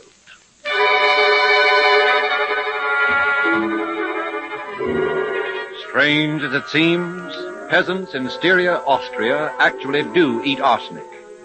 No one knows how the practice began, nor why they are not affected by the death-dealing dose which they consume each day. When arsenic is taken from them, they lose their vitality and die.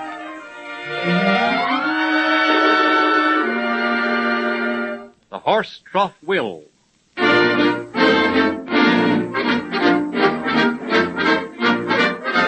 1929, Sydney, Australia. The Society for the Prevention of Cruelty to Animals is in a turmoil because of a certain will left by George Bill of Sydney. Mail has been so heavy that the secretary of the society has had to hire more clerks. Yes, that'll do. And now, Mr. Hallam, what is it I can do for you, sir? Well, I represent the town of Gympie. Yes? Yes, we wishes to make application for one of the horse troughs Mr. Bill provided for in his will. Oh, yes. Excuse me, Mr. Hallam. Yeah. Are you there? Yes? Yes, this is the secretary speaking. Oh, you're calling from Melbourne. Yes, Mr. Bill left £70,000 for establishing horse troughs wherever needed. You wish to apply for 6? I'm afraid that we can't allow one city to have so many. I know that Melbourne is a big city, but even Sydney isn't going to get 6 horse troughs. I beg your pardon. Good day. Imagine, that man in Melbourne insinuated that it was a bigger city than Sydney. Yes, now, Mr. Secretary, to get back to Gympie. Am I to understand that Mr. Bill left all that money so that any city in the world could have a horse trough if he wanted one? That is correct. We already have hundreds of applications from England as well as from the United States. Well, then I want to make an application. Good morning, mail, sir. There are a lot of letters from the United States, sir. Oh, yes, let me look. Oh, yes, sir. See, Mr. Hallam? Clarksville, Indiana. Yes, but not for more. Wait. Waterville, Ohio. St. Leon, Mississippi. North Tonawanda, New York. You know, it's simply astounding how that will of Mr. Bill's has struck the popular fancy. Yes, it's all very interesting. Now, to get back to Gympie, when can I have the horse trough? You must fill out this card. Card? First, so that we can thoroughly investigate Fill out a card? Well, that's an outrage, sir. You don't think I want the horse trough for myself, do you? Merely a matter of form, Mr. Hallam. Merely a matter of form. Stuff and nonsense. You're just overcome with your own importance. What? Yes, that's what it is. Mr. Hallam, on behalf of the Sydney Society for the Prevention of Cruelty to Animals, I must reprimand you. What?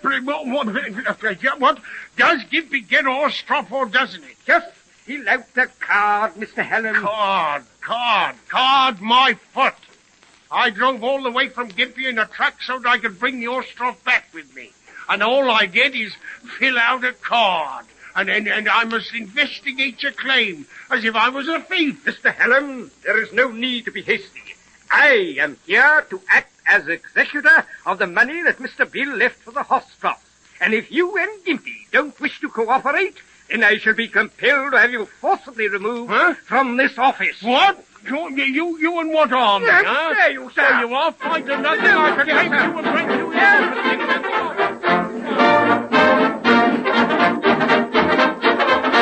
Strange as it seems, at his death, Mr. George Bill of Sydney, Australia, left £70,000 or $350,000 for the establishment of horse troughs throughout the world. Applications by the thousands rolled into the Society for the Prevention of Cruelty to Animals as soon as this strange will became known.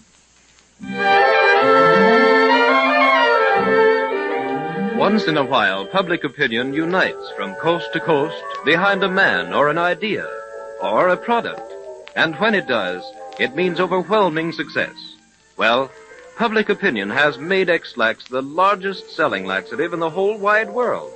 In America alone, more than 46 million boxes were used last year. But it's logical that X-Lax should be the best seller. It is so mild and gentle that you hardly know you have taken a laxative. And yet, For all its mildness, it is thoroughly effective. And what a joy X-Lax is to take. It tastes just like the finest, most delicious chocolate. If you don't know how pleasant and how agreeable a laxative can be, then try X-Lax the next time you need one. The price is pleasant, too. It is only 10 cents a box at any drugstore.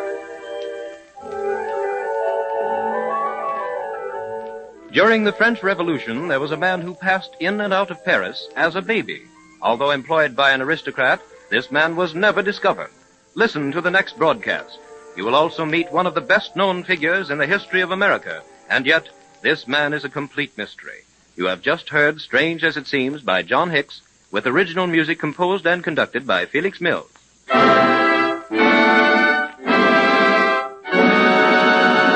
The Southern Cross flew around the world with propellers made of cotton.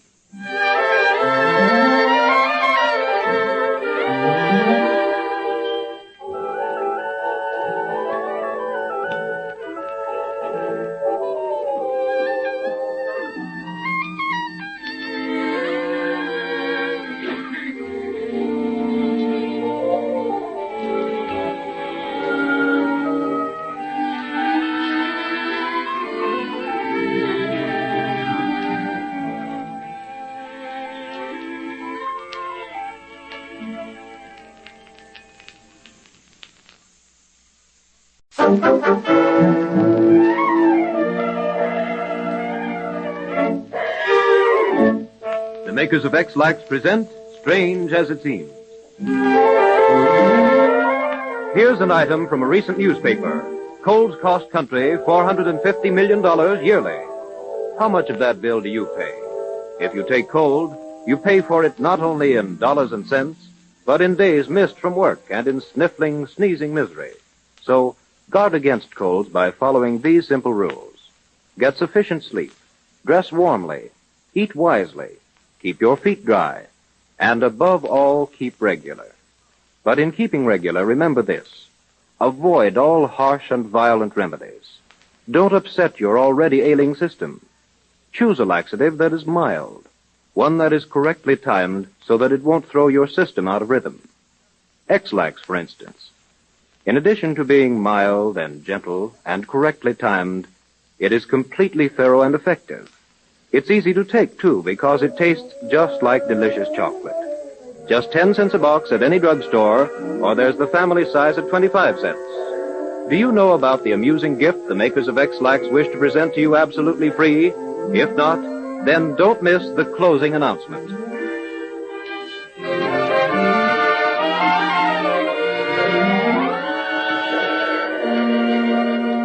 The Mystery Vault of the Barbados.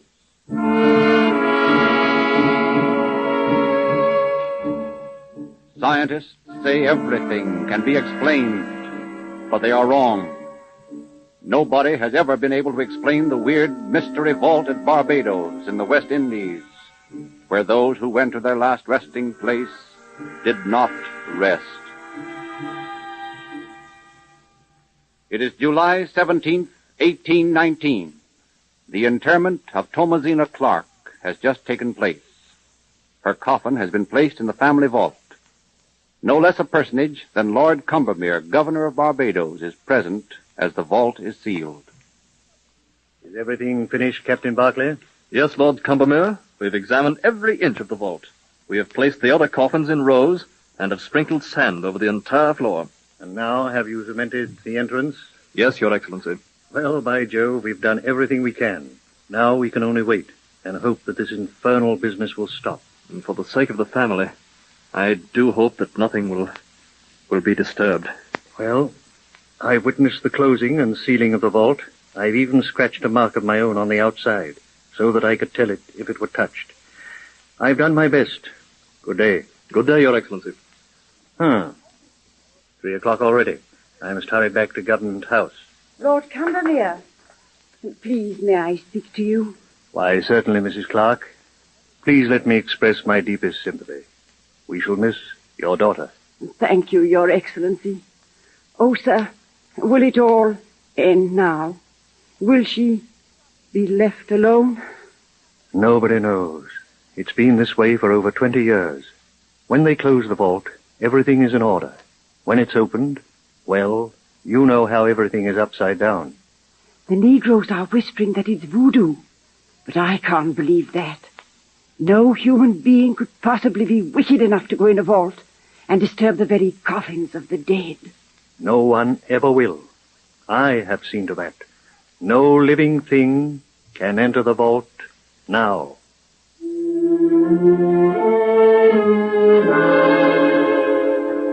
8 months pass. Then, one night, a strange sound seems to come from within the massive vault. The next morning, Lord Combermere and his aide-de-camp, in company with a few other men, go to the entrance of the tomb. There's that mark I made, absolutely untouched. And it's obvious that nobody has tampered with the outside of the vault, sir.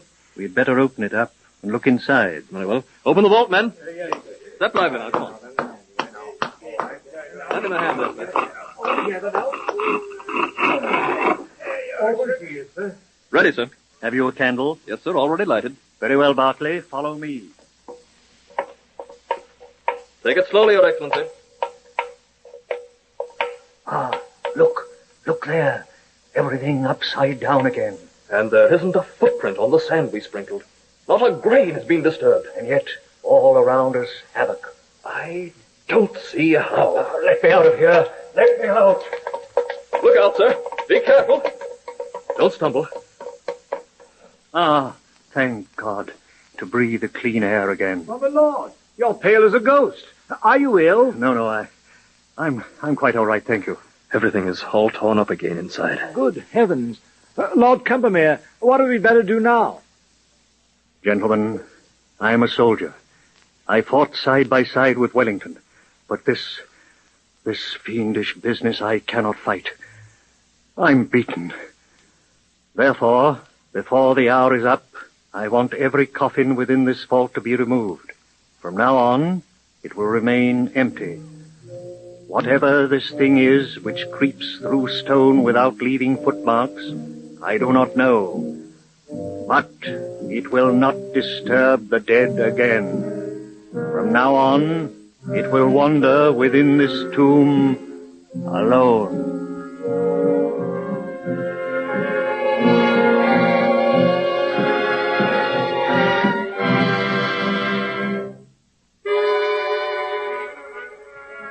Strange as it seems, no one has ever been able to explain the mystery of the vault in the Barbados, which still exists. All natural causes, such as earthquake or water, have been given up as impractical. It was a physical impossibility for a human being to go inside the tomb. What was it?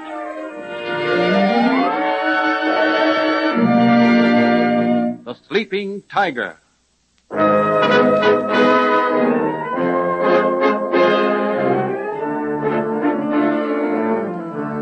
1234, Constantinople. For 100 years, the magnificent city has been the battleground of the Crusades. Now it is governed by the Christian Emperor John of Brienne, who of all men least deserves to rule the glamorous Eastern Empire.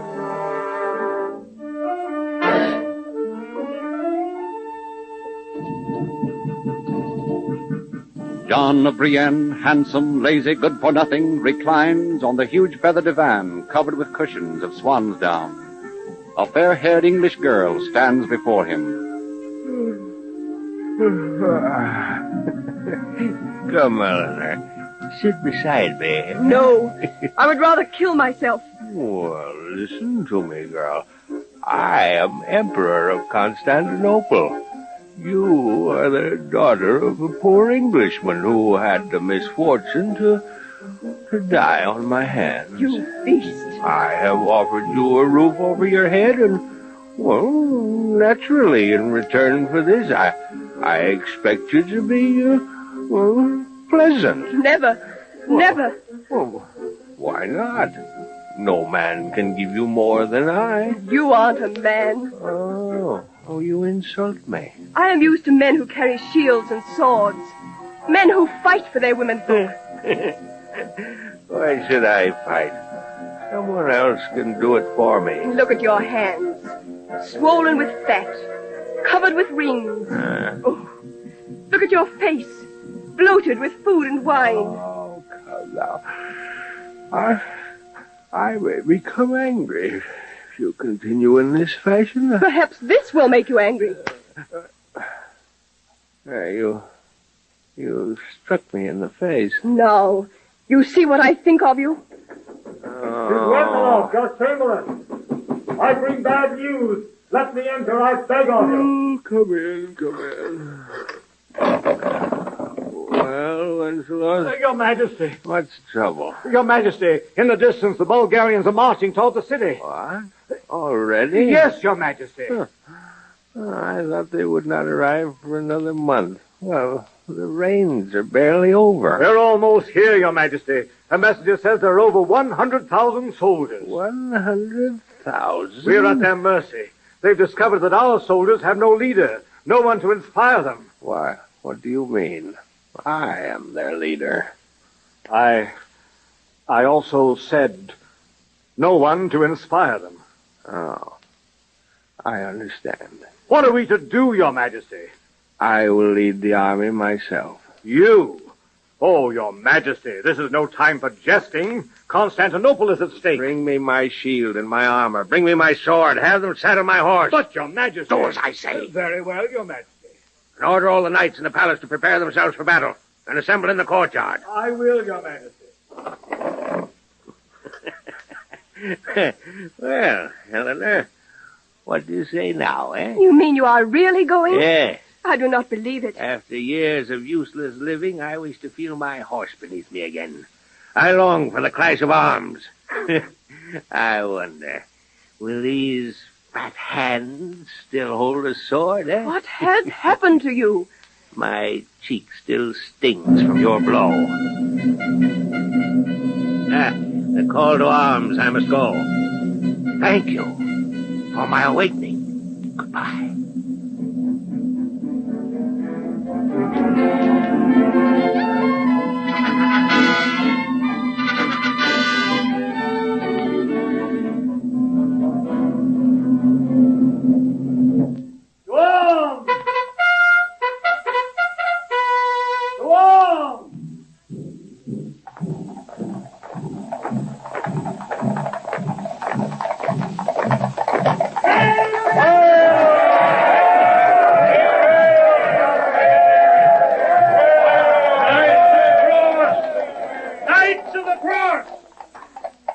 For the first time in 20 years, your emperor will lead you into battle. You all know me, what I've been for many years. Are you still willing to follow me, to fight for me unto death? There are 2,000 of us against 100,000. And Knights of the Cross, in the name of God our Father, forward! Forward! Forward!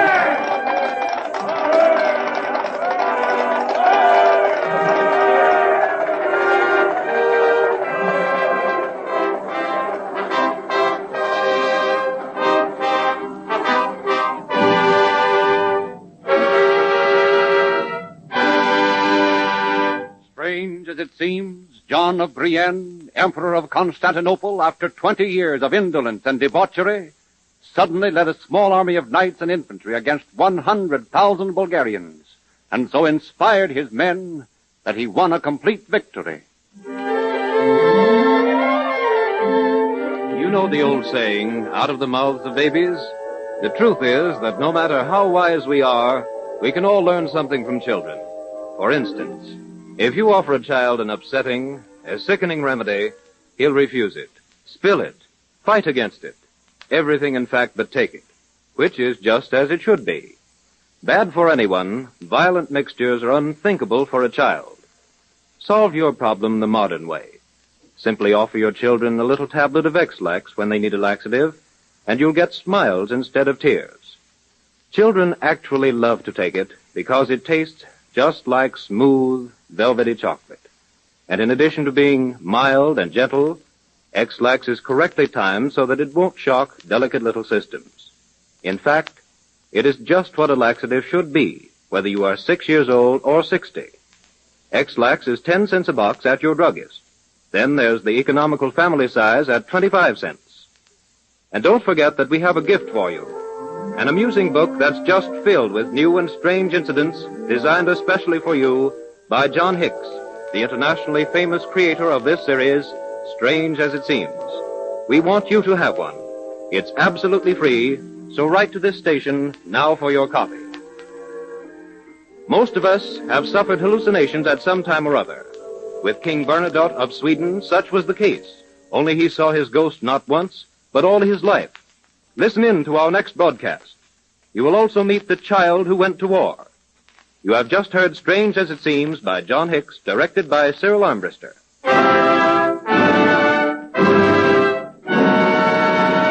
There is no such country as Japan.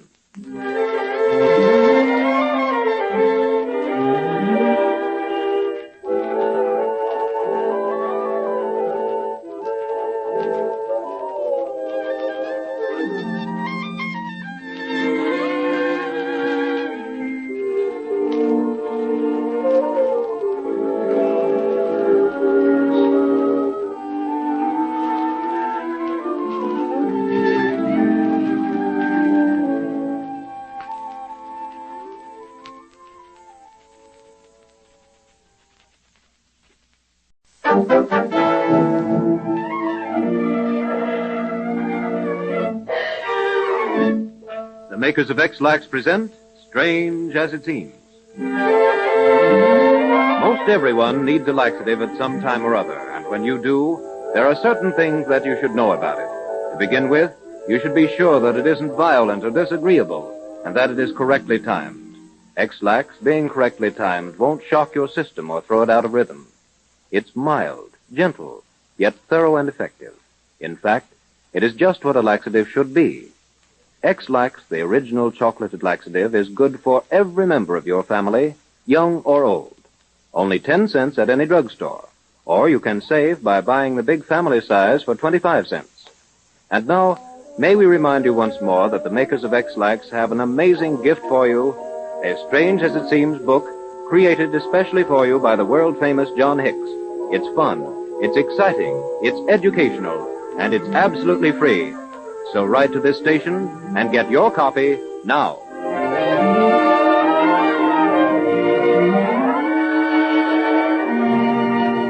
The King Who Saw a Ghost.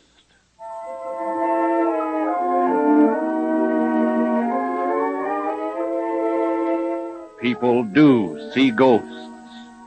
At least they see what they think to be ghosts, but are really hallucinations brought on by sickness or mental disorder. King Bernadotte of Sweden had an hallucination which appeared to him when he went riding.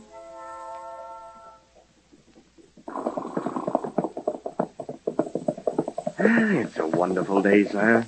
Look how the clouds sweep across the mountains. Yes, Gustave. It is a lovely day. Why are you so silent? Are you worried with affairs of state? No, not affairs of state. Can't you tell me, sire? It's nothing. Nothing, I tell you. Your Majesty, are you ill? No. It's nothing. Come, let's ride a little faster.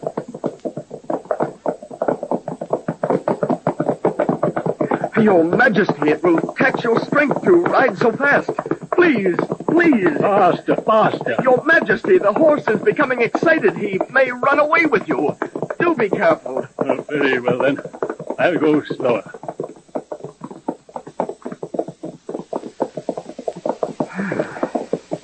Has it gone now?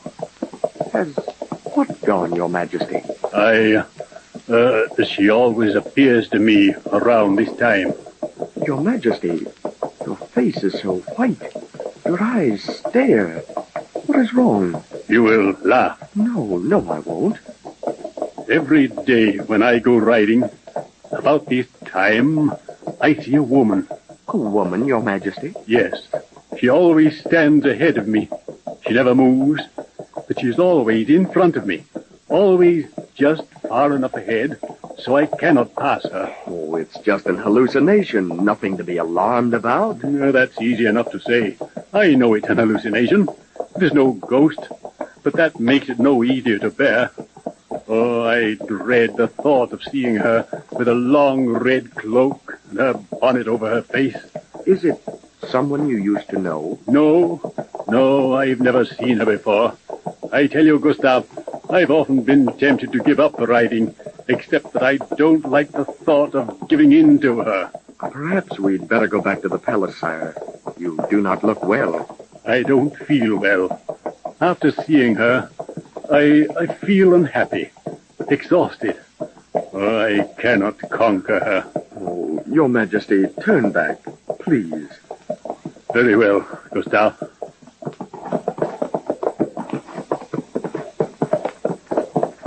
There now. You see, everything will soon be all right. For you, perhaps, but not for me. Why not? See, ahead of us, there she stands again, in a long red cloak, smiling at me. Smiling at me. Strange as it seems, but true, although King Bernadotte of Sweden knew that the woman in red was an hallucination and had no superstitious awe about the figure, he could not rid himself of the sight of her. She besieged him to the end of his life.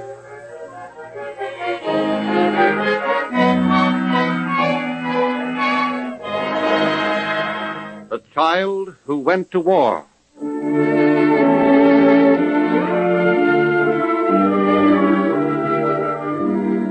Marina Yarlova is 9 years old. In the Caucasian mountain village where she lived with her family, the Russian peasants still talk of Peter the Great and Catherine, although it is now 1914.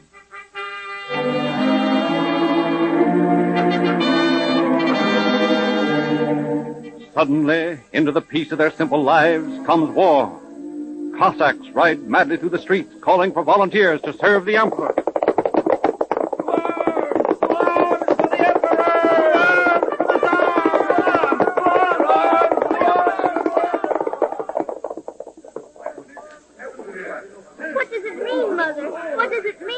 Oh, Marina, it means that your father must leave us. He's going to join the war at Baku. What for? What is that? Oh, Marina, darling, you are too young. It is war. They say Mother Russia is to fight the Germans and Turks. Your father must fight for his country. Who are the Germans? Oh, I don't know. Nobody does.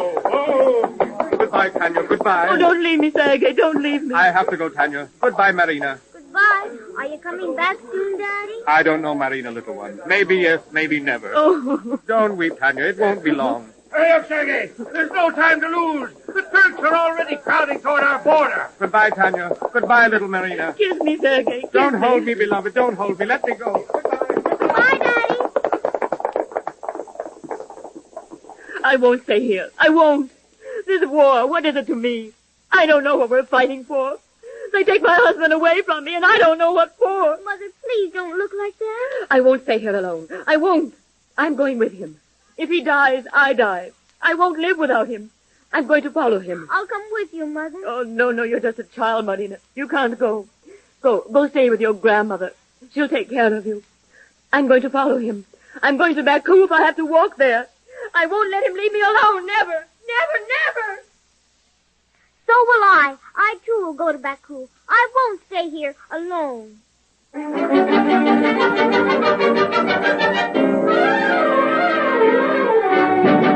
From then on, the 9-year-old Marina's life is a bewildering series of terrifying weeks. A homeless child traveling in the wake of the departed soldiers and their frantic womenfolk.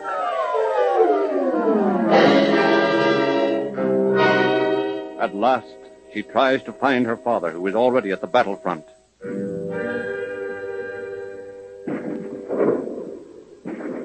Oh, soldier, can you tell me where my father is? What are you doing here, little one? You can't stay here at the front. How in the world... I'm looking for my father. He's a colonel. His name is Yarlova.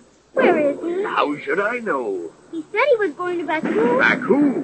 But this is nowhere near Baku. Elsie, you'd better get away from here. There's a plane coming. Oh, I'm not afraid of planes. Quick, child, get under cover. It's hopeless. It's going to bomb us. But I want to find my father. I want to find my father. I want my father. Oh, I want my father. Tell me where he is. Oh, the soldier's gone. I'm all covered with dirt. Oh, help! Help! Help!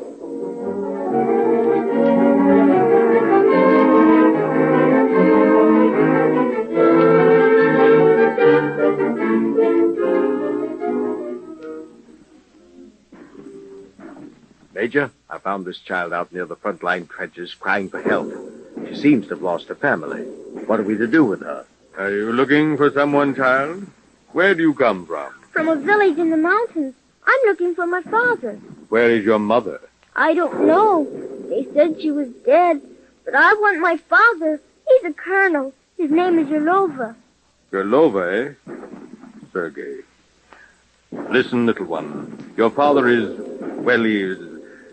Suppose you stay here with us. But where can we put her, sir? I'll arrange some place for her. We'll adopt her into the regiment. Would you like to stay with us? Can I have something to eat? I'm hungry. Of course. When did you eat last, child? Last night a soldier gave me some black bread. Before that, I found a can of meat. It was blown open. It wasn't very good, but I was hungry. How long have you been alone like this? I don't know. Ooh, my feet are cold. Why, look, the child's shoes are worn through.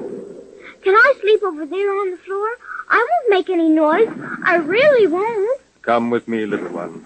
You can have my blanket. Oh, thank you very much, sir.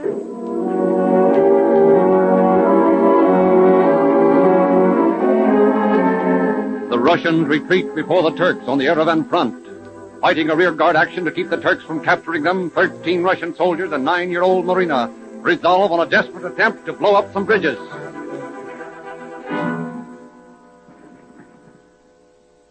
Now remember, Marina, if you see any sign of the Turks, blow the whistles. Yes, Captain.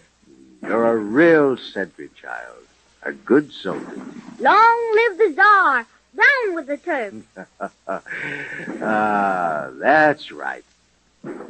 Kiss me, child. You know, you're like my little girl. Yes. And remember, Marina, when I give you the order, go away from this bridge just as fast as you can go. Way over by that tree, you see? Yes, I see. We put dynamite under all 3 of the bridges. There's going to be a big explosion. Yes, Captain. What's that? Marina, something's gone wrong. That first charge exploded before I could give the signal. Look, the next bridge is blown up. See? Marina, the dynamite exploded too soon. This bridge is next. Run for your life. Run, run. Come, I'll help you over these rocks. Hurry, hurry. My foot's caught. I can't get it loose. I can't get it loose.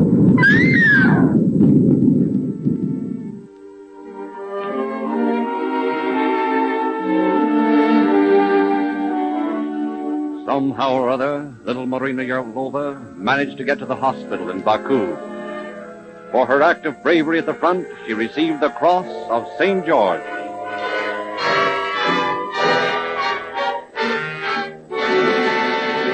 Strange as it seems, 9-year-old Marina Yelova was the only survivor of the 13 Russian soldiers who attempted to blow up 3 Turkish bridges during a retreat in the World War.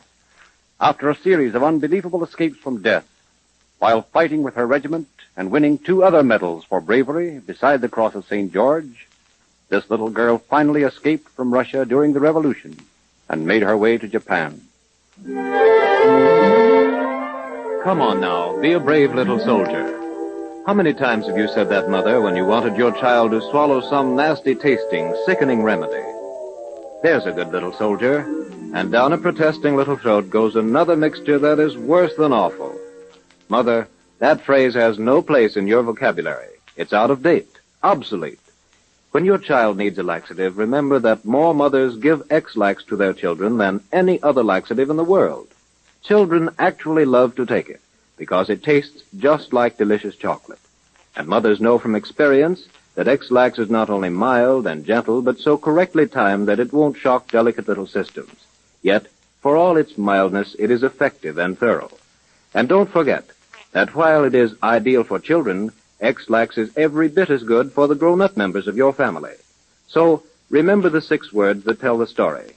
Mild, correctly timed, thorough, pleasant, economical. Every drugstore has X-Lax in 10-cent and 25-cent boxes. And remember, too, that the makers of X-Lax have a gift for you. A Strange as It Seems book by John Hicks. It will amaze you, and the children will love it. It's absolutely free. So just write this station now and get your copy. Where is my wandering boy tonight? Next broadcast, you will hear how it was once sung by some sailors who were reading it off a living music stand. You will also go to Sicily, where you can still visit Echo Prison. Why was it called this? You have just heard Strange as It Seems by John Hicks, with original music composed and conducted by Felix Mills.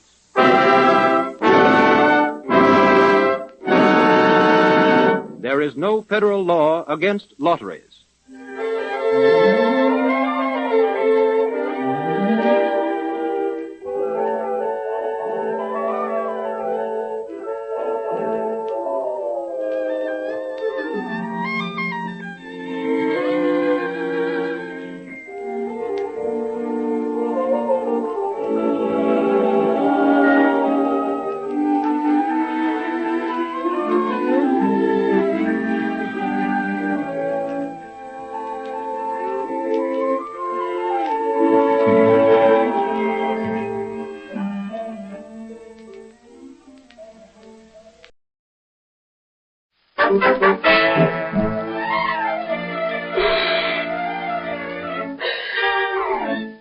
The makers of X-Lax present Strange as It Seems. Strange but true stories from people in every walk of life, with the whole world as our stage. Time, the present or the past. Brought to you by X-Lax, the original chocolated laxative. Now, the chances are that you, like millions of others, know and use X-Lax. You know how mild, how gentle, how effective it is. But haven't you noticed that X-Lax has another unusual quality? Of course you have. X-Lax is a correctly timed laxative. It won't shock your system or throw it out of rhythm. It's just right. A perfect combination of mildness, thoroughness, and correct timing. It's delightful to take, too, just like delicious chocolate.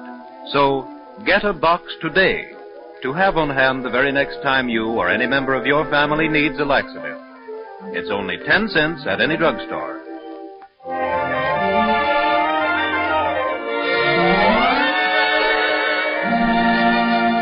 The Man Whom Fate Could Not Conquer.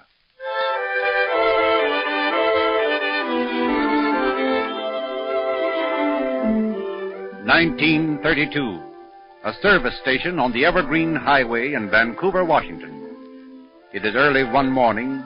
Dawn is just breaking.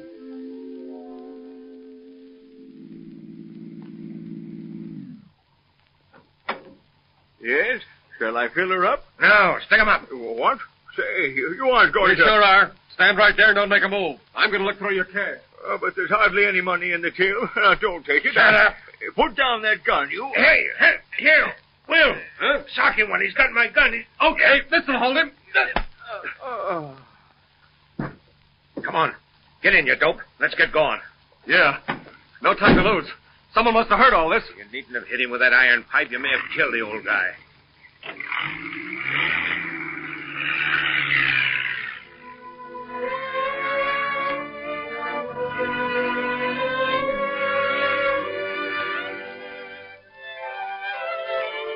(1935). The same service station. A car drives up and comes to a stop.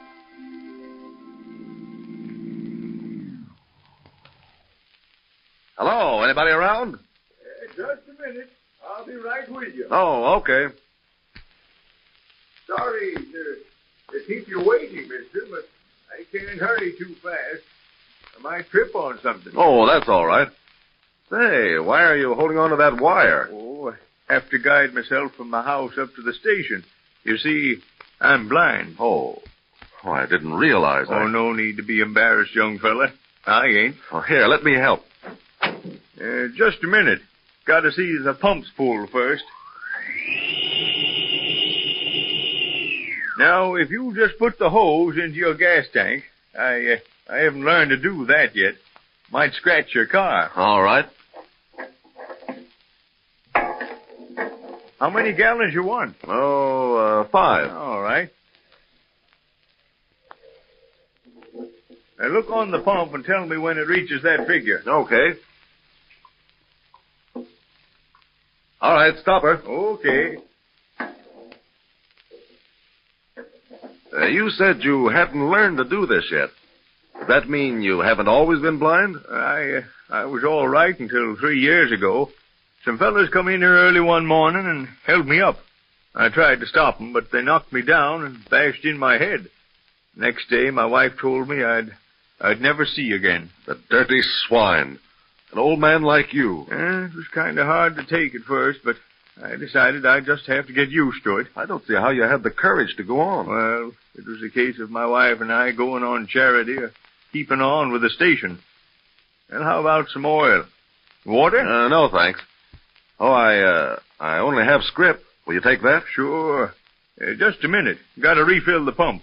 That's the only way I can be sure a customer knows how much he's getting. Here's your scrip. Yeah, thanks. Say, aren't you afraid I might have shortchanged you? No. And how about the gas? I might have gotten 7 or 8 gallons instead of 5. I'm not worried, young fella. But if I should give you money, how would you make change? Oh, I keep all the different kinds of money in different pockets. It's easy when you learn how. But I don't see how Before I was blinded, I had plenty of people to try to do me out of money. I've never had a customer cheat me since then. Let me shake hands with you, sir. You're a lesson to all of us. Thanks. Come in again. Yes, I'll do that. Goodbye, and good luck.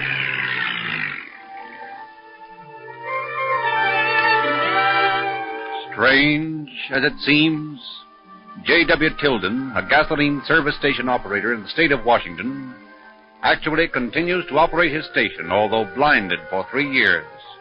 What a wonderful example of faith and courage in the face of adversity. Black Death.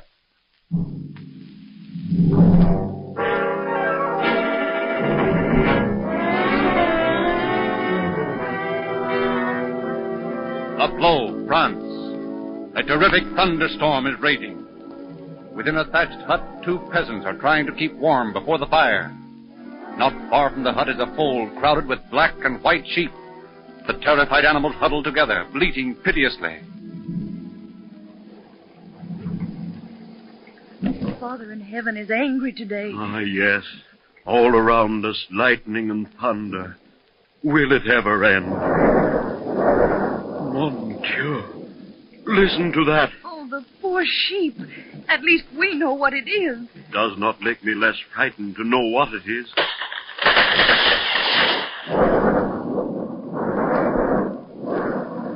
Jean, look out the window.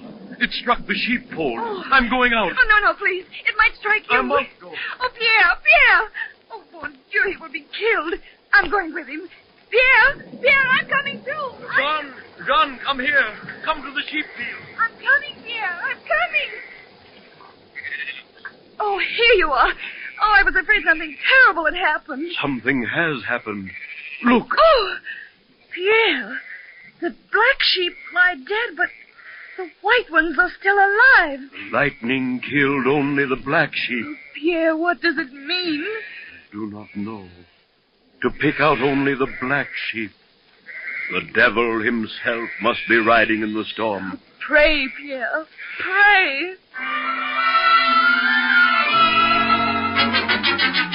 Strange as it seems, a bolt of lightning at Lapleau, France, actually did pick out the black sheep and killed every one. No one knows what queer tricks lightning may play. Its movements cannot be understood thoroughly, even by scientists.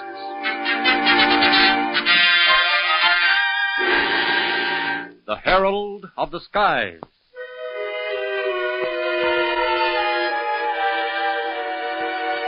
November 30th, 1835.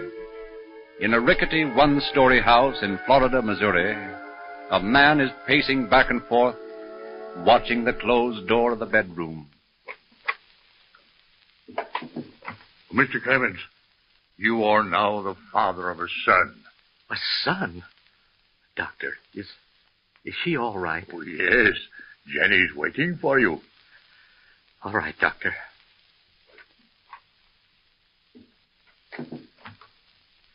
Jenny. Is that you, John? Yes. Jenny, are you all right? Yes, John. Look. By golly. Oh, look. He's got your hand. Do you call those little things hands? Oh, Jenny, my dear. Oh, why, John, you mustn't cry. Oh, that's the doctor. Come in. Oh, Mrs. Clemens. I want you to see something out the window. What is it? Look, up in the sky. Why, John, look. It's a comet. It's Halley's Comet. I'd forgotten we could see it this morning. Jenny, that comet in the sky means something. Maybe it means your son will be a big man someday. Yes, that's what it means. Why, we'll be proud of... Say, what is his name anyway? Samuel. Sam, eh? And the middle name better be Langhorn, after the folks. Oh, that's a good name for a boy. Samuel Langhorn Clemens.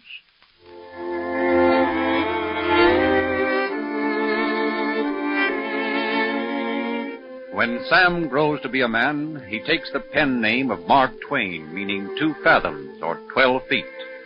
He chooses it from his steamboat days on the Mississippi.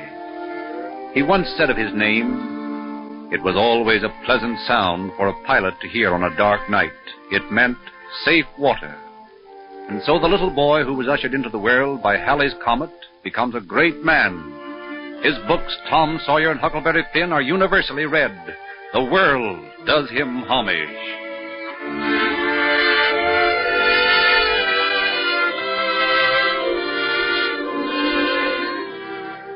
1909. After a brimming life of 74 years, the old machine shows signs of wearing out. One day, Mark Twain delivers a talk on astronomy. Yes, it's true. I came in with Halley's Comet in 1835. It's coming again next year, and I expect to go out with it. It will be the greatest disappointment of my life if I don't go out with Halley's Comet. The Almighty said, no doubt, now here are these 2 unaccountable freaks. They came in together, they must go out together.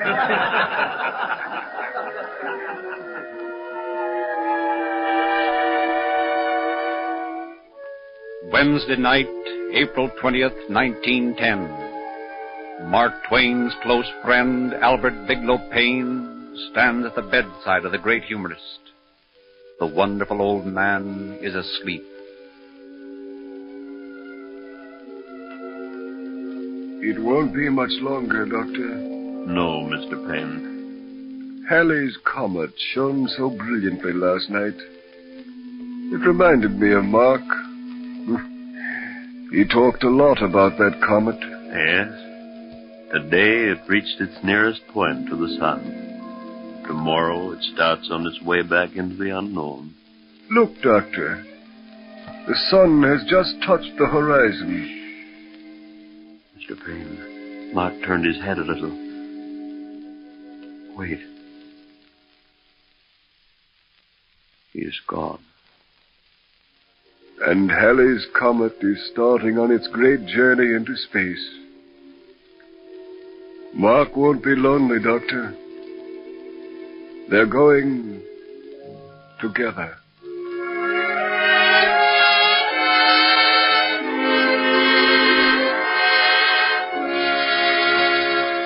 Strange as it seems, Mark Twain, the great humorist, was born in the year of Halley's Comet and died in the year of Halley's Comet.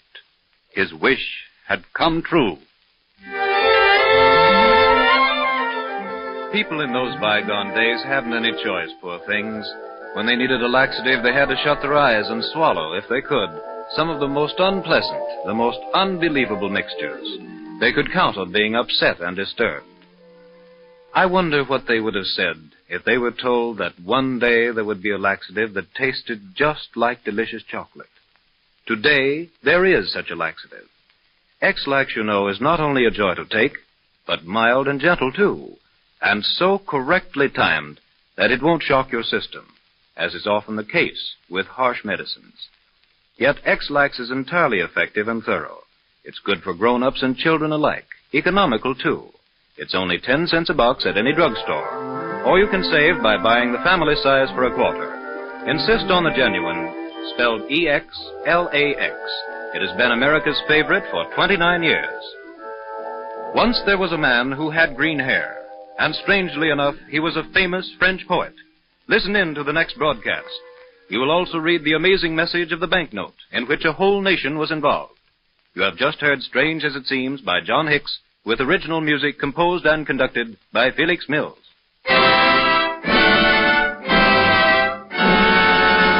Loose and unloose have the same meaning.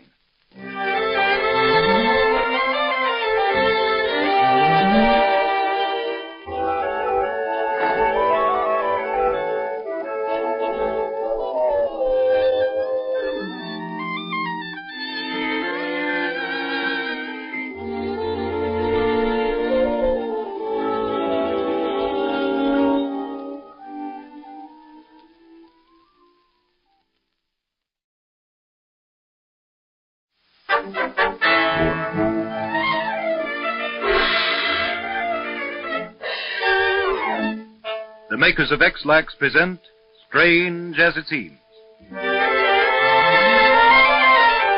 Can you name the invisible thief that took more than $500 million out of the pockets of Americans last year, that robbed millions of children of time in school and adults of days at work? No? Well, it's the common cold that to this day baffles scientists and doctors. Although we don't know what causes colds, we do know some simple rules to help their prevention and care. Eat wisely, get enough sleep, dress warmly, keep your feet dry, and above all, keep regular. But in keeping regular, be sure to take a laxative that is correctly timed, like X-Lax. Besides being mild and gentle, X-Lax is so correctly timed that it won't shock or upset your system. Yet it's completely thorough and effective. And you won't mind taking it because it tastes just like delicious chocolate. Just 10 cents a box at any drugstore. So always keep a plentiful supply of X-Lax in your medicine chest. It's the one laxative that will serve the whole family.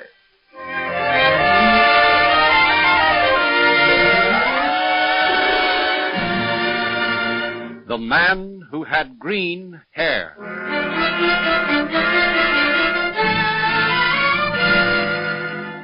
Would you dye your hair green in order to get publicity?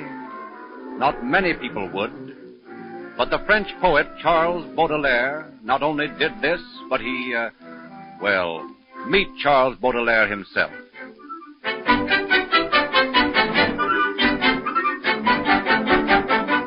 Paris, 1860.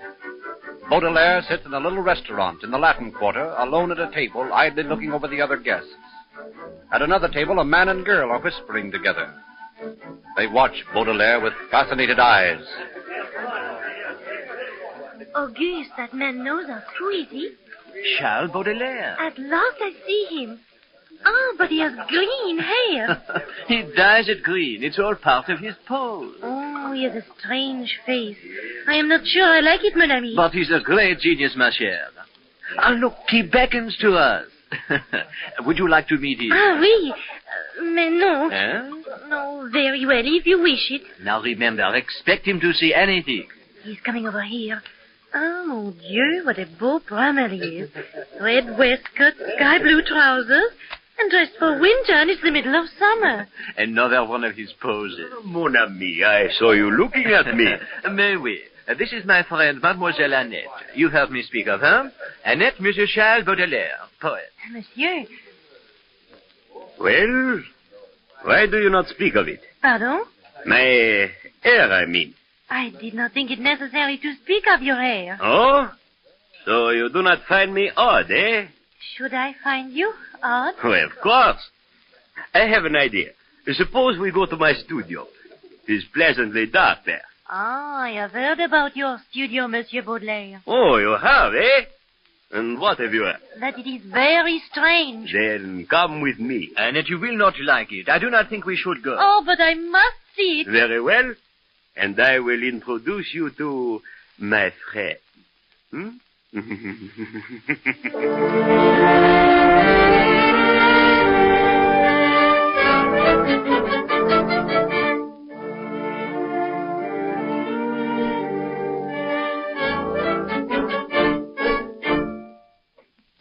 Mon Dieu, it is dark in here. I'm so stuffy. What is that musky smell? Just a moment. I shall draw the curtains a little. The gaslight outside throws a beam through the window. Just enough to make it interesting. Oh, may I sit here? Mais oui. That is just the chair I hoped you would sit in. The view is excellent. I will open the curtains. Excuse me, please. Auguste, your friend is an eccentric, eh? I told you not to come, ma chère. Well, on your own head be it. Ah, thank goodness for that breath of air. The atmosphere in here is so hot and stuffy. Oh, Annette, you will be sorry for this. I feel a little faint. Oh, but now that we have the curtains drawn a little, it is...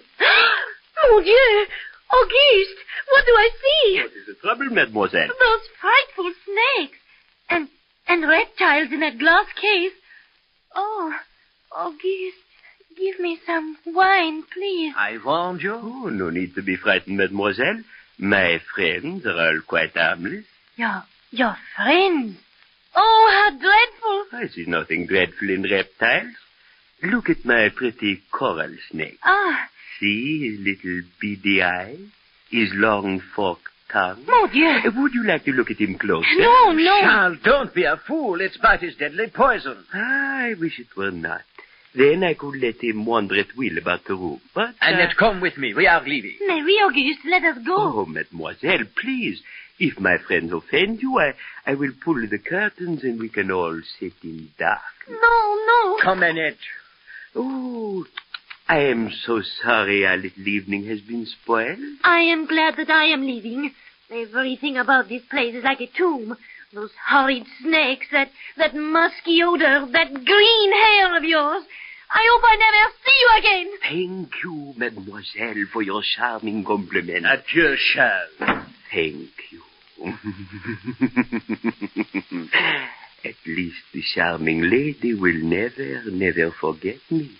And she will talk about me for the rest of her life. Charles Baudelaire, I congratulate you.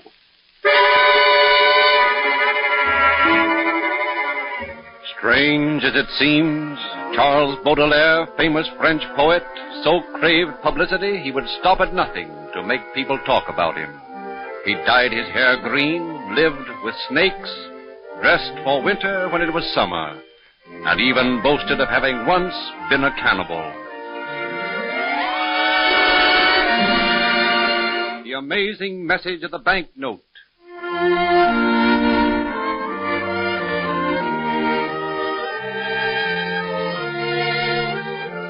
1820. The Bank of Liverpool, England, has closed for the day. Oliver Webb, the cashier, checks through a stack of banknotes in search of possible counterfeits. Suddenly, he looks closer at one of the bills. He takes out his magnifying glass. Penfield, come here a moment. Yes, Mr. Webb. Could I do anything for you, sir? Yes. Look at this bill through the glass. Those faint brown markings. Why, it looks like writing. Yes, it does look like writing. What do you make of it? Well, I can read some of the words, sir. If this note should fall into the hands of John...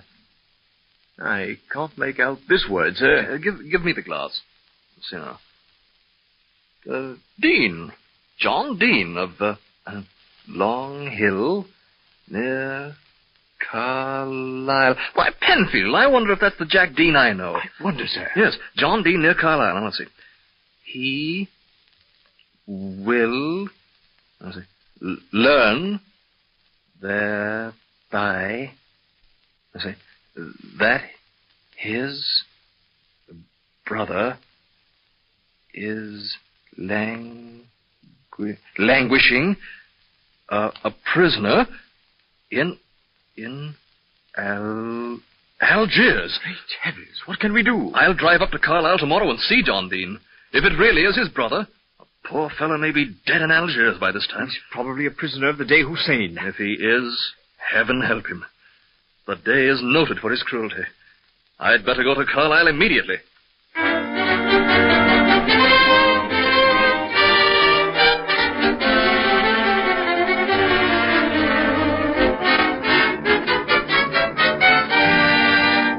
Look at the bill closely, Jack.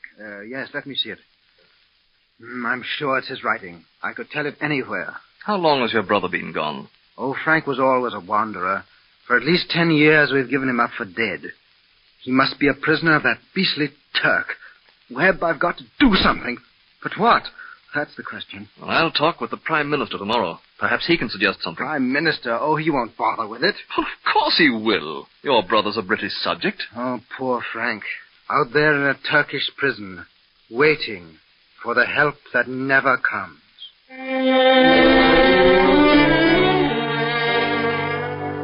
Webb keeps his word. He goes to the British Prime Minister, who in turn talks to the Foreign Secretary. After many inquiries, they discover that a Frank Dean was captured from a British merchant ship by Algerian pirates and has been a slave to the unscrupulous Dey Hussein for 11 years. 3 months pass. Sir James Linlay, representative of the British government, has an audience with the Dey Hussein himself.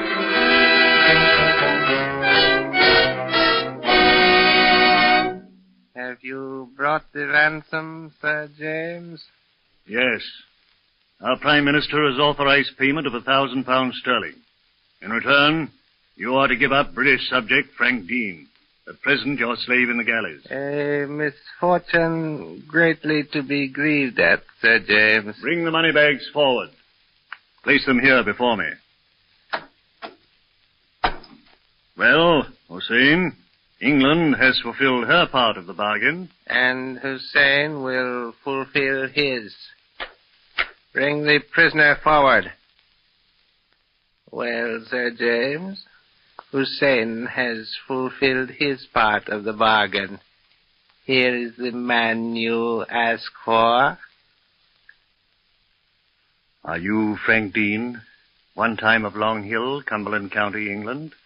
Yes. I have come by request of His Majesty's government. You are ransomed for £1,000. A ship lies at anchor in the harbour waiting to take you back home. Home? England? You mean... The banknote you wrote on finally fell into the hands of your brother. Banknote? Oh, I remember now. I wrote on it with a splinter of wood, dipped in my own blood. It was so long ago, I'd forgotten. I'd given up hope. Frank Dean, I've come to take you home. Home? Back to England? Yes, to your brother in Long Hill. Tell me, it's May now. Will it be green? Will the larks sing in the morning at home?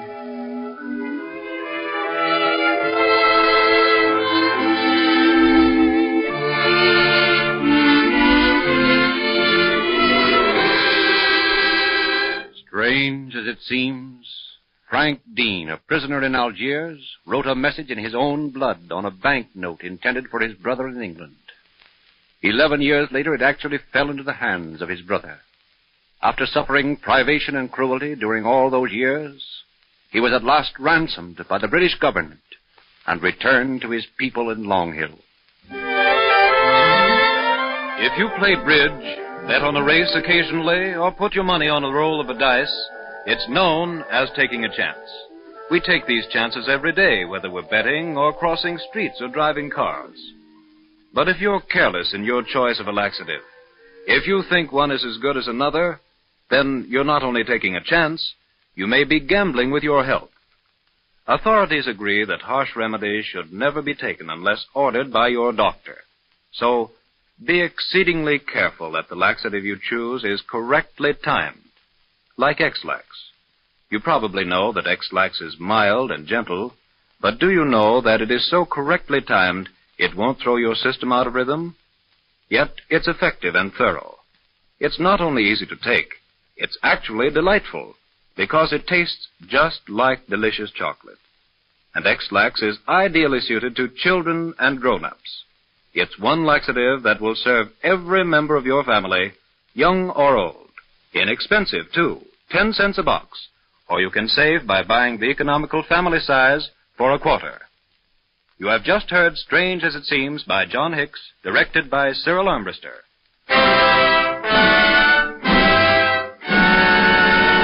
The ukulele is not an Hawaiian instrument.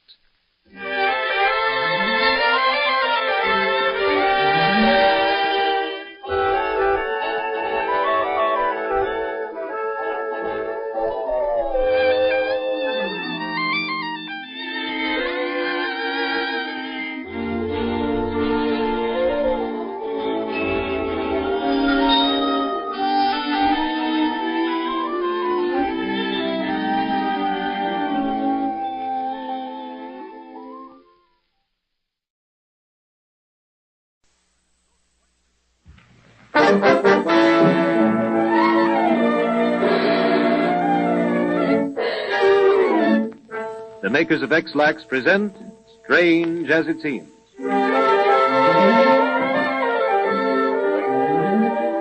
We all make mistakes once in a while. Perhaps we buy an unbecoming hat, a suit that doesn't fit, or maybe we just forget to wind the alarm clock.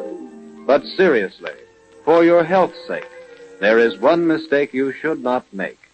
Don't imagine that one laxative is as good as another, that they're all alike. They're not. Some are weak and ineffective. Others are so severe that they throw your whole system out of rhythm. Still others are so unpleasant they punish your taste. X-Lax doesn't have a single one of those undesirable qualities. It's mild and gentle and so correctly timed that it won't shock your system. Yet with all its mildness, X-Lax is thorough. Pleasant, too, just like delicious chocolate. If you haven't a supply on hand, stop at your druggist today and get a box of X-Lax. It will cost only 10 cents.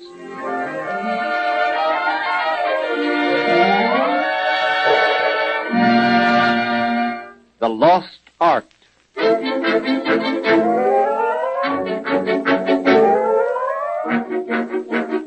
For centuries, Thales and Aristotle, Euclid, and other great mathematical minds have searched endlessly for the mysterious shortcut to complete knowledge, for some way to simplify addition, subtraction, multiplication, and division.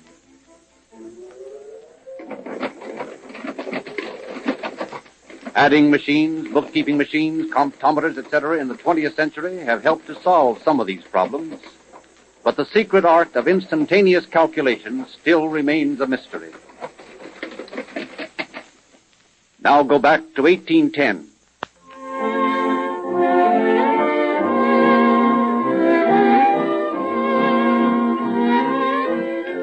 In the Colburn house in the little town of Cabot, Vermont, Mr. Colburn is reading the paper while his wife is mending stockings. Their 6-year-old boy, Zera, is seated on the floor. 7 times 7 is 49. 9 times 8 is 72. Mariah, are you talking to yourself? Why, I was just going to ask you the same question. Well, 12 times bless me if it isn't the child. Well, so Zera. it is.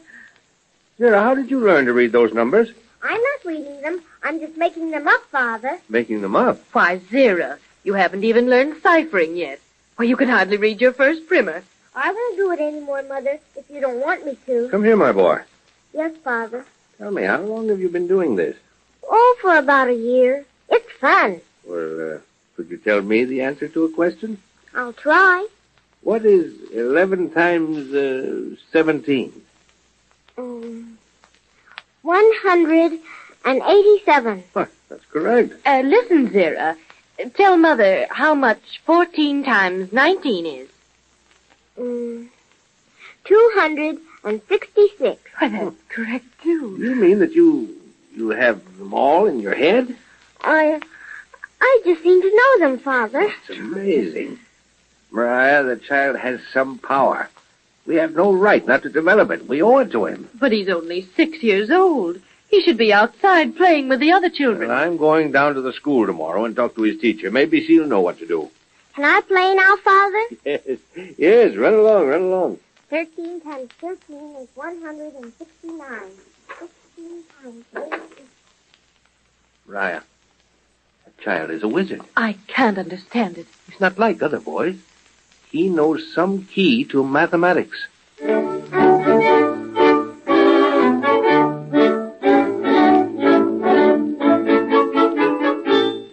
Within a year, Colburn and his remarkable son Zira have astonished the United States and are now in England. At a small gathering presided over by the Duke of Gloucester, learned mathematicians questioned the child.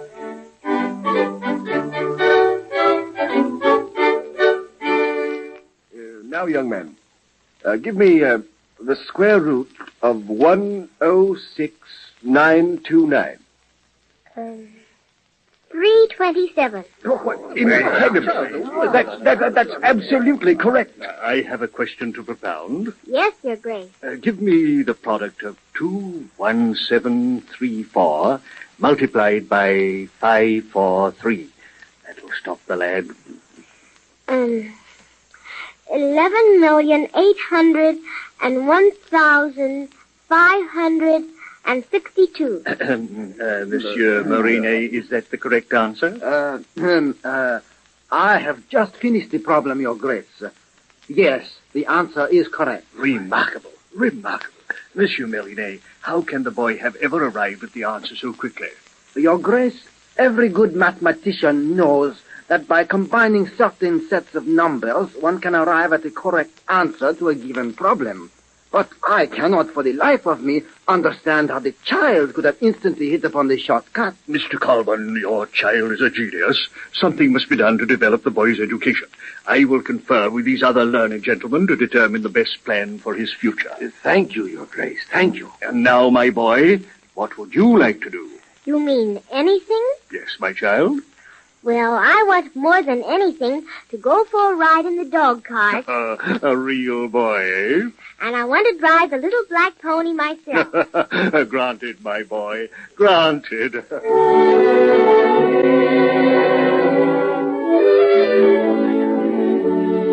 But strange as it seems, Zira Colburn did not fulfill the promise of a brilliant future which everyone expected.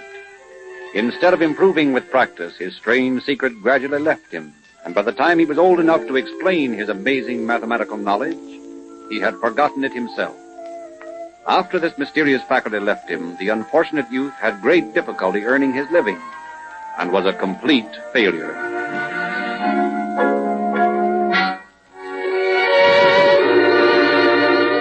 The long arm of coincidence.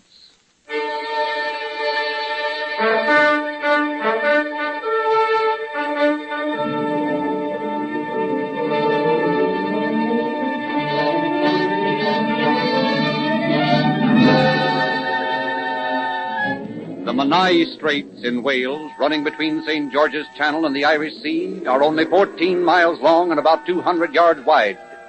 Yet many passenger ships have been wrecked in this narrow strip of water.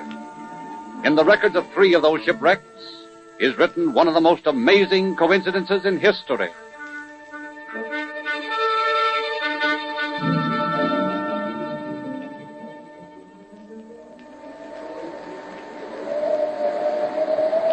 December 5th, 1664. The weather is stormy as a small ship with 81 passengers sets out to cross the Menai Straits. Midway it springs a leak. Before the captain can lower lifeboats, the ship has capsized. The passengers are hurled into the icy water. All hands are lost, save one. This man finally swims to the opposite shore 100 yards away Two men are helping him out of the raging sea. Steady now, my lad. Steady there. We have him. Steady there. It's cold. It's cold. Oh, water's so cold. Heavy sea. Almost done in. There now, lad. Look, you Everett. Throw this blanket over his shoulders. Aye, aye. There. Come now, lad. We'll take you to the cottage. Annie'll have some grog for you. What's your name, lad? Hugh Williams. I was sailing for Body to meet my mother. I've got to let her know I'm safe. She'll think I'm drowned. I was... quiet now, Hugh Williams. Quiet now. We'll soon have you warm. We'll get word to your mother. You'll be all right, never fear. From this shipwreck, the only survivor is named Hugh Williams.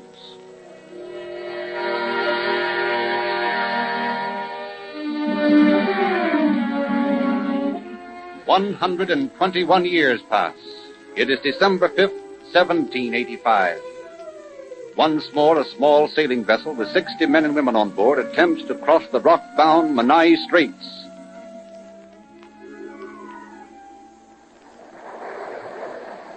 A driving rain, mixed with sleet, obscures the windows of the captain's cabin. The little boat bobs about on the water at the mercy of the elements. Suddenly...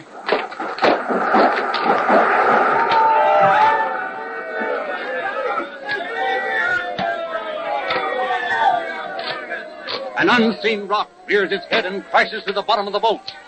In a second, water pours into the hold, and within a few moments, the frail little vessel gives up her life to the tossing waters. The sole survivor of this tragedy is a man named Hugh Williams.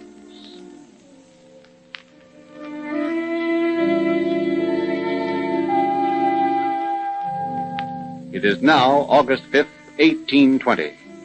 A freight vessel carrying 25 passengers sets sail from Beaumaris, Bangor, on the Carnarvon County shore. Within the cabin, passengers are anxiously watching the progress of the boat. Although it is midday, the fog is so heavy that the boat seems to move in a world of opaque white.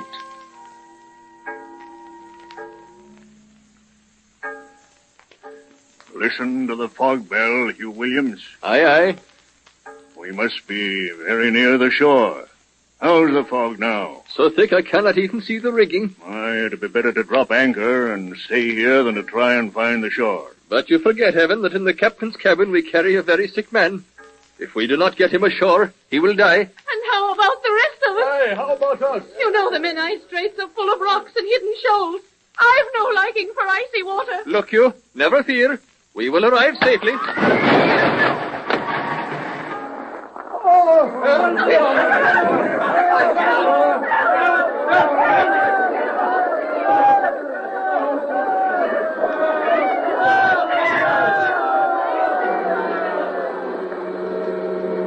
The boat goes down with all lives lost but one.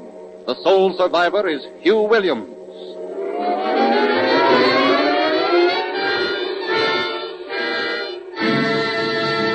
Strange as it seems, on the 5th of the month, in 3 different shipwrecks, over a period of 160 years, in the same body of water, the Menai Straits, there was actually only one survivor, and each time his name was Hugh Williams. Strange, unbelievable, but true, as are all facts on these programs.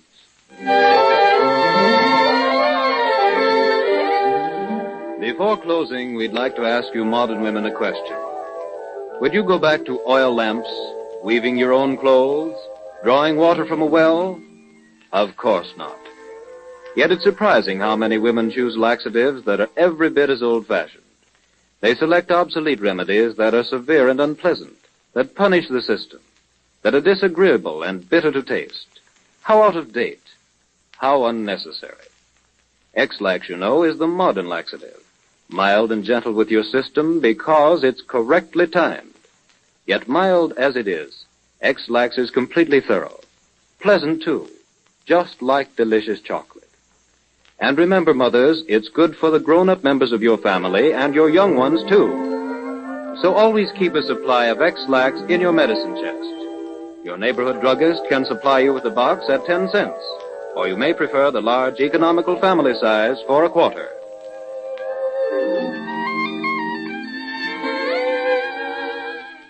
Everybody thinks that Pennsylvania was named for William Penn, but they are wrong. Listen in to the next broadcast for the real and correct answer to this question. For whom was Pennsylvania named? You will also meet a girl who is a champion of champions. This girl will be interviewed in the next program. You will then go to Africa, where there's a king who is looking for trouble. No, it is not Haile Selassie, but another powerful potentate. He declares war once a day. You have just heard Strange as It Seems by John Hicks, directed by Cyril Armbruster.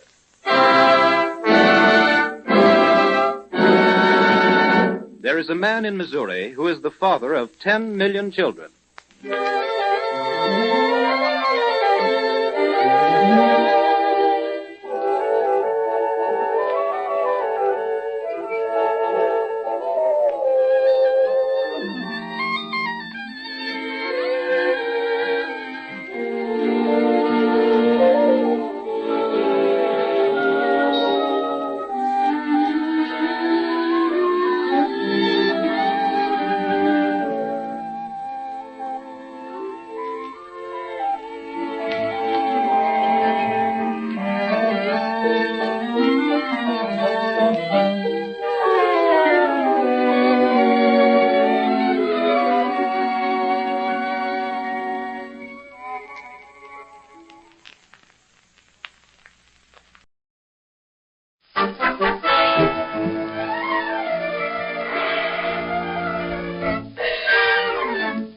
The makers of X-Lax present Strange as It Seems. You know, it's an odd thing. X-Lax has always been more than just a mild, gentle, and effective laxative. It has always had another quality that users of X-Lax are quick to recognize. Do you know what it is? The answer is simple, but very important to you. X-Lax is a correctly timed laxative. It won't shock your system or throw it out of rhythm. X-Lax is kind and gentle, yet it is completely thorough. In fact, it combines mildness, thoroughness, and correct timing so effectively that it is the ideal laxative for every member of your family, young or old. Everyone likes the taste of X-Lax, just like delicious chocolate.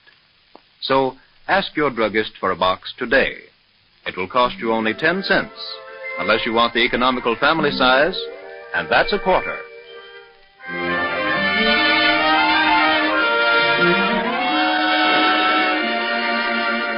The Strange Story of Sarah Bernhardt's Coffin.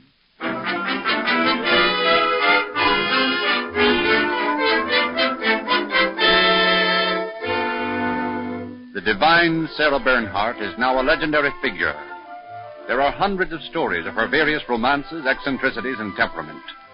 But the most typical Sarah Bernhardt story has to do with her coffin.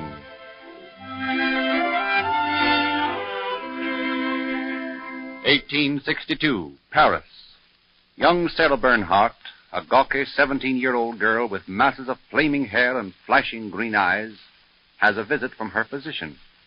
Monsieur le Docteur, I have some wonderful news. Yes, Sarah? What is it? Yesterday I won the Comedy Prize at the Conservatoire. They all tell me I have a great future. Monsieur le Docteur, I believe you are disappointed in my great news. No, not disappointed at all. I am happy for you, my child. Happy. Then why do you not smile? Monsieur le Docteur, just what did you have to tell me this morning? Oh, no, do not tell me. Please. I can read the answer in your face. I would have given everything I have in this world to be able to tell you something different. It is a strange feeling to be told that you are going to die, n'est-ce pas? Oh, Sarah, it breaks my heart. I am not weeping, am I? Anyway, I have something to be thankful for. At least, I know that I could have had the world. You have made it easy for me, Sarah. But I cannot stay here any longer. Goodbye. I will not die. I will not. I am going to live. I am going to have the world.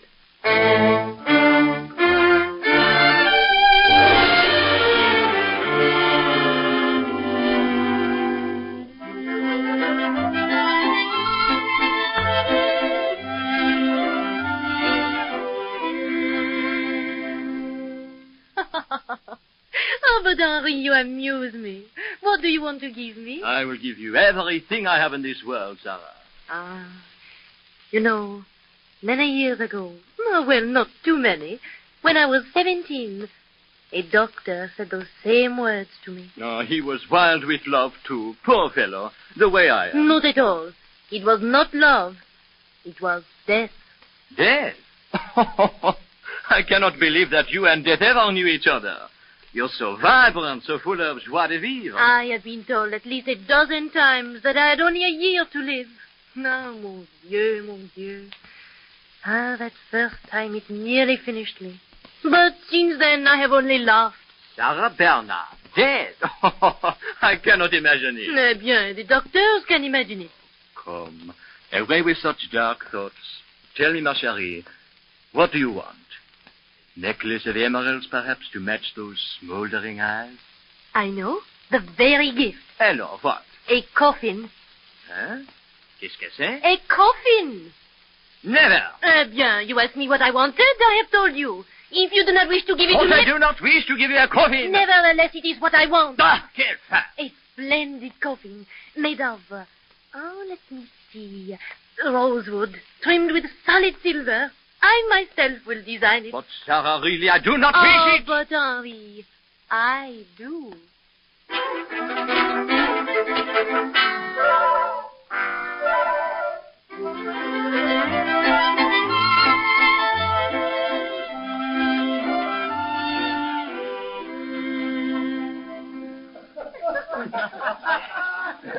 Madame Verlaine, how would you like your tea? With sugar and cream, please. Oh, Mademoiselle Bernard, it is indeed an honor for me to be invited here. I confess that I boasted to all my friends when I received the invitation. Oh, I can never do the social thing. The invitation must come from Sarah's heart, or it does not come. Oh, Mademoiselle Bernard, I will treasure that remark. How do you like my tea table? Why, oh, you do not like it then? Oh, it is very strange, but for a moment I thought it was a coffin. Oh, you must excuse me, mademoiselle. But it is a coffin, madame. Mon Dieu, a coffin? Oh, But of course. One of my greatest admirers, a silly boy who loved me several years ago. He gave it to me. You must have been very cruel to him. Oh, no, I asked him for it. I had everything but a coffin. Monsieur Rostand, does mademoiselle really use the coffin? I wish you would give it up, madame. It is a strange thing to carry everywhere. Why, imagine she even sleeps in it once in a while. Oh, nom de Dieu! Mademoiselle! Oh, Dr. Prévost! Oh, forgive me for being so late. I only received your invitation I yesterday. recognized you immediately. Oh, I am glad you could drop in. Well, so the little girl has really conquered the world after all, eh? Yes. Do you remember the time when I was 17? And you told me I was going to die? You made a miraculous recovery. Ah, but since then I have been told the same thing 17 times. Oh. And so, doctor, just in case of sudden need, I carry my coffin with me wherever I go.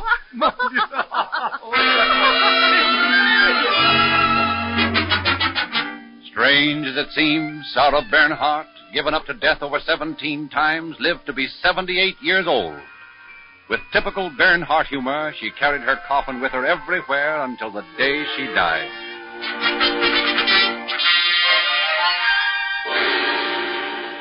Did London Bridge fall down? London Bridge is falling down, my fair lady. And London Bridge did fall down.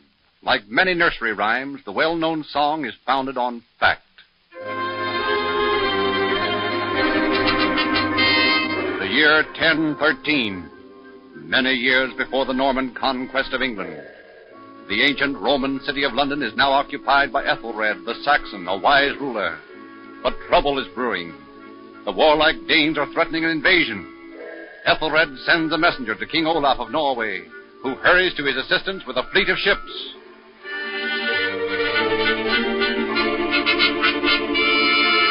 Ethelred greets his ally, King Olaf, in the great mead hall of his castle. Olaf, at last you've come. The Danes already sail up the river. Yes, in a day they'll have reached London Bridge. But what can I do? I cannot collect my armies in such a short time. If you try to defend London against the Danes, you're lost. What else can a king do? I would rather die an honorable death than surrender my city without a struggle. When you cannot hope to conquer an army by force, you can sometimes conquer it by brains. If you have a plan, tell me, or my Thor himself will be lost forever. Very well, Ethelred. First of all, dispatch all available men to the river at once. Have them construct a roof of reeds over every boat you can collect. But what is your plan? I'll tell you when you carry out my first move. Very well. King Ethelred, you called for me? Go to the river. Order all soldiers to construct reed roofs over each boat they find. They must be ready tomorrow.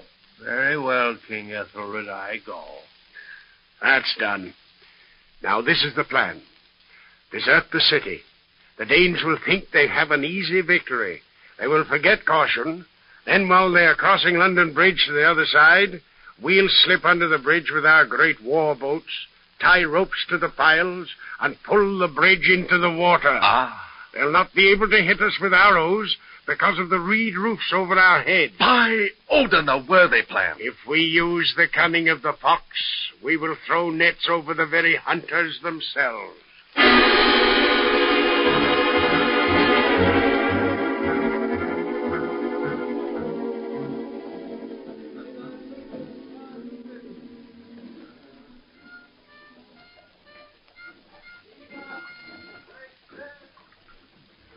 Look at the Danes swaggering across the bridge. They think the entire city is deserted. Aye, but soon they will know better. It's getting dusk. Slight fog hangs over the water. The gods are with us, Ethelred. Shall we row up to the bridge now? Yes, yes. Already there are many of our men under the bridge tying ropes to the piles.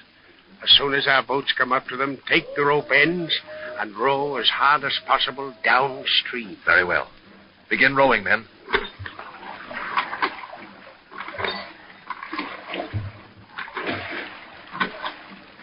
Look, the others follow my lead. The fog hides at least half of them.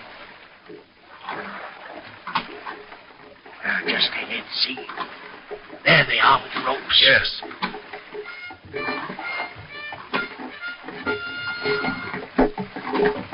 Now we're under the bridges. Men, each boat take a rope that's tied to a pile. On my command, turn your boats around. Point downstream and row with all your force. All right, men. Turn the boats around. Now, downstream. Row, men, row.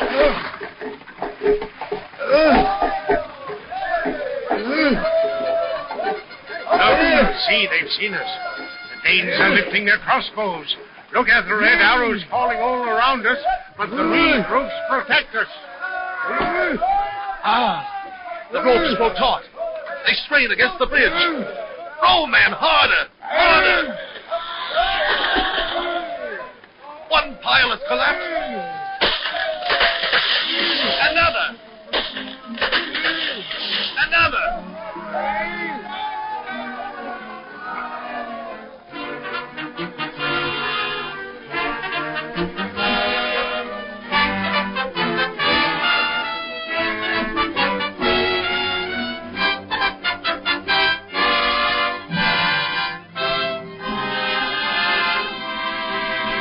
So the Danes were defeated by the Saxons and Norsemen through the clever ruse of pulling down London Bridge. Thus strange as it seems, London Bridge actually did fall down. A London church is named after King Olaf, who never expected that his brilliant stratagem would be celebrated as a nursery rhyme for over 900 years. Perhaps it's an exaggeration to say that you make an enemy of a child by forcing him to take an unpleasant laxative. But every mother in this audience will agree that children are hardly friendly and affectionate when you give them some bitter medicine to swallow. On the contrary, there are tears and rebellion, temper and squabbles. That's why more and more mothers are turning to X-Lax when their children need a laxative. It's so pleasant to take, just like smooth, delicious chocolate. Then, too, X-Lax is mild and gentle and kind to delicate systems because it is correctly timed. Yes, and it's completely thorough and effective. But don't forget, Mother, that X-Lax is just as good for the grown-ups, too. When you have it in your medicine chest, you don't need any other laxative. So stop at your druggist and get a box of X-Lax today. It will cost you only 10 cents. Insist upon the genuine, spelled E-X-L-A-X, and don't let anyone sell you a substitute. You have just heard Strange as It Seems by John Hicks with original music composed and directed by Felix Mills. How many is a pair of twins?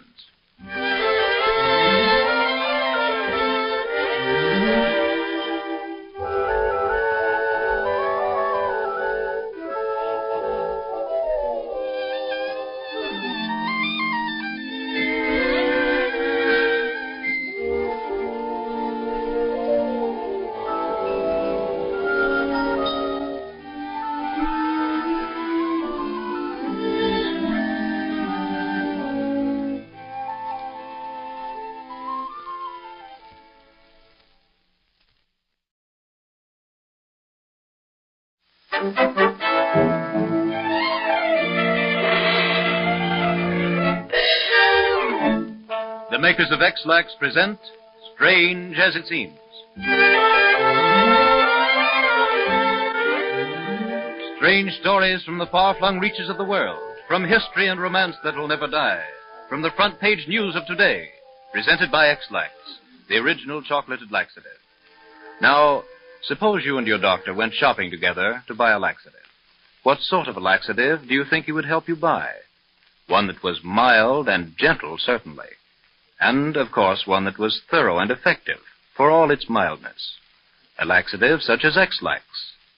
In addition to being mild and effective, it is correctly timed. It won't disturb your system or throw it out of gear as harsh medicines so often do. Your doctor or any authority will tell you that drastic methods are bad for you. Everyone likes X-Lax. It tastes just like delicious chocolate. And it's good for everyone, too, from the grandchildren to the grandparents. So stop at your druggist's and get your box today. X-Lax costs only 10 cents.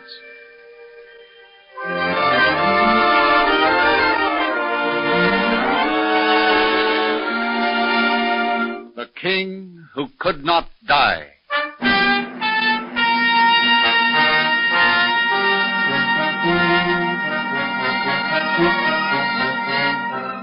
In 64 B.C. lived a king so cruel that he killed his mother, his brother, and ordered a general massacre of his subjects to celebrate his wedding day.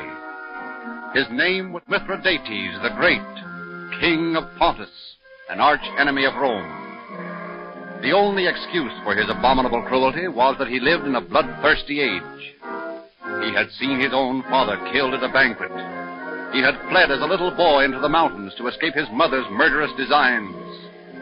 What a heritage for a man who had the destiny of thousands at his fingertips. Yet strangely, this same monarch was a lover of the arts, a master of 22 languages, and has been described as a hero by Plutarch. At last, the great Mithridates is defeated by Pompey. His troops revolt. He is left to the mercy of his enemies, who are slowly surrounding his camp. It is the end, my daughters. The end of all my glory, my power, my majesty. I am your daughter.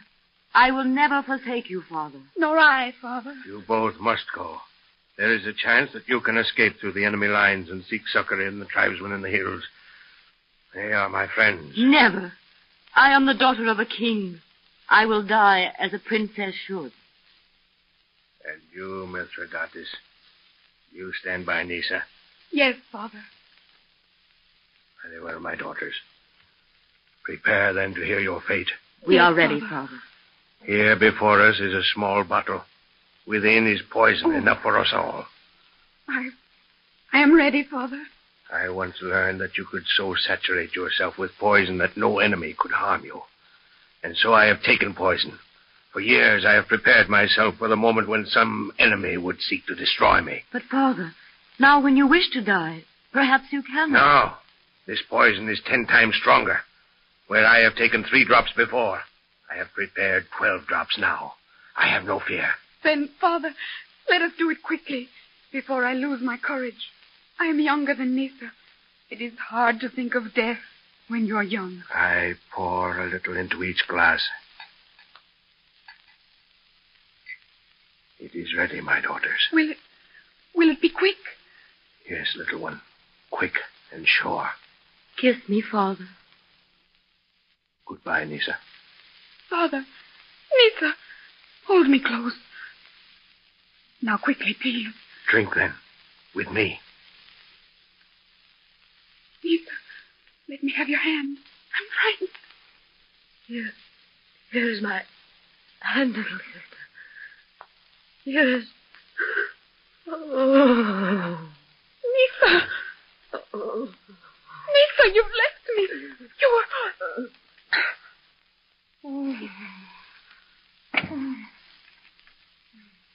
They are going.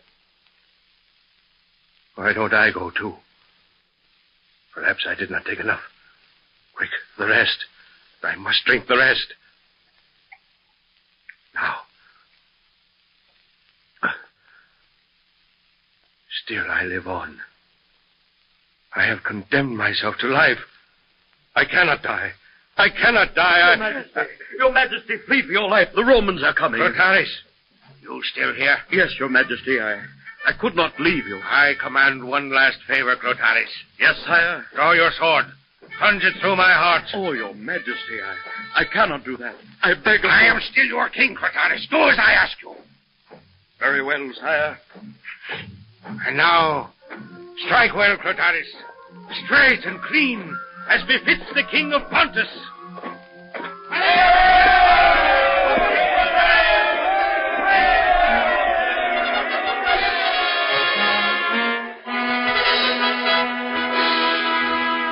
When the soldiers entered the royal tent, they found 4 dead bodies, the 2 princesses, Mithridates the king, and the soldier Clotaris, who preferred death to capture. Strange as it seems, Mithridates, king of Pontus, had so saturated himself with poisons that when he sought to kill himself by a powerful death-dealing drug, he found he had made himself immune. The meeting of the geniuses.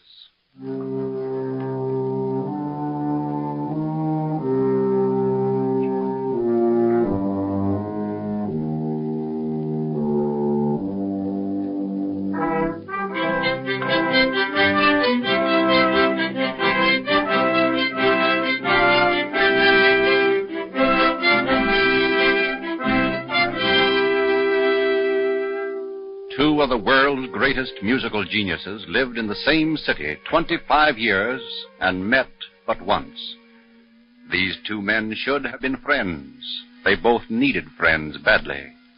They admired each other's works, yet seemed tongue-tied when brought face to face. Ludwig von Beethoven is playing one of his compositions on an old, out-of-tune piano in his modest home in Vienna. He does not realize that a friend has brought a stranger to meet him, and even now is standing on the porch, knocking on the door.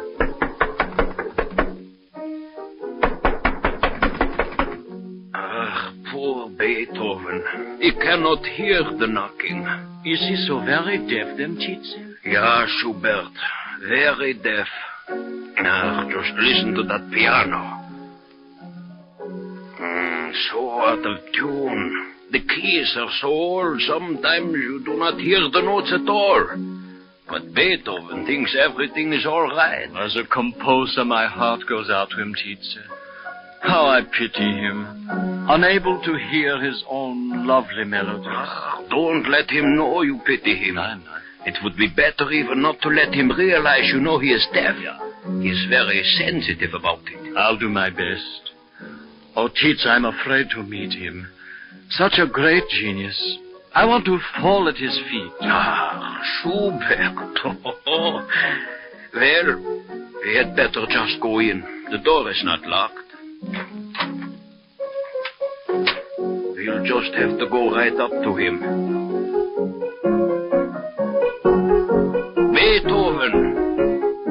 Beethoven. Poor soul. I'll touch his shoulder. Who is it? Who is it? Oh, it is you, Tietze. And a stranger, eh? Beethoven. I want to present Franz Schubert. All these years you live in Vienna, and yet you have never met. Schubert? Franz Schubert? Ja, Herr Beethoven. Louder. I have always wanted to meet you, Ludwig van Beethoven. I worship at the shrine of your genius. I thank you, Franz Schubert. Will you sit down? Dankeschön. One chair is falling apart, but if you sit carefully, it will not go down. Is it cold to you? Nein. I wear a muffler because I mind the cold a great deal. I'm sorry there is no fire. I have left it die out. I am quite warm, Beethoven.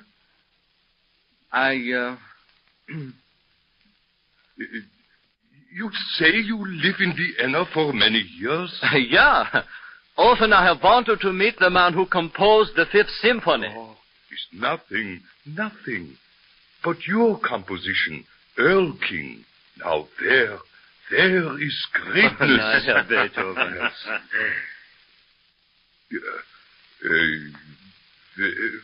Would you play something, Franz Schubert? Something for an old man who admires your music. Why, if you really want it.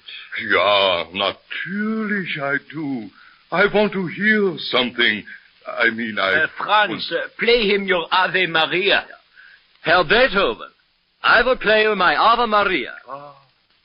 That will be wonderful. And I will stand behind you so I can watch your fingers. No, I mean so that Beethoven likes to watch the technique of different composers, Schubert. Yeah. Franz, he cannot hear well enough to appreciate the melody unless you can watch the keys. Stand behind me then, Herr Beethoven. It does not bother me.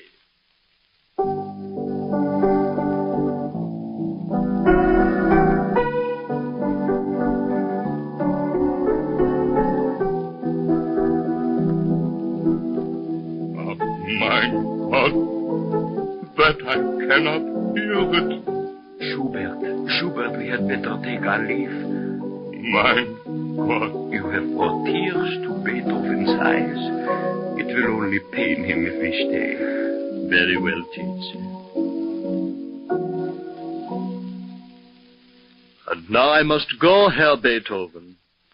Thank you for letting me see your great melody, Franz Schubert. Auf Wiedersehen. Auf Wiedersehen. God bless you, my boy. God bless you.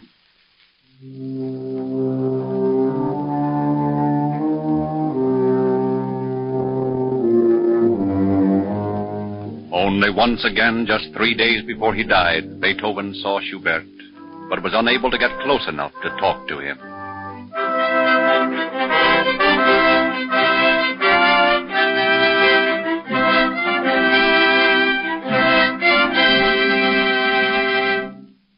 Strange as it seems, these two great composers met but once, although they lived in the same city 25 years.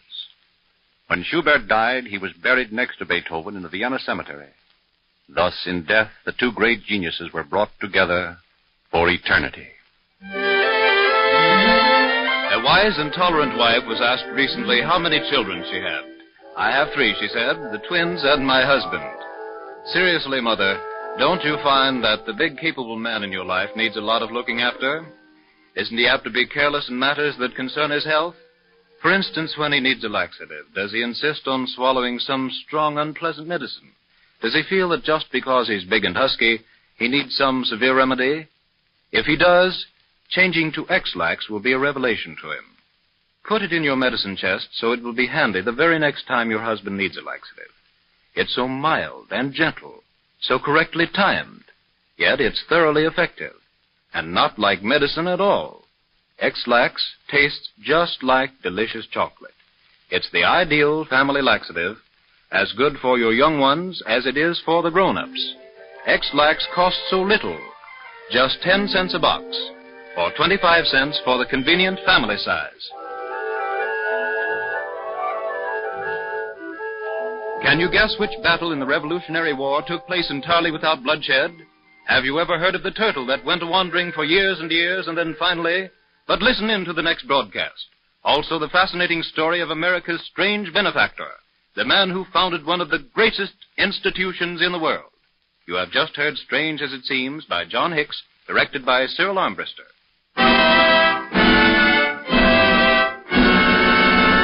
There is no vacuum in a vacuum cleaner.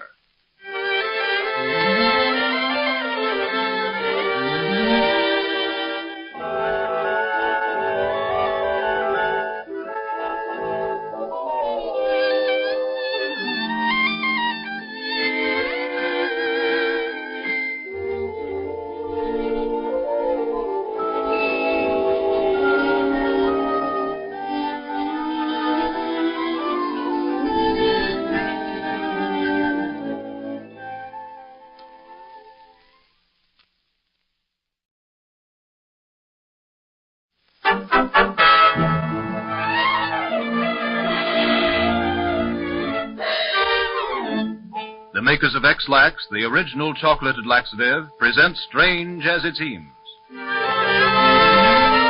Some morning soon, you may wake up sniffling and sneezing. You have a headache, chills. Your nose and eyes water. You're sick and miserable because you have a cold. But don't wait for that to happen. Take care of yourself now. Guard against colds by following these rules. Get enough sleep. Eat wisely. Dress warmly. Keep your feet dry. And above all, keep regular. But in keeping regular, don't lower your resistance to colds by taking a laxative that weakens you. Take a laxative that is kind to your system, that is mild, gentle, yet effective. That's X-Lax, the correctly timed laxative. You'll find it agrees with you and everyone else in your family, young or old. And X-Lax tastes just like smooth, delicious chocolate. The Bloodless Battle.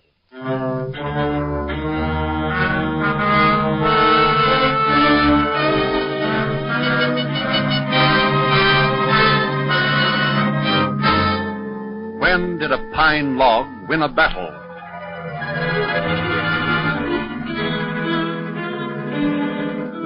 (1780). The Revolutionary War is raging, and General George Washington is having a difficult time keeping up the spirits of his tattered army. One of his trusted leaders, General Morgan, is in command of all operations in South Carolina. General Washington's cousin is a colonel under General Morgan. General Morgan has called in Colonel Washington for a conference.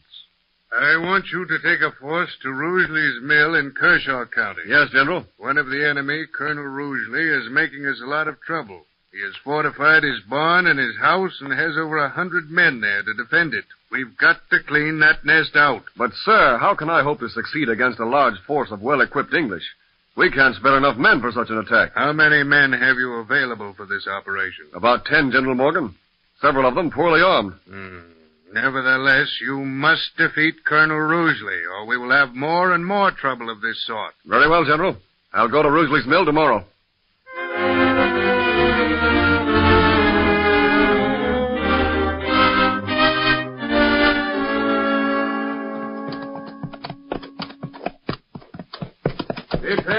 Halt! Halt!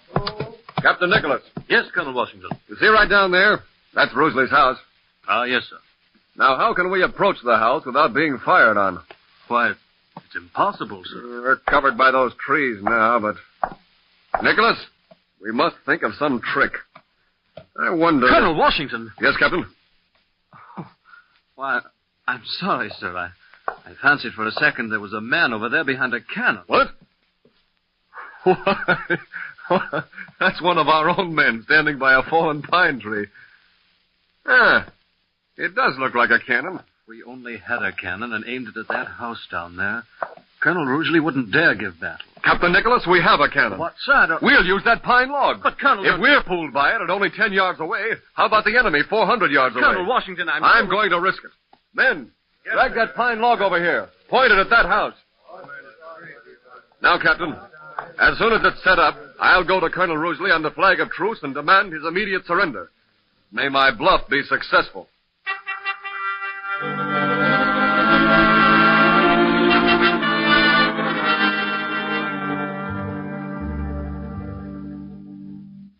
Halt! Who goes there? Colonel Washington and party, on the flag of truce to speak to Colonel Rugeley. Flag of truce party, stand. Advance, Colonel Washington.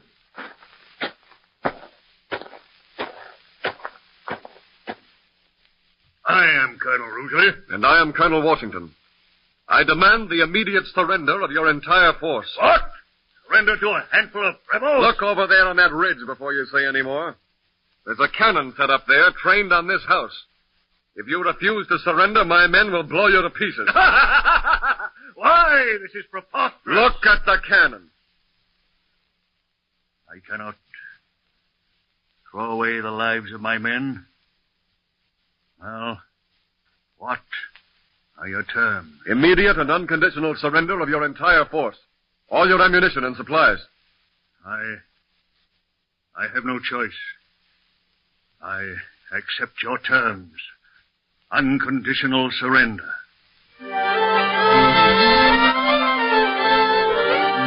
And that is the strange but true story of the bloodless battle of the Revolutionary War. Strange as it seems, a pine log set up on a hill looked so much like a cannon that it caused the surrender of a force of 112 men to a little band of 11 tattered Americans.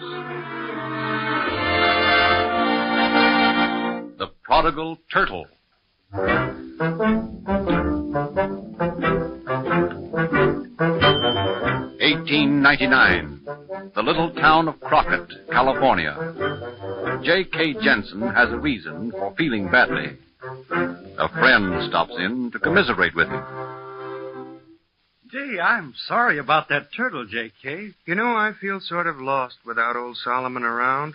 His shell made a sort of scraping noise on the floor, and it got to be a real comfort hearing it. When did he disappear? I missed him yesterday. I'm afraid something's happened to him. I don't see how it could. Now, that horny shell, he's pretty well protected. I'd say somebody had stolen him, but I carved my initials on his shell when I first got him 2 years ago, and nobody could get him off. Well, he'll come back. Don't worry. He'll get tired of looking for things to eat, and then he'll be lonesome for the old folks at home. 30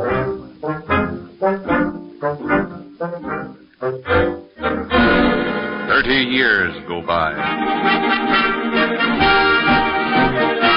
World War wrecks the lives of tens of millions. The United States steps in. After the war comes prosperity. And then in 1929, the fatal crash when stocks plummet to the bottom.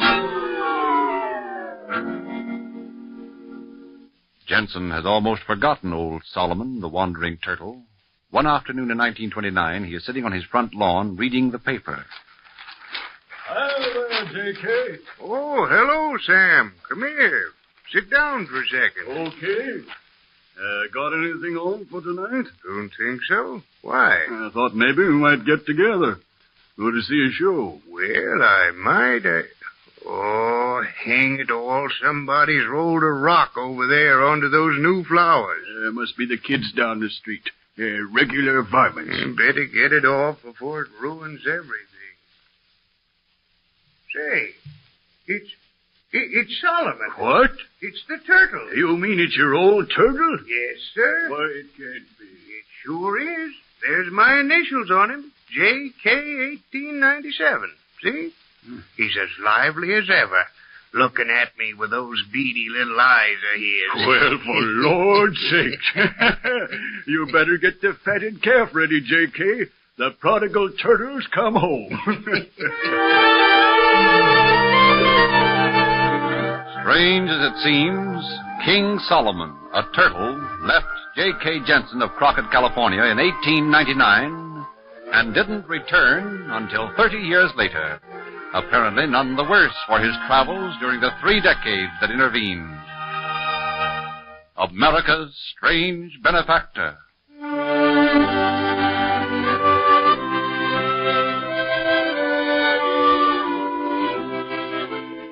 1826, Paris. James Smithson, wealthy Englishman living in France, talks to his close friend, Dominique Arago, the famous physicist. They are seated in the library of Smithson's flat in Montparnasse. I'm an old man, Dominique, old and sick. Frankly, I'll not be sorry when death knocks at my door. But James, you should not feel this way. Think what you have given to the world of science and chemistry. I've tried to give much, but I haven't succeeded in doing one thing to make my name remembered. Tell me something, James. I've always wanted to ask you. A confession? Perhaps. Once at Calais, I saw you watching a boat leaving for Dover with a look of longing. Do you remember what you said? Yes. I said I would never go back to England. Never. And yet, how you love her. Yes, I do love her. Plague take it. Why don't you want to go back, James? For many years, you have wandered over Europe an alien in a foreign land. You should go back. No, never. England doesn't want me. What happened in England? Tell me. I am your friend. Very well. I will tell you. My mother was a noblewoman, niece of the Duke of Somerset, descended from King Henry VII. She met Hugh Smithson. She loved him. I am a child of that love.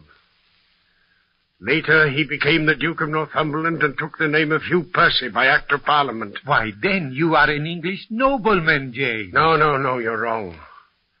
My father never recognized me as his son. And so, although I inherited a fortune from my mother, I have no name. I'm the son of a duke, and yet no son. That is why I do not return to my country. You have let this injustice color your entire life, James. But at last I thought of a way to avenge my honor. My name shall live in the memory of man when the titles of Northumberland and Percy are forgotten. What are you going to do? Here in my desk is my will. Listen to this one clause.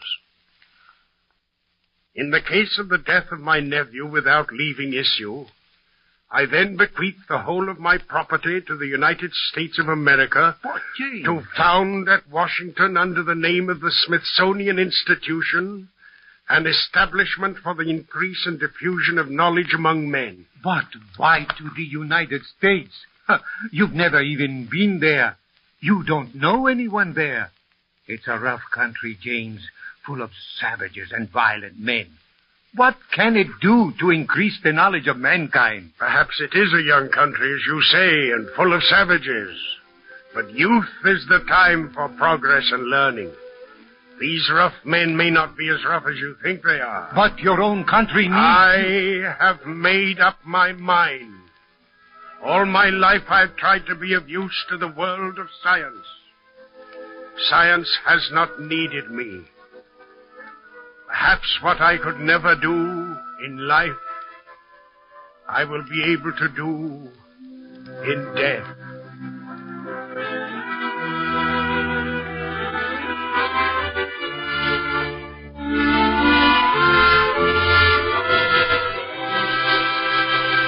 Strange as it seems, the Smithsonian Institute in Washington, D.C., one of the greatest institutions in the world, was founded by a man who was not an American, who was never in America, and who knew no one living in America. Among the countless useful researches at the Smithsonian Institute was an investigation into weather conditions that resulted in the establishment of the United States Weather Bureau. Occasionally you've heard someone remark, "Give me the good old days." There were more to the good old days than the Floridora Sextet, 15-course dinners, and dashing Beau Brummels. There were wooden washtubs, straw mattresses, oil lamps to fill, and a whole volume could be written on the unpleasant mixtures that people swallowed when they needed a laxative. Strange as it seems, there are people today who cling to those not-so-good old days, who punish themselves with harsh, unpleasant medicines. And how silly that is. X-Lax, you know, is the modern laxative. Not only does it taste good, just like delicious chocolate, but it's good for you. X-Lax is mild and gentle with your system because it is correctly timed, yet it is thoroughly effective. Everyone in your family, young or old, will like X-Lax. Always keep a box handy in your medicine chest. There are 10-cent and 25-cent sizes at all drugstores. You have just heard Strange as It Seems by John Hicks with original music composed and conducted by Felix Mills.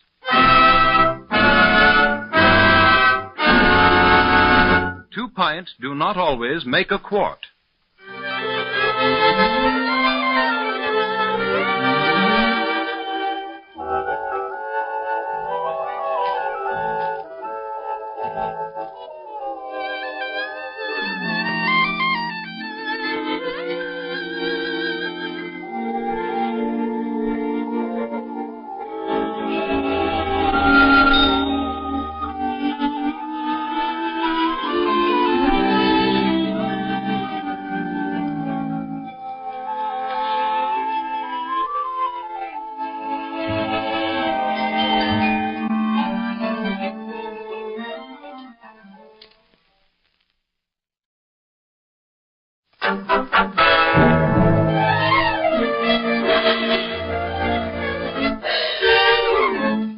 The makers of X-Lax, the original chocolated laxative, present Strange as It Seems.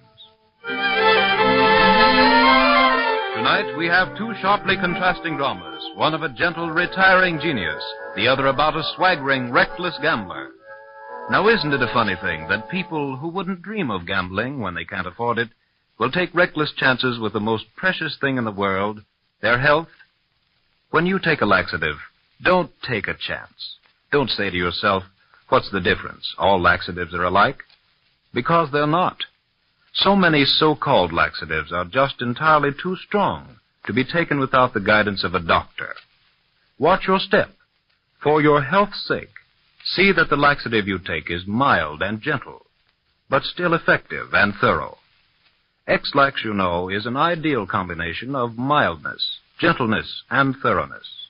In addition, X-Lax is correctly timed so that it's kind to your system, kind to your taste, too, just like your favorite chocolate. So get a box today. Every druggist has the 10-cent and 25-cent sizes. You owe it to yourself to try X-Lax. The first American dice shooter.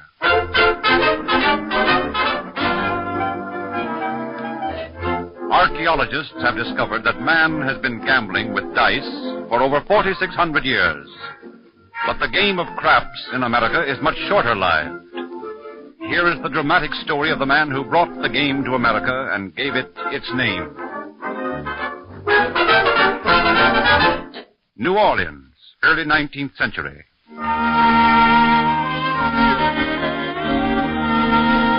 Marinier, the richest Creole planter, has left his enormous fortune to his 16-year-old son, Bernard de Marinier. The son is dissipated, headstrong, a gambler and ne'er-do-well, although gallant and fascinating.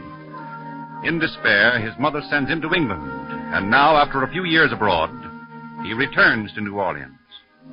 The waterfront swarms with fine ladies and gentlemen, waiting to give the young Marinier a royal welcome.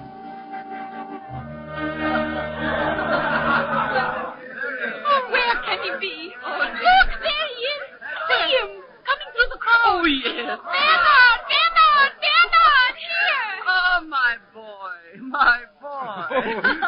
Mother, and Elise, have you a kiss for me, too?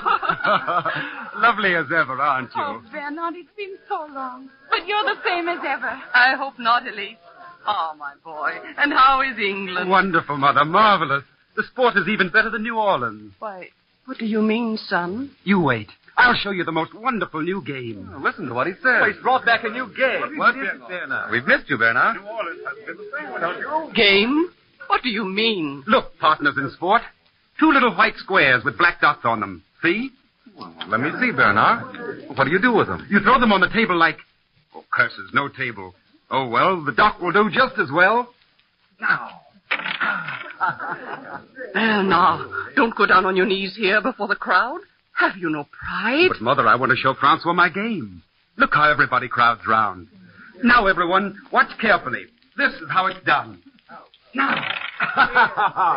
You see? A 6 and a 1. I've won at the first throw. Well, then, the dots on the 2 little squares represent numbers, huh? Yes, you see there are... Bernard, are you going to insult me in the very streets by kneeling? Like a slave? But, Mother, I only wanted Bernard, to... please rise. I wish to present a friend of mine. Very well, Elise. For you, I would even forsake my beloved dice. Bernard, this is my friend Alson Potter.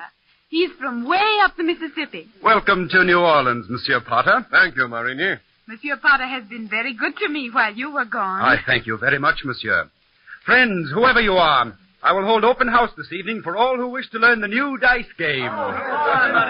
Bernard, please. Oh, Mother. But I thought that we would be together this evening, Bernard. Elise, my dearest, think of what New Orleans will miss. Monsieur Potter, will you join us for a whirl of the dice also? Thank you, no. I don't gamble. Well, then, Monsieur, you have no place in our merry company.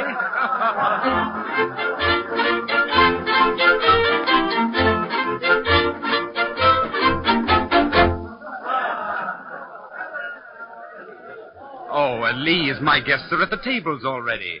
I want to try my luck. For the past 6 months, you've gone mad with this new game. Please give it up. But why, Elise? You're being ruined. It's broken your mother's heart, Bernard.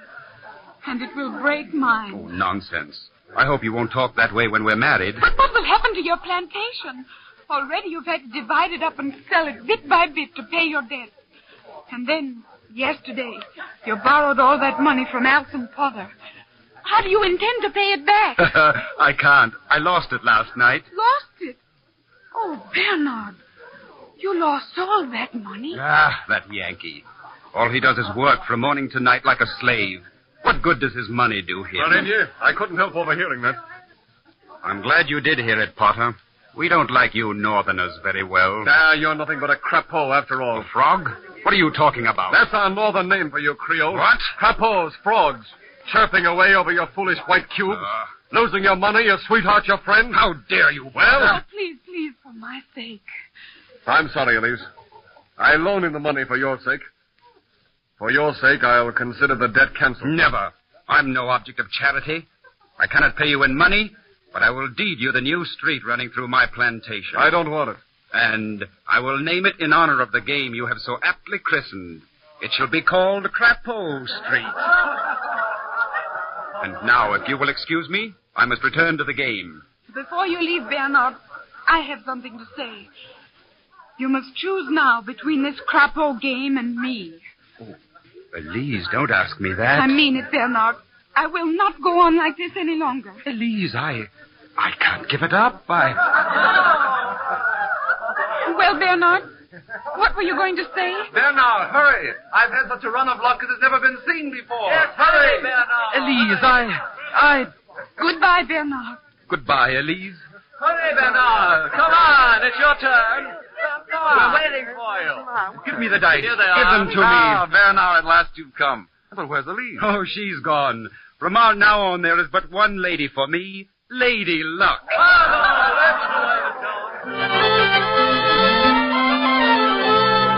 Strange as it seems, the name of Crapeau stuck to the dice game, but it was gradually shortened to Craps. The man who brought the game to this country, Bernard de Marigny, lost his entire fortune to the men he taught to play and ruined the name of one of the proudest Creole families.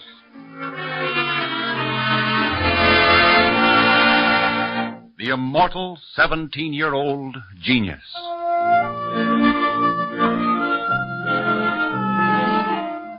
(1826), Hamburg, Germany. Felix Mendelssohn, 17 years old, is hailed as a genius. Such great men as Goethe worship at his shrine. But his wise mother and father do not want their brilliant child to become conceited. Seldom do they praise him extravagantly. More often, they lecture him.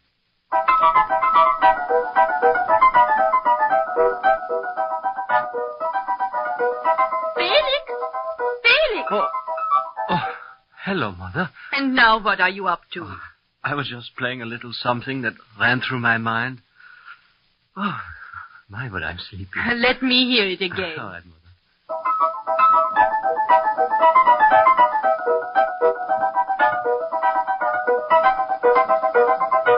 And you think it good? I like the melody, don't you? Oh, perhaps. Perhaps. When you have it more in hand. Oh, Mother, sometimes I wonder if you think much of my music. Goethe likes it. Ah, he doesn't hear it as much as I do. I suppose it is a bore to hear the same things played over and over again. Not if they are played well, my son. I'll try to do better. Good. Now, go on, Felix. Don't let me bother you. All right, Mother, if I don't fall asleep. Oh, now where was I? What does Shakespeare say? Oh, let me see. It was Puck who spoke. Or was it one of the fairies? Oh.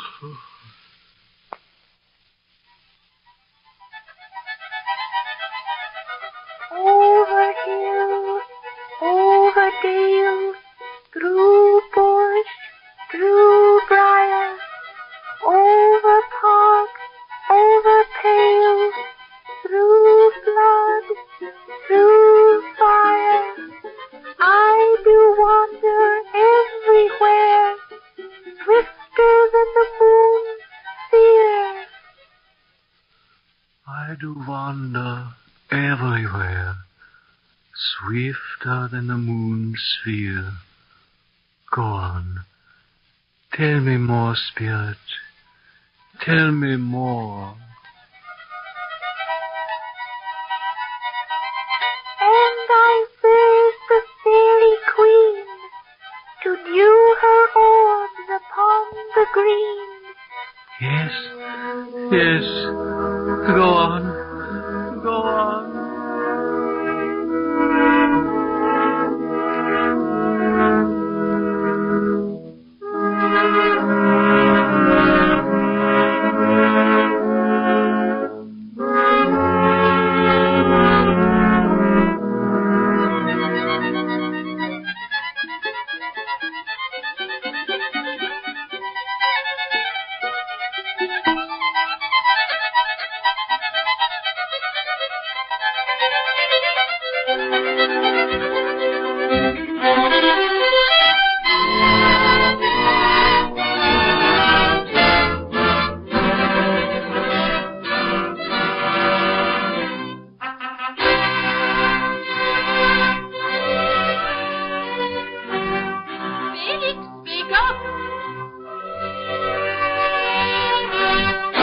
Tanya, Why, Felix. Oh, it's you, Mother. Yes, I brought you a cup of coffee. Has it been several hours since you were here last? No, I just went out. I didn't hear you playing, so I knew you had fallen fast asleep. Asleep? But I've written the music for Midsummer Night's Dream. Oh, it has only been a few minutes. You dreamed it, my boy. Dreamed it? Oh, I wonder if I can remember any of it. Play. Whatever comes into your head. I'll try. I must remember. No. It comes back to me. And I remember. I remember.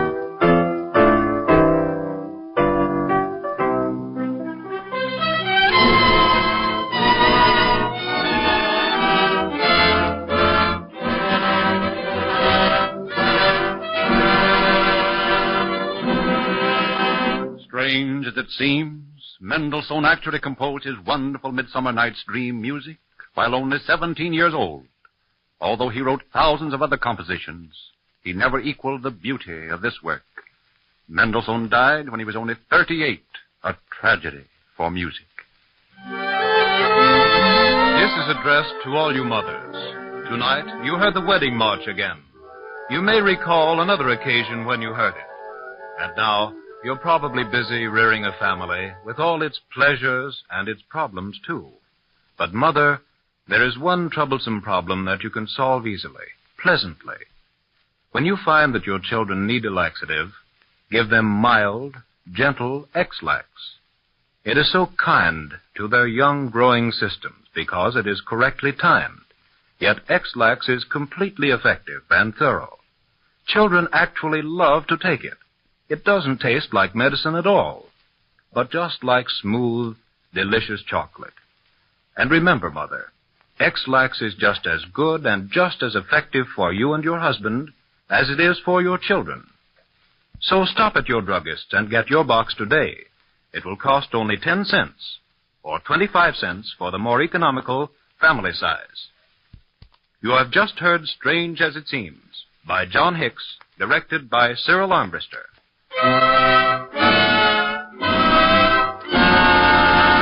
You cannot skate on ice.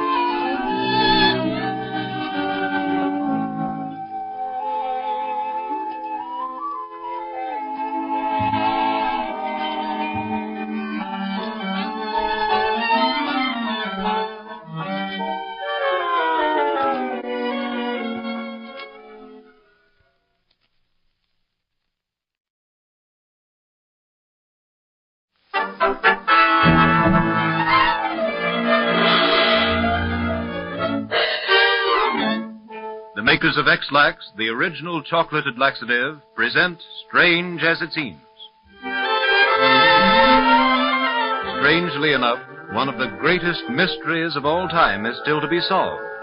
We still don't know what causes sniffling, sneezing, misery-creating colds, but we do know how to guard against them. Get enough sleep. Eat wisely. Dress warmly. Avoid drafts. Keep your feet dry. And keep regular. But in keeping regular, don't weaken your system. Don't make it more susceptible to colds by using harsh, disagreeable laxatives. Take a mild laxative. X-Lax, for example. X-Lax, you know, is gentle and kind to your system because it is a correctly timed laxative. Yet it's entirely effective and thorough.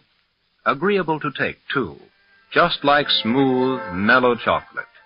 Always keep a box of X-Lax in your medicine chest. It's good for every member of your family, young or old.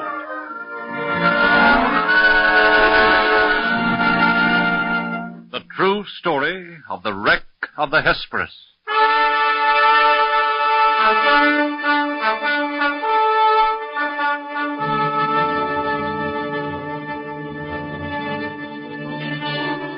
It was the schooner Hesperus that sailed the wintry sea, and the skipper had taken his little daughter to bear him company. Then up and spake an old sailor, had sailed the Spanish main. I pray thee put into yonder port, or I fear a hurricane. Last night the moon had a golden ring, and tonight no moon we see. The skipper, he blew a whiff from his pipe, and a scornful laugh laughed he. Colder and louder blew the wind, a gale from the northeast. The snow fell hissing in the brine, and the billows frothed like yeast. Come hither, my little daughter, and do not tremble so, for I can weather the roughest gale that ever wind did blow. He wrapped her warm in his seaman's coat against the stinging blast. He cut a rope from the broken spar and bound her to the mast.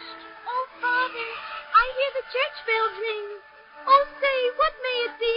'Tis a fog bell on a rock-bound coast. And he steered for the open sea. Oh, Father, I see a gleaming light. Oh, say, what may it be? But the father answered never a word. A frozen corpse was he. And fast through the midnight dark and drear, through the whistling sleet and snow, like a sheeted ghost, the vessel swept towards the reef of Norman woe. He struck where the white and fleecy waves looked soft as corded wool. But the cruel rocks, they gored her side like the horns of an angry bull.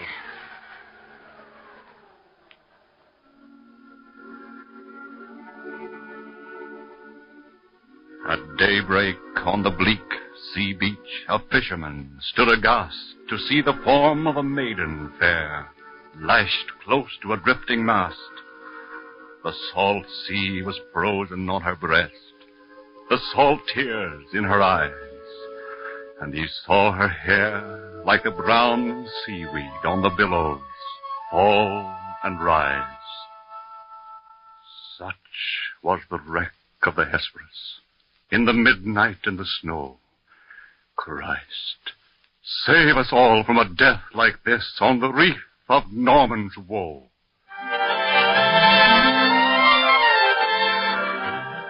Strange as it seems, Henry Wadsworth Longfellow made some bad mistakes in his wreck of the Hesperus, because the Hesperus wasn't wrecked at all. She rode out the furious storm off the New England coast in December 1839. 60 vessels were lost on Norman's Woe, but not the Hesperus, as she was safely at anchor in Boston Harbor. All the damage the Hesperus suffered was a broken bowsprit. Longfellow apparently confused several newspaper accounts of the time.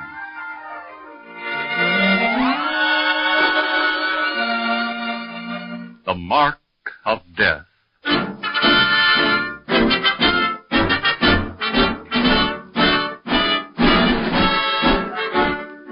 Thomas Paine, great champion of liberty and author of The Rights of Man and the Age of Reason, was the victim of one of the basest acts of treachery ever perpetrated upon an innocent man. 1793, Paris runs red with blood from the guillotine. Louis XVI, then called Louis Capet, is on trial for his life. The scene is the Convention of Public Safety, presided over by Marat, meeting behind closed doors for the verdict. Thomas Paine speaks. You know full well that I have no love for the aristocracy. I am an American. Nevertheless, when Louis Capet and Marie Antoinette fled from Paris and tried to cross the border, I advised you to let them go. Gentlemen, please let me finish. When Louis Capet tried to leave France, he left his crown also. Be careful what you say, American. We French do not like traitors to liberty. Citizen Marat, I love liberty with all my heart. I've fought for your cause ever since Mirabeau. But I also remember that Louis gave help to my countrymen when we sought to free ourselves from England. Yes, he's right. The American is just. Let Louis remain a prisoner until the war with Austria is over. Ah, so you turn like dogs with your tails between your legs, eh? Well, I have marked you all. Those of you who wish the death of Louis and those who wish clemency. You will soon see what happens to those who desire clemency. You have no right to force us to change our minds. We're going Enough of this wrangling. I insist the question be put to a vote. Citizen Dupin, what have you to vote?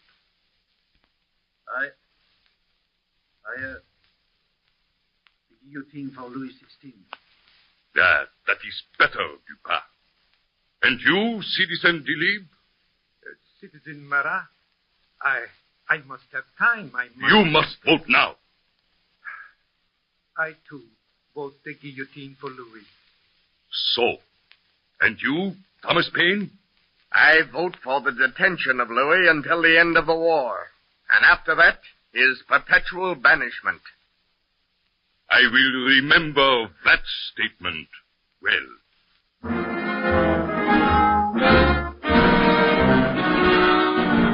Louis XVI goes to his death. In vain does Thomas Paine try to stem the bloodlust. Marie Antoinette ascends the guillotine with head high. Swiftly and without justice, those who have dared to go against the desires of Marat are condemned to death. At last, only Thomas Paine is left. And then Marat is assassinated by Charlotte Corday. But Robespierre, arch enemy of Paine, succeeds the beastly Marat. 6 weeks pass, and then... Come in. Tom. What brings you here so late, Bayard? Robespierre has given the order for your arrest. But they dare not kill me. I'm an American citizen, and Robespierre knows it. Tom, that's just the trouble. Robespierre has been misled. What do you mean? The American minister to France has betrayed you. Governor Morris betrayed me? Yes, he hates you, Tom. He deliberately lied to Robespierre and told him the United States government would be glad to get rid of you. But Washington and Jefferson are my friends. That's why Morris hates me. Robespierre does not know that. Oh, please, escape while you can, Tom. No, Bayard. I have nothing to fear. George Washington will never let me go to the guillotine.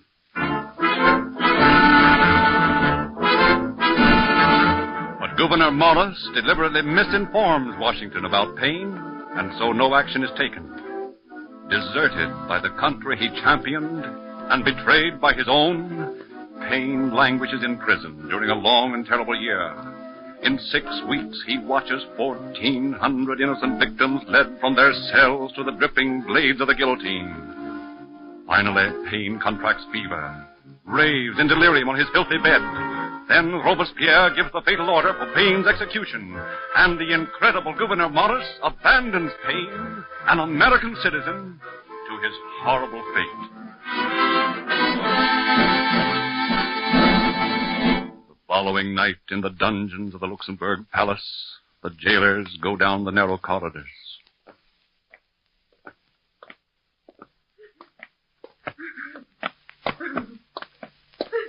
One moment. Listen in there. That's the Marquise de Condorcet. She's to go to the guillotine tomorrow. Put a chalk mark on her door, Pierre. Where?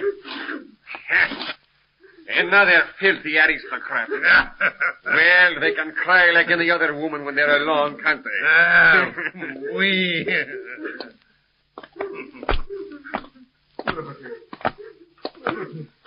Hold on. Here's the next cell, with the door open. Who is in there on the bed? I vote for the banishment of Louis XVI. Do not have He is racked with fever.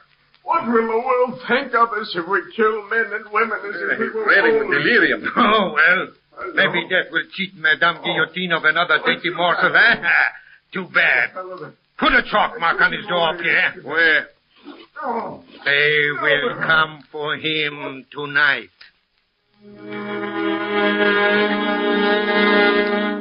A few hours later, soldiers enter the dungeon to collect their human spoils. Here's the door with a chalk mark on it. Open it.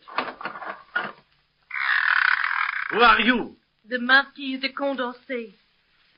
Have you come to take me to the guillotine? Hurry up. There is not much time. I am quite ready to die. Lead on. Hold. There's no chalk mark on this next door. I could have sworn they said every cell. Listen, you. Do you know whose cell this is? A man. An American, I think. All last night I heard him crying, "Liberty! Danton! My friend!" He is a friend of the revolution. Give me your lamp there, Alphonse. We will look closely. No, there's no chalk mark there.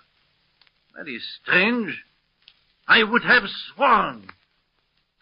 Oh, well, probably a citizen in for some other kind of offense. Allons. Forward, citizens.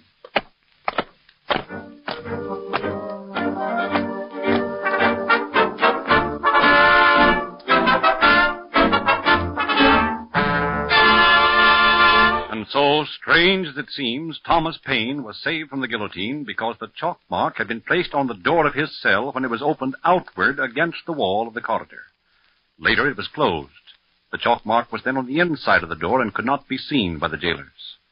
A year later, James Monroe succeeded Gouverneur Morris as minister to France. Monroe, fond of Thomas Paine, thought he was dead. When he found Paine was still alive, he had the unfortunate man rescued from his living death. Paine returned to America in 1802. We'd like to ask rather an impertinent question of all you women who have husbands to look after. Have you ever fooled your husband for his own good? One woman we know did just that with gratifying results. You see, her husband was stubborn. He would swallow the most unpleasant, old-fashioned mixtures when he needed a laxative. One day she threw the awful stuff away, pretended it was all gone. She offered him X-Lax instead. So, another troublesome laxative problem was solved. Instead of those old, unpleasant mixtures, he now takes a little tablet that tastes just like delicious chocolate. It's kind and gentle to his system because it is correctly timed. With all its mildness, it's completely thorough and effective. Never again will this man take any other laxative but X-Lax. Why don't you profit by his experience? Drop into your druggist today and get a box of X-Lax. Only 10 cents a box. 25 cents for the larger, more economical family size. In England lived an old lady who made her living selling winds to sailors. How did this strange occupation first begin? Listen to Strange as It Seems. You will also hear the world's strangest epitaphs. You have just heard Strange as It Seems by John Hicks, directed by Cyril Armbruster.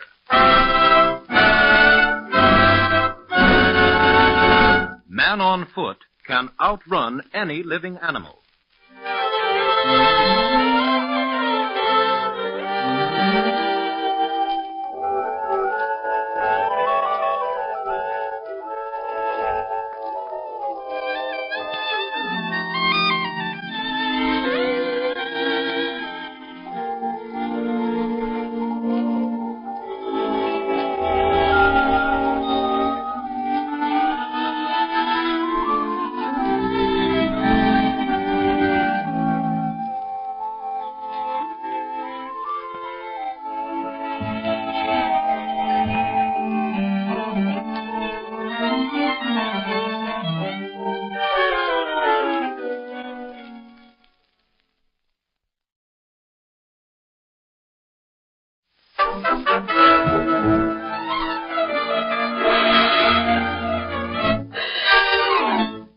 The makers of X-Lax, the original chocolated laxative, present Strange as It Seems.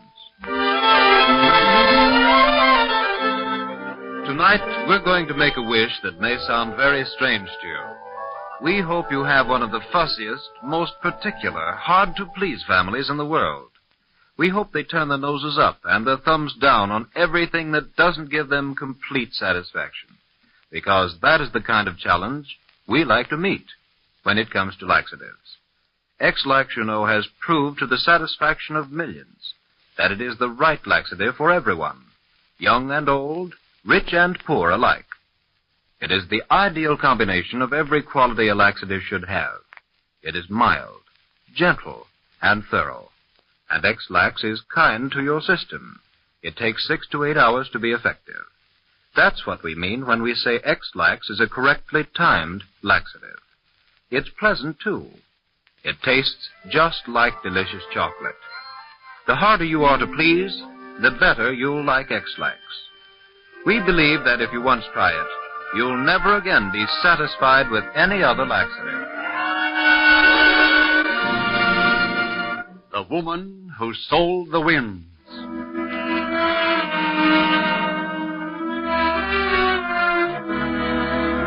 In the old days, sailors were ruled by whims of the wind. Many strange superstitions grew up as a result. The ancient Druids made whistles with which to summon favorable or unfavorable winds. Witches were believed to have magic powers over the winds.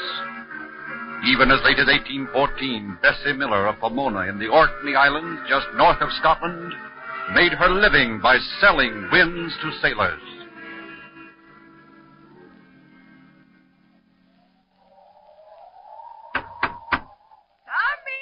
Come in.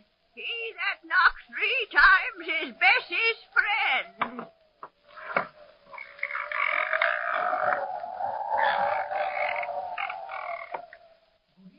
Bessie. Come forward, sailor. You want something from old Bessie? Aye, Bessie. I'm sailing on the barque Queen Anne in the morning. Many is the time my winds have filled the Queen Anne's sails. If it weren't for old Bessie, many's the time she might have been becalmed. I'm her captain now. Are ye now? Well, and such a young man. Aye. And where are you going, my bonny fellow? To Venice. Venice? Many's the sailor who's lost his heart in Venice. I won't. You see, Bessie, I'm marrying Bonnie Flora MacDonald from Kirkwold as soon as I return from this voyage. Now I see why you come to old Bessie. You want good winds and fast winds to take you to Venice and back before Bonnie Flora's heart turns to another. Aye. Tell me, Bessie, how much the winds are. First, 6pence in my palm, young man. 6pence? Wee bit steep, but here you are. Now, I take this napkin here, and now I tie one knot. Wind, wind, blow, blow, 3 times round over the ship, blow, blow, clouds, clouds, go, go. And now I tie the second knot. Wind, wind, blow, 3 times round, 3 times round, wind, wind, blow. And now I tie the third knot. Wind, wind, blow, faster, faster, go, wind, wind, blow. There now, here ye are, bonny gentlemen. What am I supposed to do with this napkin? If you want a wind from the north, untie the first knot. Untie the first knot? Aye. If you want a breeze from the west, untie the second. The second? If you want a gale from the east, untie the third. Aye. Thank you, Bessie. I'll untie them all, that I may come back to my Flora before her bonny eyes look at someone else. Goodbye. God bless you, captain of the good ship Queen Anne.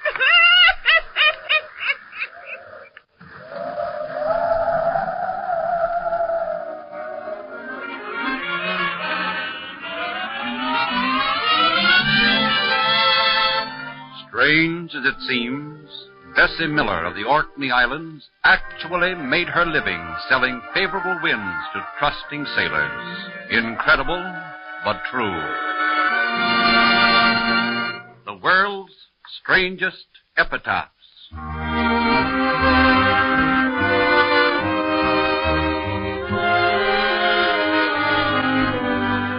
Strange as it seems, some of the most amusing ideas submitted by readers to John Hicks have been epitaphs. From all parts of the world they have been sent in. Many show a dry wit worthy of our best-known humorists. A few are strangely mixed with sentiment and advertising.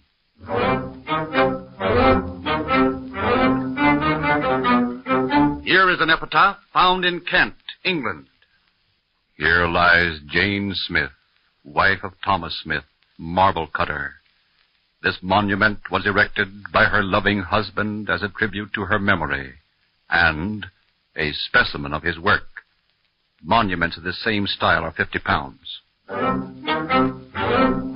Another from Ithaca, New York.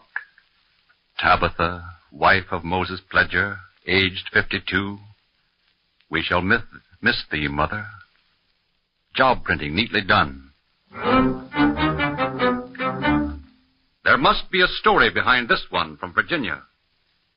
Here lies the body of Henry Moore, who got in the way of a 44. And this one from Savannah, Georgia, tells the sad end of a glutton. Here lies old Rastus Somony, died a-eatin' hominy in 59 Anno Domini. This somewhat sarcastic epitaph from Natal, South Africa, also has its story to tell. In memory of our father, gone to join his appendix, his tonsils, his kidneys, his eardrum, and his leg, prematurely removed by a surgeon who craved experience. And now comes the subject of marriage, which receives a few hard knocks. carved on a headstone in Edinburgh, Scotland. Here, snug in her grave, my wife doth lie. Now she's at rest, and so am I. Another from Yorkshire, England. Here lies my poor wife, without bed or blanket, but dead as a doornail. God be thanked. And from Falkirk, England, comes a masterpiece of irony, sacred to the memory of Anthony Drake, who died for peace and quietness' sake. His wife was constantly scolding and scoffing, so he sought repose in a $12 coffin. Strange as it seems, all these epitaphs have been sent to John Hicks by readers. Do you know any that can touch them?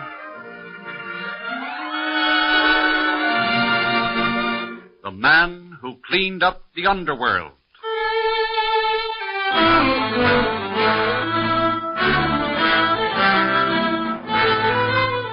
People generally think gangsters are products of the 20th century, but back in 1690, the city of Dublin, Ireland, was so overrun by thieves and bandits, it was unsafe to walk the streets after dark. At last, Jonathan Swift, Dean of St. Patrick's, author of the famous book Gulliver's Travels, thought out a clever way to clear the city of criminals.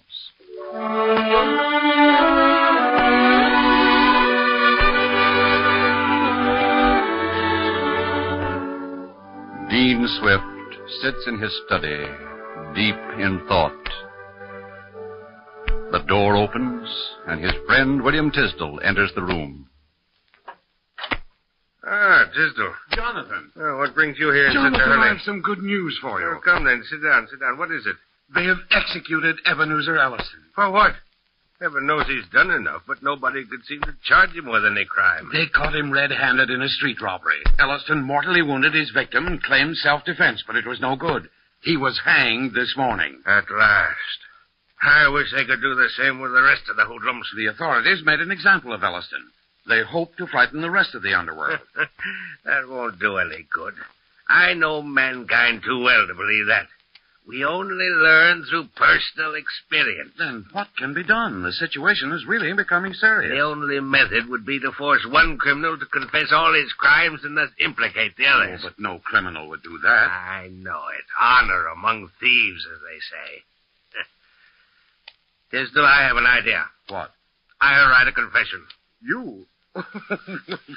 What good would that do? The Dean of St. Patrick's writing a confession. And I'll sign it Ebenezer Ellison. But the thieves would know it was false. I beg your pardon, Tisdall. I think I know enough about writing to be able to fool even a thief. But you don't know any criminal names. Never fear. I can word the confession so it will sound as if Ellison has implicated scores of his confederates. You really think you I'll can? wager within a week there won't be a dive in Dublin that won't know all about it. And if I'm right, there will be many hasty departures from Ireland.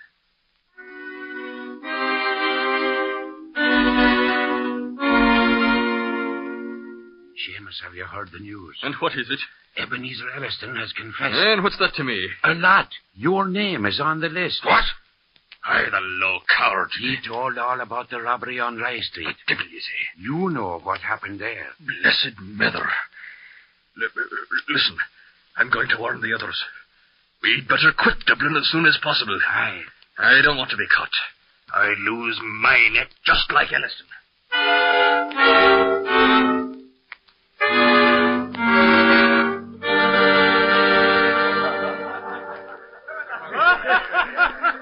Well, here's the health to poor old Ellison. Caught in the act at last, eh? Sure, and I'll drink to him. I'm sorry for Ellison, but I'm glad 'twas him and not me that swung in the pride. People, what fool? Yes, sir. Seamus, what brings you here all excited? And your eyes all ablaze. Listen to me, all of you. You'd better be leaving Dublin. What? Leaving Dublin? You won't want to laugh much longer. Elliston signed a written confession. Oh, what of it? Confession? All of your names are on the list. Jim, Elliston confessed. Does they know about the murder? Are you sure he named me? Craven Carr, Elliston, your dog know. Surprised, are you? Now I'm going over to the Black Swan. There's a lot of the boys there tonight who won't enjoy their beer when I'm finished with my story. Good night and goodbye. Elliston, confess. Elliston, confess. Elliston, confess. Elliston, confess.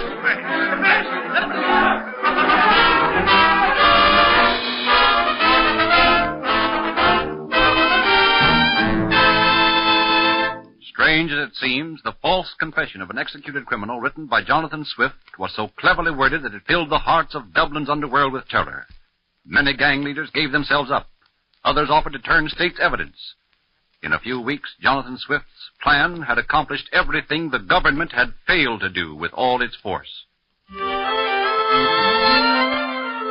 If you've ever traveled across America by car, stopping here and there, haven't you noticed how even little villages have their modern, up-to-date drugstores? Well, there are about 60,000 drugstores in America, and in every one of them, you'll find X-Lax, the modern laxative. Druggists all over the country are glad to recommend and sell X-Lax, because they know that X-Lax not only makes friends, but keeps them. They know that for 30 years it has been the approved family laxative for young and old. And here's why. X-Lax is mild, it's gentle, and it's thorough. And in addition, X-Lax is a correctly timed laxative. It takes from 6 to 8 hours to be effective. That's why it's kind to your system. And unlike unpleasant medicines, X-Lax is a joy to take. It tastes just like delicious chocolate. There's no medicinal aftertaste at all. So ask your druggist for X-Lax. He has one size at 10 cents, another, the economical family box, is only 25 cents. Original X-Lax costs so little that it pays to insist on the genuine. Never accept a substitute. You have just heard Strange as It Seems by John Hicks, directed by Cyril Armbruster. When an eastbound train runs 60 miles an hour, part of it travels west 10 miles per hour.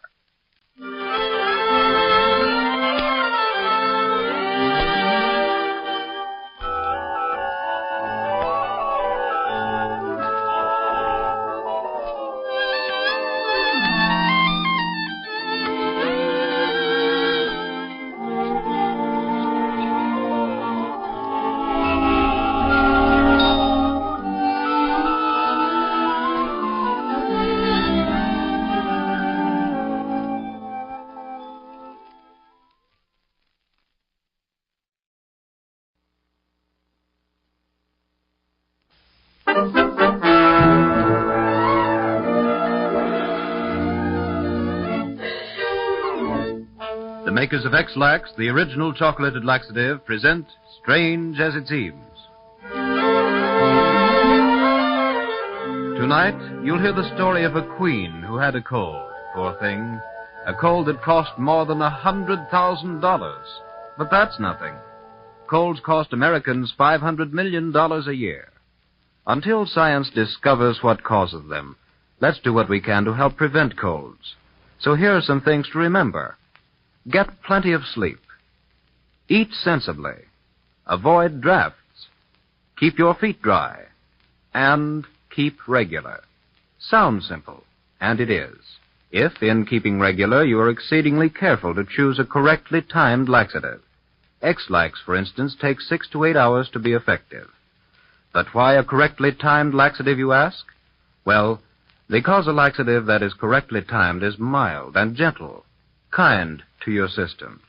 X-Lax combines that mildness and correct timing with complete thoroughness and effectiveness. And last but not least, X-Lax is a pleasure to take. It tastes just like delicious chocolate. For 30 years, it has been the approved family laxative in millions of homes.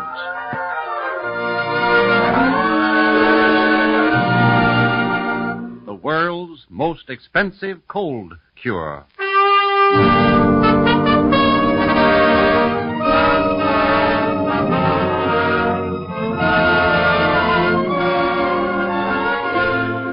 Russia, 1790.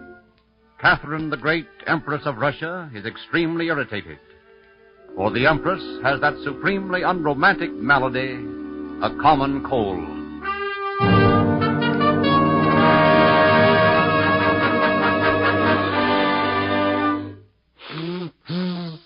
Can I I do anything, Your Imperial Majesty? Oh, no, you silly little fool.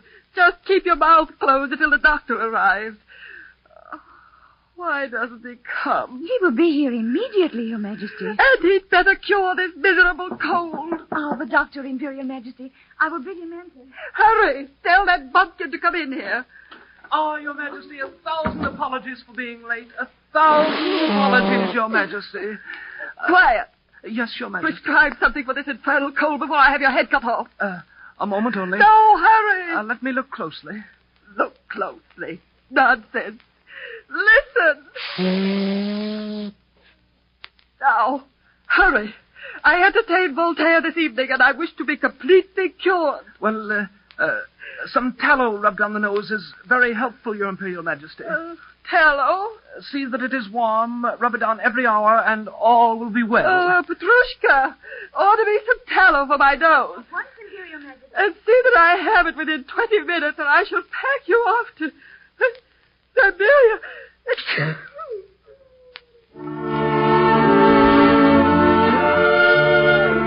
80 years pass. The Empress Catherine has long since died. The Emperor Nicholas I is now on the throne of Russia. One day he idly goes over the household accounts. With him is his friend Jakovlov. Why do you bother to go over these accounts, sire?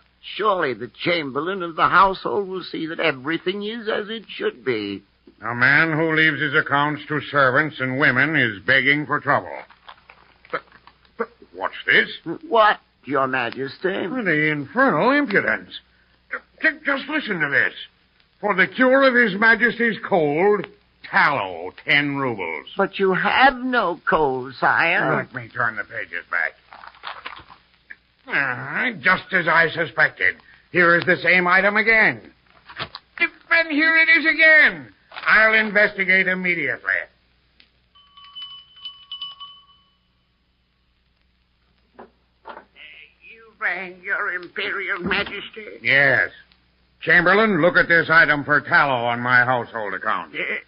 Yes, Your Majesty. How long has this item been placed on the accounts? Since 1790. What? 80 years ago? Yes. Have you been buying the tallow? Yes, Your Majesty. And what has the tallow been used for? Well, I don't know. 10 rubles a day for 80 years for tallow, and you don't even know what's become of it. Do you know how much that amounts to? No, Your Imperial Majesty. No. 292,000 rubles. Spent on tallow for a miserable cold cure. Your Imperial Majesty, I beg of you, I can explain. In the fortress of Peter and Paul, you will have ample opportunity to explain. Oh, Imperial Explain how you're going to repay me the 292,000 rubles. Strange as it seems, the amount of money expended on tallow to rub on the Imperial Russian nose for just one day amounted to $112,785 in our money, the most costly cold cure ever discovered. More strange epitaphs.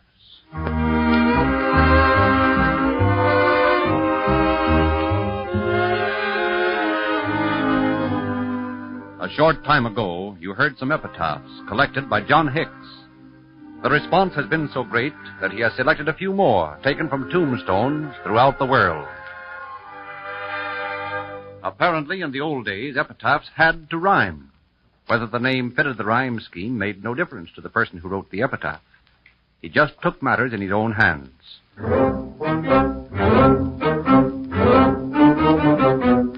From a tombstone in Tasmania.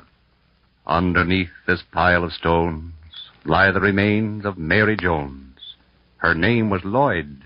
It was not Jones, but Jones was put to rhyme with stones. Here is a masterpiece of the anticlimax, an epitaph in the little town of Pusey, Wiltshire, England. Here lies the body of Lady O'Looney, great niece of Burke, commonly called the Sublime. She was bland, passionate, and deeply religious. Also, she painted in watercolors and sent several pictures to the exhibition. She was the first cousin to Lady Jones, and of such is the kingdom of heaven. The single state receives brickbats as well as marriage. Here rests in silent clay Miss Arabella Young, who on the 24th of May began to hold her tongue.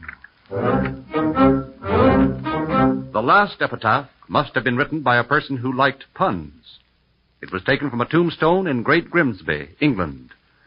Oh, and more has gone away. Oh, and more than he could pay. Strange as it seems, these are all authentic epitaphs. Have you ever seen any strange or unusual epitaphs? If so, send them to Strange as It Seems, care of the station to which you are listening. The Strange Story of Grant and Lee.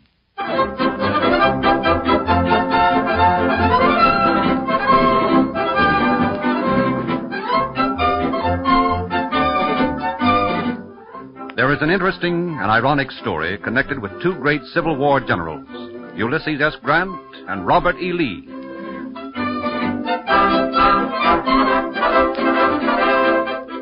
Grant, at this time a young captain of the United States Army, has recently married Julia Dent, daughter of a well-to-do Southern planter. They are entertaining Lieutenant Southey, a friend.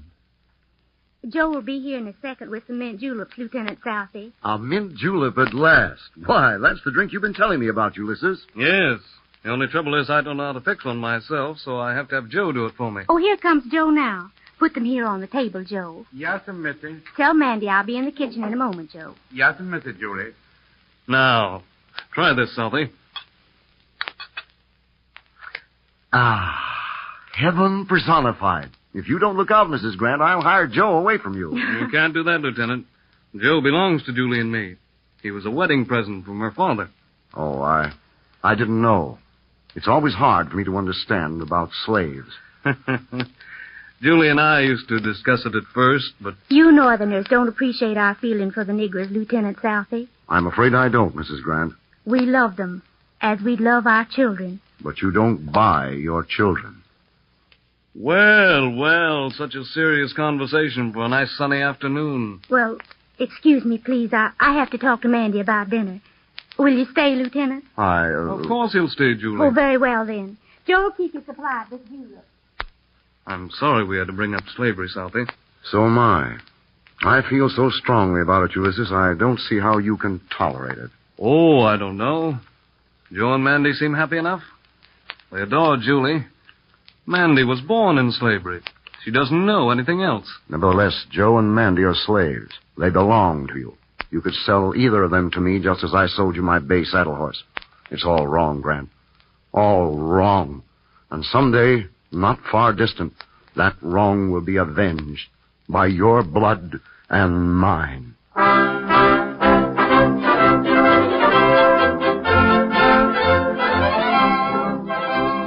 Virginia, several years before the Civil War, in the charming southern home of Robert E. Lee and his delightful wife, Mary Custis Lee. They are talking together.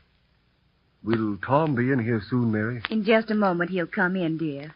I feel so sure that I'm right in what I'm going to do.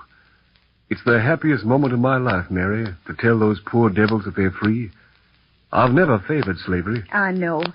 Father's freed his slaves already, and he says it's a great satisfaction to him. Oh, here comes Tom now.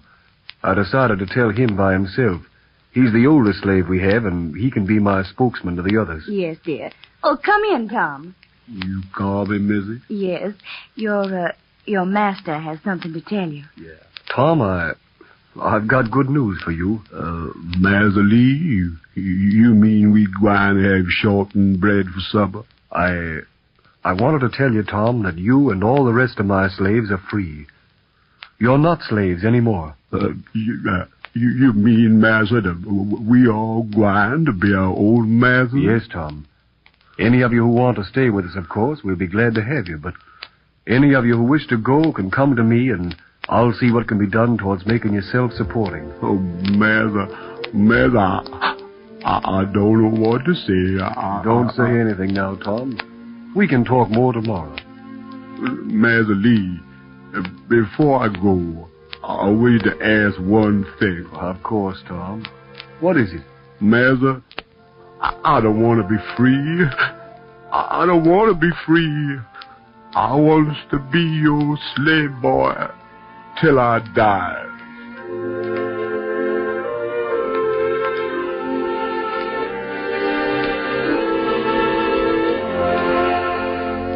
Strange as it seems, Ulysses Grant, general of the Northern forces during the Civil War, was not averse to slavery and even owned slaves, while Robert E. Lee, great hero of the South, not only objected to the sin of slavery, but freed all his own slaves several years before the Civil War. It's a bit too early for spring fever, but as we come to the end of winter, most of us are feeling sluggish and under par. Perhaps we've eaten too many heavy meals. We haven't taken enough exercise. Whatever the cause is, people seem to feel the need of additional help at this time of the year. So if you're sluggish and a laxative is needed, try X-Lax. X-Lax, you know, is mild and gentle. It's kind to your system because it is correctly timed. It takes 6 to 8 hours to be effective. And the taste? When we tell you that X-Lax tastes just like your favorite chocolate, we don't have to say any more about that. So drop in at your druggist and get a box of X-Lax. It costs only 10 cents, or you can get the more economical family size for only a quarter. Back in early Anglo-Saxon days in England, there was 1 month in the year called the Wolf Month, because the wolves actually came into the villages. Be sure and listen to the next broadcast. You have just heard Strange as It Seems by John Hicks, with original music composed and conducted by Felix Mills.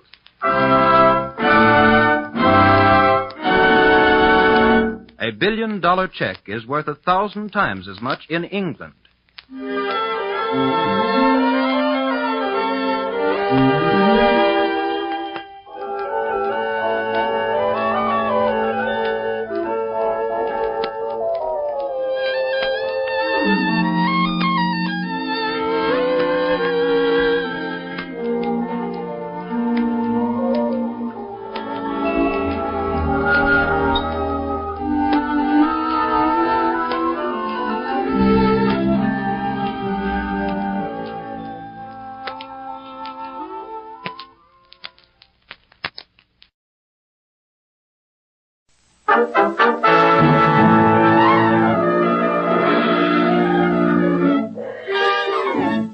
The makers of X-Lax, the original chocolated laxative, present Strange as It Seems.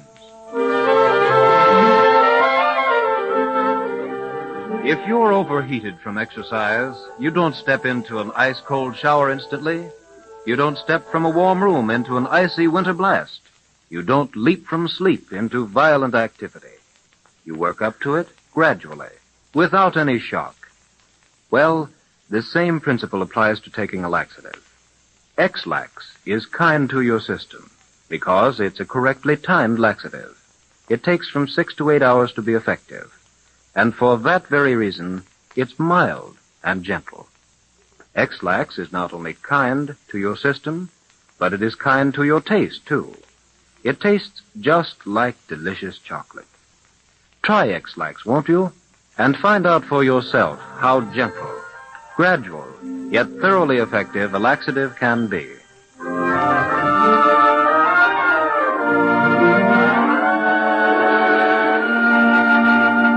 The Wolf Month.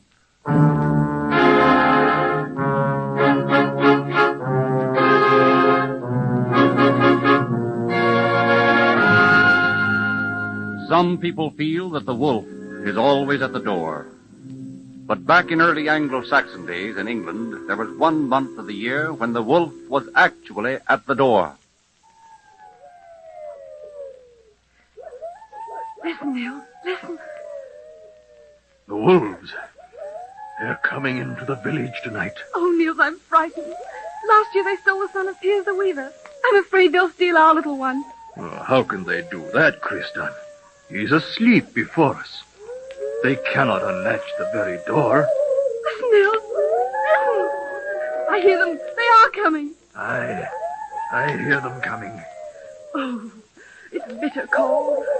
Could we not have a few faggots on the fire? I dare not go outside. When it is freezing like this, the wolves have more courage than I have. Oh, why have they always to come during this month, Nils? I suppose because there is no food in the forest. They must eat, even as we do. Oh, they're just outside, Nils. Listen to them, scratching at the very door of our cottage. I'm going to hold my baby in my arms. They shan't touch him. I'll die first. Be quiet, Kristan. The wolves can't come inside the house. Oh, that awful sound. I shall hear it in my sleep, if I can ever sleep. What shall we do? What shall we do? Listen, Kristan. Tomorrow morning, I go to the village council. I am going to suggest a plan. What plan have you in mind, Nils? I am going to tell them that we must change the name of the month. Change the name? Aye, now we call it the Wolf Month. Perhaps the wolves know this. Oh. If we changed it to some other name, they might not come. Do you really think the wolves would not come if we gave this month another name? I'm not sure, Nils. But I am sure. What name will you suggest? I do not know. I will ask Cedric, the wise one. He can read Latin. Perhaps he can think of a good name. Oh, Nils, hold me tight. The baby's so cold. We'll hold him between us so that he will stay warm until the dawn comes. And the wolves go back to the forest.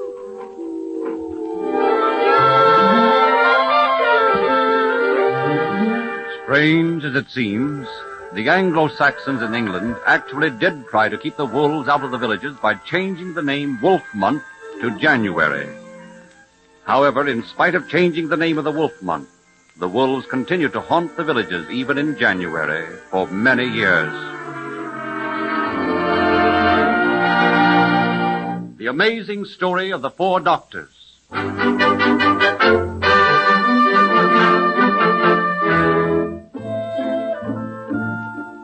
From the history of France comes a strange story of 4 doctors whose lives were interwoven in an amazing and dramatic manner.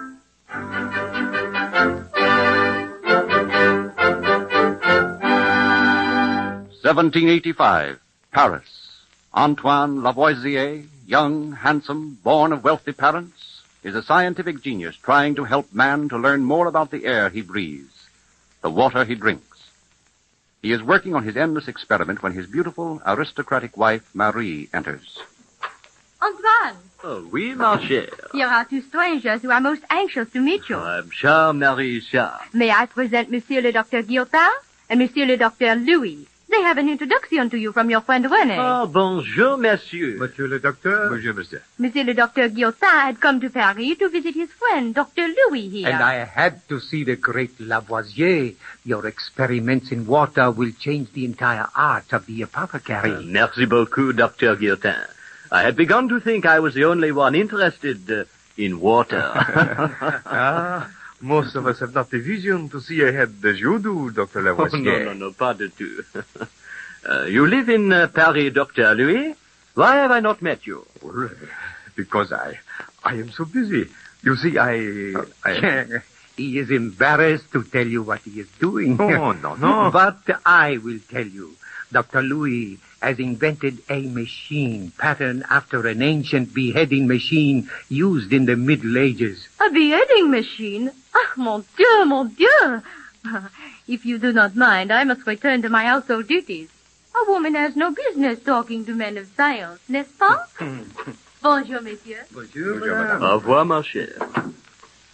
A beheading machine. But what a strange idea. I love mankind, Dr. Lavoisier.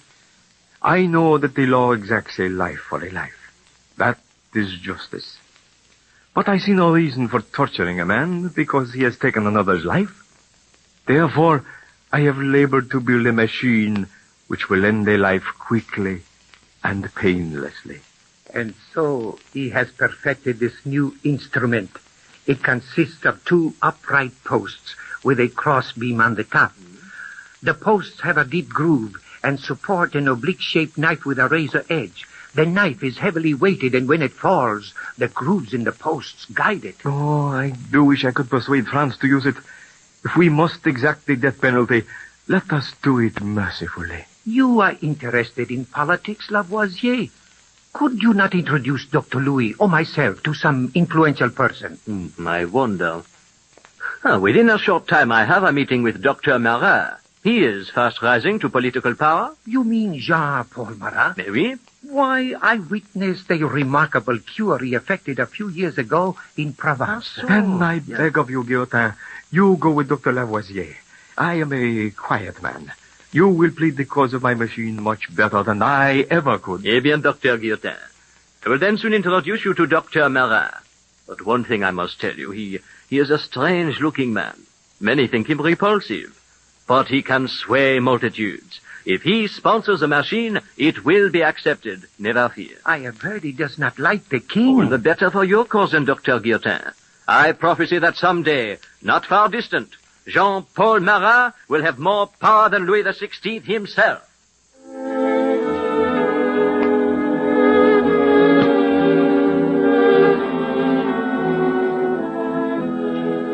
Lavoisier is right. By 1789, Jean-Paul Marat is the leader of the Revolutionary Assembly. Dr. Guillotin, sponsored by Marat, presents his case to the Assembly. As you well know, for hundreds of years, messieurs, noblemen alone could die by the sword. They alone could have a death that was quick, sure, painless. We common people died like wild beasts, flogged to death in the streets, hanged from trees. Monsieur, once more I beg you, accept this machine. It will do its work well and quickly. We are on the brink of a new era, an era of equality for all. France is liberating the people from the yoke of the nobility. Let her be the first to lead the world in mercy.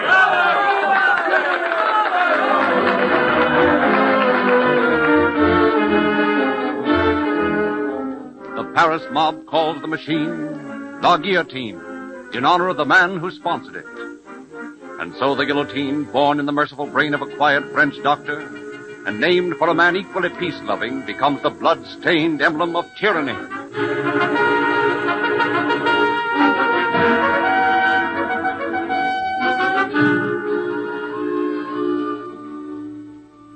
Guillotin, horror-struck, remains in obscurity. Louis, the inventor, is forgotten. Only Antoine Lavoisier remains prominent. And then, in 1794, without warning, Lavoisier is brought to a mockery of a trial before the bloodthirsty revolutionary tribunal. Silence in the tribunal hall. Silence! What is the charge against the prisoner, Citizen Fourcroy? In 1791, the prisoner was a member of the Academy. Our martyred leader, Marat, denounced him as a friend of the Royalists. Prisoner, is this true? I cannot deny that I had friends among the members of the court. Citizen Fourcroy himself was my friend then.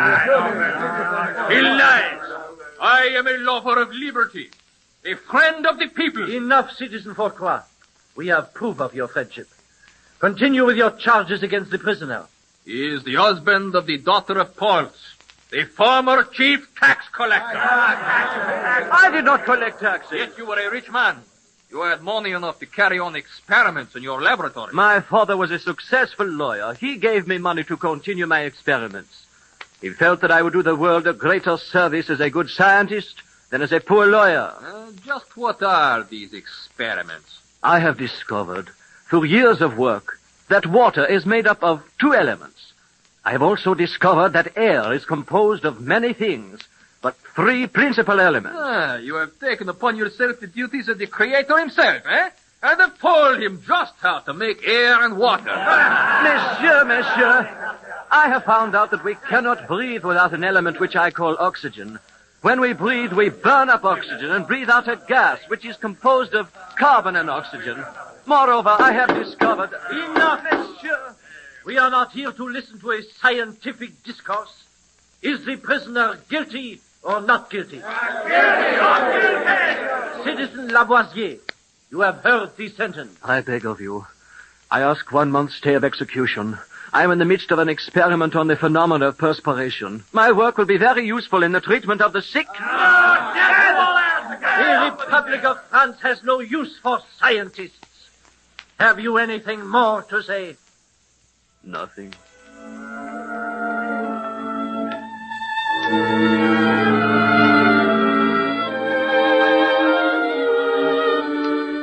And so the father of modern chemistry, the great genius Lavoisier, lost his head under the knife of the guillotine. A witness to the execution wrote, "It took but a moment to cut off his head, but another like it cannot be produced in 100 years."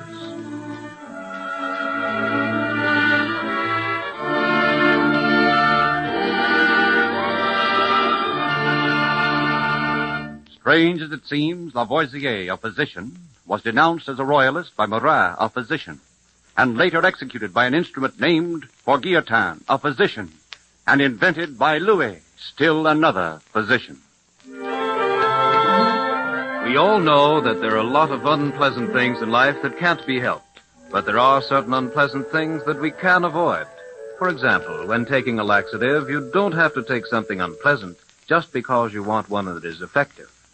X-Lax is everything a laxative should be, and yet it is pleasant to take. It tastes just like your favorite chocolate. It's mild and gentle, yet thorough, and it is kind to your system because it is correctly timed. It takes 6 to 8 hours to be effective. So next time you need a laxative, try X-Lax. It's the favorite laxative of millions, and it will be your favorite once you give it a trial. It's good for every member of the family, and it costs so little, only 10 cents at any drugstore, or 25 cents for the more economical family size. You have just heard Strange as It Seems by John Hicks, directed by Cyril Armbruster. The Pacific Ocean once washed the shores of Virginia.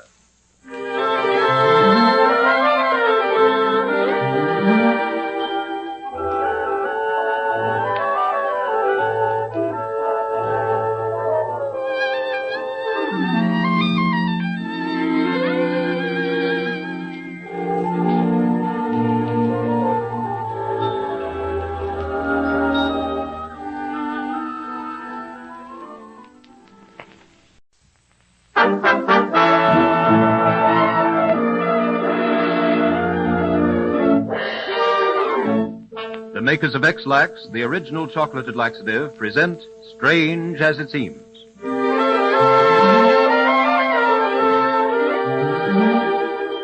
Is your medicine chest stocked with different kinds of laxatives for the different members of your family? Does Dad feel he must have something strong and unpleasant? Does Mother take something else? And is there still another for the children? Well, they're taking up unnecessary space, and it's a waste of money. Because there's one laxative that is good for the whole family, children and grown-ups alike. X-Lax, the right laxative for every age. It's mild and gentle enough for the children, yet it's as effective as any laxative you can take. And here's something that's very important. X-Lax is a correctly timed laxative. It takes 6 to 8 hours to be effective. That's why it's kind to the system. So you see, all you need is one box in the medicine cabinet, ready for any member of the family. Get that box today at any drugstore.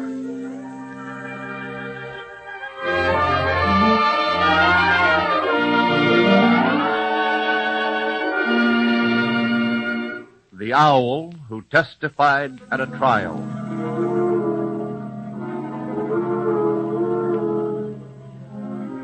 The well-known expression, "a little bird told me," proved too true in the case of the murder trial which took place in 1933 in Pocatello, Idaho. For an owl was one of the principal witnesses for the plaintiff.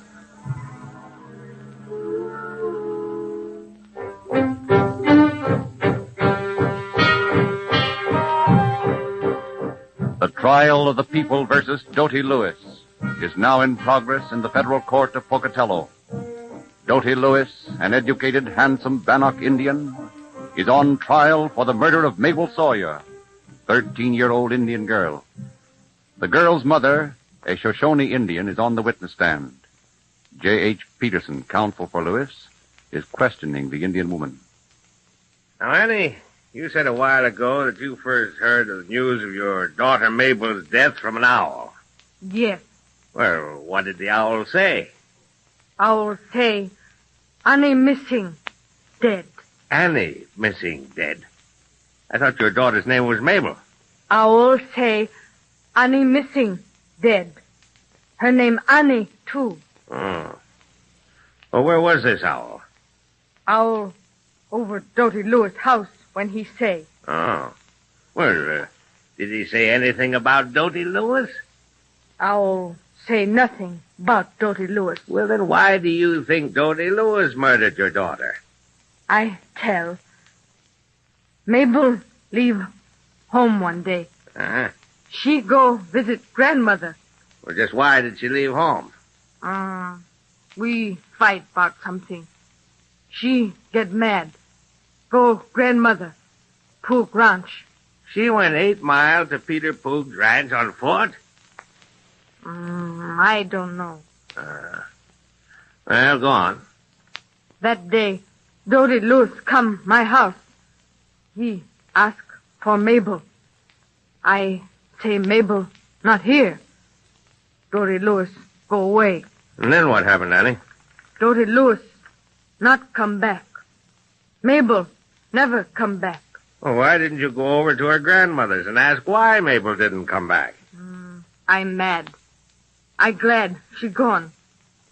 I got lot other children take care of. And so 2 weeks went by before you knew anything about what happened to your daughter, eh? Yes. Well, tell us what happened on the day you found out about Mabel. I out in field. I getting corn. I near Doty Lewis' house. I see owl sitting Doty Lewis' roof. He looked me, say, Annie missing, dead.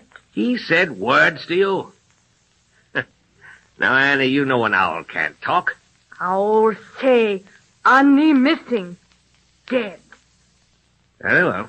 Go on. I go grandmother. No, find Mabel. But if the girl's name is Mabel, why did the owl mean your daughter when he said Annie missing, dead? I tell you, her name Mabel sometime. Annie sometime. Oh, now come. You must decide what her name is. I object to that statement, Your Honor, on the ground that counsel is seeking to confuse the witness. Everyone knows that the Indians have different names for their children. Objection sustained. Well, one more question. Annie, what did you do when you'd gone to Mabel's grandmother? I find Mabel never go there. We all look for Mabel. Never find. 2 moons pass. Don Ingup find an island, Port Neuf River. She's choked to death. Defense rests. If it please, Your Honor, I will present one witness for rebuttal. Very well. John Wolftooth, take the stand. Raise your right hand. You solemnly swear the testimony you're about to give to be the truth, the whole truth, and nothing but the truth, so help you God? Yes. What's your name? John Wolftooth. Sit down. John, will you tell the court what you know to be true about the Indian language? Indian language is like sounds they hear in forest or on plains. In old days, when tribes were fighting with each other, we used different calls. Will you explain that? When Indian want to warn others that enemy was hiding near them, we give call of swallow. That means meeting in our language. What does the call of the owl signify? Cry of owl always means death in all Indian language. Then it would be possible for an Indian to interpret the call of an owl to mean certain words in his language? Yes. Once when I was in field and meadowlarks start calling me names, I very surprised.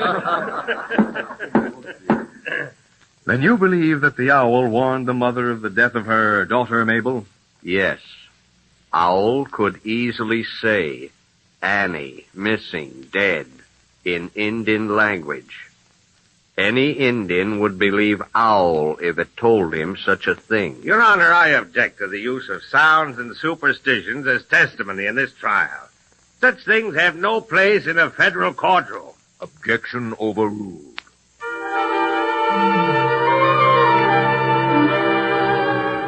Strange as it seems, in a federal court in Pocatello, Idaho, the words of an owl were actually accepted as testimony in the murder trial of an Indian accused of killing a young Indian girl. The cowardly hero.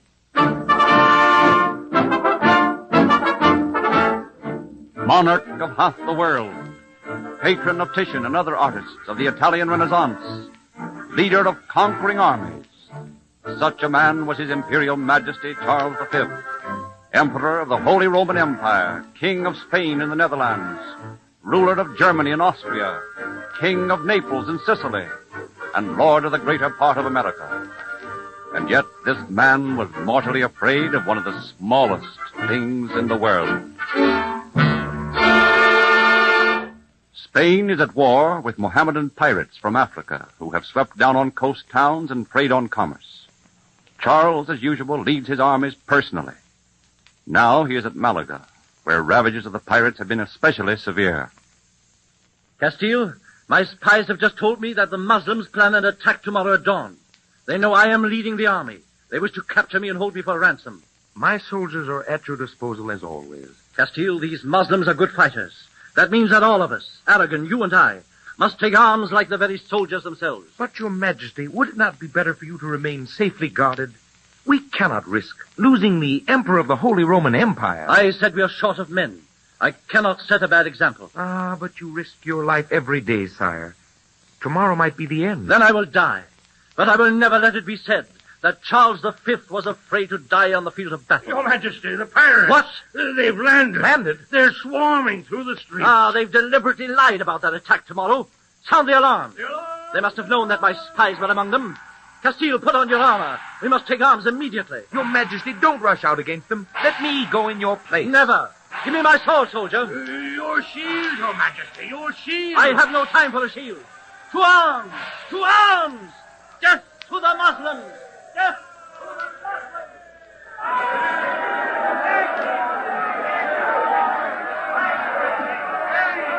Men, follow me!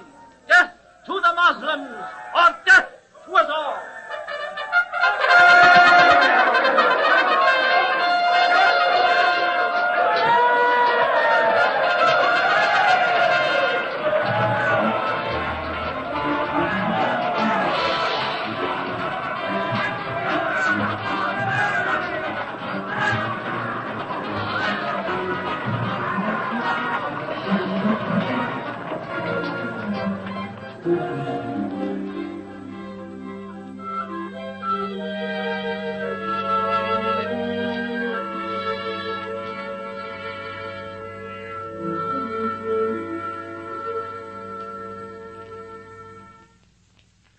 Well, Your Majesty, now that you have conquered your enemies, you can afford to sleep. Ah, but once they nearly caught me, Castile.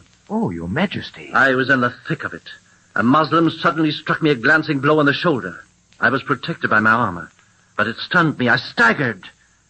In that one moment, I came close to death. Your Majesty, if you would only allow me to take your place. No, Castile. No. I am not the man to allow others to do things for me. Ah! Take it away. What? Take it away. Your Majesty. Look over there. Where? Running across the ground. But it's so dark I can't see. A mouse. What? A mouse. Look, it's coming towards me. Oh, Santa Maria. Straight at it. Straight at it. Calm yourself. Calm yourself, Your Majesty. Calm yourself. It's gone now. It ran off under those stones. Oh, thank God. Your Majesty. Yes, Castile. You have found out my guilty secret.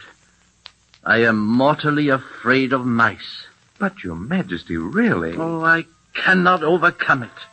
The very sight of one fills me with such terror that my heart nearly springs from my mouth. Can it be that that deep down in my soul, after all, I'm a coward.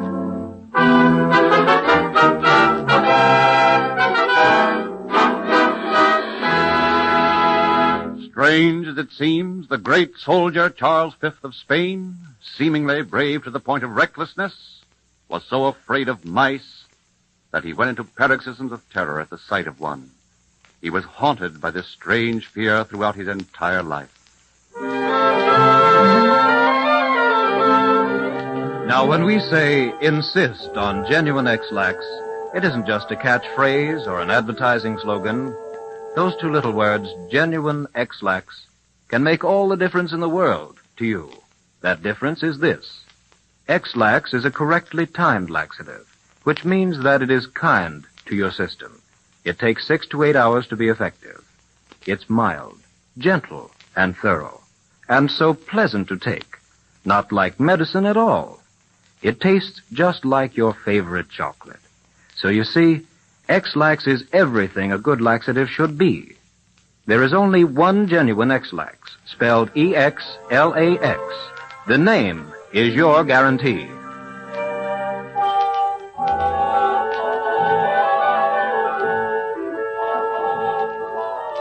Al Capone might be surprised to hear that his counterpart lived way back in the 18th century. His name was... But listen to the next broadcast for this amazing story. You will also meet the man who fell 5 miles and yet is still alive. You have just heard Strange as It Seems by John Hicks, with original music composed and conducted by Felix Mills.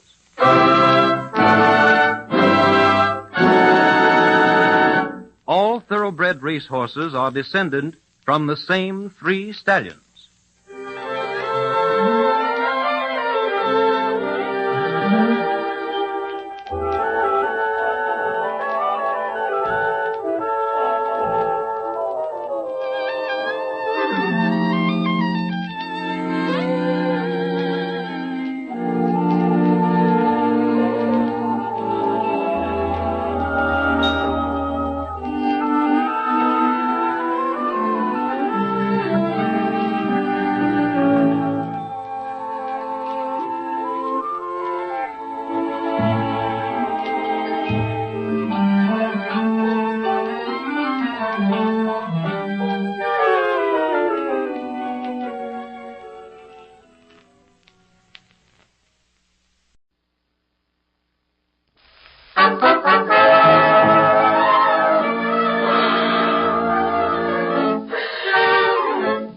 The makers of X-Lax, the original chocolated laxative, present Strange as It Seems.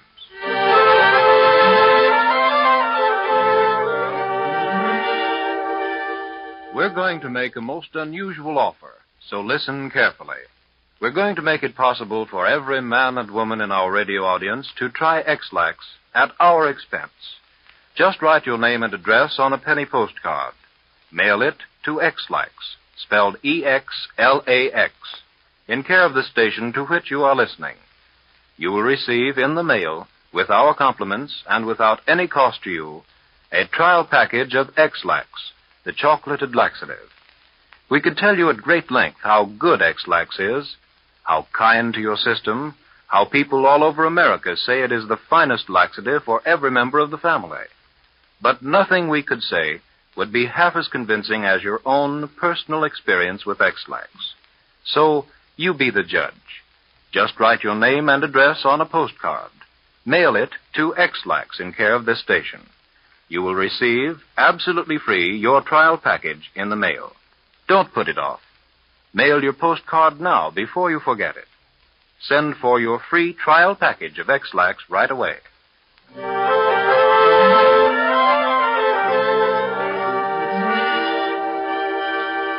The Man Who Fell 5 Miles. 1920. A government aerodrome in the United States. 2 aviators are watching Major Rudolph Schroeder's plane as it soars out of sight in an effort to win a new altitude record. He must be up about 30,000 feet now. He'll break the altitude record all right. Yeah. Schroeder's a wonderful pilot. One of the best. Yeah. I'm worried, though. I don't think he was carrying enough oxygen. I thought that, too, but he was positive he had plenty, so I didn't say anything more. Say, Isn't that his plane? Where? That dot way up there in the sky. Oh, I don't see how it could be. He hasn't had time enough yet to... Say, it is his plane. Yes, sir. Walter, that ship's out of control. It's heading straight down. He'll crash. I bet his oxygen did give out. We've got to do something. Wait, what can we do? Look at that plane. Look at it. It's only got about 3,000 altitude now. Look. It's horrible to stand here helpless. It's all right. It's all right. Schroeder's got the ship under control. No, he can't have. Yeah, look. He straightened it out. My gosh, you're right. He's going to land. He's going to make it. Something's wrong with him. He's making a bad landing. Gee, I hope he doesn't crack up now. Well, he's on the ground anyway. I'll call the ambulance. You find out what's the trouble. I saw him falling. Must have fallen a good 5 miles. Then he managed to straighten her out. I don't know how. Schroeder. Why, he doesn't answer. Schroeder. Look, he's got his mask off and he's just sitting there in the ship. Walter. He's blind. What? He's unconscious. His eyeballs are frozen. Look. Get him out of the plane. We'll take him to the hospital. What's wrong with him, Walter? Must have torn his oxygen mask off. He's alive, though, I think. Here, boys, help me lift him out of the plane. Sure. You go around the other side of the ship, Edwards. Okay. Dick, you grab his left arm. I'll take the right one. All right. Now, all set? Yeah. All together, boys. All right. Easy there. Yeah. Easy. That's it. Yeah. Now lay him on the stretcher. Right. Oh, wait. Yeah. Okay, I got him. All right. Now lift him into the ambulance. There. Careful now. Easy. Gently. Yeah. There now, he's inside. I'll go with him to the hospital.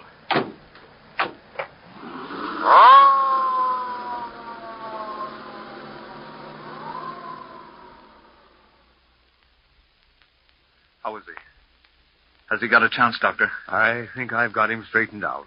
He'll pull through. Doctor, he won't be blind. I don't think so.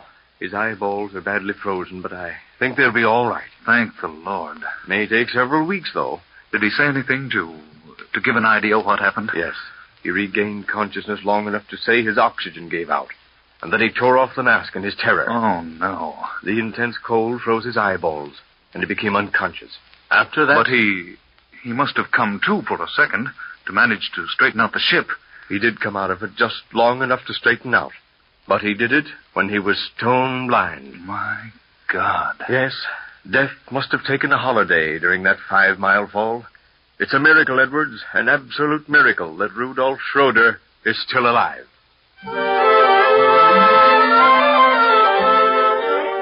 Strange as it seems, Major Rudolf Schroeder actually fell over 5 miles in his airplane because his oxygen had given out on an altitude flight. He regained consciousness long enough to straighten out his plane and make a safe landing, although totally blinded with frozen eyeballs.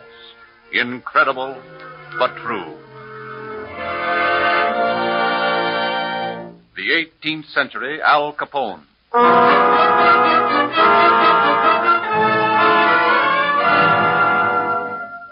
When the United States government finally put Al Capone in Alcatraz prison for failure to report his income properly, it took a page from 18th century English history. For Jonathan Wild, notorious London gangster, was a veritable public enemy number 1. 1724, London. Jonathan Wild has set up a profitable business receiving stolen property from thieves, which he hired to do the stealing. Parliament has sought to curb his activities by passing a law making receivers of stolen property accessories to the theft. Wild cleverly outwits them by setting up a respectable lost property office, which returns stolen goods to owners for a commission. He is now so prosperous, he has opened up 2 branch offices. Wild is in his main office. Jack Shepard, notorious thief, enters the room. What do you want, Shepard? I've got no time to talk to you. Oh, yes, you have, Wild. Now you listen to me. I've had all I want of your high-handed ways. From now on, I go my way and you go yours. You mean you won't steal that lace from the Earl of Dudley? No, I won't. The man who works for Jonathan Wild always loses in the end. Why, you low down... Enough of that, Wild. Blueskin and me is tired of you and your whole gang. We are finished for good and all. Oh, no, you ain't. If you try to open another stolen property office, I'll have you thrown into prison. Oh, you'll have me thrown into prison. What can you do? I've got friends, don't worry. And they do what I want, because I know too much about them. Understand? All right then, me bucko. We'll see who's got the most friends.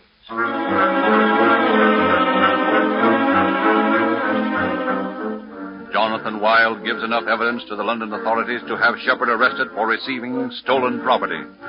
He and his companion, Blueskin, are thrown into Old Bailey Prison. In the meantime, Wilde swaggers about London, confident that his friends among the police will let him continue his stolen property racket. Then, one day... Have the prisoner brought in here, Dinwood? Yes, Mr. Jeffries. Come in, Shepard. What do you want with me for, eh? I've done nothing. I want something from you. Just a little information. I don't know anything. I've been in this blasted, filthy prison for 6 months.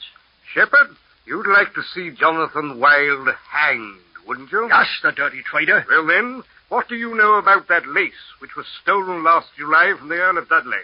Jonathan Wilde paid Jack Sharp £10 for stealing that lace. He sold it later on in Brussels for £200. I know all that. We've traced it. But how is it that the Earl of Dudley has the lace back in his possession? Easy enough. Wilde acted as agent, charged the Earl a big commission, about £100, I guess, and recovered it for him.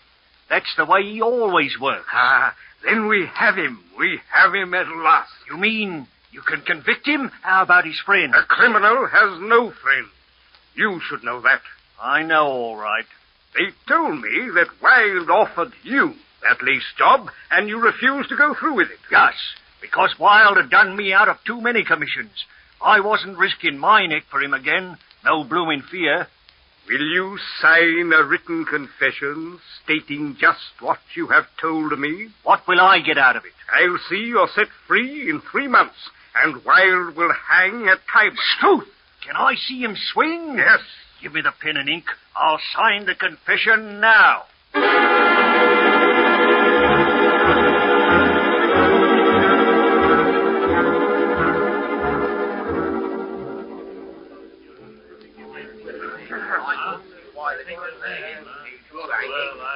Let's be quiet in this court. Jonathan Wilde, come forward and receive your sentence. You can't hang me. I've committed no crime. I'm in a respectable business. I do the public a service by returning stolen property. Silence. I do. Jonathan Wilde, you are hereby acquitted of the charge of stealing lace from the Earl of Dudley. Ah, you see? The written confession of another criminal is not conclusive evidence that you actually committed this crime. I told you you couldn't send me to prison. I'll never go. You are guilty of not informing the police of your activities in returning the stolen lace to the Earl of Dudley. That's no crime. It was a slip, an oversight. The law says that receivers of stolen property are accessories to the theft.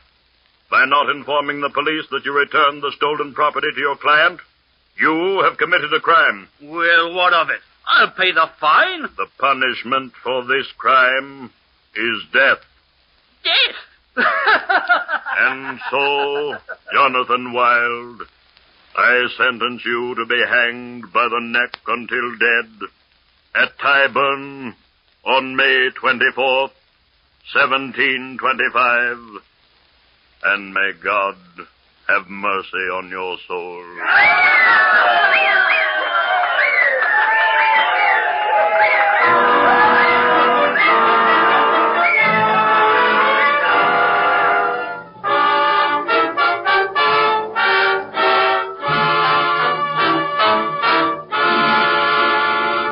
Strange as it seems, Jonathan Wilde, notorious London gangster, was finally convicted for failure to report a commission paid him by a client.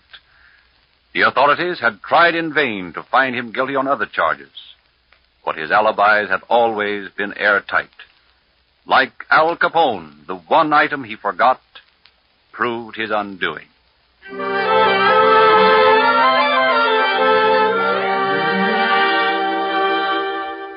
At the beginning of this program, we told you how you could secure a trial package of X-Lax absolutely free.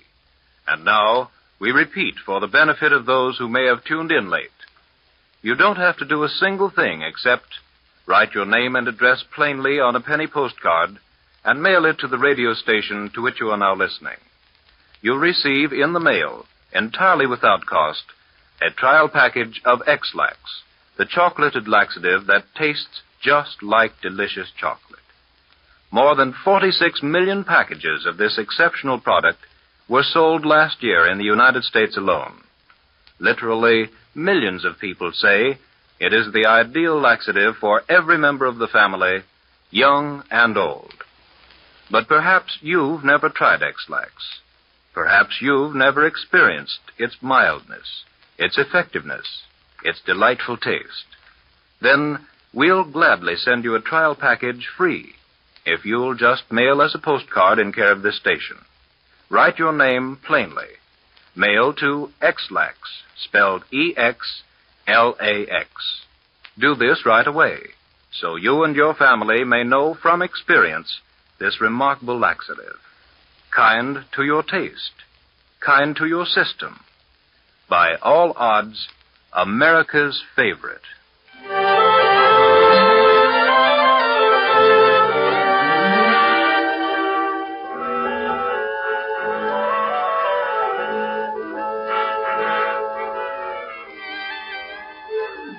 Little Jack Horner, who sat in a corner and stuck his thumb into a Christmas pie, actually lived, and he did pull a plum out of the pie. What was this plum? Be sure and meet the real Jack Horner on the next broadcast. You will also meet the surprise witness. You have just heard Strange as It Seems by John Hicks, with original music composed and conducted by Felix Mills.